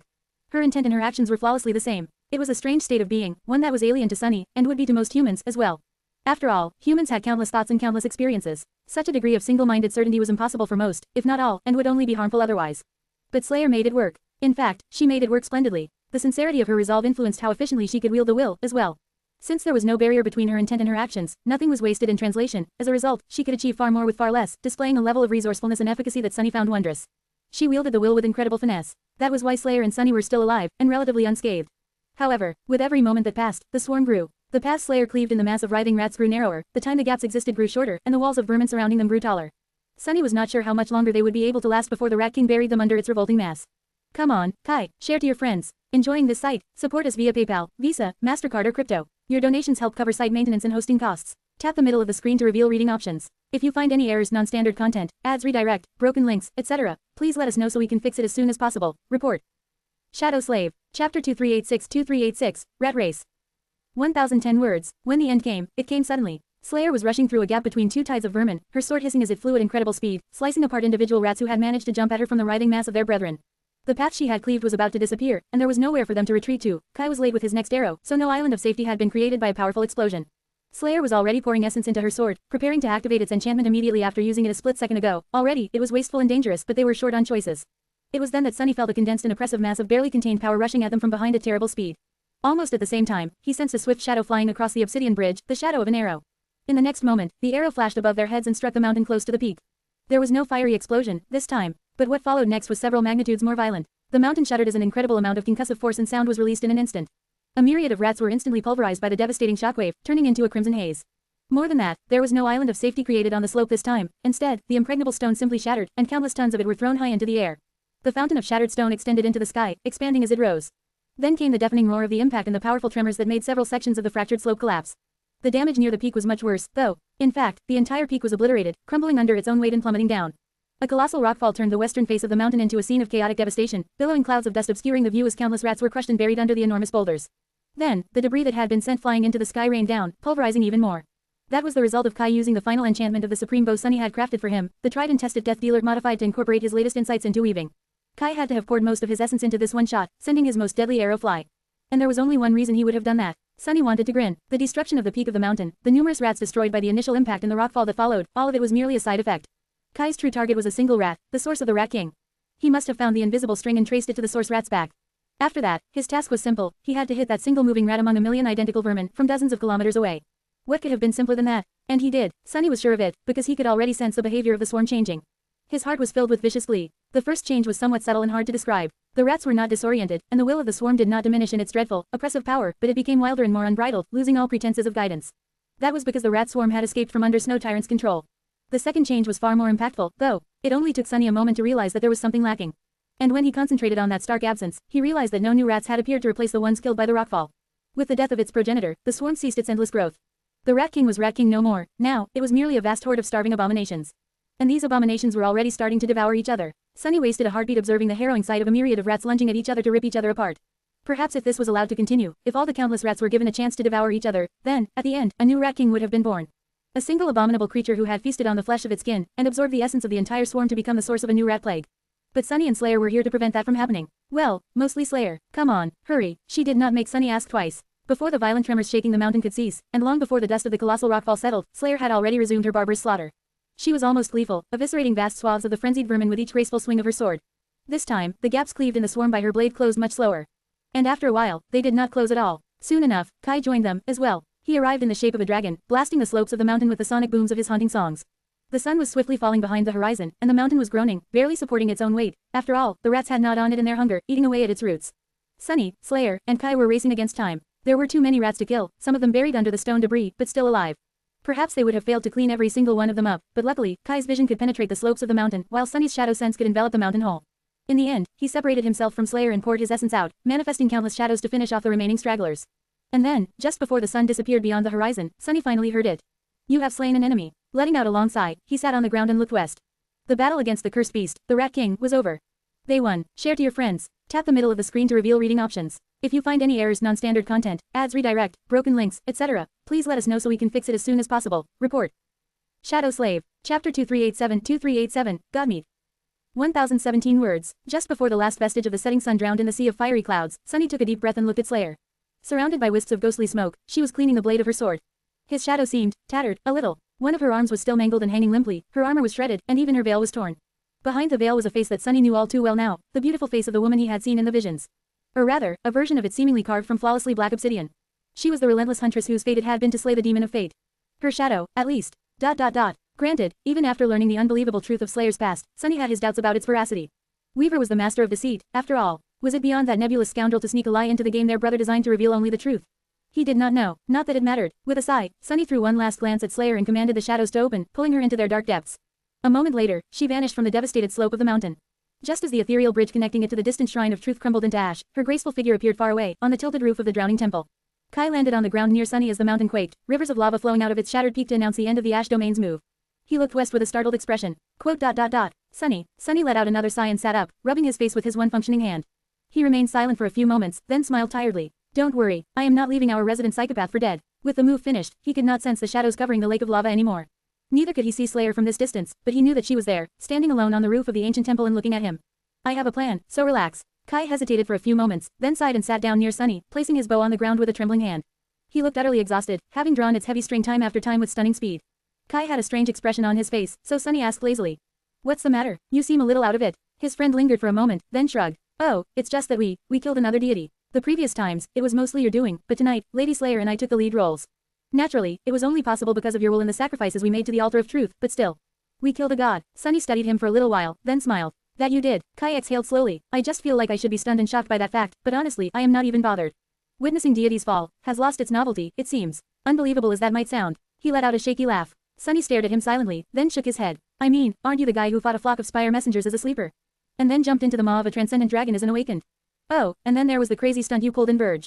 Why should you be stunned, let alone shocked? Kai smiled shyly and scratched the tip of his nose. Well, true. Still, this repugnant swarm of rats was a god. Sunny grinned, then looked around, grimacing at the stench of rat fur burning in the flowing lava. Speaking of which, hey, how about we barbecue some god meat? Kai changed in the face, turning almost green. The rats, eat them. Thanks, but no thanks. Sunny laughed. Why not? You know, we mostly ate universal ration packs in the outskirts, also known as rat packs. It was all synth-past and the driest, blandest crackers you can imagine, plus a disposable water filter. So, I actually always wanted to taste a real rat. Real rats were a rare commodity, though, the stronger kids hunted them down before the rest of us could. Looking around, Sunny inhaled the disgusting stench of burning fur and smiled. Look how far I've come. Ah, dreams do come true. Kai studied him for a while, then forced out a polite smile. They're all yours, then. By all means, I'd rather not stand in the way of fulfilling your dreams. Sunny scoffed. How picky. Kai had not wanted to eat the torn remains of the cursed monster because the manner of its death had been too eerie, and both halves of the monstrous corpse were too disgusting. And now, he was refusing to eat perfectly fine, if a little cursed, rats as well. There was just no pleasing that guy. Sunny gave Kai a look of reproach, then stood up and dusted off his tattered clothes. Well, suit yourself. I'm hungry, though. Sunny might have been of the same mind as Kai regarding the eerie corpse of the cursed monster, but he was not going to hold himself back tonight. The poor rat king had never managed to satiate its hunger, so it was only proper to honor its damned memory by satiating his. He found the beast figurine while scrounging for rat meat, and a little later, he found the soul shard left behind by the rat king. As well, it had been buried under the rockfall, which was submerged in lava now, but Sunny retrieved the tiny crystal without much trouble. The rat meat turned out to be diseased, and maybe even cursed. It was still delicious, though, and blood we've made short work of the contaminants. In hindsight, it was probably for the best that Kai had refused to partake in consuming the slain god's flesh. There was more of it left for Sunny. Is his survival instinct really sharp, or have mine become completely dull? Sated and satisfied, Sunny returned to the western slope of the newborn volcano and sat down near Kai to watch the sun rise. The final act of Ariel's game was going to be decided once it did. Share to your friends. Tap the middle of the screen to reveal reading options. If you find any errors, non-standard content, ads redirect, broken links, etc., please let us know so we can fix it as soon as possible. Report. Shadow Slave. Chapter 2388-2388, Lure. 1009 words. There used to be 12 snow figures arrayed against the 3 figures of ash on the game board. Now, only 3 of them remained, 2 devils and the tyrant itself. And Sunny was half a step ahead of the devils, as well. The path to the tyrant was almost clear, but there was still a chance that the devils would pursue him. If they did, the vaguely human-shaped tree devil would be of no concern, since it was further south than Sunny and his companions. The dragon, however, was north of the Shrine of Truth, so, if it moved east, they would have to clash with it eventually. Sunny wanted to avoid fighting a cursed devil if he could. In fact, he dreaded that battle, even if there were 3 sacred shades under his command now. So, he left Slayer in the Shrine of Truth. It was unclear how cunning the Snow Tyrant was and how well it knew the figures of the Ash Domain. However, it had shown at least some ability to act strategically. So, it would most likely be unwilling to leave the square of the shrine in the hands of the enemy. Not only because the power of the Ash Domain would grow the more squares belonged to it, while the power of the Snow Domain would diminish accordingly, it was also because Sunny could easily return to the shrine if his path to it was not cut off. The truth of the matter was simple, the Snow Tyrant did not possess enough figures anymore to catch its enemy unless its enemy wanted to be caught. Sunny could wander the board indefinitely, playing a dangerous game of cat and mouse with the 2 snow devils. He could stall for as long as he wanted, until his wounds completely recovered, for example, or until all of his shades restored themselves. Additionally, he had in his possession the jade figurine left behind by the Rat King. His power would increase even more if he was ever allowed to reach the Shrine of Truth, the Ash Castle, or, presumably, the Shrine of Fear. He did not even have to keep Kai and Slayer with him. He could send them to wander the miniature realm of Ariel's game on their own, conquering peak after peak until the snow domain lost its territorial advantage entirely. So, Sunny was betting on the fact that at least one of the devils would waste a move to conquer the Shrine of Truth. And to make it even more alluring for them, he left one of his figures, Slayer, on the roof of the Drowning Temple. Sunny and Kai sat on the stone slope and watched the sunrise silently. There was the beautiful golden glow of dawn, and the plumes of snow freezing to turn into ethereal bridges. Neither of them spoke, still drained after the battle against the Rat King, and although a lot was going to be decided by what the devils chose to do, or were commanded to do, both felt peaceful. Even if there were dreadful battles ahead, they were not going to happen until many days later. And although they were still imprisoned in Ariel's game, the board was almost entirely empty of terrible nightmare creatures, which meant that they would not be surrounded and attacked unexpectedly. For the first time since the death game started, Sunny did not feel like a cornered beast. He inhaled deeply, enjoying the view of the radiant sun. Come on. Finally, the glass bridges were fully formed, and the devils moved. Sunny held his breath, feeling his heart skip a beat. Single quote ... Yes, a wide grin split his soot-covered face. His prediction was coming true, and in the best possible way. The tree devil is moving east. Kai's voice was subdued. The human-like fiend was walking across the glass bridge, moving to the mountain directly south of their position. It was being sent on a hopeless pursuit. The dragon, however, Sunny did not need Kai to tell him, because he could see the dragon flying across the sea of clouds himself. The great beast looked like a tiny dot from the distance, but there was no mistake, it was flying south, toward the Shrine of Truth. Which meant that nothing stood between Sunny and the Snow Tyrant anymore. He smiled happily. It was strange. Perhaps the Snow Tyrant did not care to bar his passage. Perhaps it even wanted Sunny to come as soon as possible, before he could fully heal from his wounds. In that case, moving the dragon away and opening a clear path served the same purpose as leaving Slayer alone in the Shrine of Truth. It was a lure. Perhaps the Snow Tyrant simply failed to control the dragon. After all, a cursed devil was a being of immense power, not much inferior to its own. In any case, the result coincided with what Sunny wanted. We're in the clear, Kai. We're in the clear. Finally, the end of the Ariel's game was in view. There was only one battle left for them to win, the most harrowing of them all, but still the last one. The battle against the Snow Tyrant itself. Sunny exhaled slowly and watched the dragon fly across the vast chasm separating the two mountains. He thought he even saw explosions bloom as Slayer set arrow after arrow flying. And just when the dragon was about to reach the lake of lava, Sunny narrowed his eyes and dismissed her, calling her back into the nurturing darkness of his soul. Somewhere far away, the graceful figure of the murderous huntress dissolved into the shadows. A few moments later, the Shrine of Truth shook as the gargantuan dragon landed on its roof. Robbed of its prey, the cursed devil let out a terrifying roar. Its echoes traveled across the golden clouds, reaching Sunny and Kai on the slope of the distant volcano and making them tremble.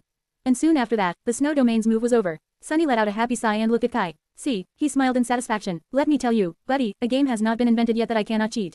Share to your friends. Enjoying this site? Support us via PayPal, Visa, MasterCard or crypto. Your donations help cover site maintenance and hosting costs. Tap the middle of the screen to reveal reading options. If you find any errors, non-standard content, ads redirect, broken links, etc., please let us know so we can fix it as soon as possible. Report. Shadow Slave. Chapter 2389-2389, Final March. 1017 words. Sunny and Kai slept like dead men in the warm cradle of ash.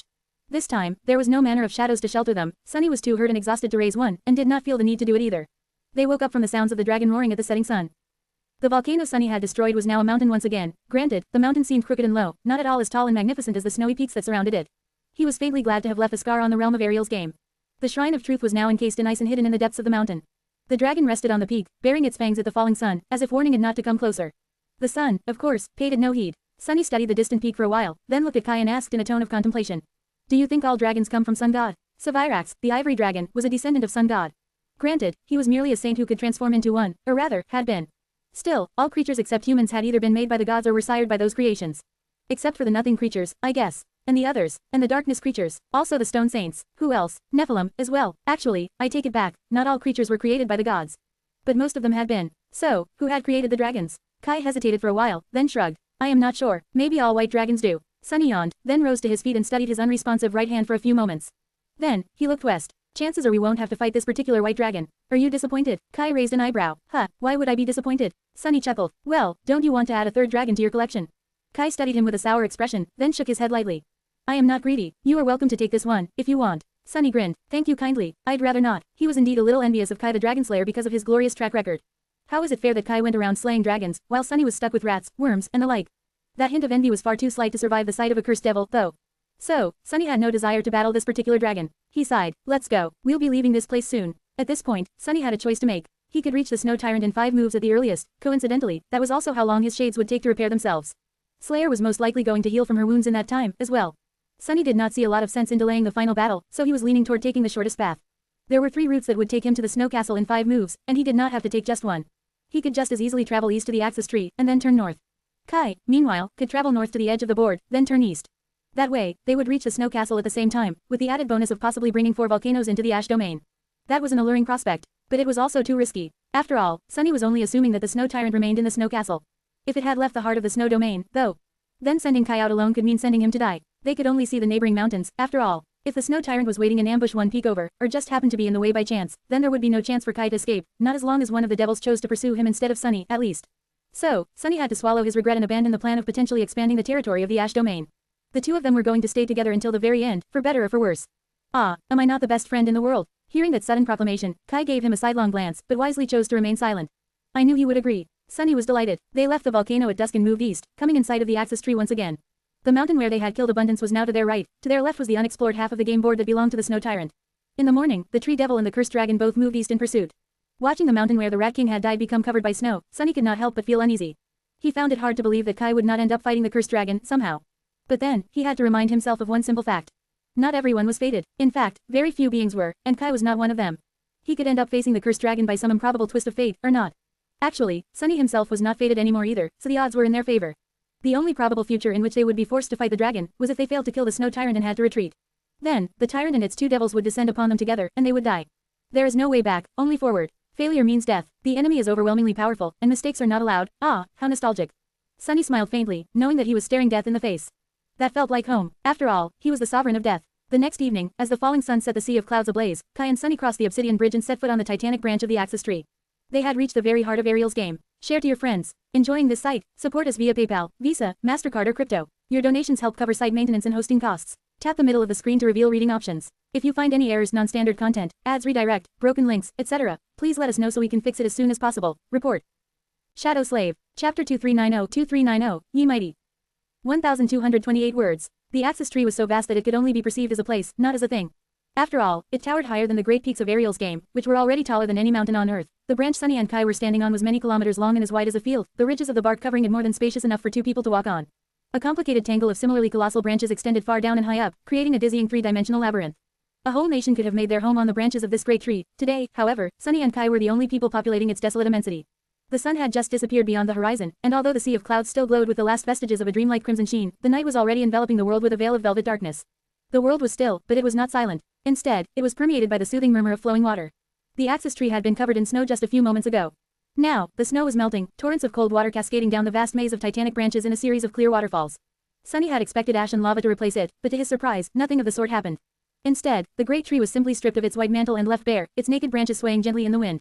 There were no leaves, no fruit, no sign of vitality to their vast expanse. In fact, many of the branches were broken, while many more seemed frail and diseased. It was as if the Axis tree was truly and utterly dead. Sunny looked around cautiously. What do you think this place does? There were 5 special squares on the game board, the castles, the shrines, and the Axis tree. Sunny had mostly figured out the purpose of the first 4, but he still had no idea what the function of the central square was. Kai was looking around, as well. I don't see any structures. And I don't feel anything special, either. Sunny contemplated for a while. There had to be some use for the central square, apart from how important it was for traversing the board. The player occupying the middle would definitely have an advantage, but that advantage alone was not enough to make the square special. Granted, there had only been 4 runes carved on the sides of the jade board: ash, snow, fear, and truth. There was no tree rune anywhere he had seen. Still, let's explore a little. Kai hesitated for a moment, then cleared his throat. Actually, before that, he pointed to the streams of clear water falling from high above. Wouldn't it be a shame to just waste all this water? Sunny stared at him in confusion, then scoffed. Sure, go ahead. Soon enough, refreshed and clean for the first time in a long while, the two of them ventured to explore the labyrinth of branches. Kai was in a noticeably greater mood, even humming a jovial tune quietly, while Sunny found himself feeling like a person once more. It was a nice feeling. They wandered the Axis tree for a while, jumping to lower branches or flying up to those that were higher. However, there was nothing special on any of them, and as Sunny and Kai drew closer to the trunk, it seemed less and less probable that they would find something special. In the end, they ascended to the top of the tree and looked north, witnessing the next mountain over. Sunny had hoped that they would be able to see further than usual, considering the height of the tree, but he was left disappointed. Everything beyond the neighboring mountains was hidden by a haze, and even Kai could not see through it. The 3 mountains in the north, however, looked a little strange.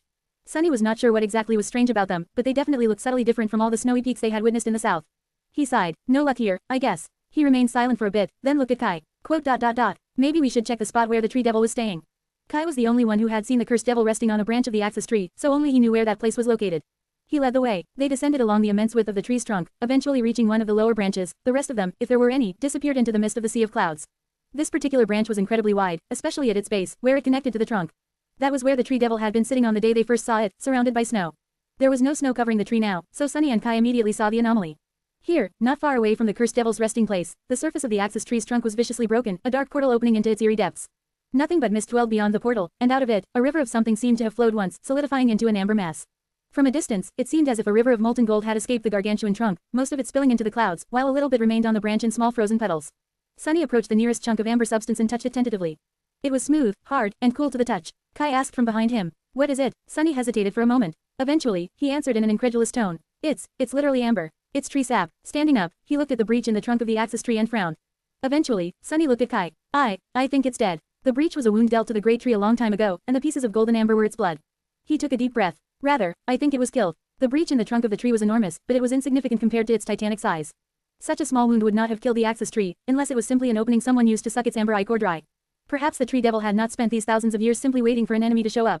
Maybe it had drained the young sapling of the world tree of its boundless life force and vitality, devouring it hungrily to nurture his own corrupted soul. If so, then maybe whatever it was that the axis tree was supposed to grant the domain controlling it was long gone, that function of the game destroyed when the great tree died. Ariel's game was broken. Sunny looked at the pieces of golden amber with a distant expression. It was a little bit sad, and a little bit encouraging, to know that even things created by the great and terrible Ariel, the demon of dread, were not eternal. The nightmare spell had been created by a demon as well, after all. So, maybe one day they would be able to kill it, too. A pale smile touched his lips. When Neffys first proclaimed her intention to destroy the spell, it sounded like pure delusion. But it did not seem that way anymore. Looking at the fatal wound dealt to the axis tree, Sunny suddenly felt for the first time that their goal was within reach. Share to your friends. Enjoying this site? Support us via PayPal, Visa, MasterCard or crypto. Your donations help cover site maintenance and hosting costs. Tap the middle of the screen to reveal reading options. If you find any errors, non-standard content, ads redirect, broken links, etc., please let us know so we can fix it as soon as possible. Report. Shadow Slave. Chapter 2391-2391, Night Silk. 1078 words. Sunny was getting used to the feeling of being pursued. He and Kai had spent a peaceful night in the dead branches of the axis tree, and in the morning, the tree devil and the cursed dragon conquered the mountains to the south and west of it. He watched the western volcano be extinguished and shrouded in snow, familiar with the sight. For a few moments, Sunny allowed himself to contemplate turning back and attempting to take out one of the devils come evening. It was an alluring idea, no doubt, facing each of the two fiends in sequence, slaying them, and arriving at the snow castle after having completely cleared the board. But no matter how much he wanted to kill the snow devils and add them to his shadow legion, Sunny knew that it was a bad idea. He had not even recovered from his wounds yet, and both Slayer and his most powerful shades were still unavailable. More importantly than that, facing these powerful creatures was at best a gamble. He might have allowed himself to become a little arrogant after attaining supremacy, but the eerie events in the recent past helped him regain his senses. In truth, he had no business confronting a cursed tyrant in his current weakened state. Even if he could wield his full power, a battle like that would have been a deadly challenge. Sunny was ready to die. Losing one incarnation would be painful, but not disastrous. However, if his avatar died here, Kai would die too. And that was not something he was willing to consider. So, he had to win. The battle against the snow tyrant was unavoidable, but fighting these two devils was unnecessary. Sunny was not going to gamble 3 times in a row if he could do it just once. With a sigh, he turned away from the distant mountain and looked at his right hand. A few moments passed, and then, his fingers twitched slightly. A subtle smile appeared on his lips. It's healing well. There was another piece of good news, as well. His soul had been healed completely. It happened in an instant, actually, not too long ago. This incarnation of his was isolated in Ariel's game, but it still shared the soul with all the rest. That meant that they had suffered the agony of having their soul wounded at the same time as he had. But, that also meant that Neffys could heal his soul by touching any of the avatars. That was what must have happened. The others must be really confused right about now. Sunny chuckled. Oh my, I'll have new stories to tell when I come out. Shaking his head, he concentrated on weaving. The pieces of golden amber lay near his feet, glistening in the morning light. In the evening, Sunny and Kai left the axis tree and crossed the obsidian bridge, moving north. The mountain did not offer them any resistance, its peak exploding in a fiery conflagration of smoke, ash, and lava. Sunny could almost move his fingers freely by then, which helped him weave at greater speed. They ascended to the smoking caldera and climbed its edge on the other side, looking north, at the last mountain they would have to conquer before coming into sight of the snow castle. And froze. What the hell is that? Sunny could not help but say the words despite promising himself to hold back on using them for a while. But he had a good reason to. The landscape in front of them was not at all what they had expected to see. In fact, it was something that no one could have expected to see, because Sunny had never even imagined something like that existing. The vast expanse of the chasm between the two mountains was entirely obscured by a vast, tattered shroud. The 3 peaks in the distance were overgrown by that dark mass, as well, appearing like towering pillars enveloped in black spider webs. Enormous sheets of ghostly, tattered cloth billowed in the wind, stretching for many kilometers in all directions, their surface frayed and uneven, comprised of countless strands. These eerie, tenebrous strands reached the northern slope of the mountain Sunny and Kai were standing on, as well, disappearing into the snow. As Sunny looked closer, he saw that the dark mass consisted of countless threads of flawlessly black silk, each of them as fine as a hair. The entire northern side of the miniature realm created by Ariel was shrouded by this black web, as if a harrowing spider had made its nest somewhere beyond the horizon. The silk strands were so numerous, in fact, that one could walk from where Sunny stood to the snow castle without needing the obsidian bridges or ever touching the clouds. He shivered. Just what kind of horror had Weaver put on the board? Sunny remained silent for a while, then said in a subdued tone. You know, Kai, Weaver's symbol was a spider. Kai did not seem happy to hear that. Sunny shook his head slowly. But actually, it was not Weaver who chose the spider as their symbol. Rather, people started to associate spiders with the demon of fate. After all, spiders are masters of weaving, as well. He smiled darkly, remembering the spider silk he had found in the nest resting on the branches of the soul-devouring tree. Maybe even spiders themselves came to see their tribe as servants of Weaver. But, come to think of it, even the name Weaver is simply a description of what that demon was. The demon of fate never shared what they knew, so they would naturally never reveal their true name either. I'd imagine someone simply started calling them Weaver, and that was what they went on using to introduce themselves. Nether and Hope were also like that. Their names were simply descriptions of what they were. The Demon of Desire gave living beings hope, while the Demon of Destiny ruled the underworld. The titles given to them by people had slowly become known as their names, but they were merely descriptors. So, in truth, despite inheriting the cursed lineage of the Demon of Fate, Sunny did not really know anything about Weaver at all. Even their name was a deception. Kai raised an eyebrow. Why, exactly, are you telling me this? Sunny cleared his throat. Well, it's just, I am trying to convince myself that the Snow Tyrant is not necessarily a spider. You know, Kai let out a deep sigh. Do you hate spiders, as well? Sunny forced out a smile. Not really, but I am considering starting to hate them right now. Share to your friends. Tap the middle of the screen to reveal reading options. If you find any errors, non-standard content, ads redirect, broken links, etc., please let us know so we can fix it as soon as possible. Report. Shadow Slave. Chapter 2392-2392, Snow Castle. 1082 words. When the morning came, the sight of endless webs enveloping the entire world became even more eerie. The billowing, frayed tapestries of ghostly black silk covered everything in sight, disappearing behind the horizon. The mountains were buried under them entirely, like gravestones overgrown by mold. Come to think of it, the mountain they had left yesterday must have been infected by the black silk as well. That was why it had seemed strange to Sunny from the axis tree. The webs had just burned away when the mountain erupted, but here, there was too much mystical silk for it to be consumed by ash and lava. Sunny observed the nightmarish landscape silently, slowly clenching and unclenching his right fist. I don't like it at all. There were less than 2 days left before the battle against the Snow Tyrant, which meant that he had to start preparing himself mentally for whatever it was he would face. Before that, however, he had to finish the memory he was creating from the golden amber of the axis tree and the 3 sacred soul shards in his possession. This time, he wanted to create a charm. The design of the enchantment had already come together in his mind, and he already created enough strings of shadow essence to weave it. Now, Sunny was simply going over the mental image of the sorceress tapestry while patiently carving the piece of amber into shape with a knife made of shadows. The golden amber was impossibly tough, but it slowly gave in under the sharp blade. The shape Sunny was carving was both beautiful and simple. It was a star. That star was going to help him kill the Snow Tyrant, whatever the Snow Tyrant was. After that, he was going to give it to Saint. She had gone without a powerful charm to fit her underworld armament for too long, so he really had to make sure that the evening star looked worthy of its future owner. I'll be able to build on the initial enchantment later, as well. These sacred soul shards are truly remarkable. The weight of the spell weave they can support is simply insane. This enchantment I envisioned is already more intricate and sophisticated than most of what I have done in the past, and it is nowhere near exhausting their potential. Sunny was pressed for time, so he had to be truly ingenious with the design of the enchantment. The solutions he had come up with to simplify the elaborate patterns, and therefore hasten the process of weaving, were nothing short of inspired. He had even given the evening star a conditional limitation to greatly empower its effect when the proper conditions were met. That was actually an idea he stole from the Sin of Solace, that damn cursed sword. The Crown of Twilight relied on something similar as well, only replenishing his essence in the twilight of dusk and dawn. Come to think of it, many if not most of his most powerful memories had been limited in some way or another. That was what gave them true power. Sunny had always subconsciously understood that principle, but he only fully realized how to make use of it now. There was probably some deep lesson about people and their flaws somewhere in there, but he was too engrossed in his task to go on a philosophical tangent. 2 days, 1 night. That was all the time he had left before facing the Snow Tyrant. The first day passed in the blink of an eye, and soon, it was dusk once more. The obsidian bridge failed to come into existence. The plumes of ash stretched toward the distant mountain and started to solidify, but got tangled in the billowing webs and crumbled without ever taking shape. Sunny and Kai observed the eerily beautiful scene in stunned silence, then glanced at each other warily. There was no bridge, but the ash domain could still move. So, Sunny manifested a pair of black wings, and the two of them flew across the sea of fluttering black silk, landing carefully atop the northern mountain. From there, they could finally see the Snow Castle, and the source of black silk, the Snow Tyrant itself, as well. What? The creature was so immense that even Sunny could see it with a naked eye. He forgot to breathe, looking at the peak of the final mountain with a pale face. Out there, in the distance, a gargantuan black moth was perched atop the silken peak, its tenebrous wings covering the slope.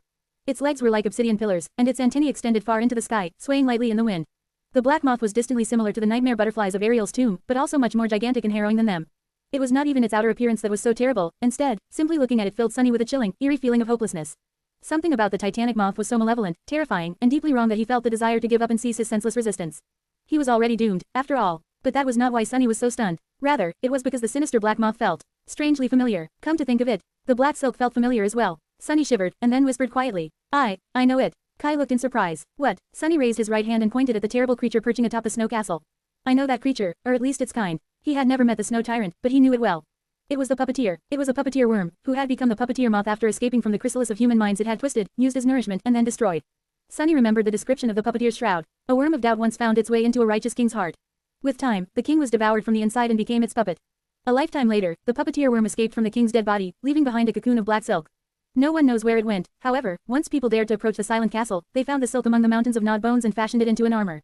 He did not know whether the creature he was facing was the same puppeteer worm who had been responsible for the birth of the Mountain King, or simply the most accomplished member of their dreadful kind. All he knew was that the description of his old armor failed to mention what a larva evolved to after leaving its chrysalis. He was looking at what it had become right now. Share to your friends. Enjoying this site? Support us via PayPal, Visa, MasterCard or crypto. Your donations help cover site maintenance and hosting costs. Tap the middle of the screen to reveal reading options. If you find any errors, non-standard content, ads redirect, broken links, etc., please let us know so we can fix it as soon as possible. Report. Shadow Slave. Chapter 2393-2393, Who Puppeteers the Puppeteers? 989 words. As darkness shrouded the world, Sunny and Kai sought shelter from the eerie gaze of the puppeteer on the other side of the mountain. Sunny sat in the ash, his 6 hands dancing in the air as he wove the complicated enchantment of the evening star. One of them was giving him trouble, but he worked through the stiffness and the pangs of pain. His expression was both focused and distant, as if he was in a state of flow, but also rattled to the core. As the beautiful patterns of the sorceress tapestry took shape, he could feel his shades being mended. The obsidian wasps were restored first, then the shadow wolves in abundance. The wolf was going to recover soon, too. Slayer was close to being fully healed as well. The shade of the Rat King, meanwhile, had never been vanquished, so Sunny could summon it at any moment as long as he wished to. The puppeteer moth, really, now? Sunny was a little shaken. Locking these feelings in an isolated partition of his mind, he allowed that part of him to take control of his mouth and spoke quietly. What a splendid coincidence. Meeting an abomination that was connected to his first nightmare here was truly unexpected. Unbelievable, even. What were the chances? It was almost as if someone, a certain nebulous demon, maybe, had pulled the strings behind the scenes to make it happen. Not the strands of black silk that the puppeteer used, though, but an entirely different kind. The strings of fate themselves, perhaps. Who was the real puppeteer here, then? Suddenly, the giant black moth perching on the peak of a towering mountain did not seem so terrifying anymore. It even seemed a little pitiful. But, of course, that feeling only lasted for a moment. Kai, who had been staring at the stars idly, turned to look at Sunny. But how do you know that horror? Sunny remained silent for a few moments, engrossed in weaving, then shrugged. It was mentioned in the description of a memory I owned. It was the second memory I had ever received, actually. And its description was quite memorable, because of how creepy it was. Who knew I'd meet that creepy abomination myself, one day? He sighed, then shook his head slowly. But, actually, it is a good thing. It is a wonderful thing, even. Sunny glanced at Kai and tried to smile. Knowledge is the origin of power, after all. Few things are more important than knowing your enemy. I thought we would have to go into battle against the snow tyrant blind, but would you look at that? Now, we don't have to. We know quite a lot about it. In fact, we know the things that matter most. He looked away and contemplated the situation for a while. Eventually, Sunny said, the puppeteer's moth can also be called doubt, I guess. That is the essence of its power. It infects the hearts of living beings with doubt and turns them into puppets. In other words, it is an immensely potent manipulator. I hesitate to say that the puppeteer specializes in mind attacks, because at its level of power, these distinctions are somewhat meaningless, but fundamentally, that is what it does. He took a deep breath, then smiled. Which means that we are actually in a highly advantageous position. These types of nightmare creatures usually rely heavily on their insidious powers and, most of all, on their thralls, but they themselves are relatively weak and frail when it comes to physical confrontations. And what did we do here in Ariel's game? Kai studied him for a few moments. We killed most of this creature's thralls and put ourselves in a position to attack it when it's alone. Sunny nodded. Indeed, that is what we did. So, in a way, we are incredibly lucky. Of all the cursed tyrants in the world, this one might just be the easiest to kill, considering the circumstances, that is. Not that killing it will actually be easy, of course. A cursed tyrant is still a cursed tyrant. He exhaled slowly. We got rid of most of its thralls and outran those who remain, true. The puppeteer is huge and grotesque, but it won't be that fearsome in a battle, relatively speaking, I mean. I'd say, between that thing and the wolf would be more ferocious. There was a long stretch of silence, and then Sunny added in a somber tone. But that does not mean that facing the puppeteer won't be infinitely more perilous than facing the wolf was.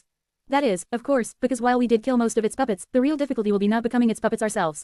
Sunny could not help but shiver. I would imagine that a cursed tyrant can subjugate someone like us in an instant, as long as we give it a chance. It will make us doubt ourselves first, and then, before we know it, there will be invisible strings wrapped around our hearts. Doubt, that was the weapon the puppeteer would use against them. Doubt was truly an insidious concept because no human was really immune to it. Even supremes like Sunny were susceptible to doubt, as for saints like Kai. Sunny looked at his friend and shook his head. Actually, I am not really worried about you. Kai raised an eyebrow. You're not, but, I am quite an insecure person. I doubt myself all the time. Sunny smiled faintly. That is exactly what makes you terrible prey for the puppeteer. You do indeed seem to suffer from self-doubt a lot, and yet, you have never allowed it to control you. On the contrary, you have overcome yourself at every step of the way. It is like you've been training for this exact moment all your life, really. Kai, despite his lack of confidence, was a faultlessly dependable person. He never failed to rise to the occasion, even if he struggled to get there more than the rest of them did. Sunny sighed and shook his head. In truth, I am much more worried about myself. Share to your friends. Tap the middle of the screen to reveal reading options. If you find any errors, non-standard content, ads redirect, broken links, etc., please let us know so we can fix it as soon as possible. Report. Shadow Slave. Chapter 2394-2394, Confluence of Contradictions. 1053 words. Kai smiled at first, as if assuming that Sunny was joking, then looked at him with surprise after realizing that he was telling the truth. You are worried about yourself more than you are about me. Sunny simply nodded. Yes, I am, especially vulnerable to what that thing has in store for us. Kai remained silent for a few moments, then shook his head. I find it hard to believe. You are a supreme, after all. Didn't you tell me yourself that a sovereign is someone who dares to bend the world to their will? How can someone be that obstinate and doubt themselves at the same time? Sunny looked at him with a dark expression and shrugged. Well, what can I say? People are complicated creatures. They can be two different things at the same time. So, I can be sure of myself so much as to force the world to agree with how I feel, but also doubt every single thing I do. He was indeed someone who possessed a will sharp enough to cut the world. But, at the same time, Sunny's existence was deeply ambivalent. He loved Neffy's and enjoyed her affection, as well. But, at the same time, he always doubted her feelings for him and questioned his place in her life. The person she knew was only a husk of the real Sunny, after all. So, he wanted to reclaim his fate and make her, and everyone else, remember him. But, at the same time, he wasn't really sure that he wanted it desperately enough to pay the price of becoming bound again. He was determined to resist the horrors of the nightmare spell and protect humanity, but at the same time, he was hiding his existence from everyone, forced into the shadows by the cursed lineage of the forgotten god. Sunny was a confluence of irreconcilable contradictions on a good day, and a bad day. He was one push away from losing control and falling into a murderous frenzy. All these conflicting emotions had been simmering quietly in the background as he lived his life. Usually, they were not a problem. But tomorrow, each of the unresolved doubts he harbored would become ammunition the puppeteer could use to destroy him. Each of them was a crack in his armor through which the enemy blade could slide. So, tomorrow's battle was not going to be fun for Sunny. He groaned. I really hate nightmare creatures who mess with my mind the most. Shaking his head, Sunny resumed weaving the enchantment of the evening star and grumbled. Well, you don't have to worry about me, really. I'll handle it. If everything else fails, pure spite has never let me down. His expression turned somber. That said, I expect the battle against the puppeteers to be terrible enough to push me to the limit. Far beyond my limit, really. I might be forced to resort to doing something really desperate. If I do, your role will be the most important. You will have to help me come back. Kai frowned. Come back? What do you mean? Sunny smiled faintly. It's simple, really. You'll have to make me remember myself. By reminding me who I am. Kai stared at him for a while, then cleared his throat. But, Sunny, I am sorry to say this, but despite our wonderful rapport in these last couple of weeks, I don't really know who you are. We are barely acquainted. Sunny let out a laugh. Fair enough. Then, he scowled. No, wait, what do you mean, barely acquainted? You and I are best friends. We fought side by side and killed literal gods together. We rolled in the same mud and ate the same rats. Are there even a closer pair in the world than us? Kai coughed. I didn't eat the rats, though. Oh, right, he refused to partake in the rat barbecue, the fool. Sunny sighed. Of course, Kai was right. How could Kai make Sunny remember himself if he himself could not even remember the real Sunny? It sounded like a problem, but actually, the answer was quite obvious. In fact, Sunny had experienced a very similar situation once, only his role now was the opposite of what it had been back then. A long time ago, Nefis had taught him how to make her escape the mind hex of the soul devourer, at least to a degree. All he had to do was recite 3 names to her, the names of the people she hated, and would therefore remind her of the most important thing in her life. Her ardent desire to destroy the spell. Aster, Song, Veil. Sunny had to come up with an Aster, Song, Veil of his own. He hesitated for a while, then said, just recite a few names to me. Nefis, Cassie, Effie, Kai, Rain, Jet. If that doesn't help, throw in Noctis and Anank. Aiko, Julius, Beth, Kim, Luster, Quentin, Dorn, Belle, Samara, Obel. That should do it, I think. These were the strongest connections to his sense of self he possessed in the absence of a true name. The tethers that bound Sunny to the world, and therefore shaped him. If anything could remind him of who he was, and what was most important to him, it was these names. In a strange way, these few words were the most meaningful summation of his life. Kai gave him a strange look, then nodded slowly. All right, I'll remember. He lingered for a while before adding. I must admit that I feel a bit weird about my name being there, though. Sunny grinned. What can I say? You make an impression. With that, he beckoned Kai to come closer. Oh, by the way, I am going to punch you really hard now. Kai blinked a couple of times. Huh, what, why? Sunny shrugged nonchalantly. You see the horizon? The sun is going to rise soon. I doubt that the puppeteer will leave the snow castle, but it can surely subject us to some kind of harrowing mind attack without moving. You don't want to endure a mental attack of a cursed tyrant more times than necessary, do you? Kai moved back a little, a wary expression on his face. I don't, but what does it have to do with me getting punched? Sunny scoffed. I mean, the best way to avoid a mental attack is to be unconscious. That's just common sense. So, come closer, it will only hurt a little. Kai, however, did not come closer. A few moments later, a cloud of ash rose above the slope of the towering volcano. Share to your friends. Tap the middle of the screen to reveal reading options. If you find any errors, non-standard content, ads redirect, broken links, etc., please let us know so we can fix it as soon as possible. Report. Shadow Slave. Chapter 2395-2395, check. 1,272 words. In the end, Sunny did not punch Kai into unconsciousness. The charming archer did, however, put himself into a state of deep slumber by commanding himself to sleep without seeing any dreams. Sunny remained nearby, standing guard above his sleeping figure while focusing completely on weaving. When the sun rose and an ethereal bridge of glistening glass formed between the snow castle and the fuming volcano, a dreadful mental attack did, indeed, descend upon him like divine punishment. Sunny winced as his hands faltered, a sudden discord introduced into the vast tapestry of essence strings he was weaving. Is it playing with me? Shaking his head, he corrected the flawed pattern and continued with his work. The puppeteer seemed to be probing his mental defenses. Even then, that single harrowing attack easily pierced his resistances and the invisible armor of will he had forged around himself, forcing its way into his mind. Sunny felt himself reeling, an insidious presence taking root in his head. His sense of reality started to fall apart. Grumbling under his breath, Sunny partitioned the compromised part of his mind and isolated it from the rest of him. It helped to cope with the insidious, irresistible mental invasion of the puppeteer, but only for a short while. Soon enough, the tendrils of mind-altering corruption spread beyond the walls Sunny had erected, infecting more of him. Luckily, it was not the capital letter corruption, but simply the mental plague summoned into existence by a cursed tyrant instead. Luckily, does that word really apply here? Sunny smiled darkly. Just a fallen god taking over my mind. No big deal. He isolated the newly compromised parts of his mind too. Let's see who'll last longer, bastard. Sunny had developed quite a stunning ability to split his mind into countless streams over the years, after all. From perceiving the world through his shadows, to controlling 7 incarnations, to commanding the vast Shadow Legion and watching over the members of the Shadow Clan, he was quite adept at compartmentalization by now. As the sun was rising from beyond the horizon, he and the puppeteer played an eerie game. The giant black moth slowly conquered more and more of Sunny's mind, while Sunny calmly quarantined the contaminated parts and went on weaving. It grew more and more difficult as time went on, however. His hands slowed down, and the vision of the vast pattern of essence strings he held in his mind turned blurry. By the end of it all, Sunny halted completely, staring into the distance with an absent expression. He was uncomfortably close to starting to drool. Then, the sun separated from the sea of molten gold it had turned the clouds into and hovered above the horizon, slowly climbing up. The ethereal glass bridge evaporated, and at the same time, the foreign presence that had been slowly consuming his mind retreated in an instant. Sunny let out a shaky breath and reassembled his mind into a single whole, swaying lightly as he did. He remained motionless for a few moments, then resumed weaving with a somber expression. His lips were pursed, and his voice was subdued. Ah, that was quite unpleasant. And it had been merely a probing attack, at that. Experiencing the full brunt of the puppeteer's might would be a far more appalling experience. Sunny grimaced. Throughout the day, as the weave of the evening star came together, the things he had been waiting for happened one after another. Kai woke up from his deep slumber. The wolf and its pack were fully mended. Slayer recovered from her wounds almost at the very last moment and rose from his shadow, just as full of malice and malevolence as she had been before. The murderous shadow had been absent for a few days, so he had to fulfill the conditions of their deal and make a blood sacrifice to her once more. Slayer drank deeply of his blood, and once again, her obsidian eyes seemed to ignite with a hint of remembrance for a few fleeting moments. But then, they slowly reverted to being cold and unfeeling, devoid of their splendid luster. This time, for the first time, Sunny felt disturbed by the subtle change that had briefly happened to his shadow. He could not help but ask himself once again, did she really kill Weaver? The graceful shadow stood motionlessly by his side, her hollow eyes betraying no emotion. In the end, Sunny had no choice but to look away and concentrate on finishing the last patterns of the vast spellweave he was creating. It was coming together well. The evening star was the first sacred memory he would create, and although it was not entirely finished, still, he could already tell how different it was from all the other memories he had created. That was because of its very nature. A sacred memory was an immensely powerful thing, powerful enough to interfere with causality and bend the laws of existence, even, just like deities could. However, it was just that, a thing. It possessed neither will nor intent, and therefore, it lacked the authority to achieve what it was designed to do. How could it function, then? The same way the lesser memories functioned, of course, since memories did not have souls, they were empowered by the soul essence of their master. Similarly, a sacred memory had to be empowered by the soul essence, the spirit essence, and, most importantly, the will of its master to realize its potential. Not just anyone would be able to use the evening star to its full extent. Sunny sighed. I still have ways to go. Weaver's mask and the shadow lantern did not have the same problem, after all. They were divine memories that even a mere awakened could use, which meant that whoever had created them was infinitely more proficient at weaving than Sunny was. Well, of course, they were. After all, Weaver's mask had been created by none other than the demon of fate, while the shadow lantern was a replica of Shadow God's relic created by the nightmare spell. I'll get there, someday. Maybe. The sun was already rolling toward the horizon by the time Sunny completed his sorcery. The beautiful star carved out of golden amber lay on his palm, its intricately engraved surface glistening in the eventide glow. He sighed, then manifested the jade mantle and brought the evening star to the center of his polished black breastplate.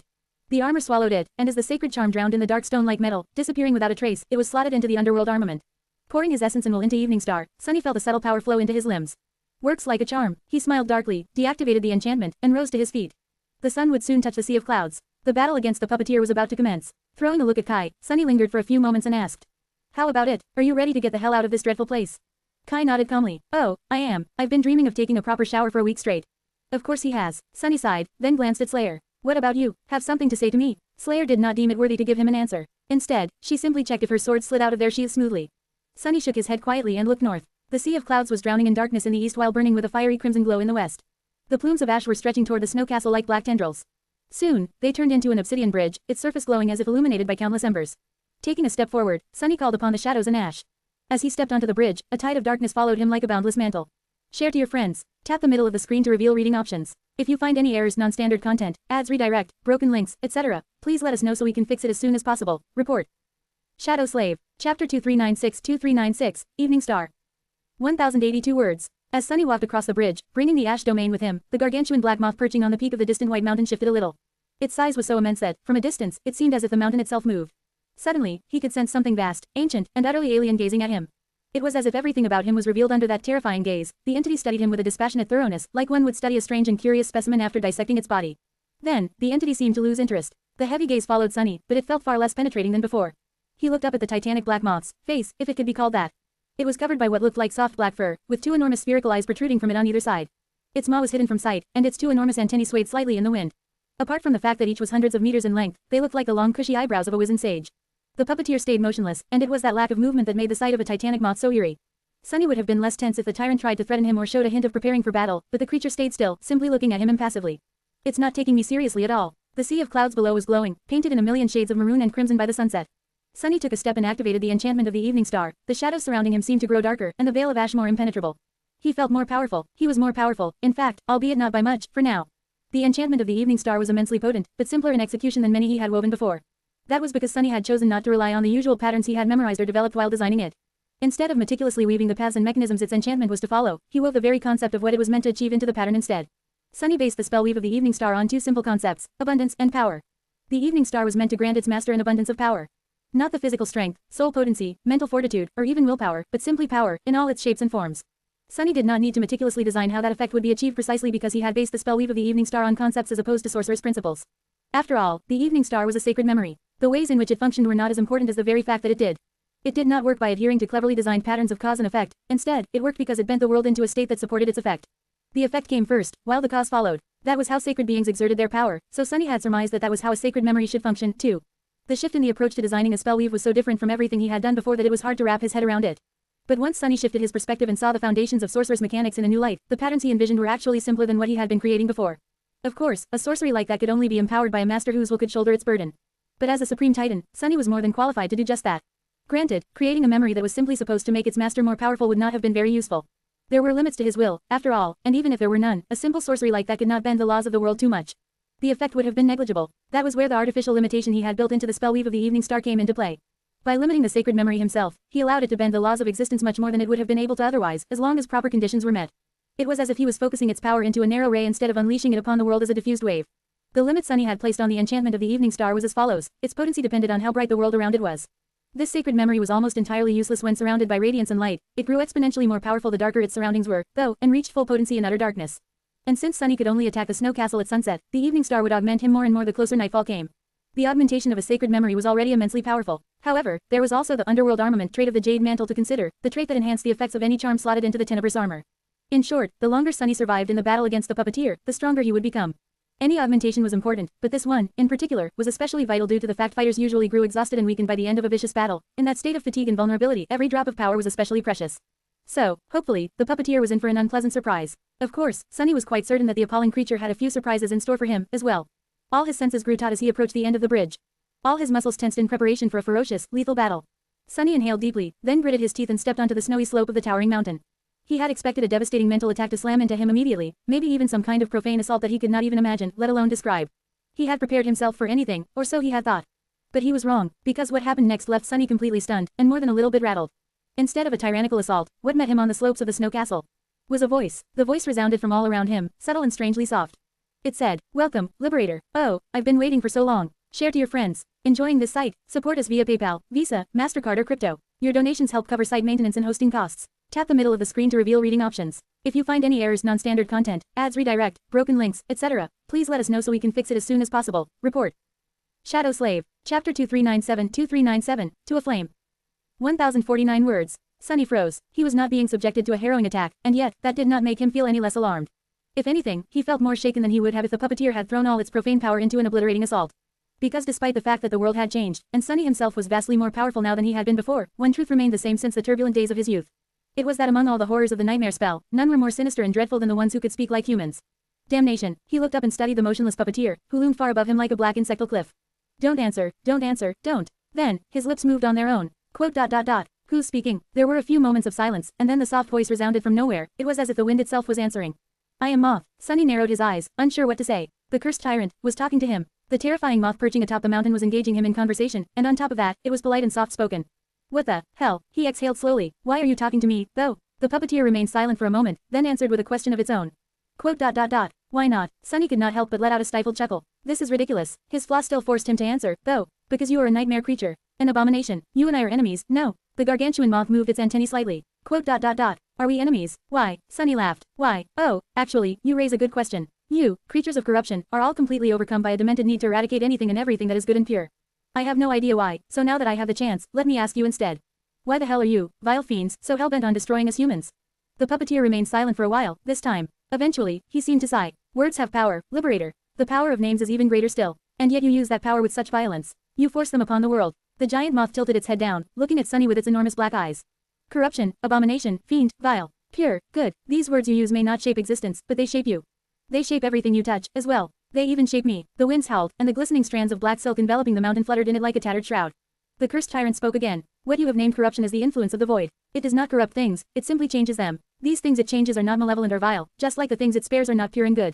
They are merely different. However, when the puppeteer spoke again, its soft voice sounded a little mournful. There exists a contradiction between those of us who have been touched by the void and those of us who have not, indeed. That contradiction gives birth to conflict. Those of my kind who are young and weak are not abominable, they are pitiful. They are neither of the void nor of the flame. They belong to both, but are welcomed by neither. The gargantuan moth moved its wings slightly, causing hurricane wind to blow across the silken mountain. Sunny shielded his face from the dancing snow and grimaced. This thing is really huge. The puppeteer continued. Their existence is a battlefield, and the war they wage against themselves drives them mad. In that anguished state, they are lost and blind. All they can do is desperately seek salvation, like moths to a flame. They are consumed by the desire to possess the flame, or to extinguish it. They are overcome by a misguided need to resolve the maddening contradiction and right everything that is wrong, with the world, and with themselves. Only then would they know solace. Sunny smiled darkly. Solace. The reason for all this misery is that they seek solace. How truly ironic. No wonder someone told me once that solace is a sin. The puppeteer stirred. It is in the depths of the flame. Life is war, peace is death. These are the laws carved into existence by the incarnations of flame. Sunny was getting a little confused. The way the puppeteer spoke and the names it used were strange. The flame, since the puppeteer described the flame as the opposite of the void, it must have meant the vast universe created by the gods, the existence itself. Or did it mean the original desire, from the flames of which the gods had been born? Maybe it was both. There was probably no distinction between the two for a creature like the puppeteer. The incarnations of flame it mentioned were the gods, then. While Sunny considered the implication of these words, the soft voice spoke again, this time hiding a hint of enmity. What a hideous, cruel world they've created. Here, solace is indeed a sin, but more than that, it is a lie. There is no solace to be found, not for you, and not for me. Those poor wretches of my kind who are blinded by the flame cannot see the truth, but I am different from them. I am not blind, and I am not drawn to the flame. I have no desire to become ash. Sunny frowned, staring at the giant black moth with a strange expression. So, what you mean to say, is that only the weaker nightmare creature can't overcome the irresistible urge to devour and destroy anything not touched by the corruption. But you are so much stronger and above them all that you can keep that urge in check. In fact, you are not beholden to the corruption at all. The puppeteer did not answer immediately. It remained silent for a while, and then asked suddenly, a hint of something strange and eerie seeping into its seemingly soft voice. Quote. You have never known anything but the flame, liberator, so you do not question its tenets. But let me answer the question you asked of me with a question of my own. Why do we have to be enemies? Is it because of me, a creature touched by the void? Or is it because of you, a creature born of the flame? Of the flame, where life was war. Share to your friends. Tap the middle of the screen to reveal reading options. If you find any errors, non-standard content, ads redirect, broken links, etc., please let us know so we can fix it as soon as possible. Report. Shadow Slave. Chapter 2398-2398, Fuel of Desire. 1009 words. At first, Sunny laughed. The question was really too preposterous. What was the puppeteers insinuating? That the horrors of the modern era were caused by humans, and not by the plague and nightmare creatures lusting to destroy and devour the world. Oh, it is definitely because of you. Believe me, I am quite a peaceful person. You can even call me the heir of peace, if you wish. Well, Sunny did have an army of tens of thousands of dead souls dwelling in his own, all of whom, most of whom, at least, he had personally killed. But that was not because he was a bellicose and violent person. He had just been forced by the circumstances to go on a rampage or two. And while few even among the nightmare creatures had caused as many violent deaths as Sunny had, that was not because he particularly enjoyed slaughter and carnage. Well, he did enjoy them sometimes, but not that often. Very rarely, really. Sunny opened his mouth to say something, but then closed it again. He wanted to explain that humans would have left the nightmare creatures alone if the nightmare creatures did not represent an existential threat to humanity, if they had not attacked first, but that would have been a lie. After all, humans had managed to eradicate most life on Earth, and had almost eradicated each other, long before the nightmare spell descended. They were full of avarice, violence, and insatiable desire to have more, spread more, be more. They pillaged and plundered anything and everything that was of value relentlessly, repeatedly, and without remorse. So, if there had really been a flock of harmless nightmare creatures grazing peacefully somewhere on a meadow, humans would have probably slaughtered them and dismantled their precious bodies for parts. The soul shards alone would have been a reason to drive them to extinction. Sunny pursed his lips, suddenly unsure of himself. Eventually, he simply repeated, "Yeah, it is most likely because of you." The puppeteer seemed to look at him with pity. After a few moments of silence, the soft voice spoke again. "There is a far more meaningful question, Liberator. The incarnations of flame, why did they create their cruel world this way? Why must they make life a constant struggle, and deny solace to the beings trapped in the cage of their design? Why is there desperation, desire, hope, and war? Tell me, creature of the flame." Sunny suppressed the desire to scoff, surprised by the sudden philosophical question. Philosophical questions, by definition, had no answer, that was what made them such, to begin with. So, the better question would have been why the puppeteer insisted on wasting his time. But then, the derisive smile slowly drained from his face. Because Sunny suddenly realized that he knew the answer. He lingered for a few moments, and then whispered in a stunned voice. Because, the flame, wanes. The black silk fluttered in the wind, its countless strings rustling like a sea. The soft voice of the puppeteer was born from that rustle. Indeed, the flame is desire, and desire is the flame. But flame needs fuel to burn, Liberator. It needs to be fed. It needs to devour something in order to sustain itself. Our longing, our yearning, our desire, our hope, they fan the flame. You and I are different, but in the end, we are both the same. Our lives are fuel, and we only exist to be devoured by the flame. The giant black moth lowered its enormous head, staring at Sunny from above. We are both prisoners of this game, as well. We are different, yes, but we are the same. What we share is far more immense than what divides us. And so, there is no reason for us to be enemies. Sunny shifted, engrossed by the truth, a version of truth, at least, offered him by the puppeteer. His mind slowly drifted to its last claim, and after hesitating for a short while, he asked in an even tone. We are, both prisoners. Is that why you keep calling me the Liberator? The giant black moth's antennae swayed lightly. Yes, a long time ago, the one you call Weaver offered me a bargain. I would help them defeat the demon of dread in the death game, and in return, they would twist the strings of fate to ensure my survival. And if I waited long enough, a being would come to liberate me from my cage. Sunny chuckled. Weaver promised you freedom, huh? The puppeteer stirred. Freedom, survival, salvation. The winds howled above the silken mountain, making the strands of black silk billow furiously, urgently. Sunny smiled darkly. Quote. Did you not know that Weaver was a consummate liar? No, really, you would have been hard-pressed to find a more treacherous bastard to make a deal with. He shook his head. Let me tell you, puppeteer, you should never trust the gods, but you should really never trust Weaver. Only a fool would. In fact, the only thing more foolish than that, would be to trust a cursed tyrant. Looking up, he stared the gargantuan black moth in the eye. Let me ask you one question. Sunny sighed and raised his hand, stretching slowly. Actually, I asked it already. As a matter of fact, it was more or less the first question I asked. Why are you talking to me? He lowered his hands and regarded the puppeteer coldly. It wouldn't be to stall for time and make sure that I can't kill you before the sun sets, would it? There was silence for a few long moments. And then, the soft voice resounded from nowhere once again. Only it wasn't so soft anymore. And neither did it resemble anything that could be even distantly mistaken for a human voice. Instead, an eerie, deeply disturbing, chilling rustle washed over Sunny, making his skin crawl. Ah, kill me. The world itself seemed to laugh at Sunny, full of disdain, sending his mind into a spin. Your death is liberation. Ash Tyrant, Weaver, kept their promise. The puppeteer did not speak after that, but moments before they clashed, Sunny thought that he heard a dying echo drowning in the wind. He could barely discern the words. Your flame, so sweet, it's calling. Share to your friends. Enjoying this site? Support us via PayPal, Visa, MasterCard or crypto. Your donations help cover site maintenance and hosting costs. Tap the middle of the screen to reveal reading options. If you find any errors, non-standard content, ads redirect, broken links, etc., please let us know so we can fix it as soon as possible. Report. Shadow Slave. Chapter 2399-2399, Bound. 1085 words. Sunny did not know whether the puppeteer had told him the truth or woven intricate lies, shaping them to suit the mind of its prey. Perhaps it was both, with fragments of truth mixed in between deceit to make it all sound so much more believable and tantalizing. One thing was certain, though, Sunny had not believed even for a heartbeat that the puppeteer was above the malevolent madness all nightmare creatures seemed to suffer from. Maybe abominations were indeed driven mad by the call of the flame, just like awakened struggled to maintain their sanity when exposed to the call of nightmare. Perhaps the enormous black moth was indeed adept at suppressing its malice, somewhat, but not because it was truly free from the frenzied compulsion to destroy and devour anyone and anything not twisted by the void. Rather, it was merely to lure its victims into a false sense of security, just like the puppeteer had attempted to lure Sunny. It had always intended to consume Sunny, at best. At worst, its intention was to turn him into a puppet, infect him with corruption, and make him its thrall. If so, Sunny was not inclined to believe the rest of what the giant moth had told him either.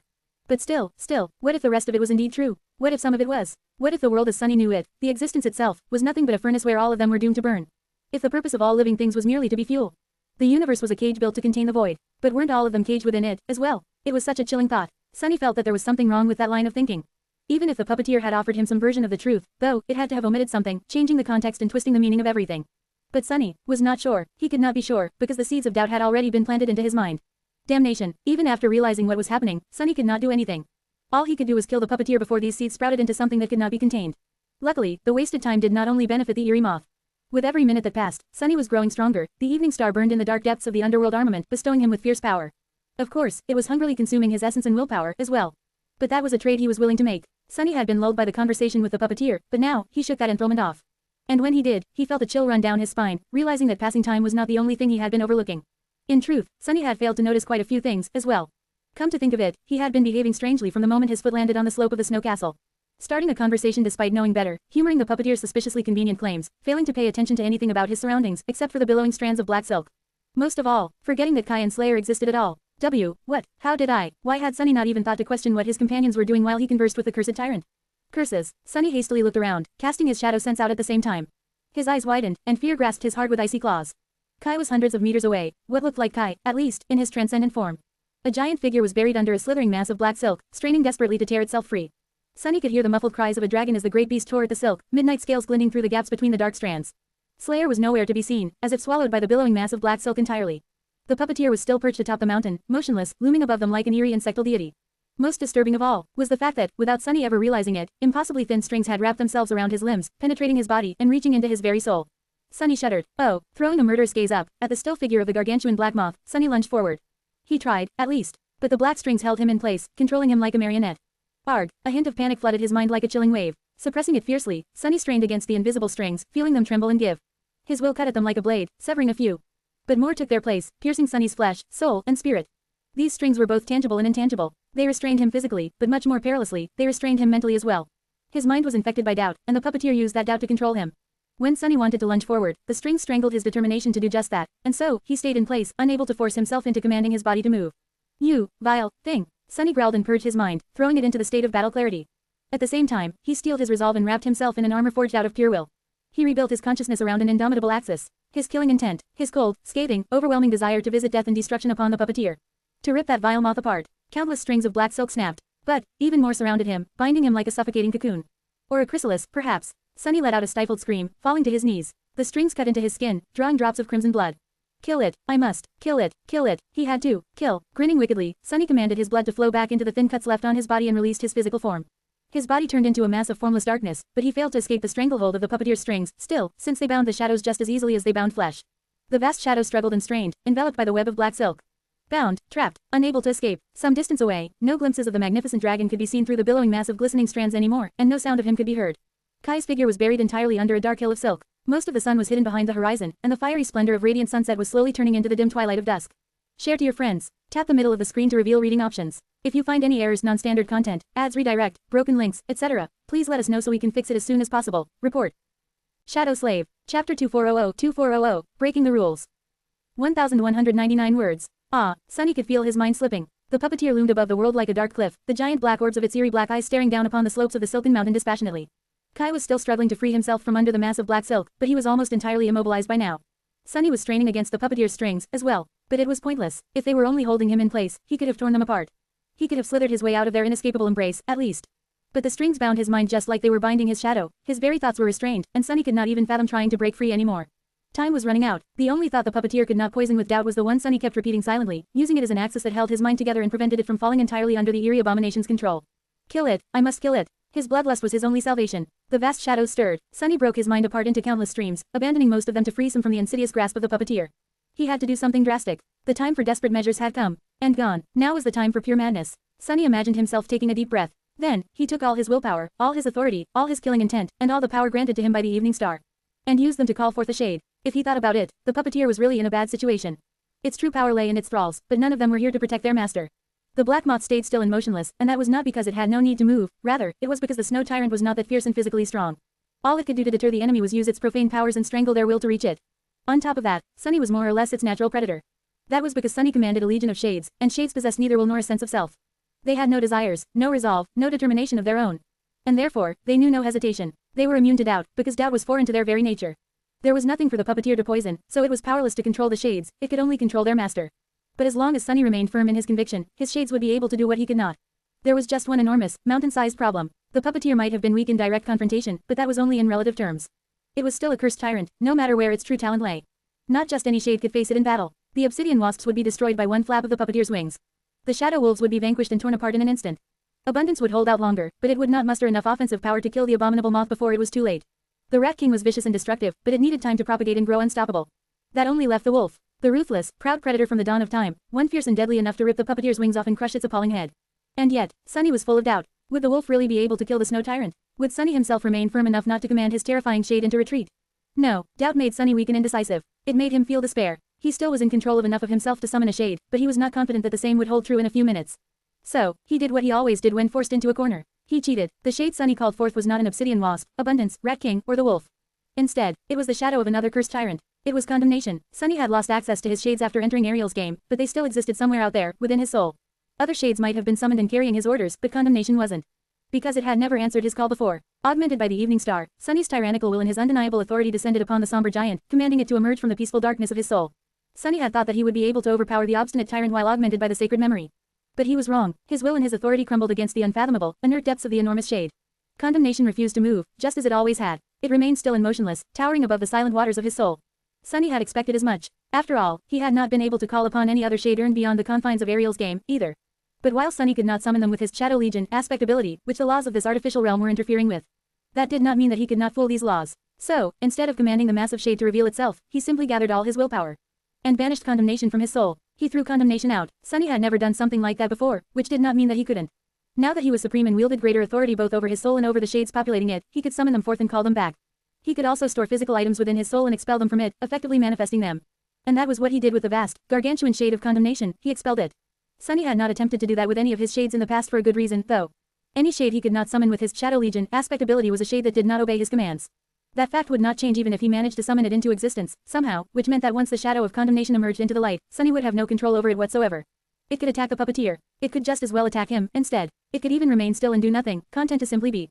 But that was a risk Sunny was willing to take, at the moment.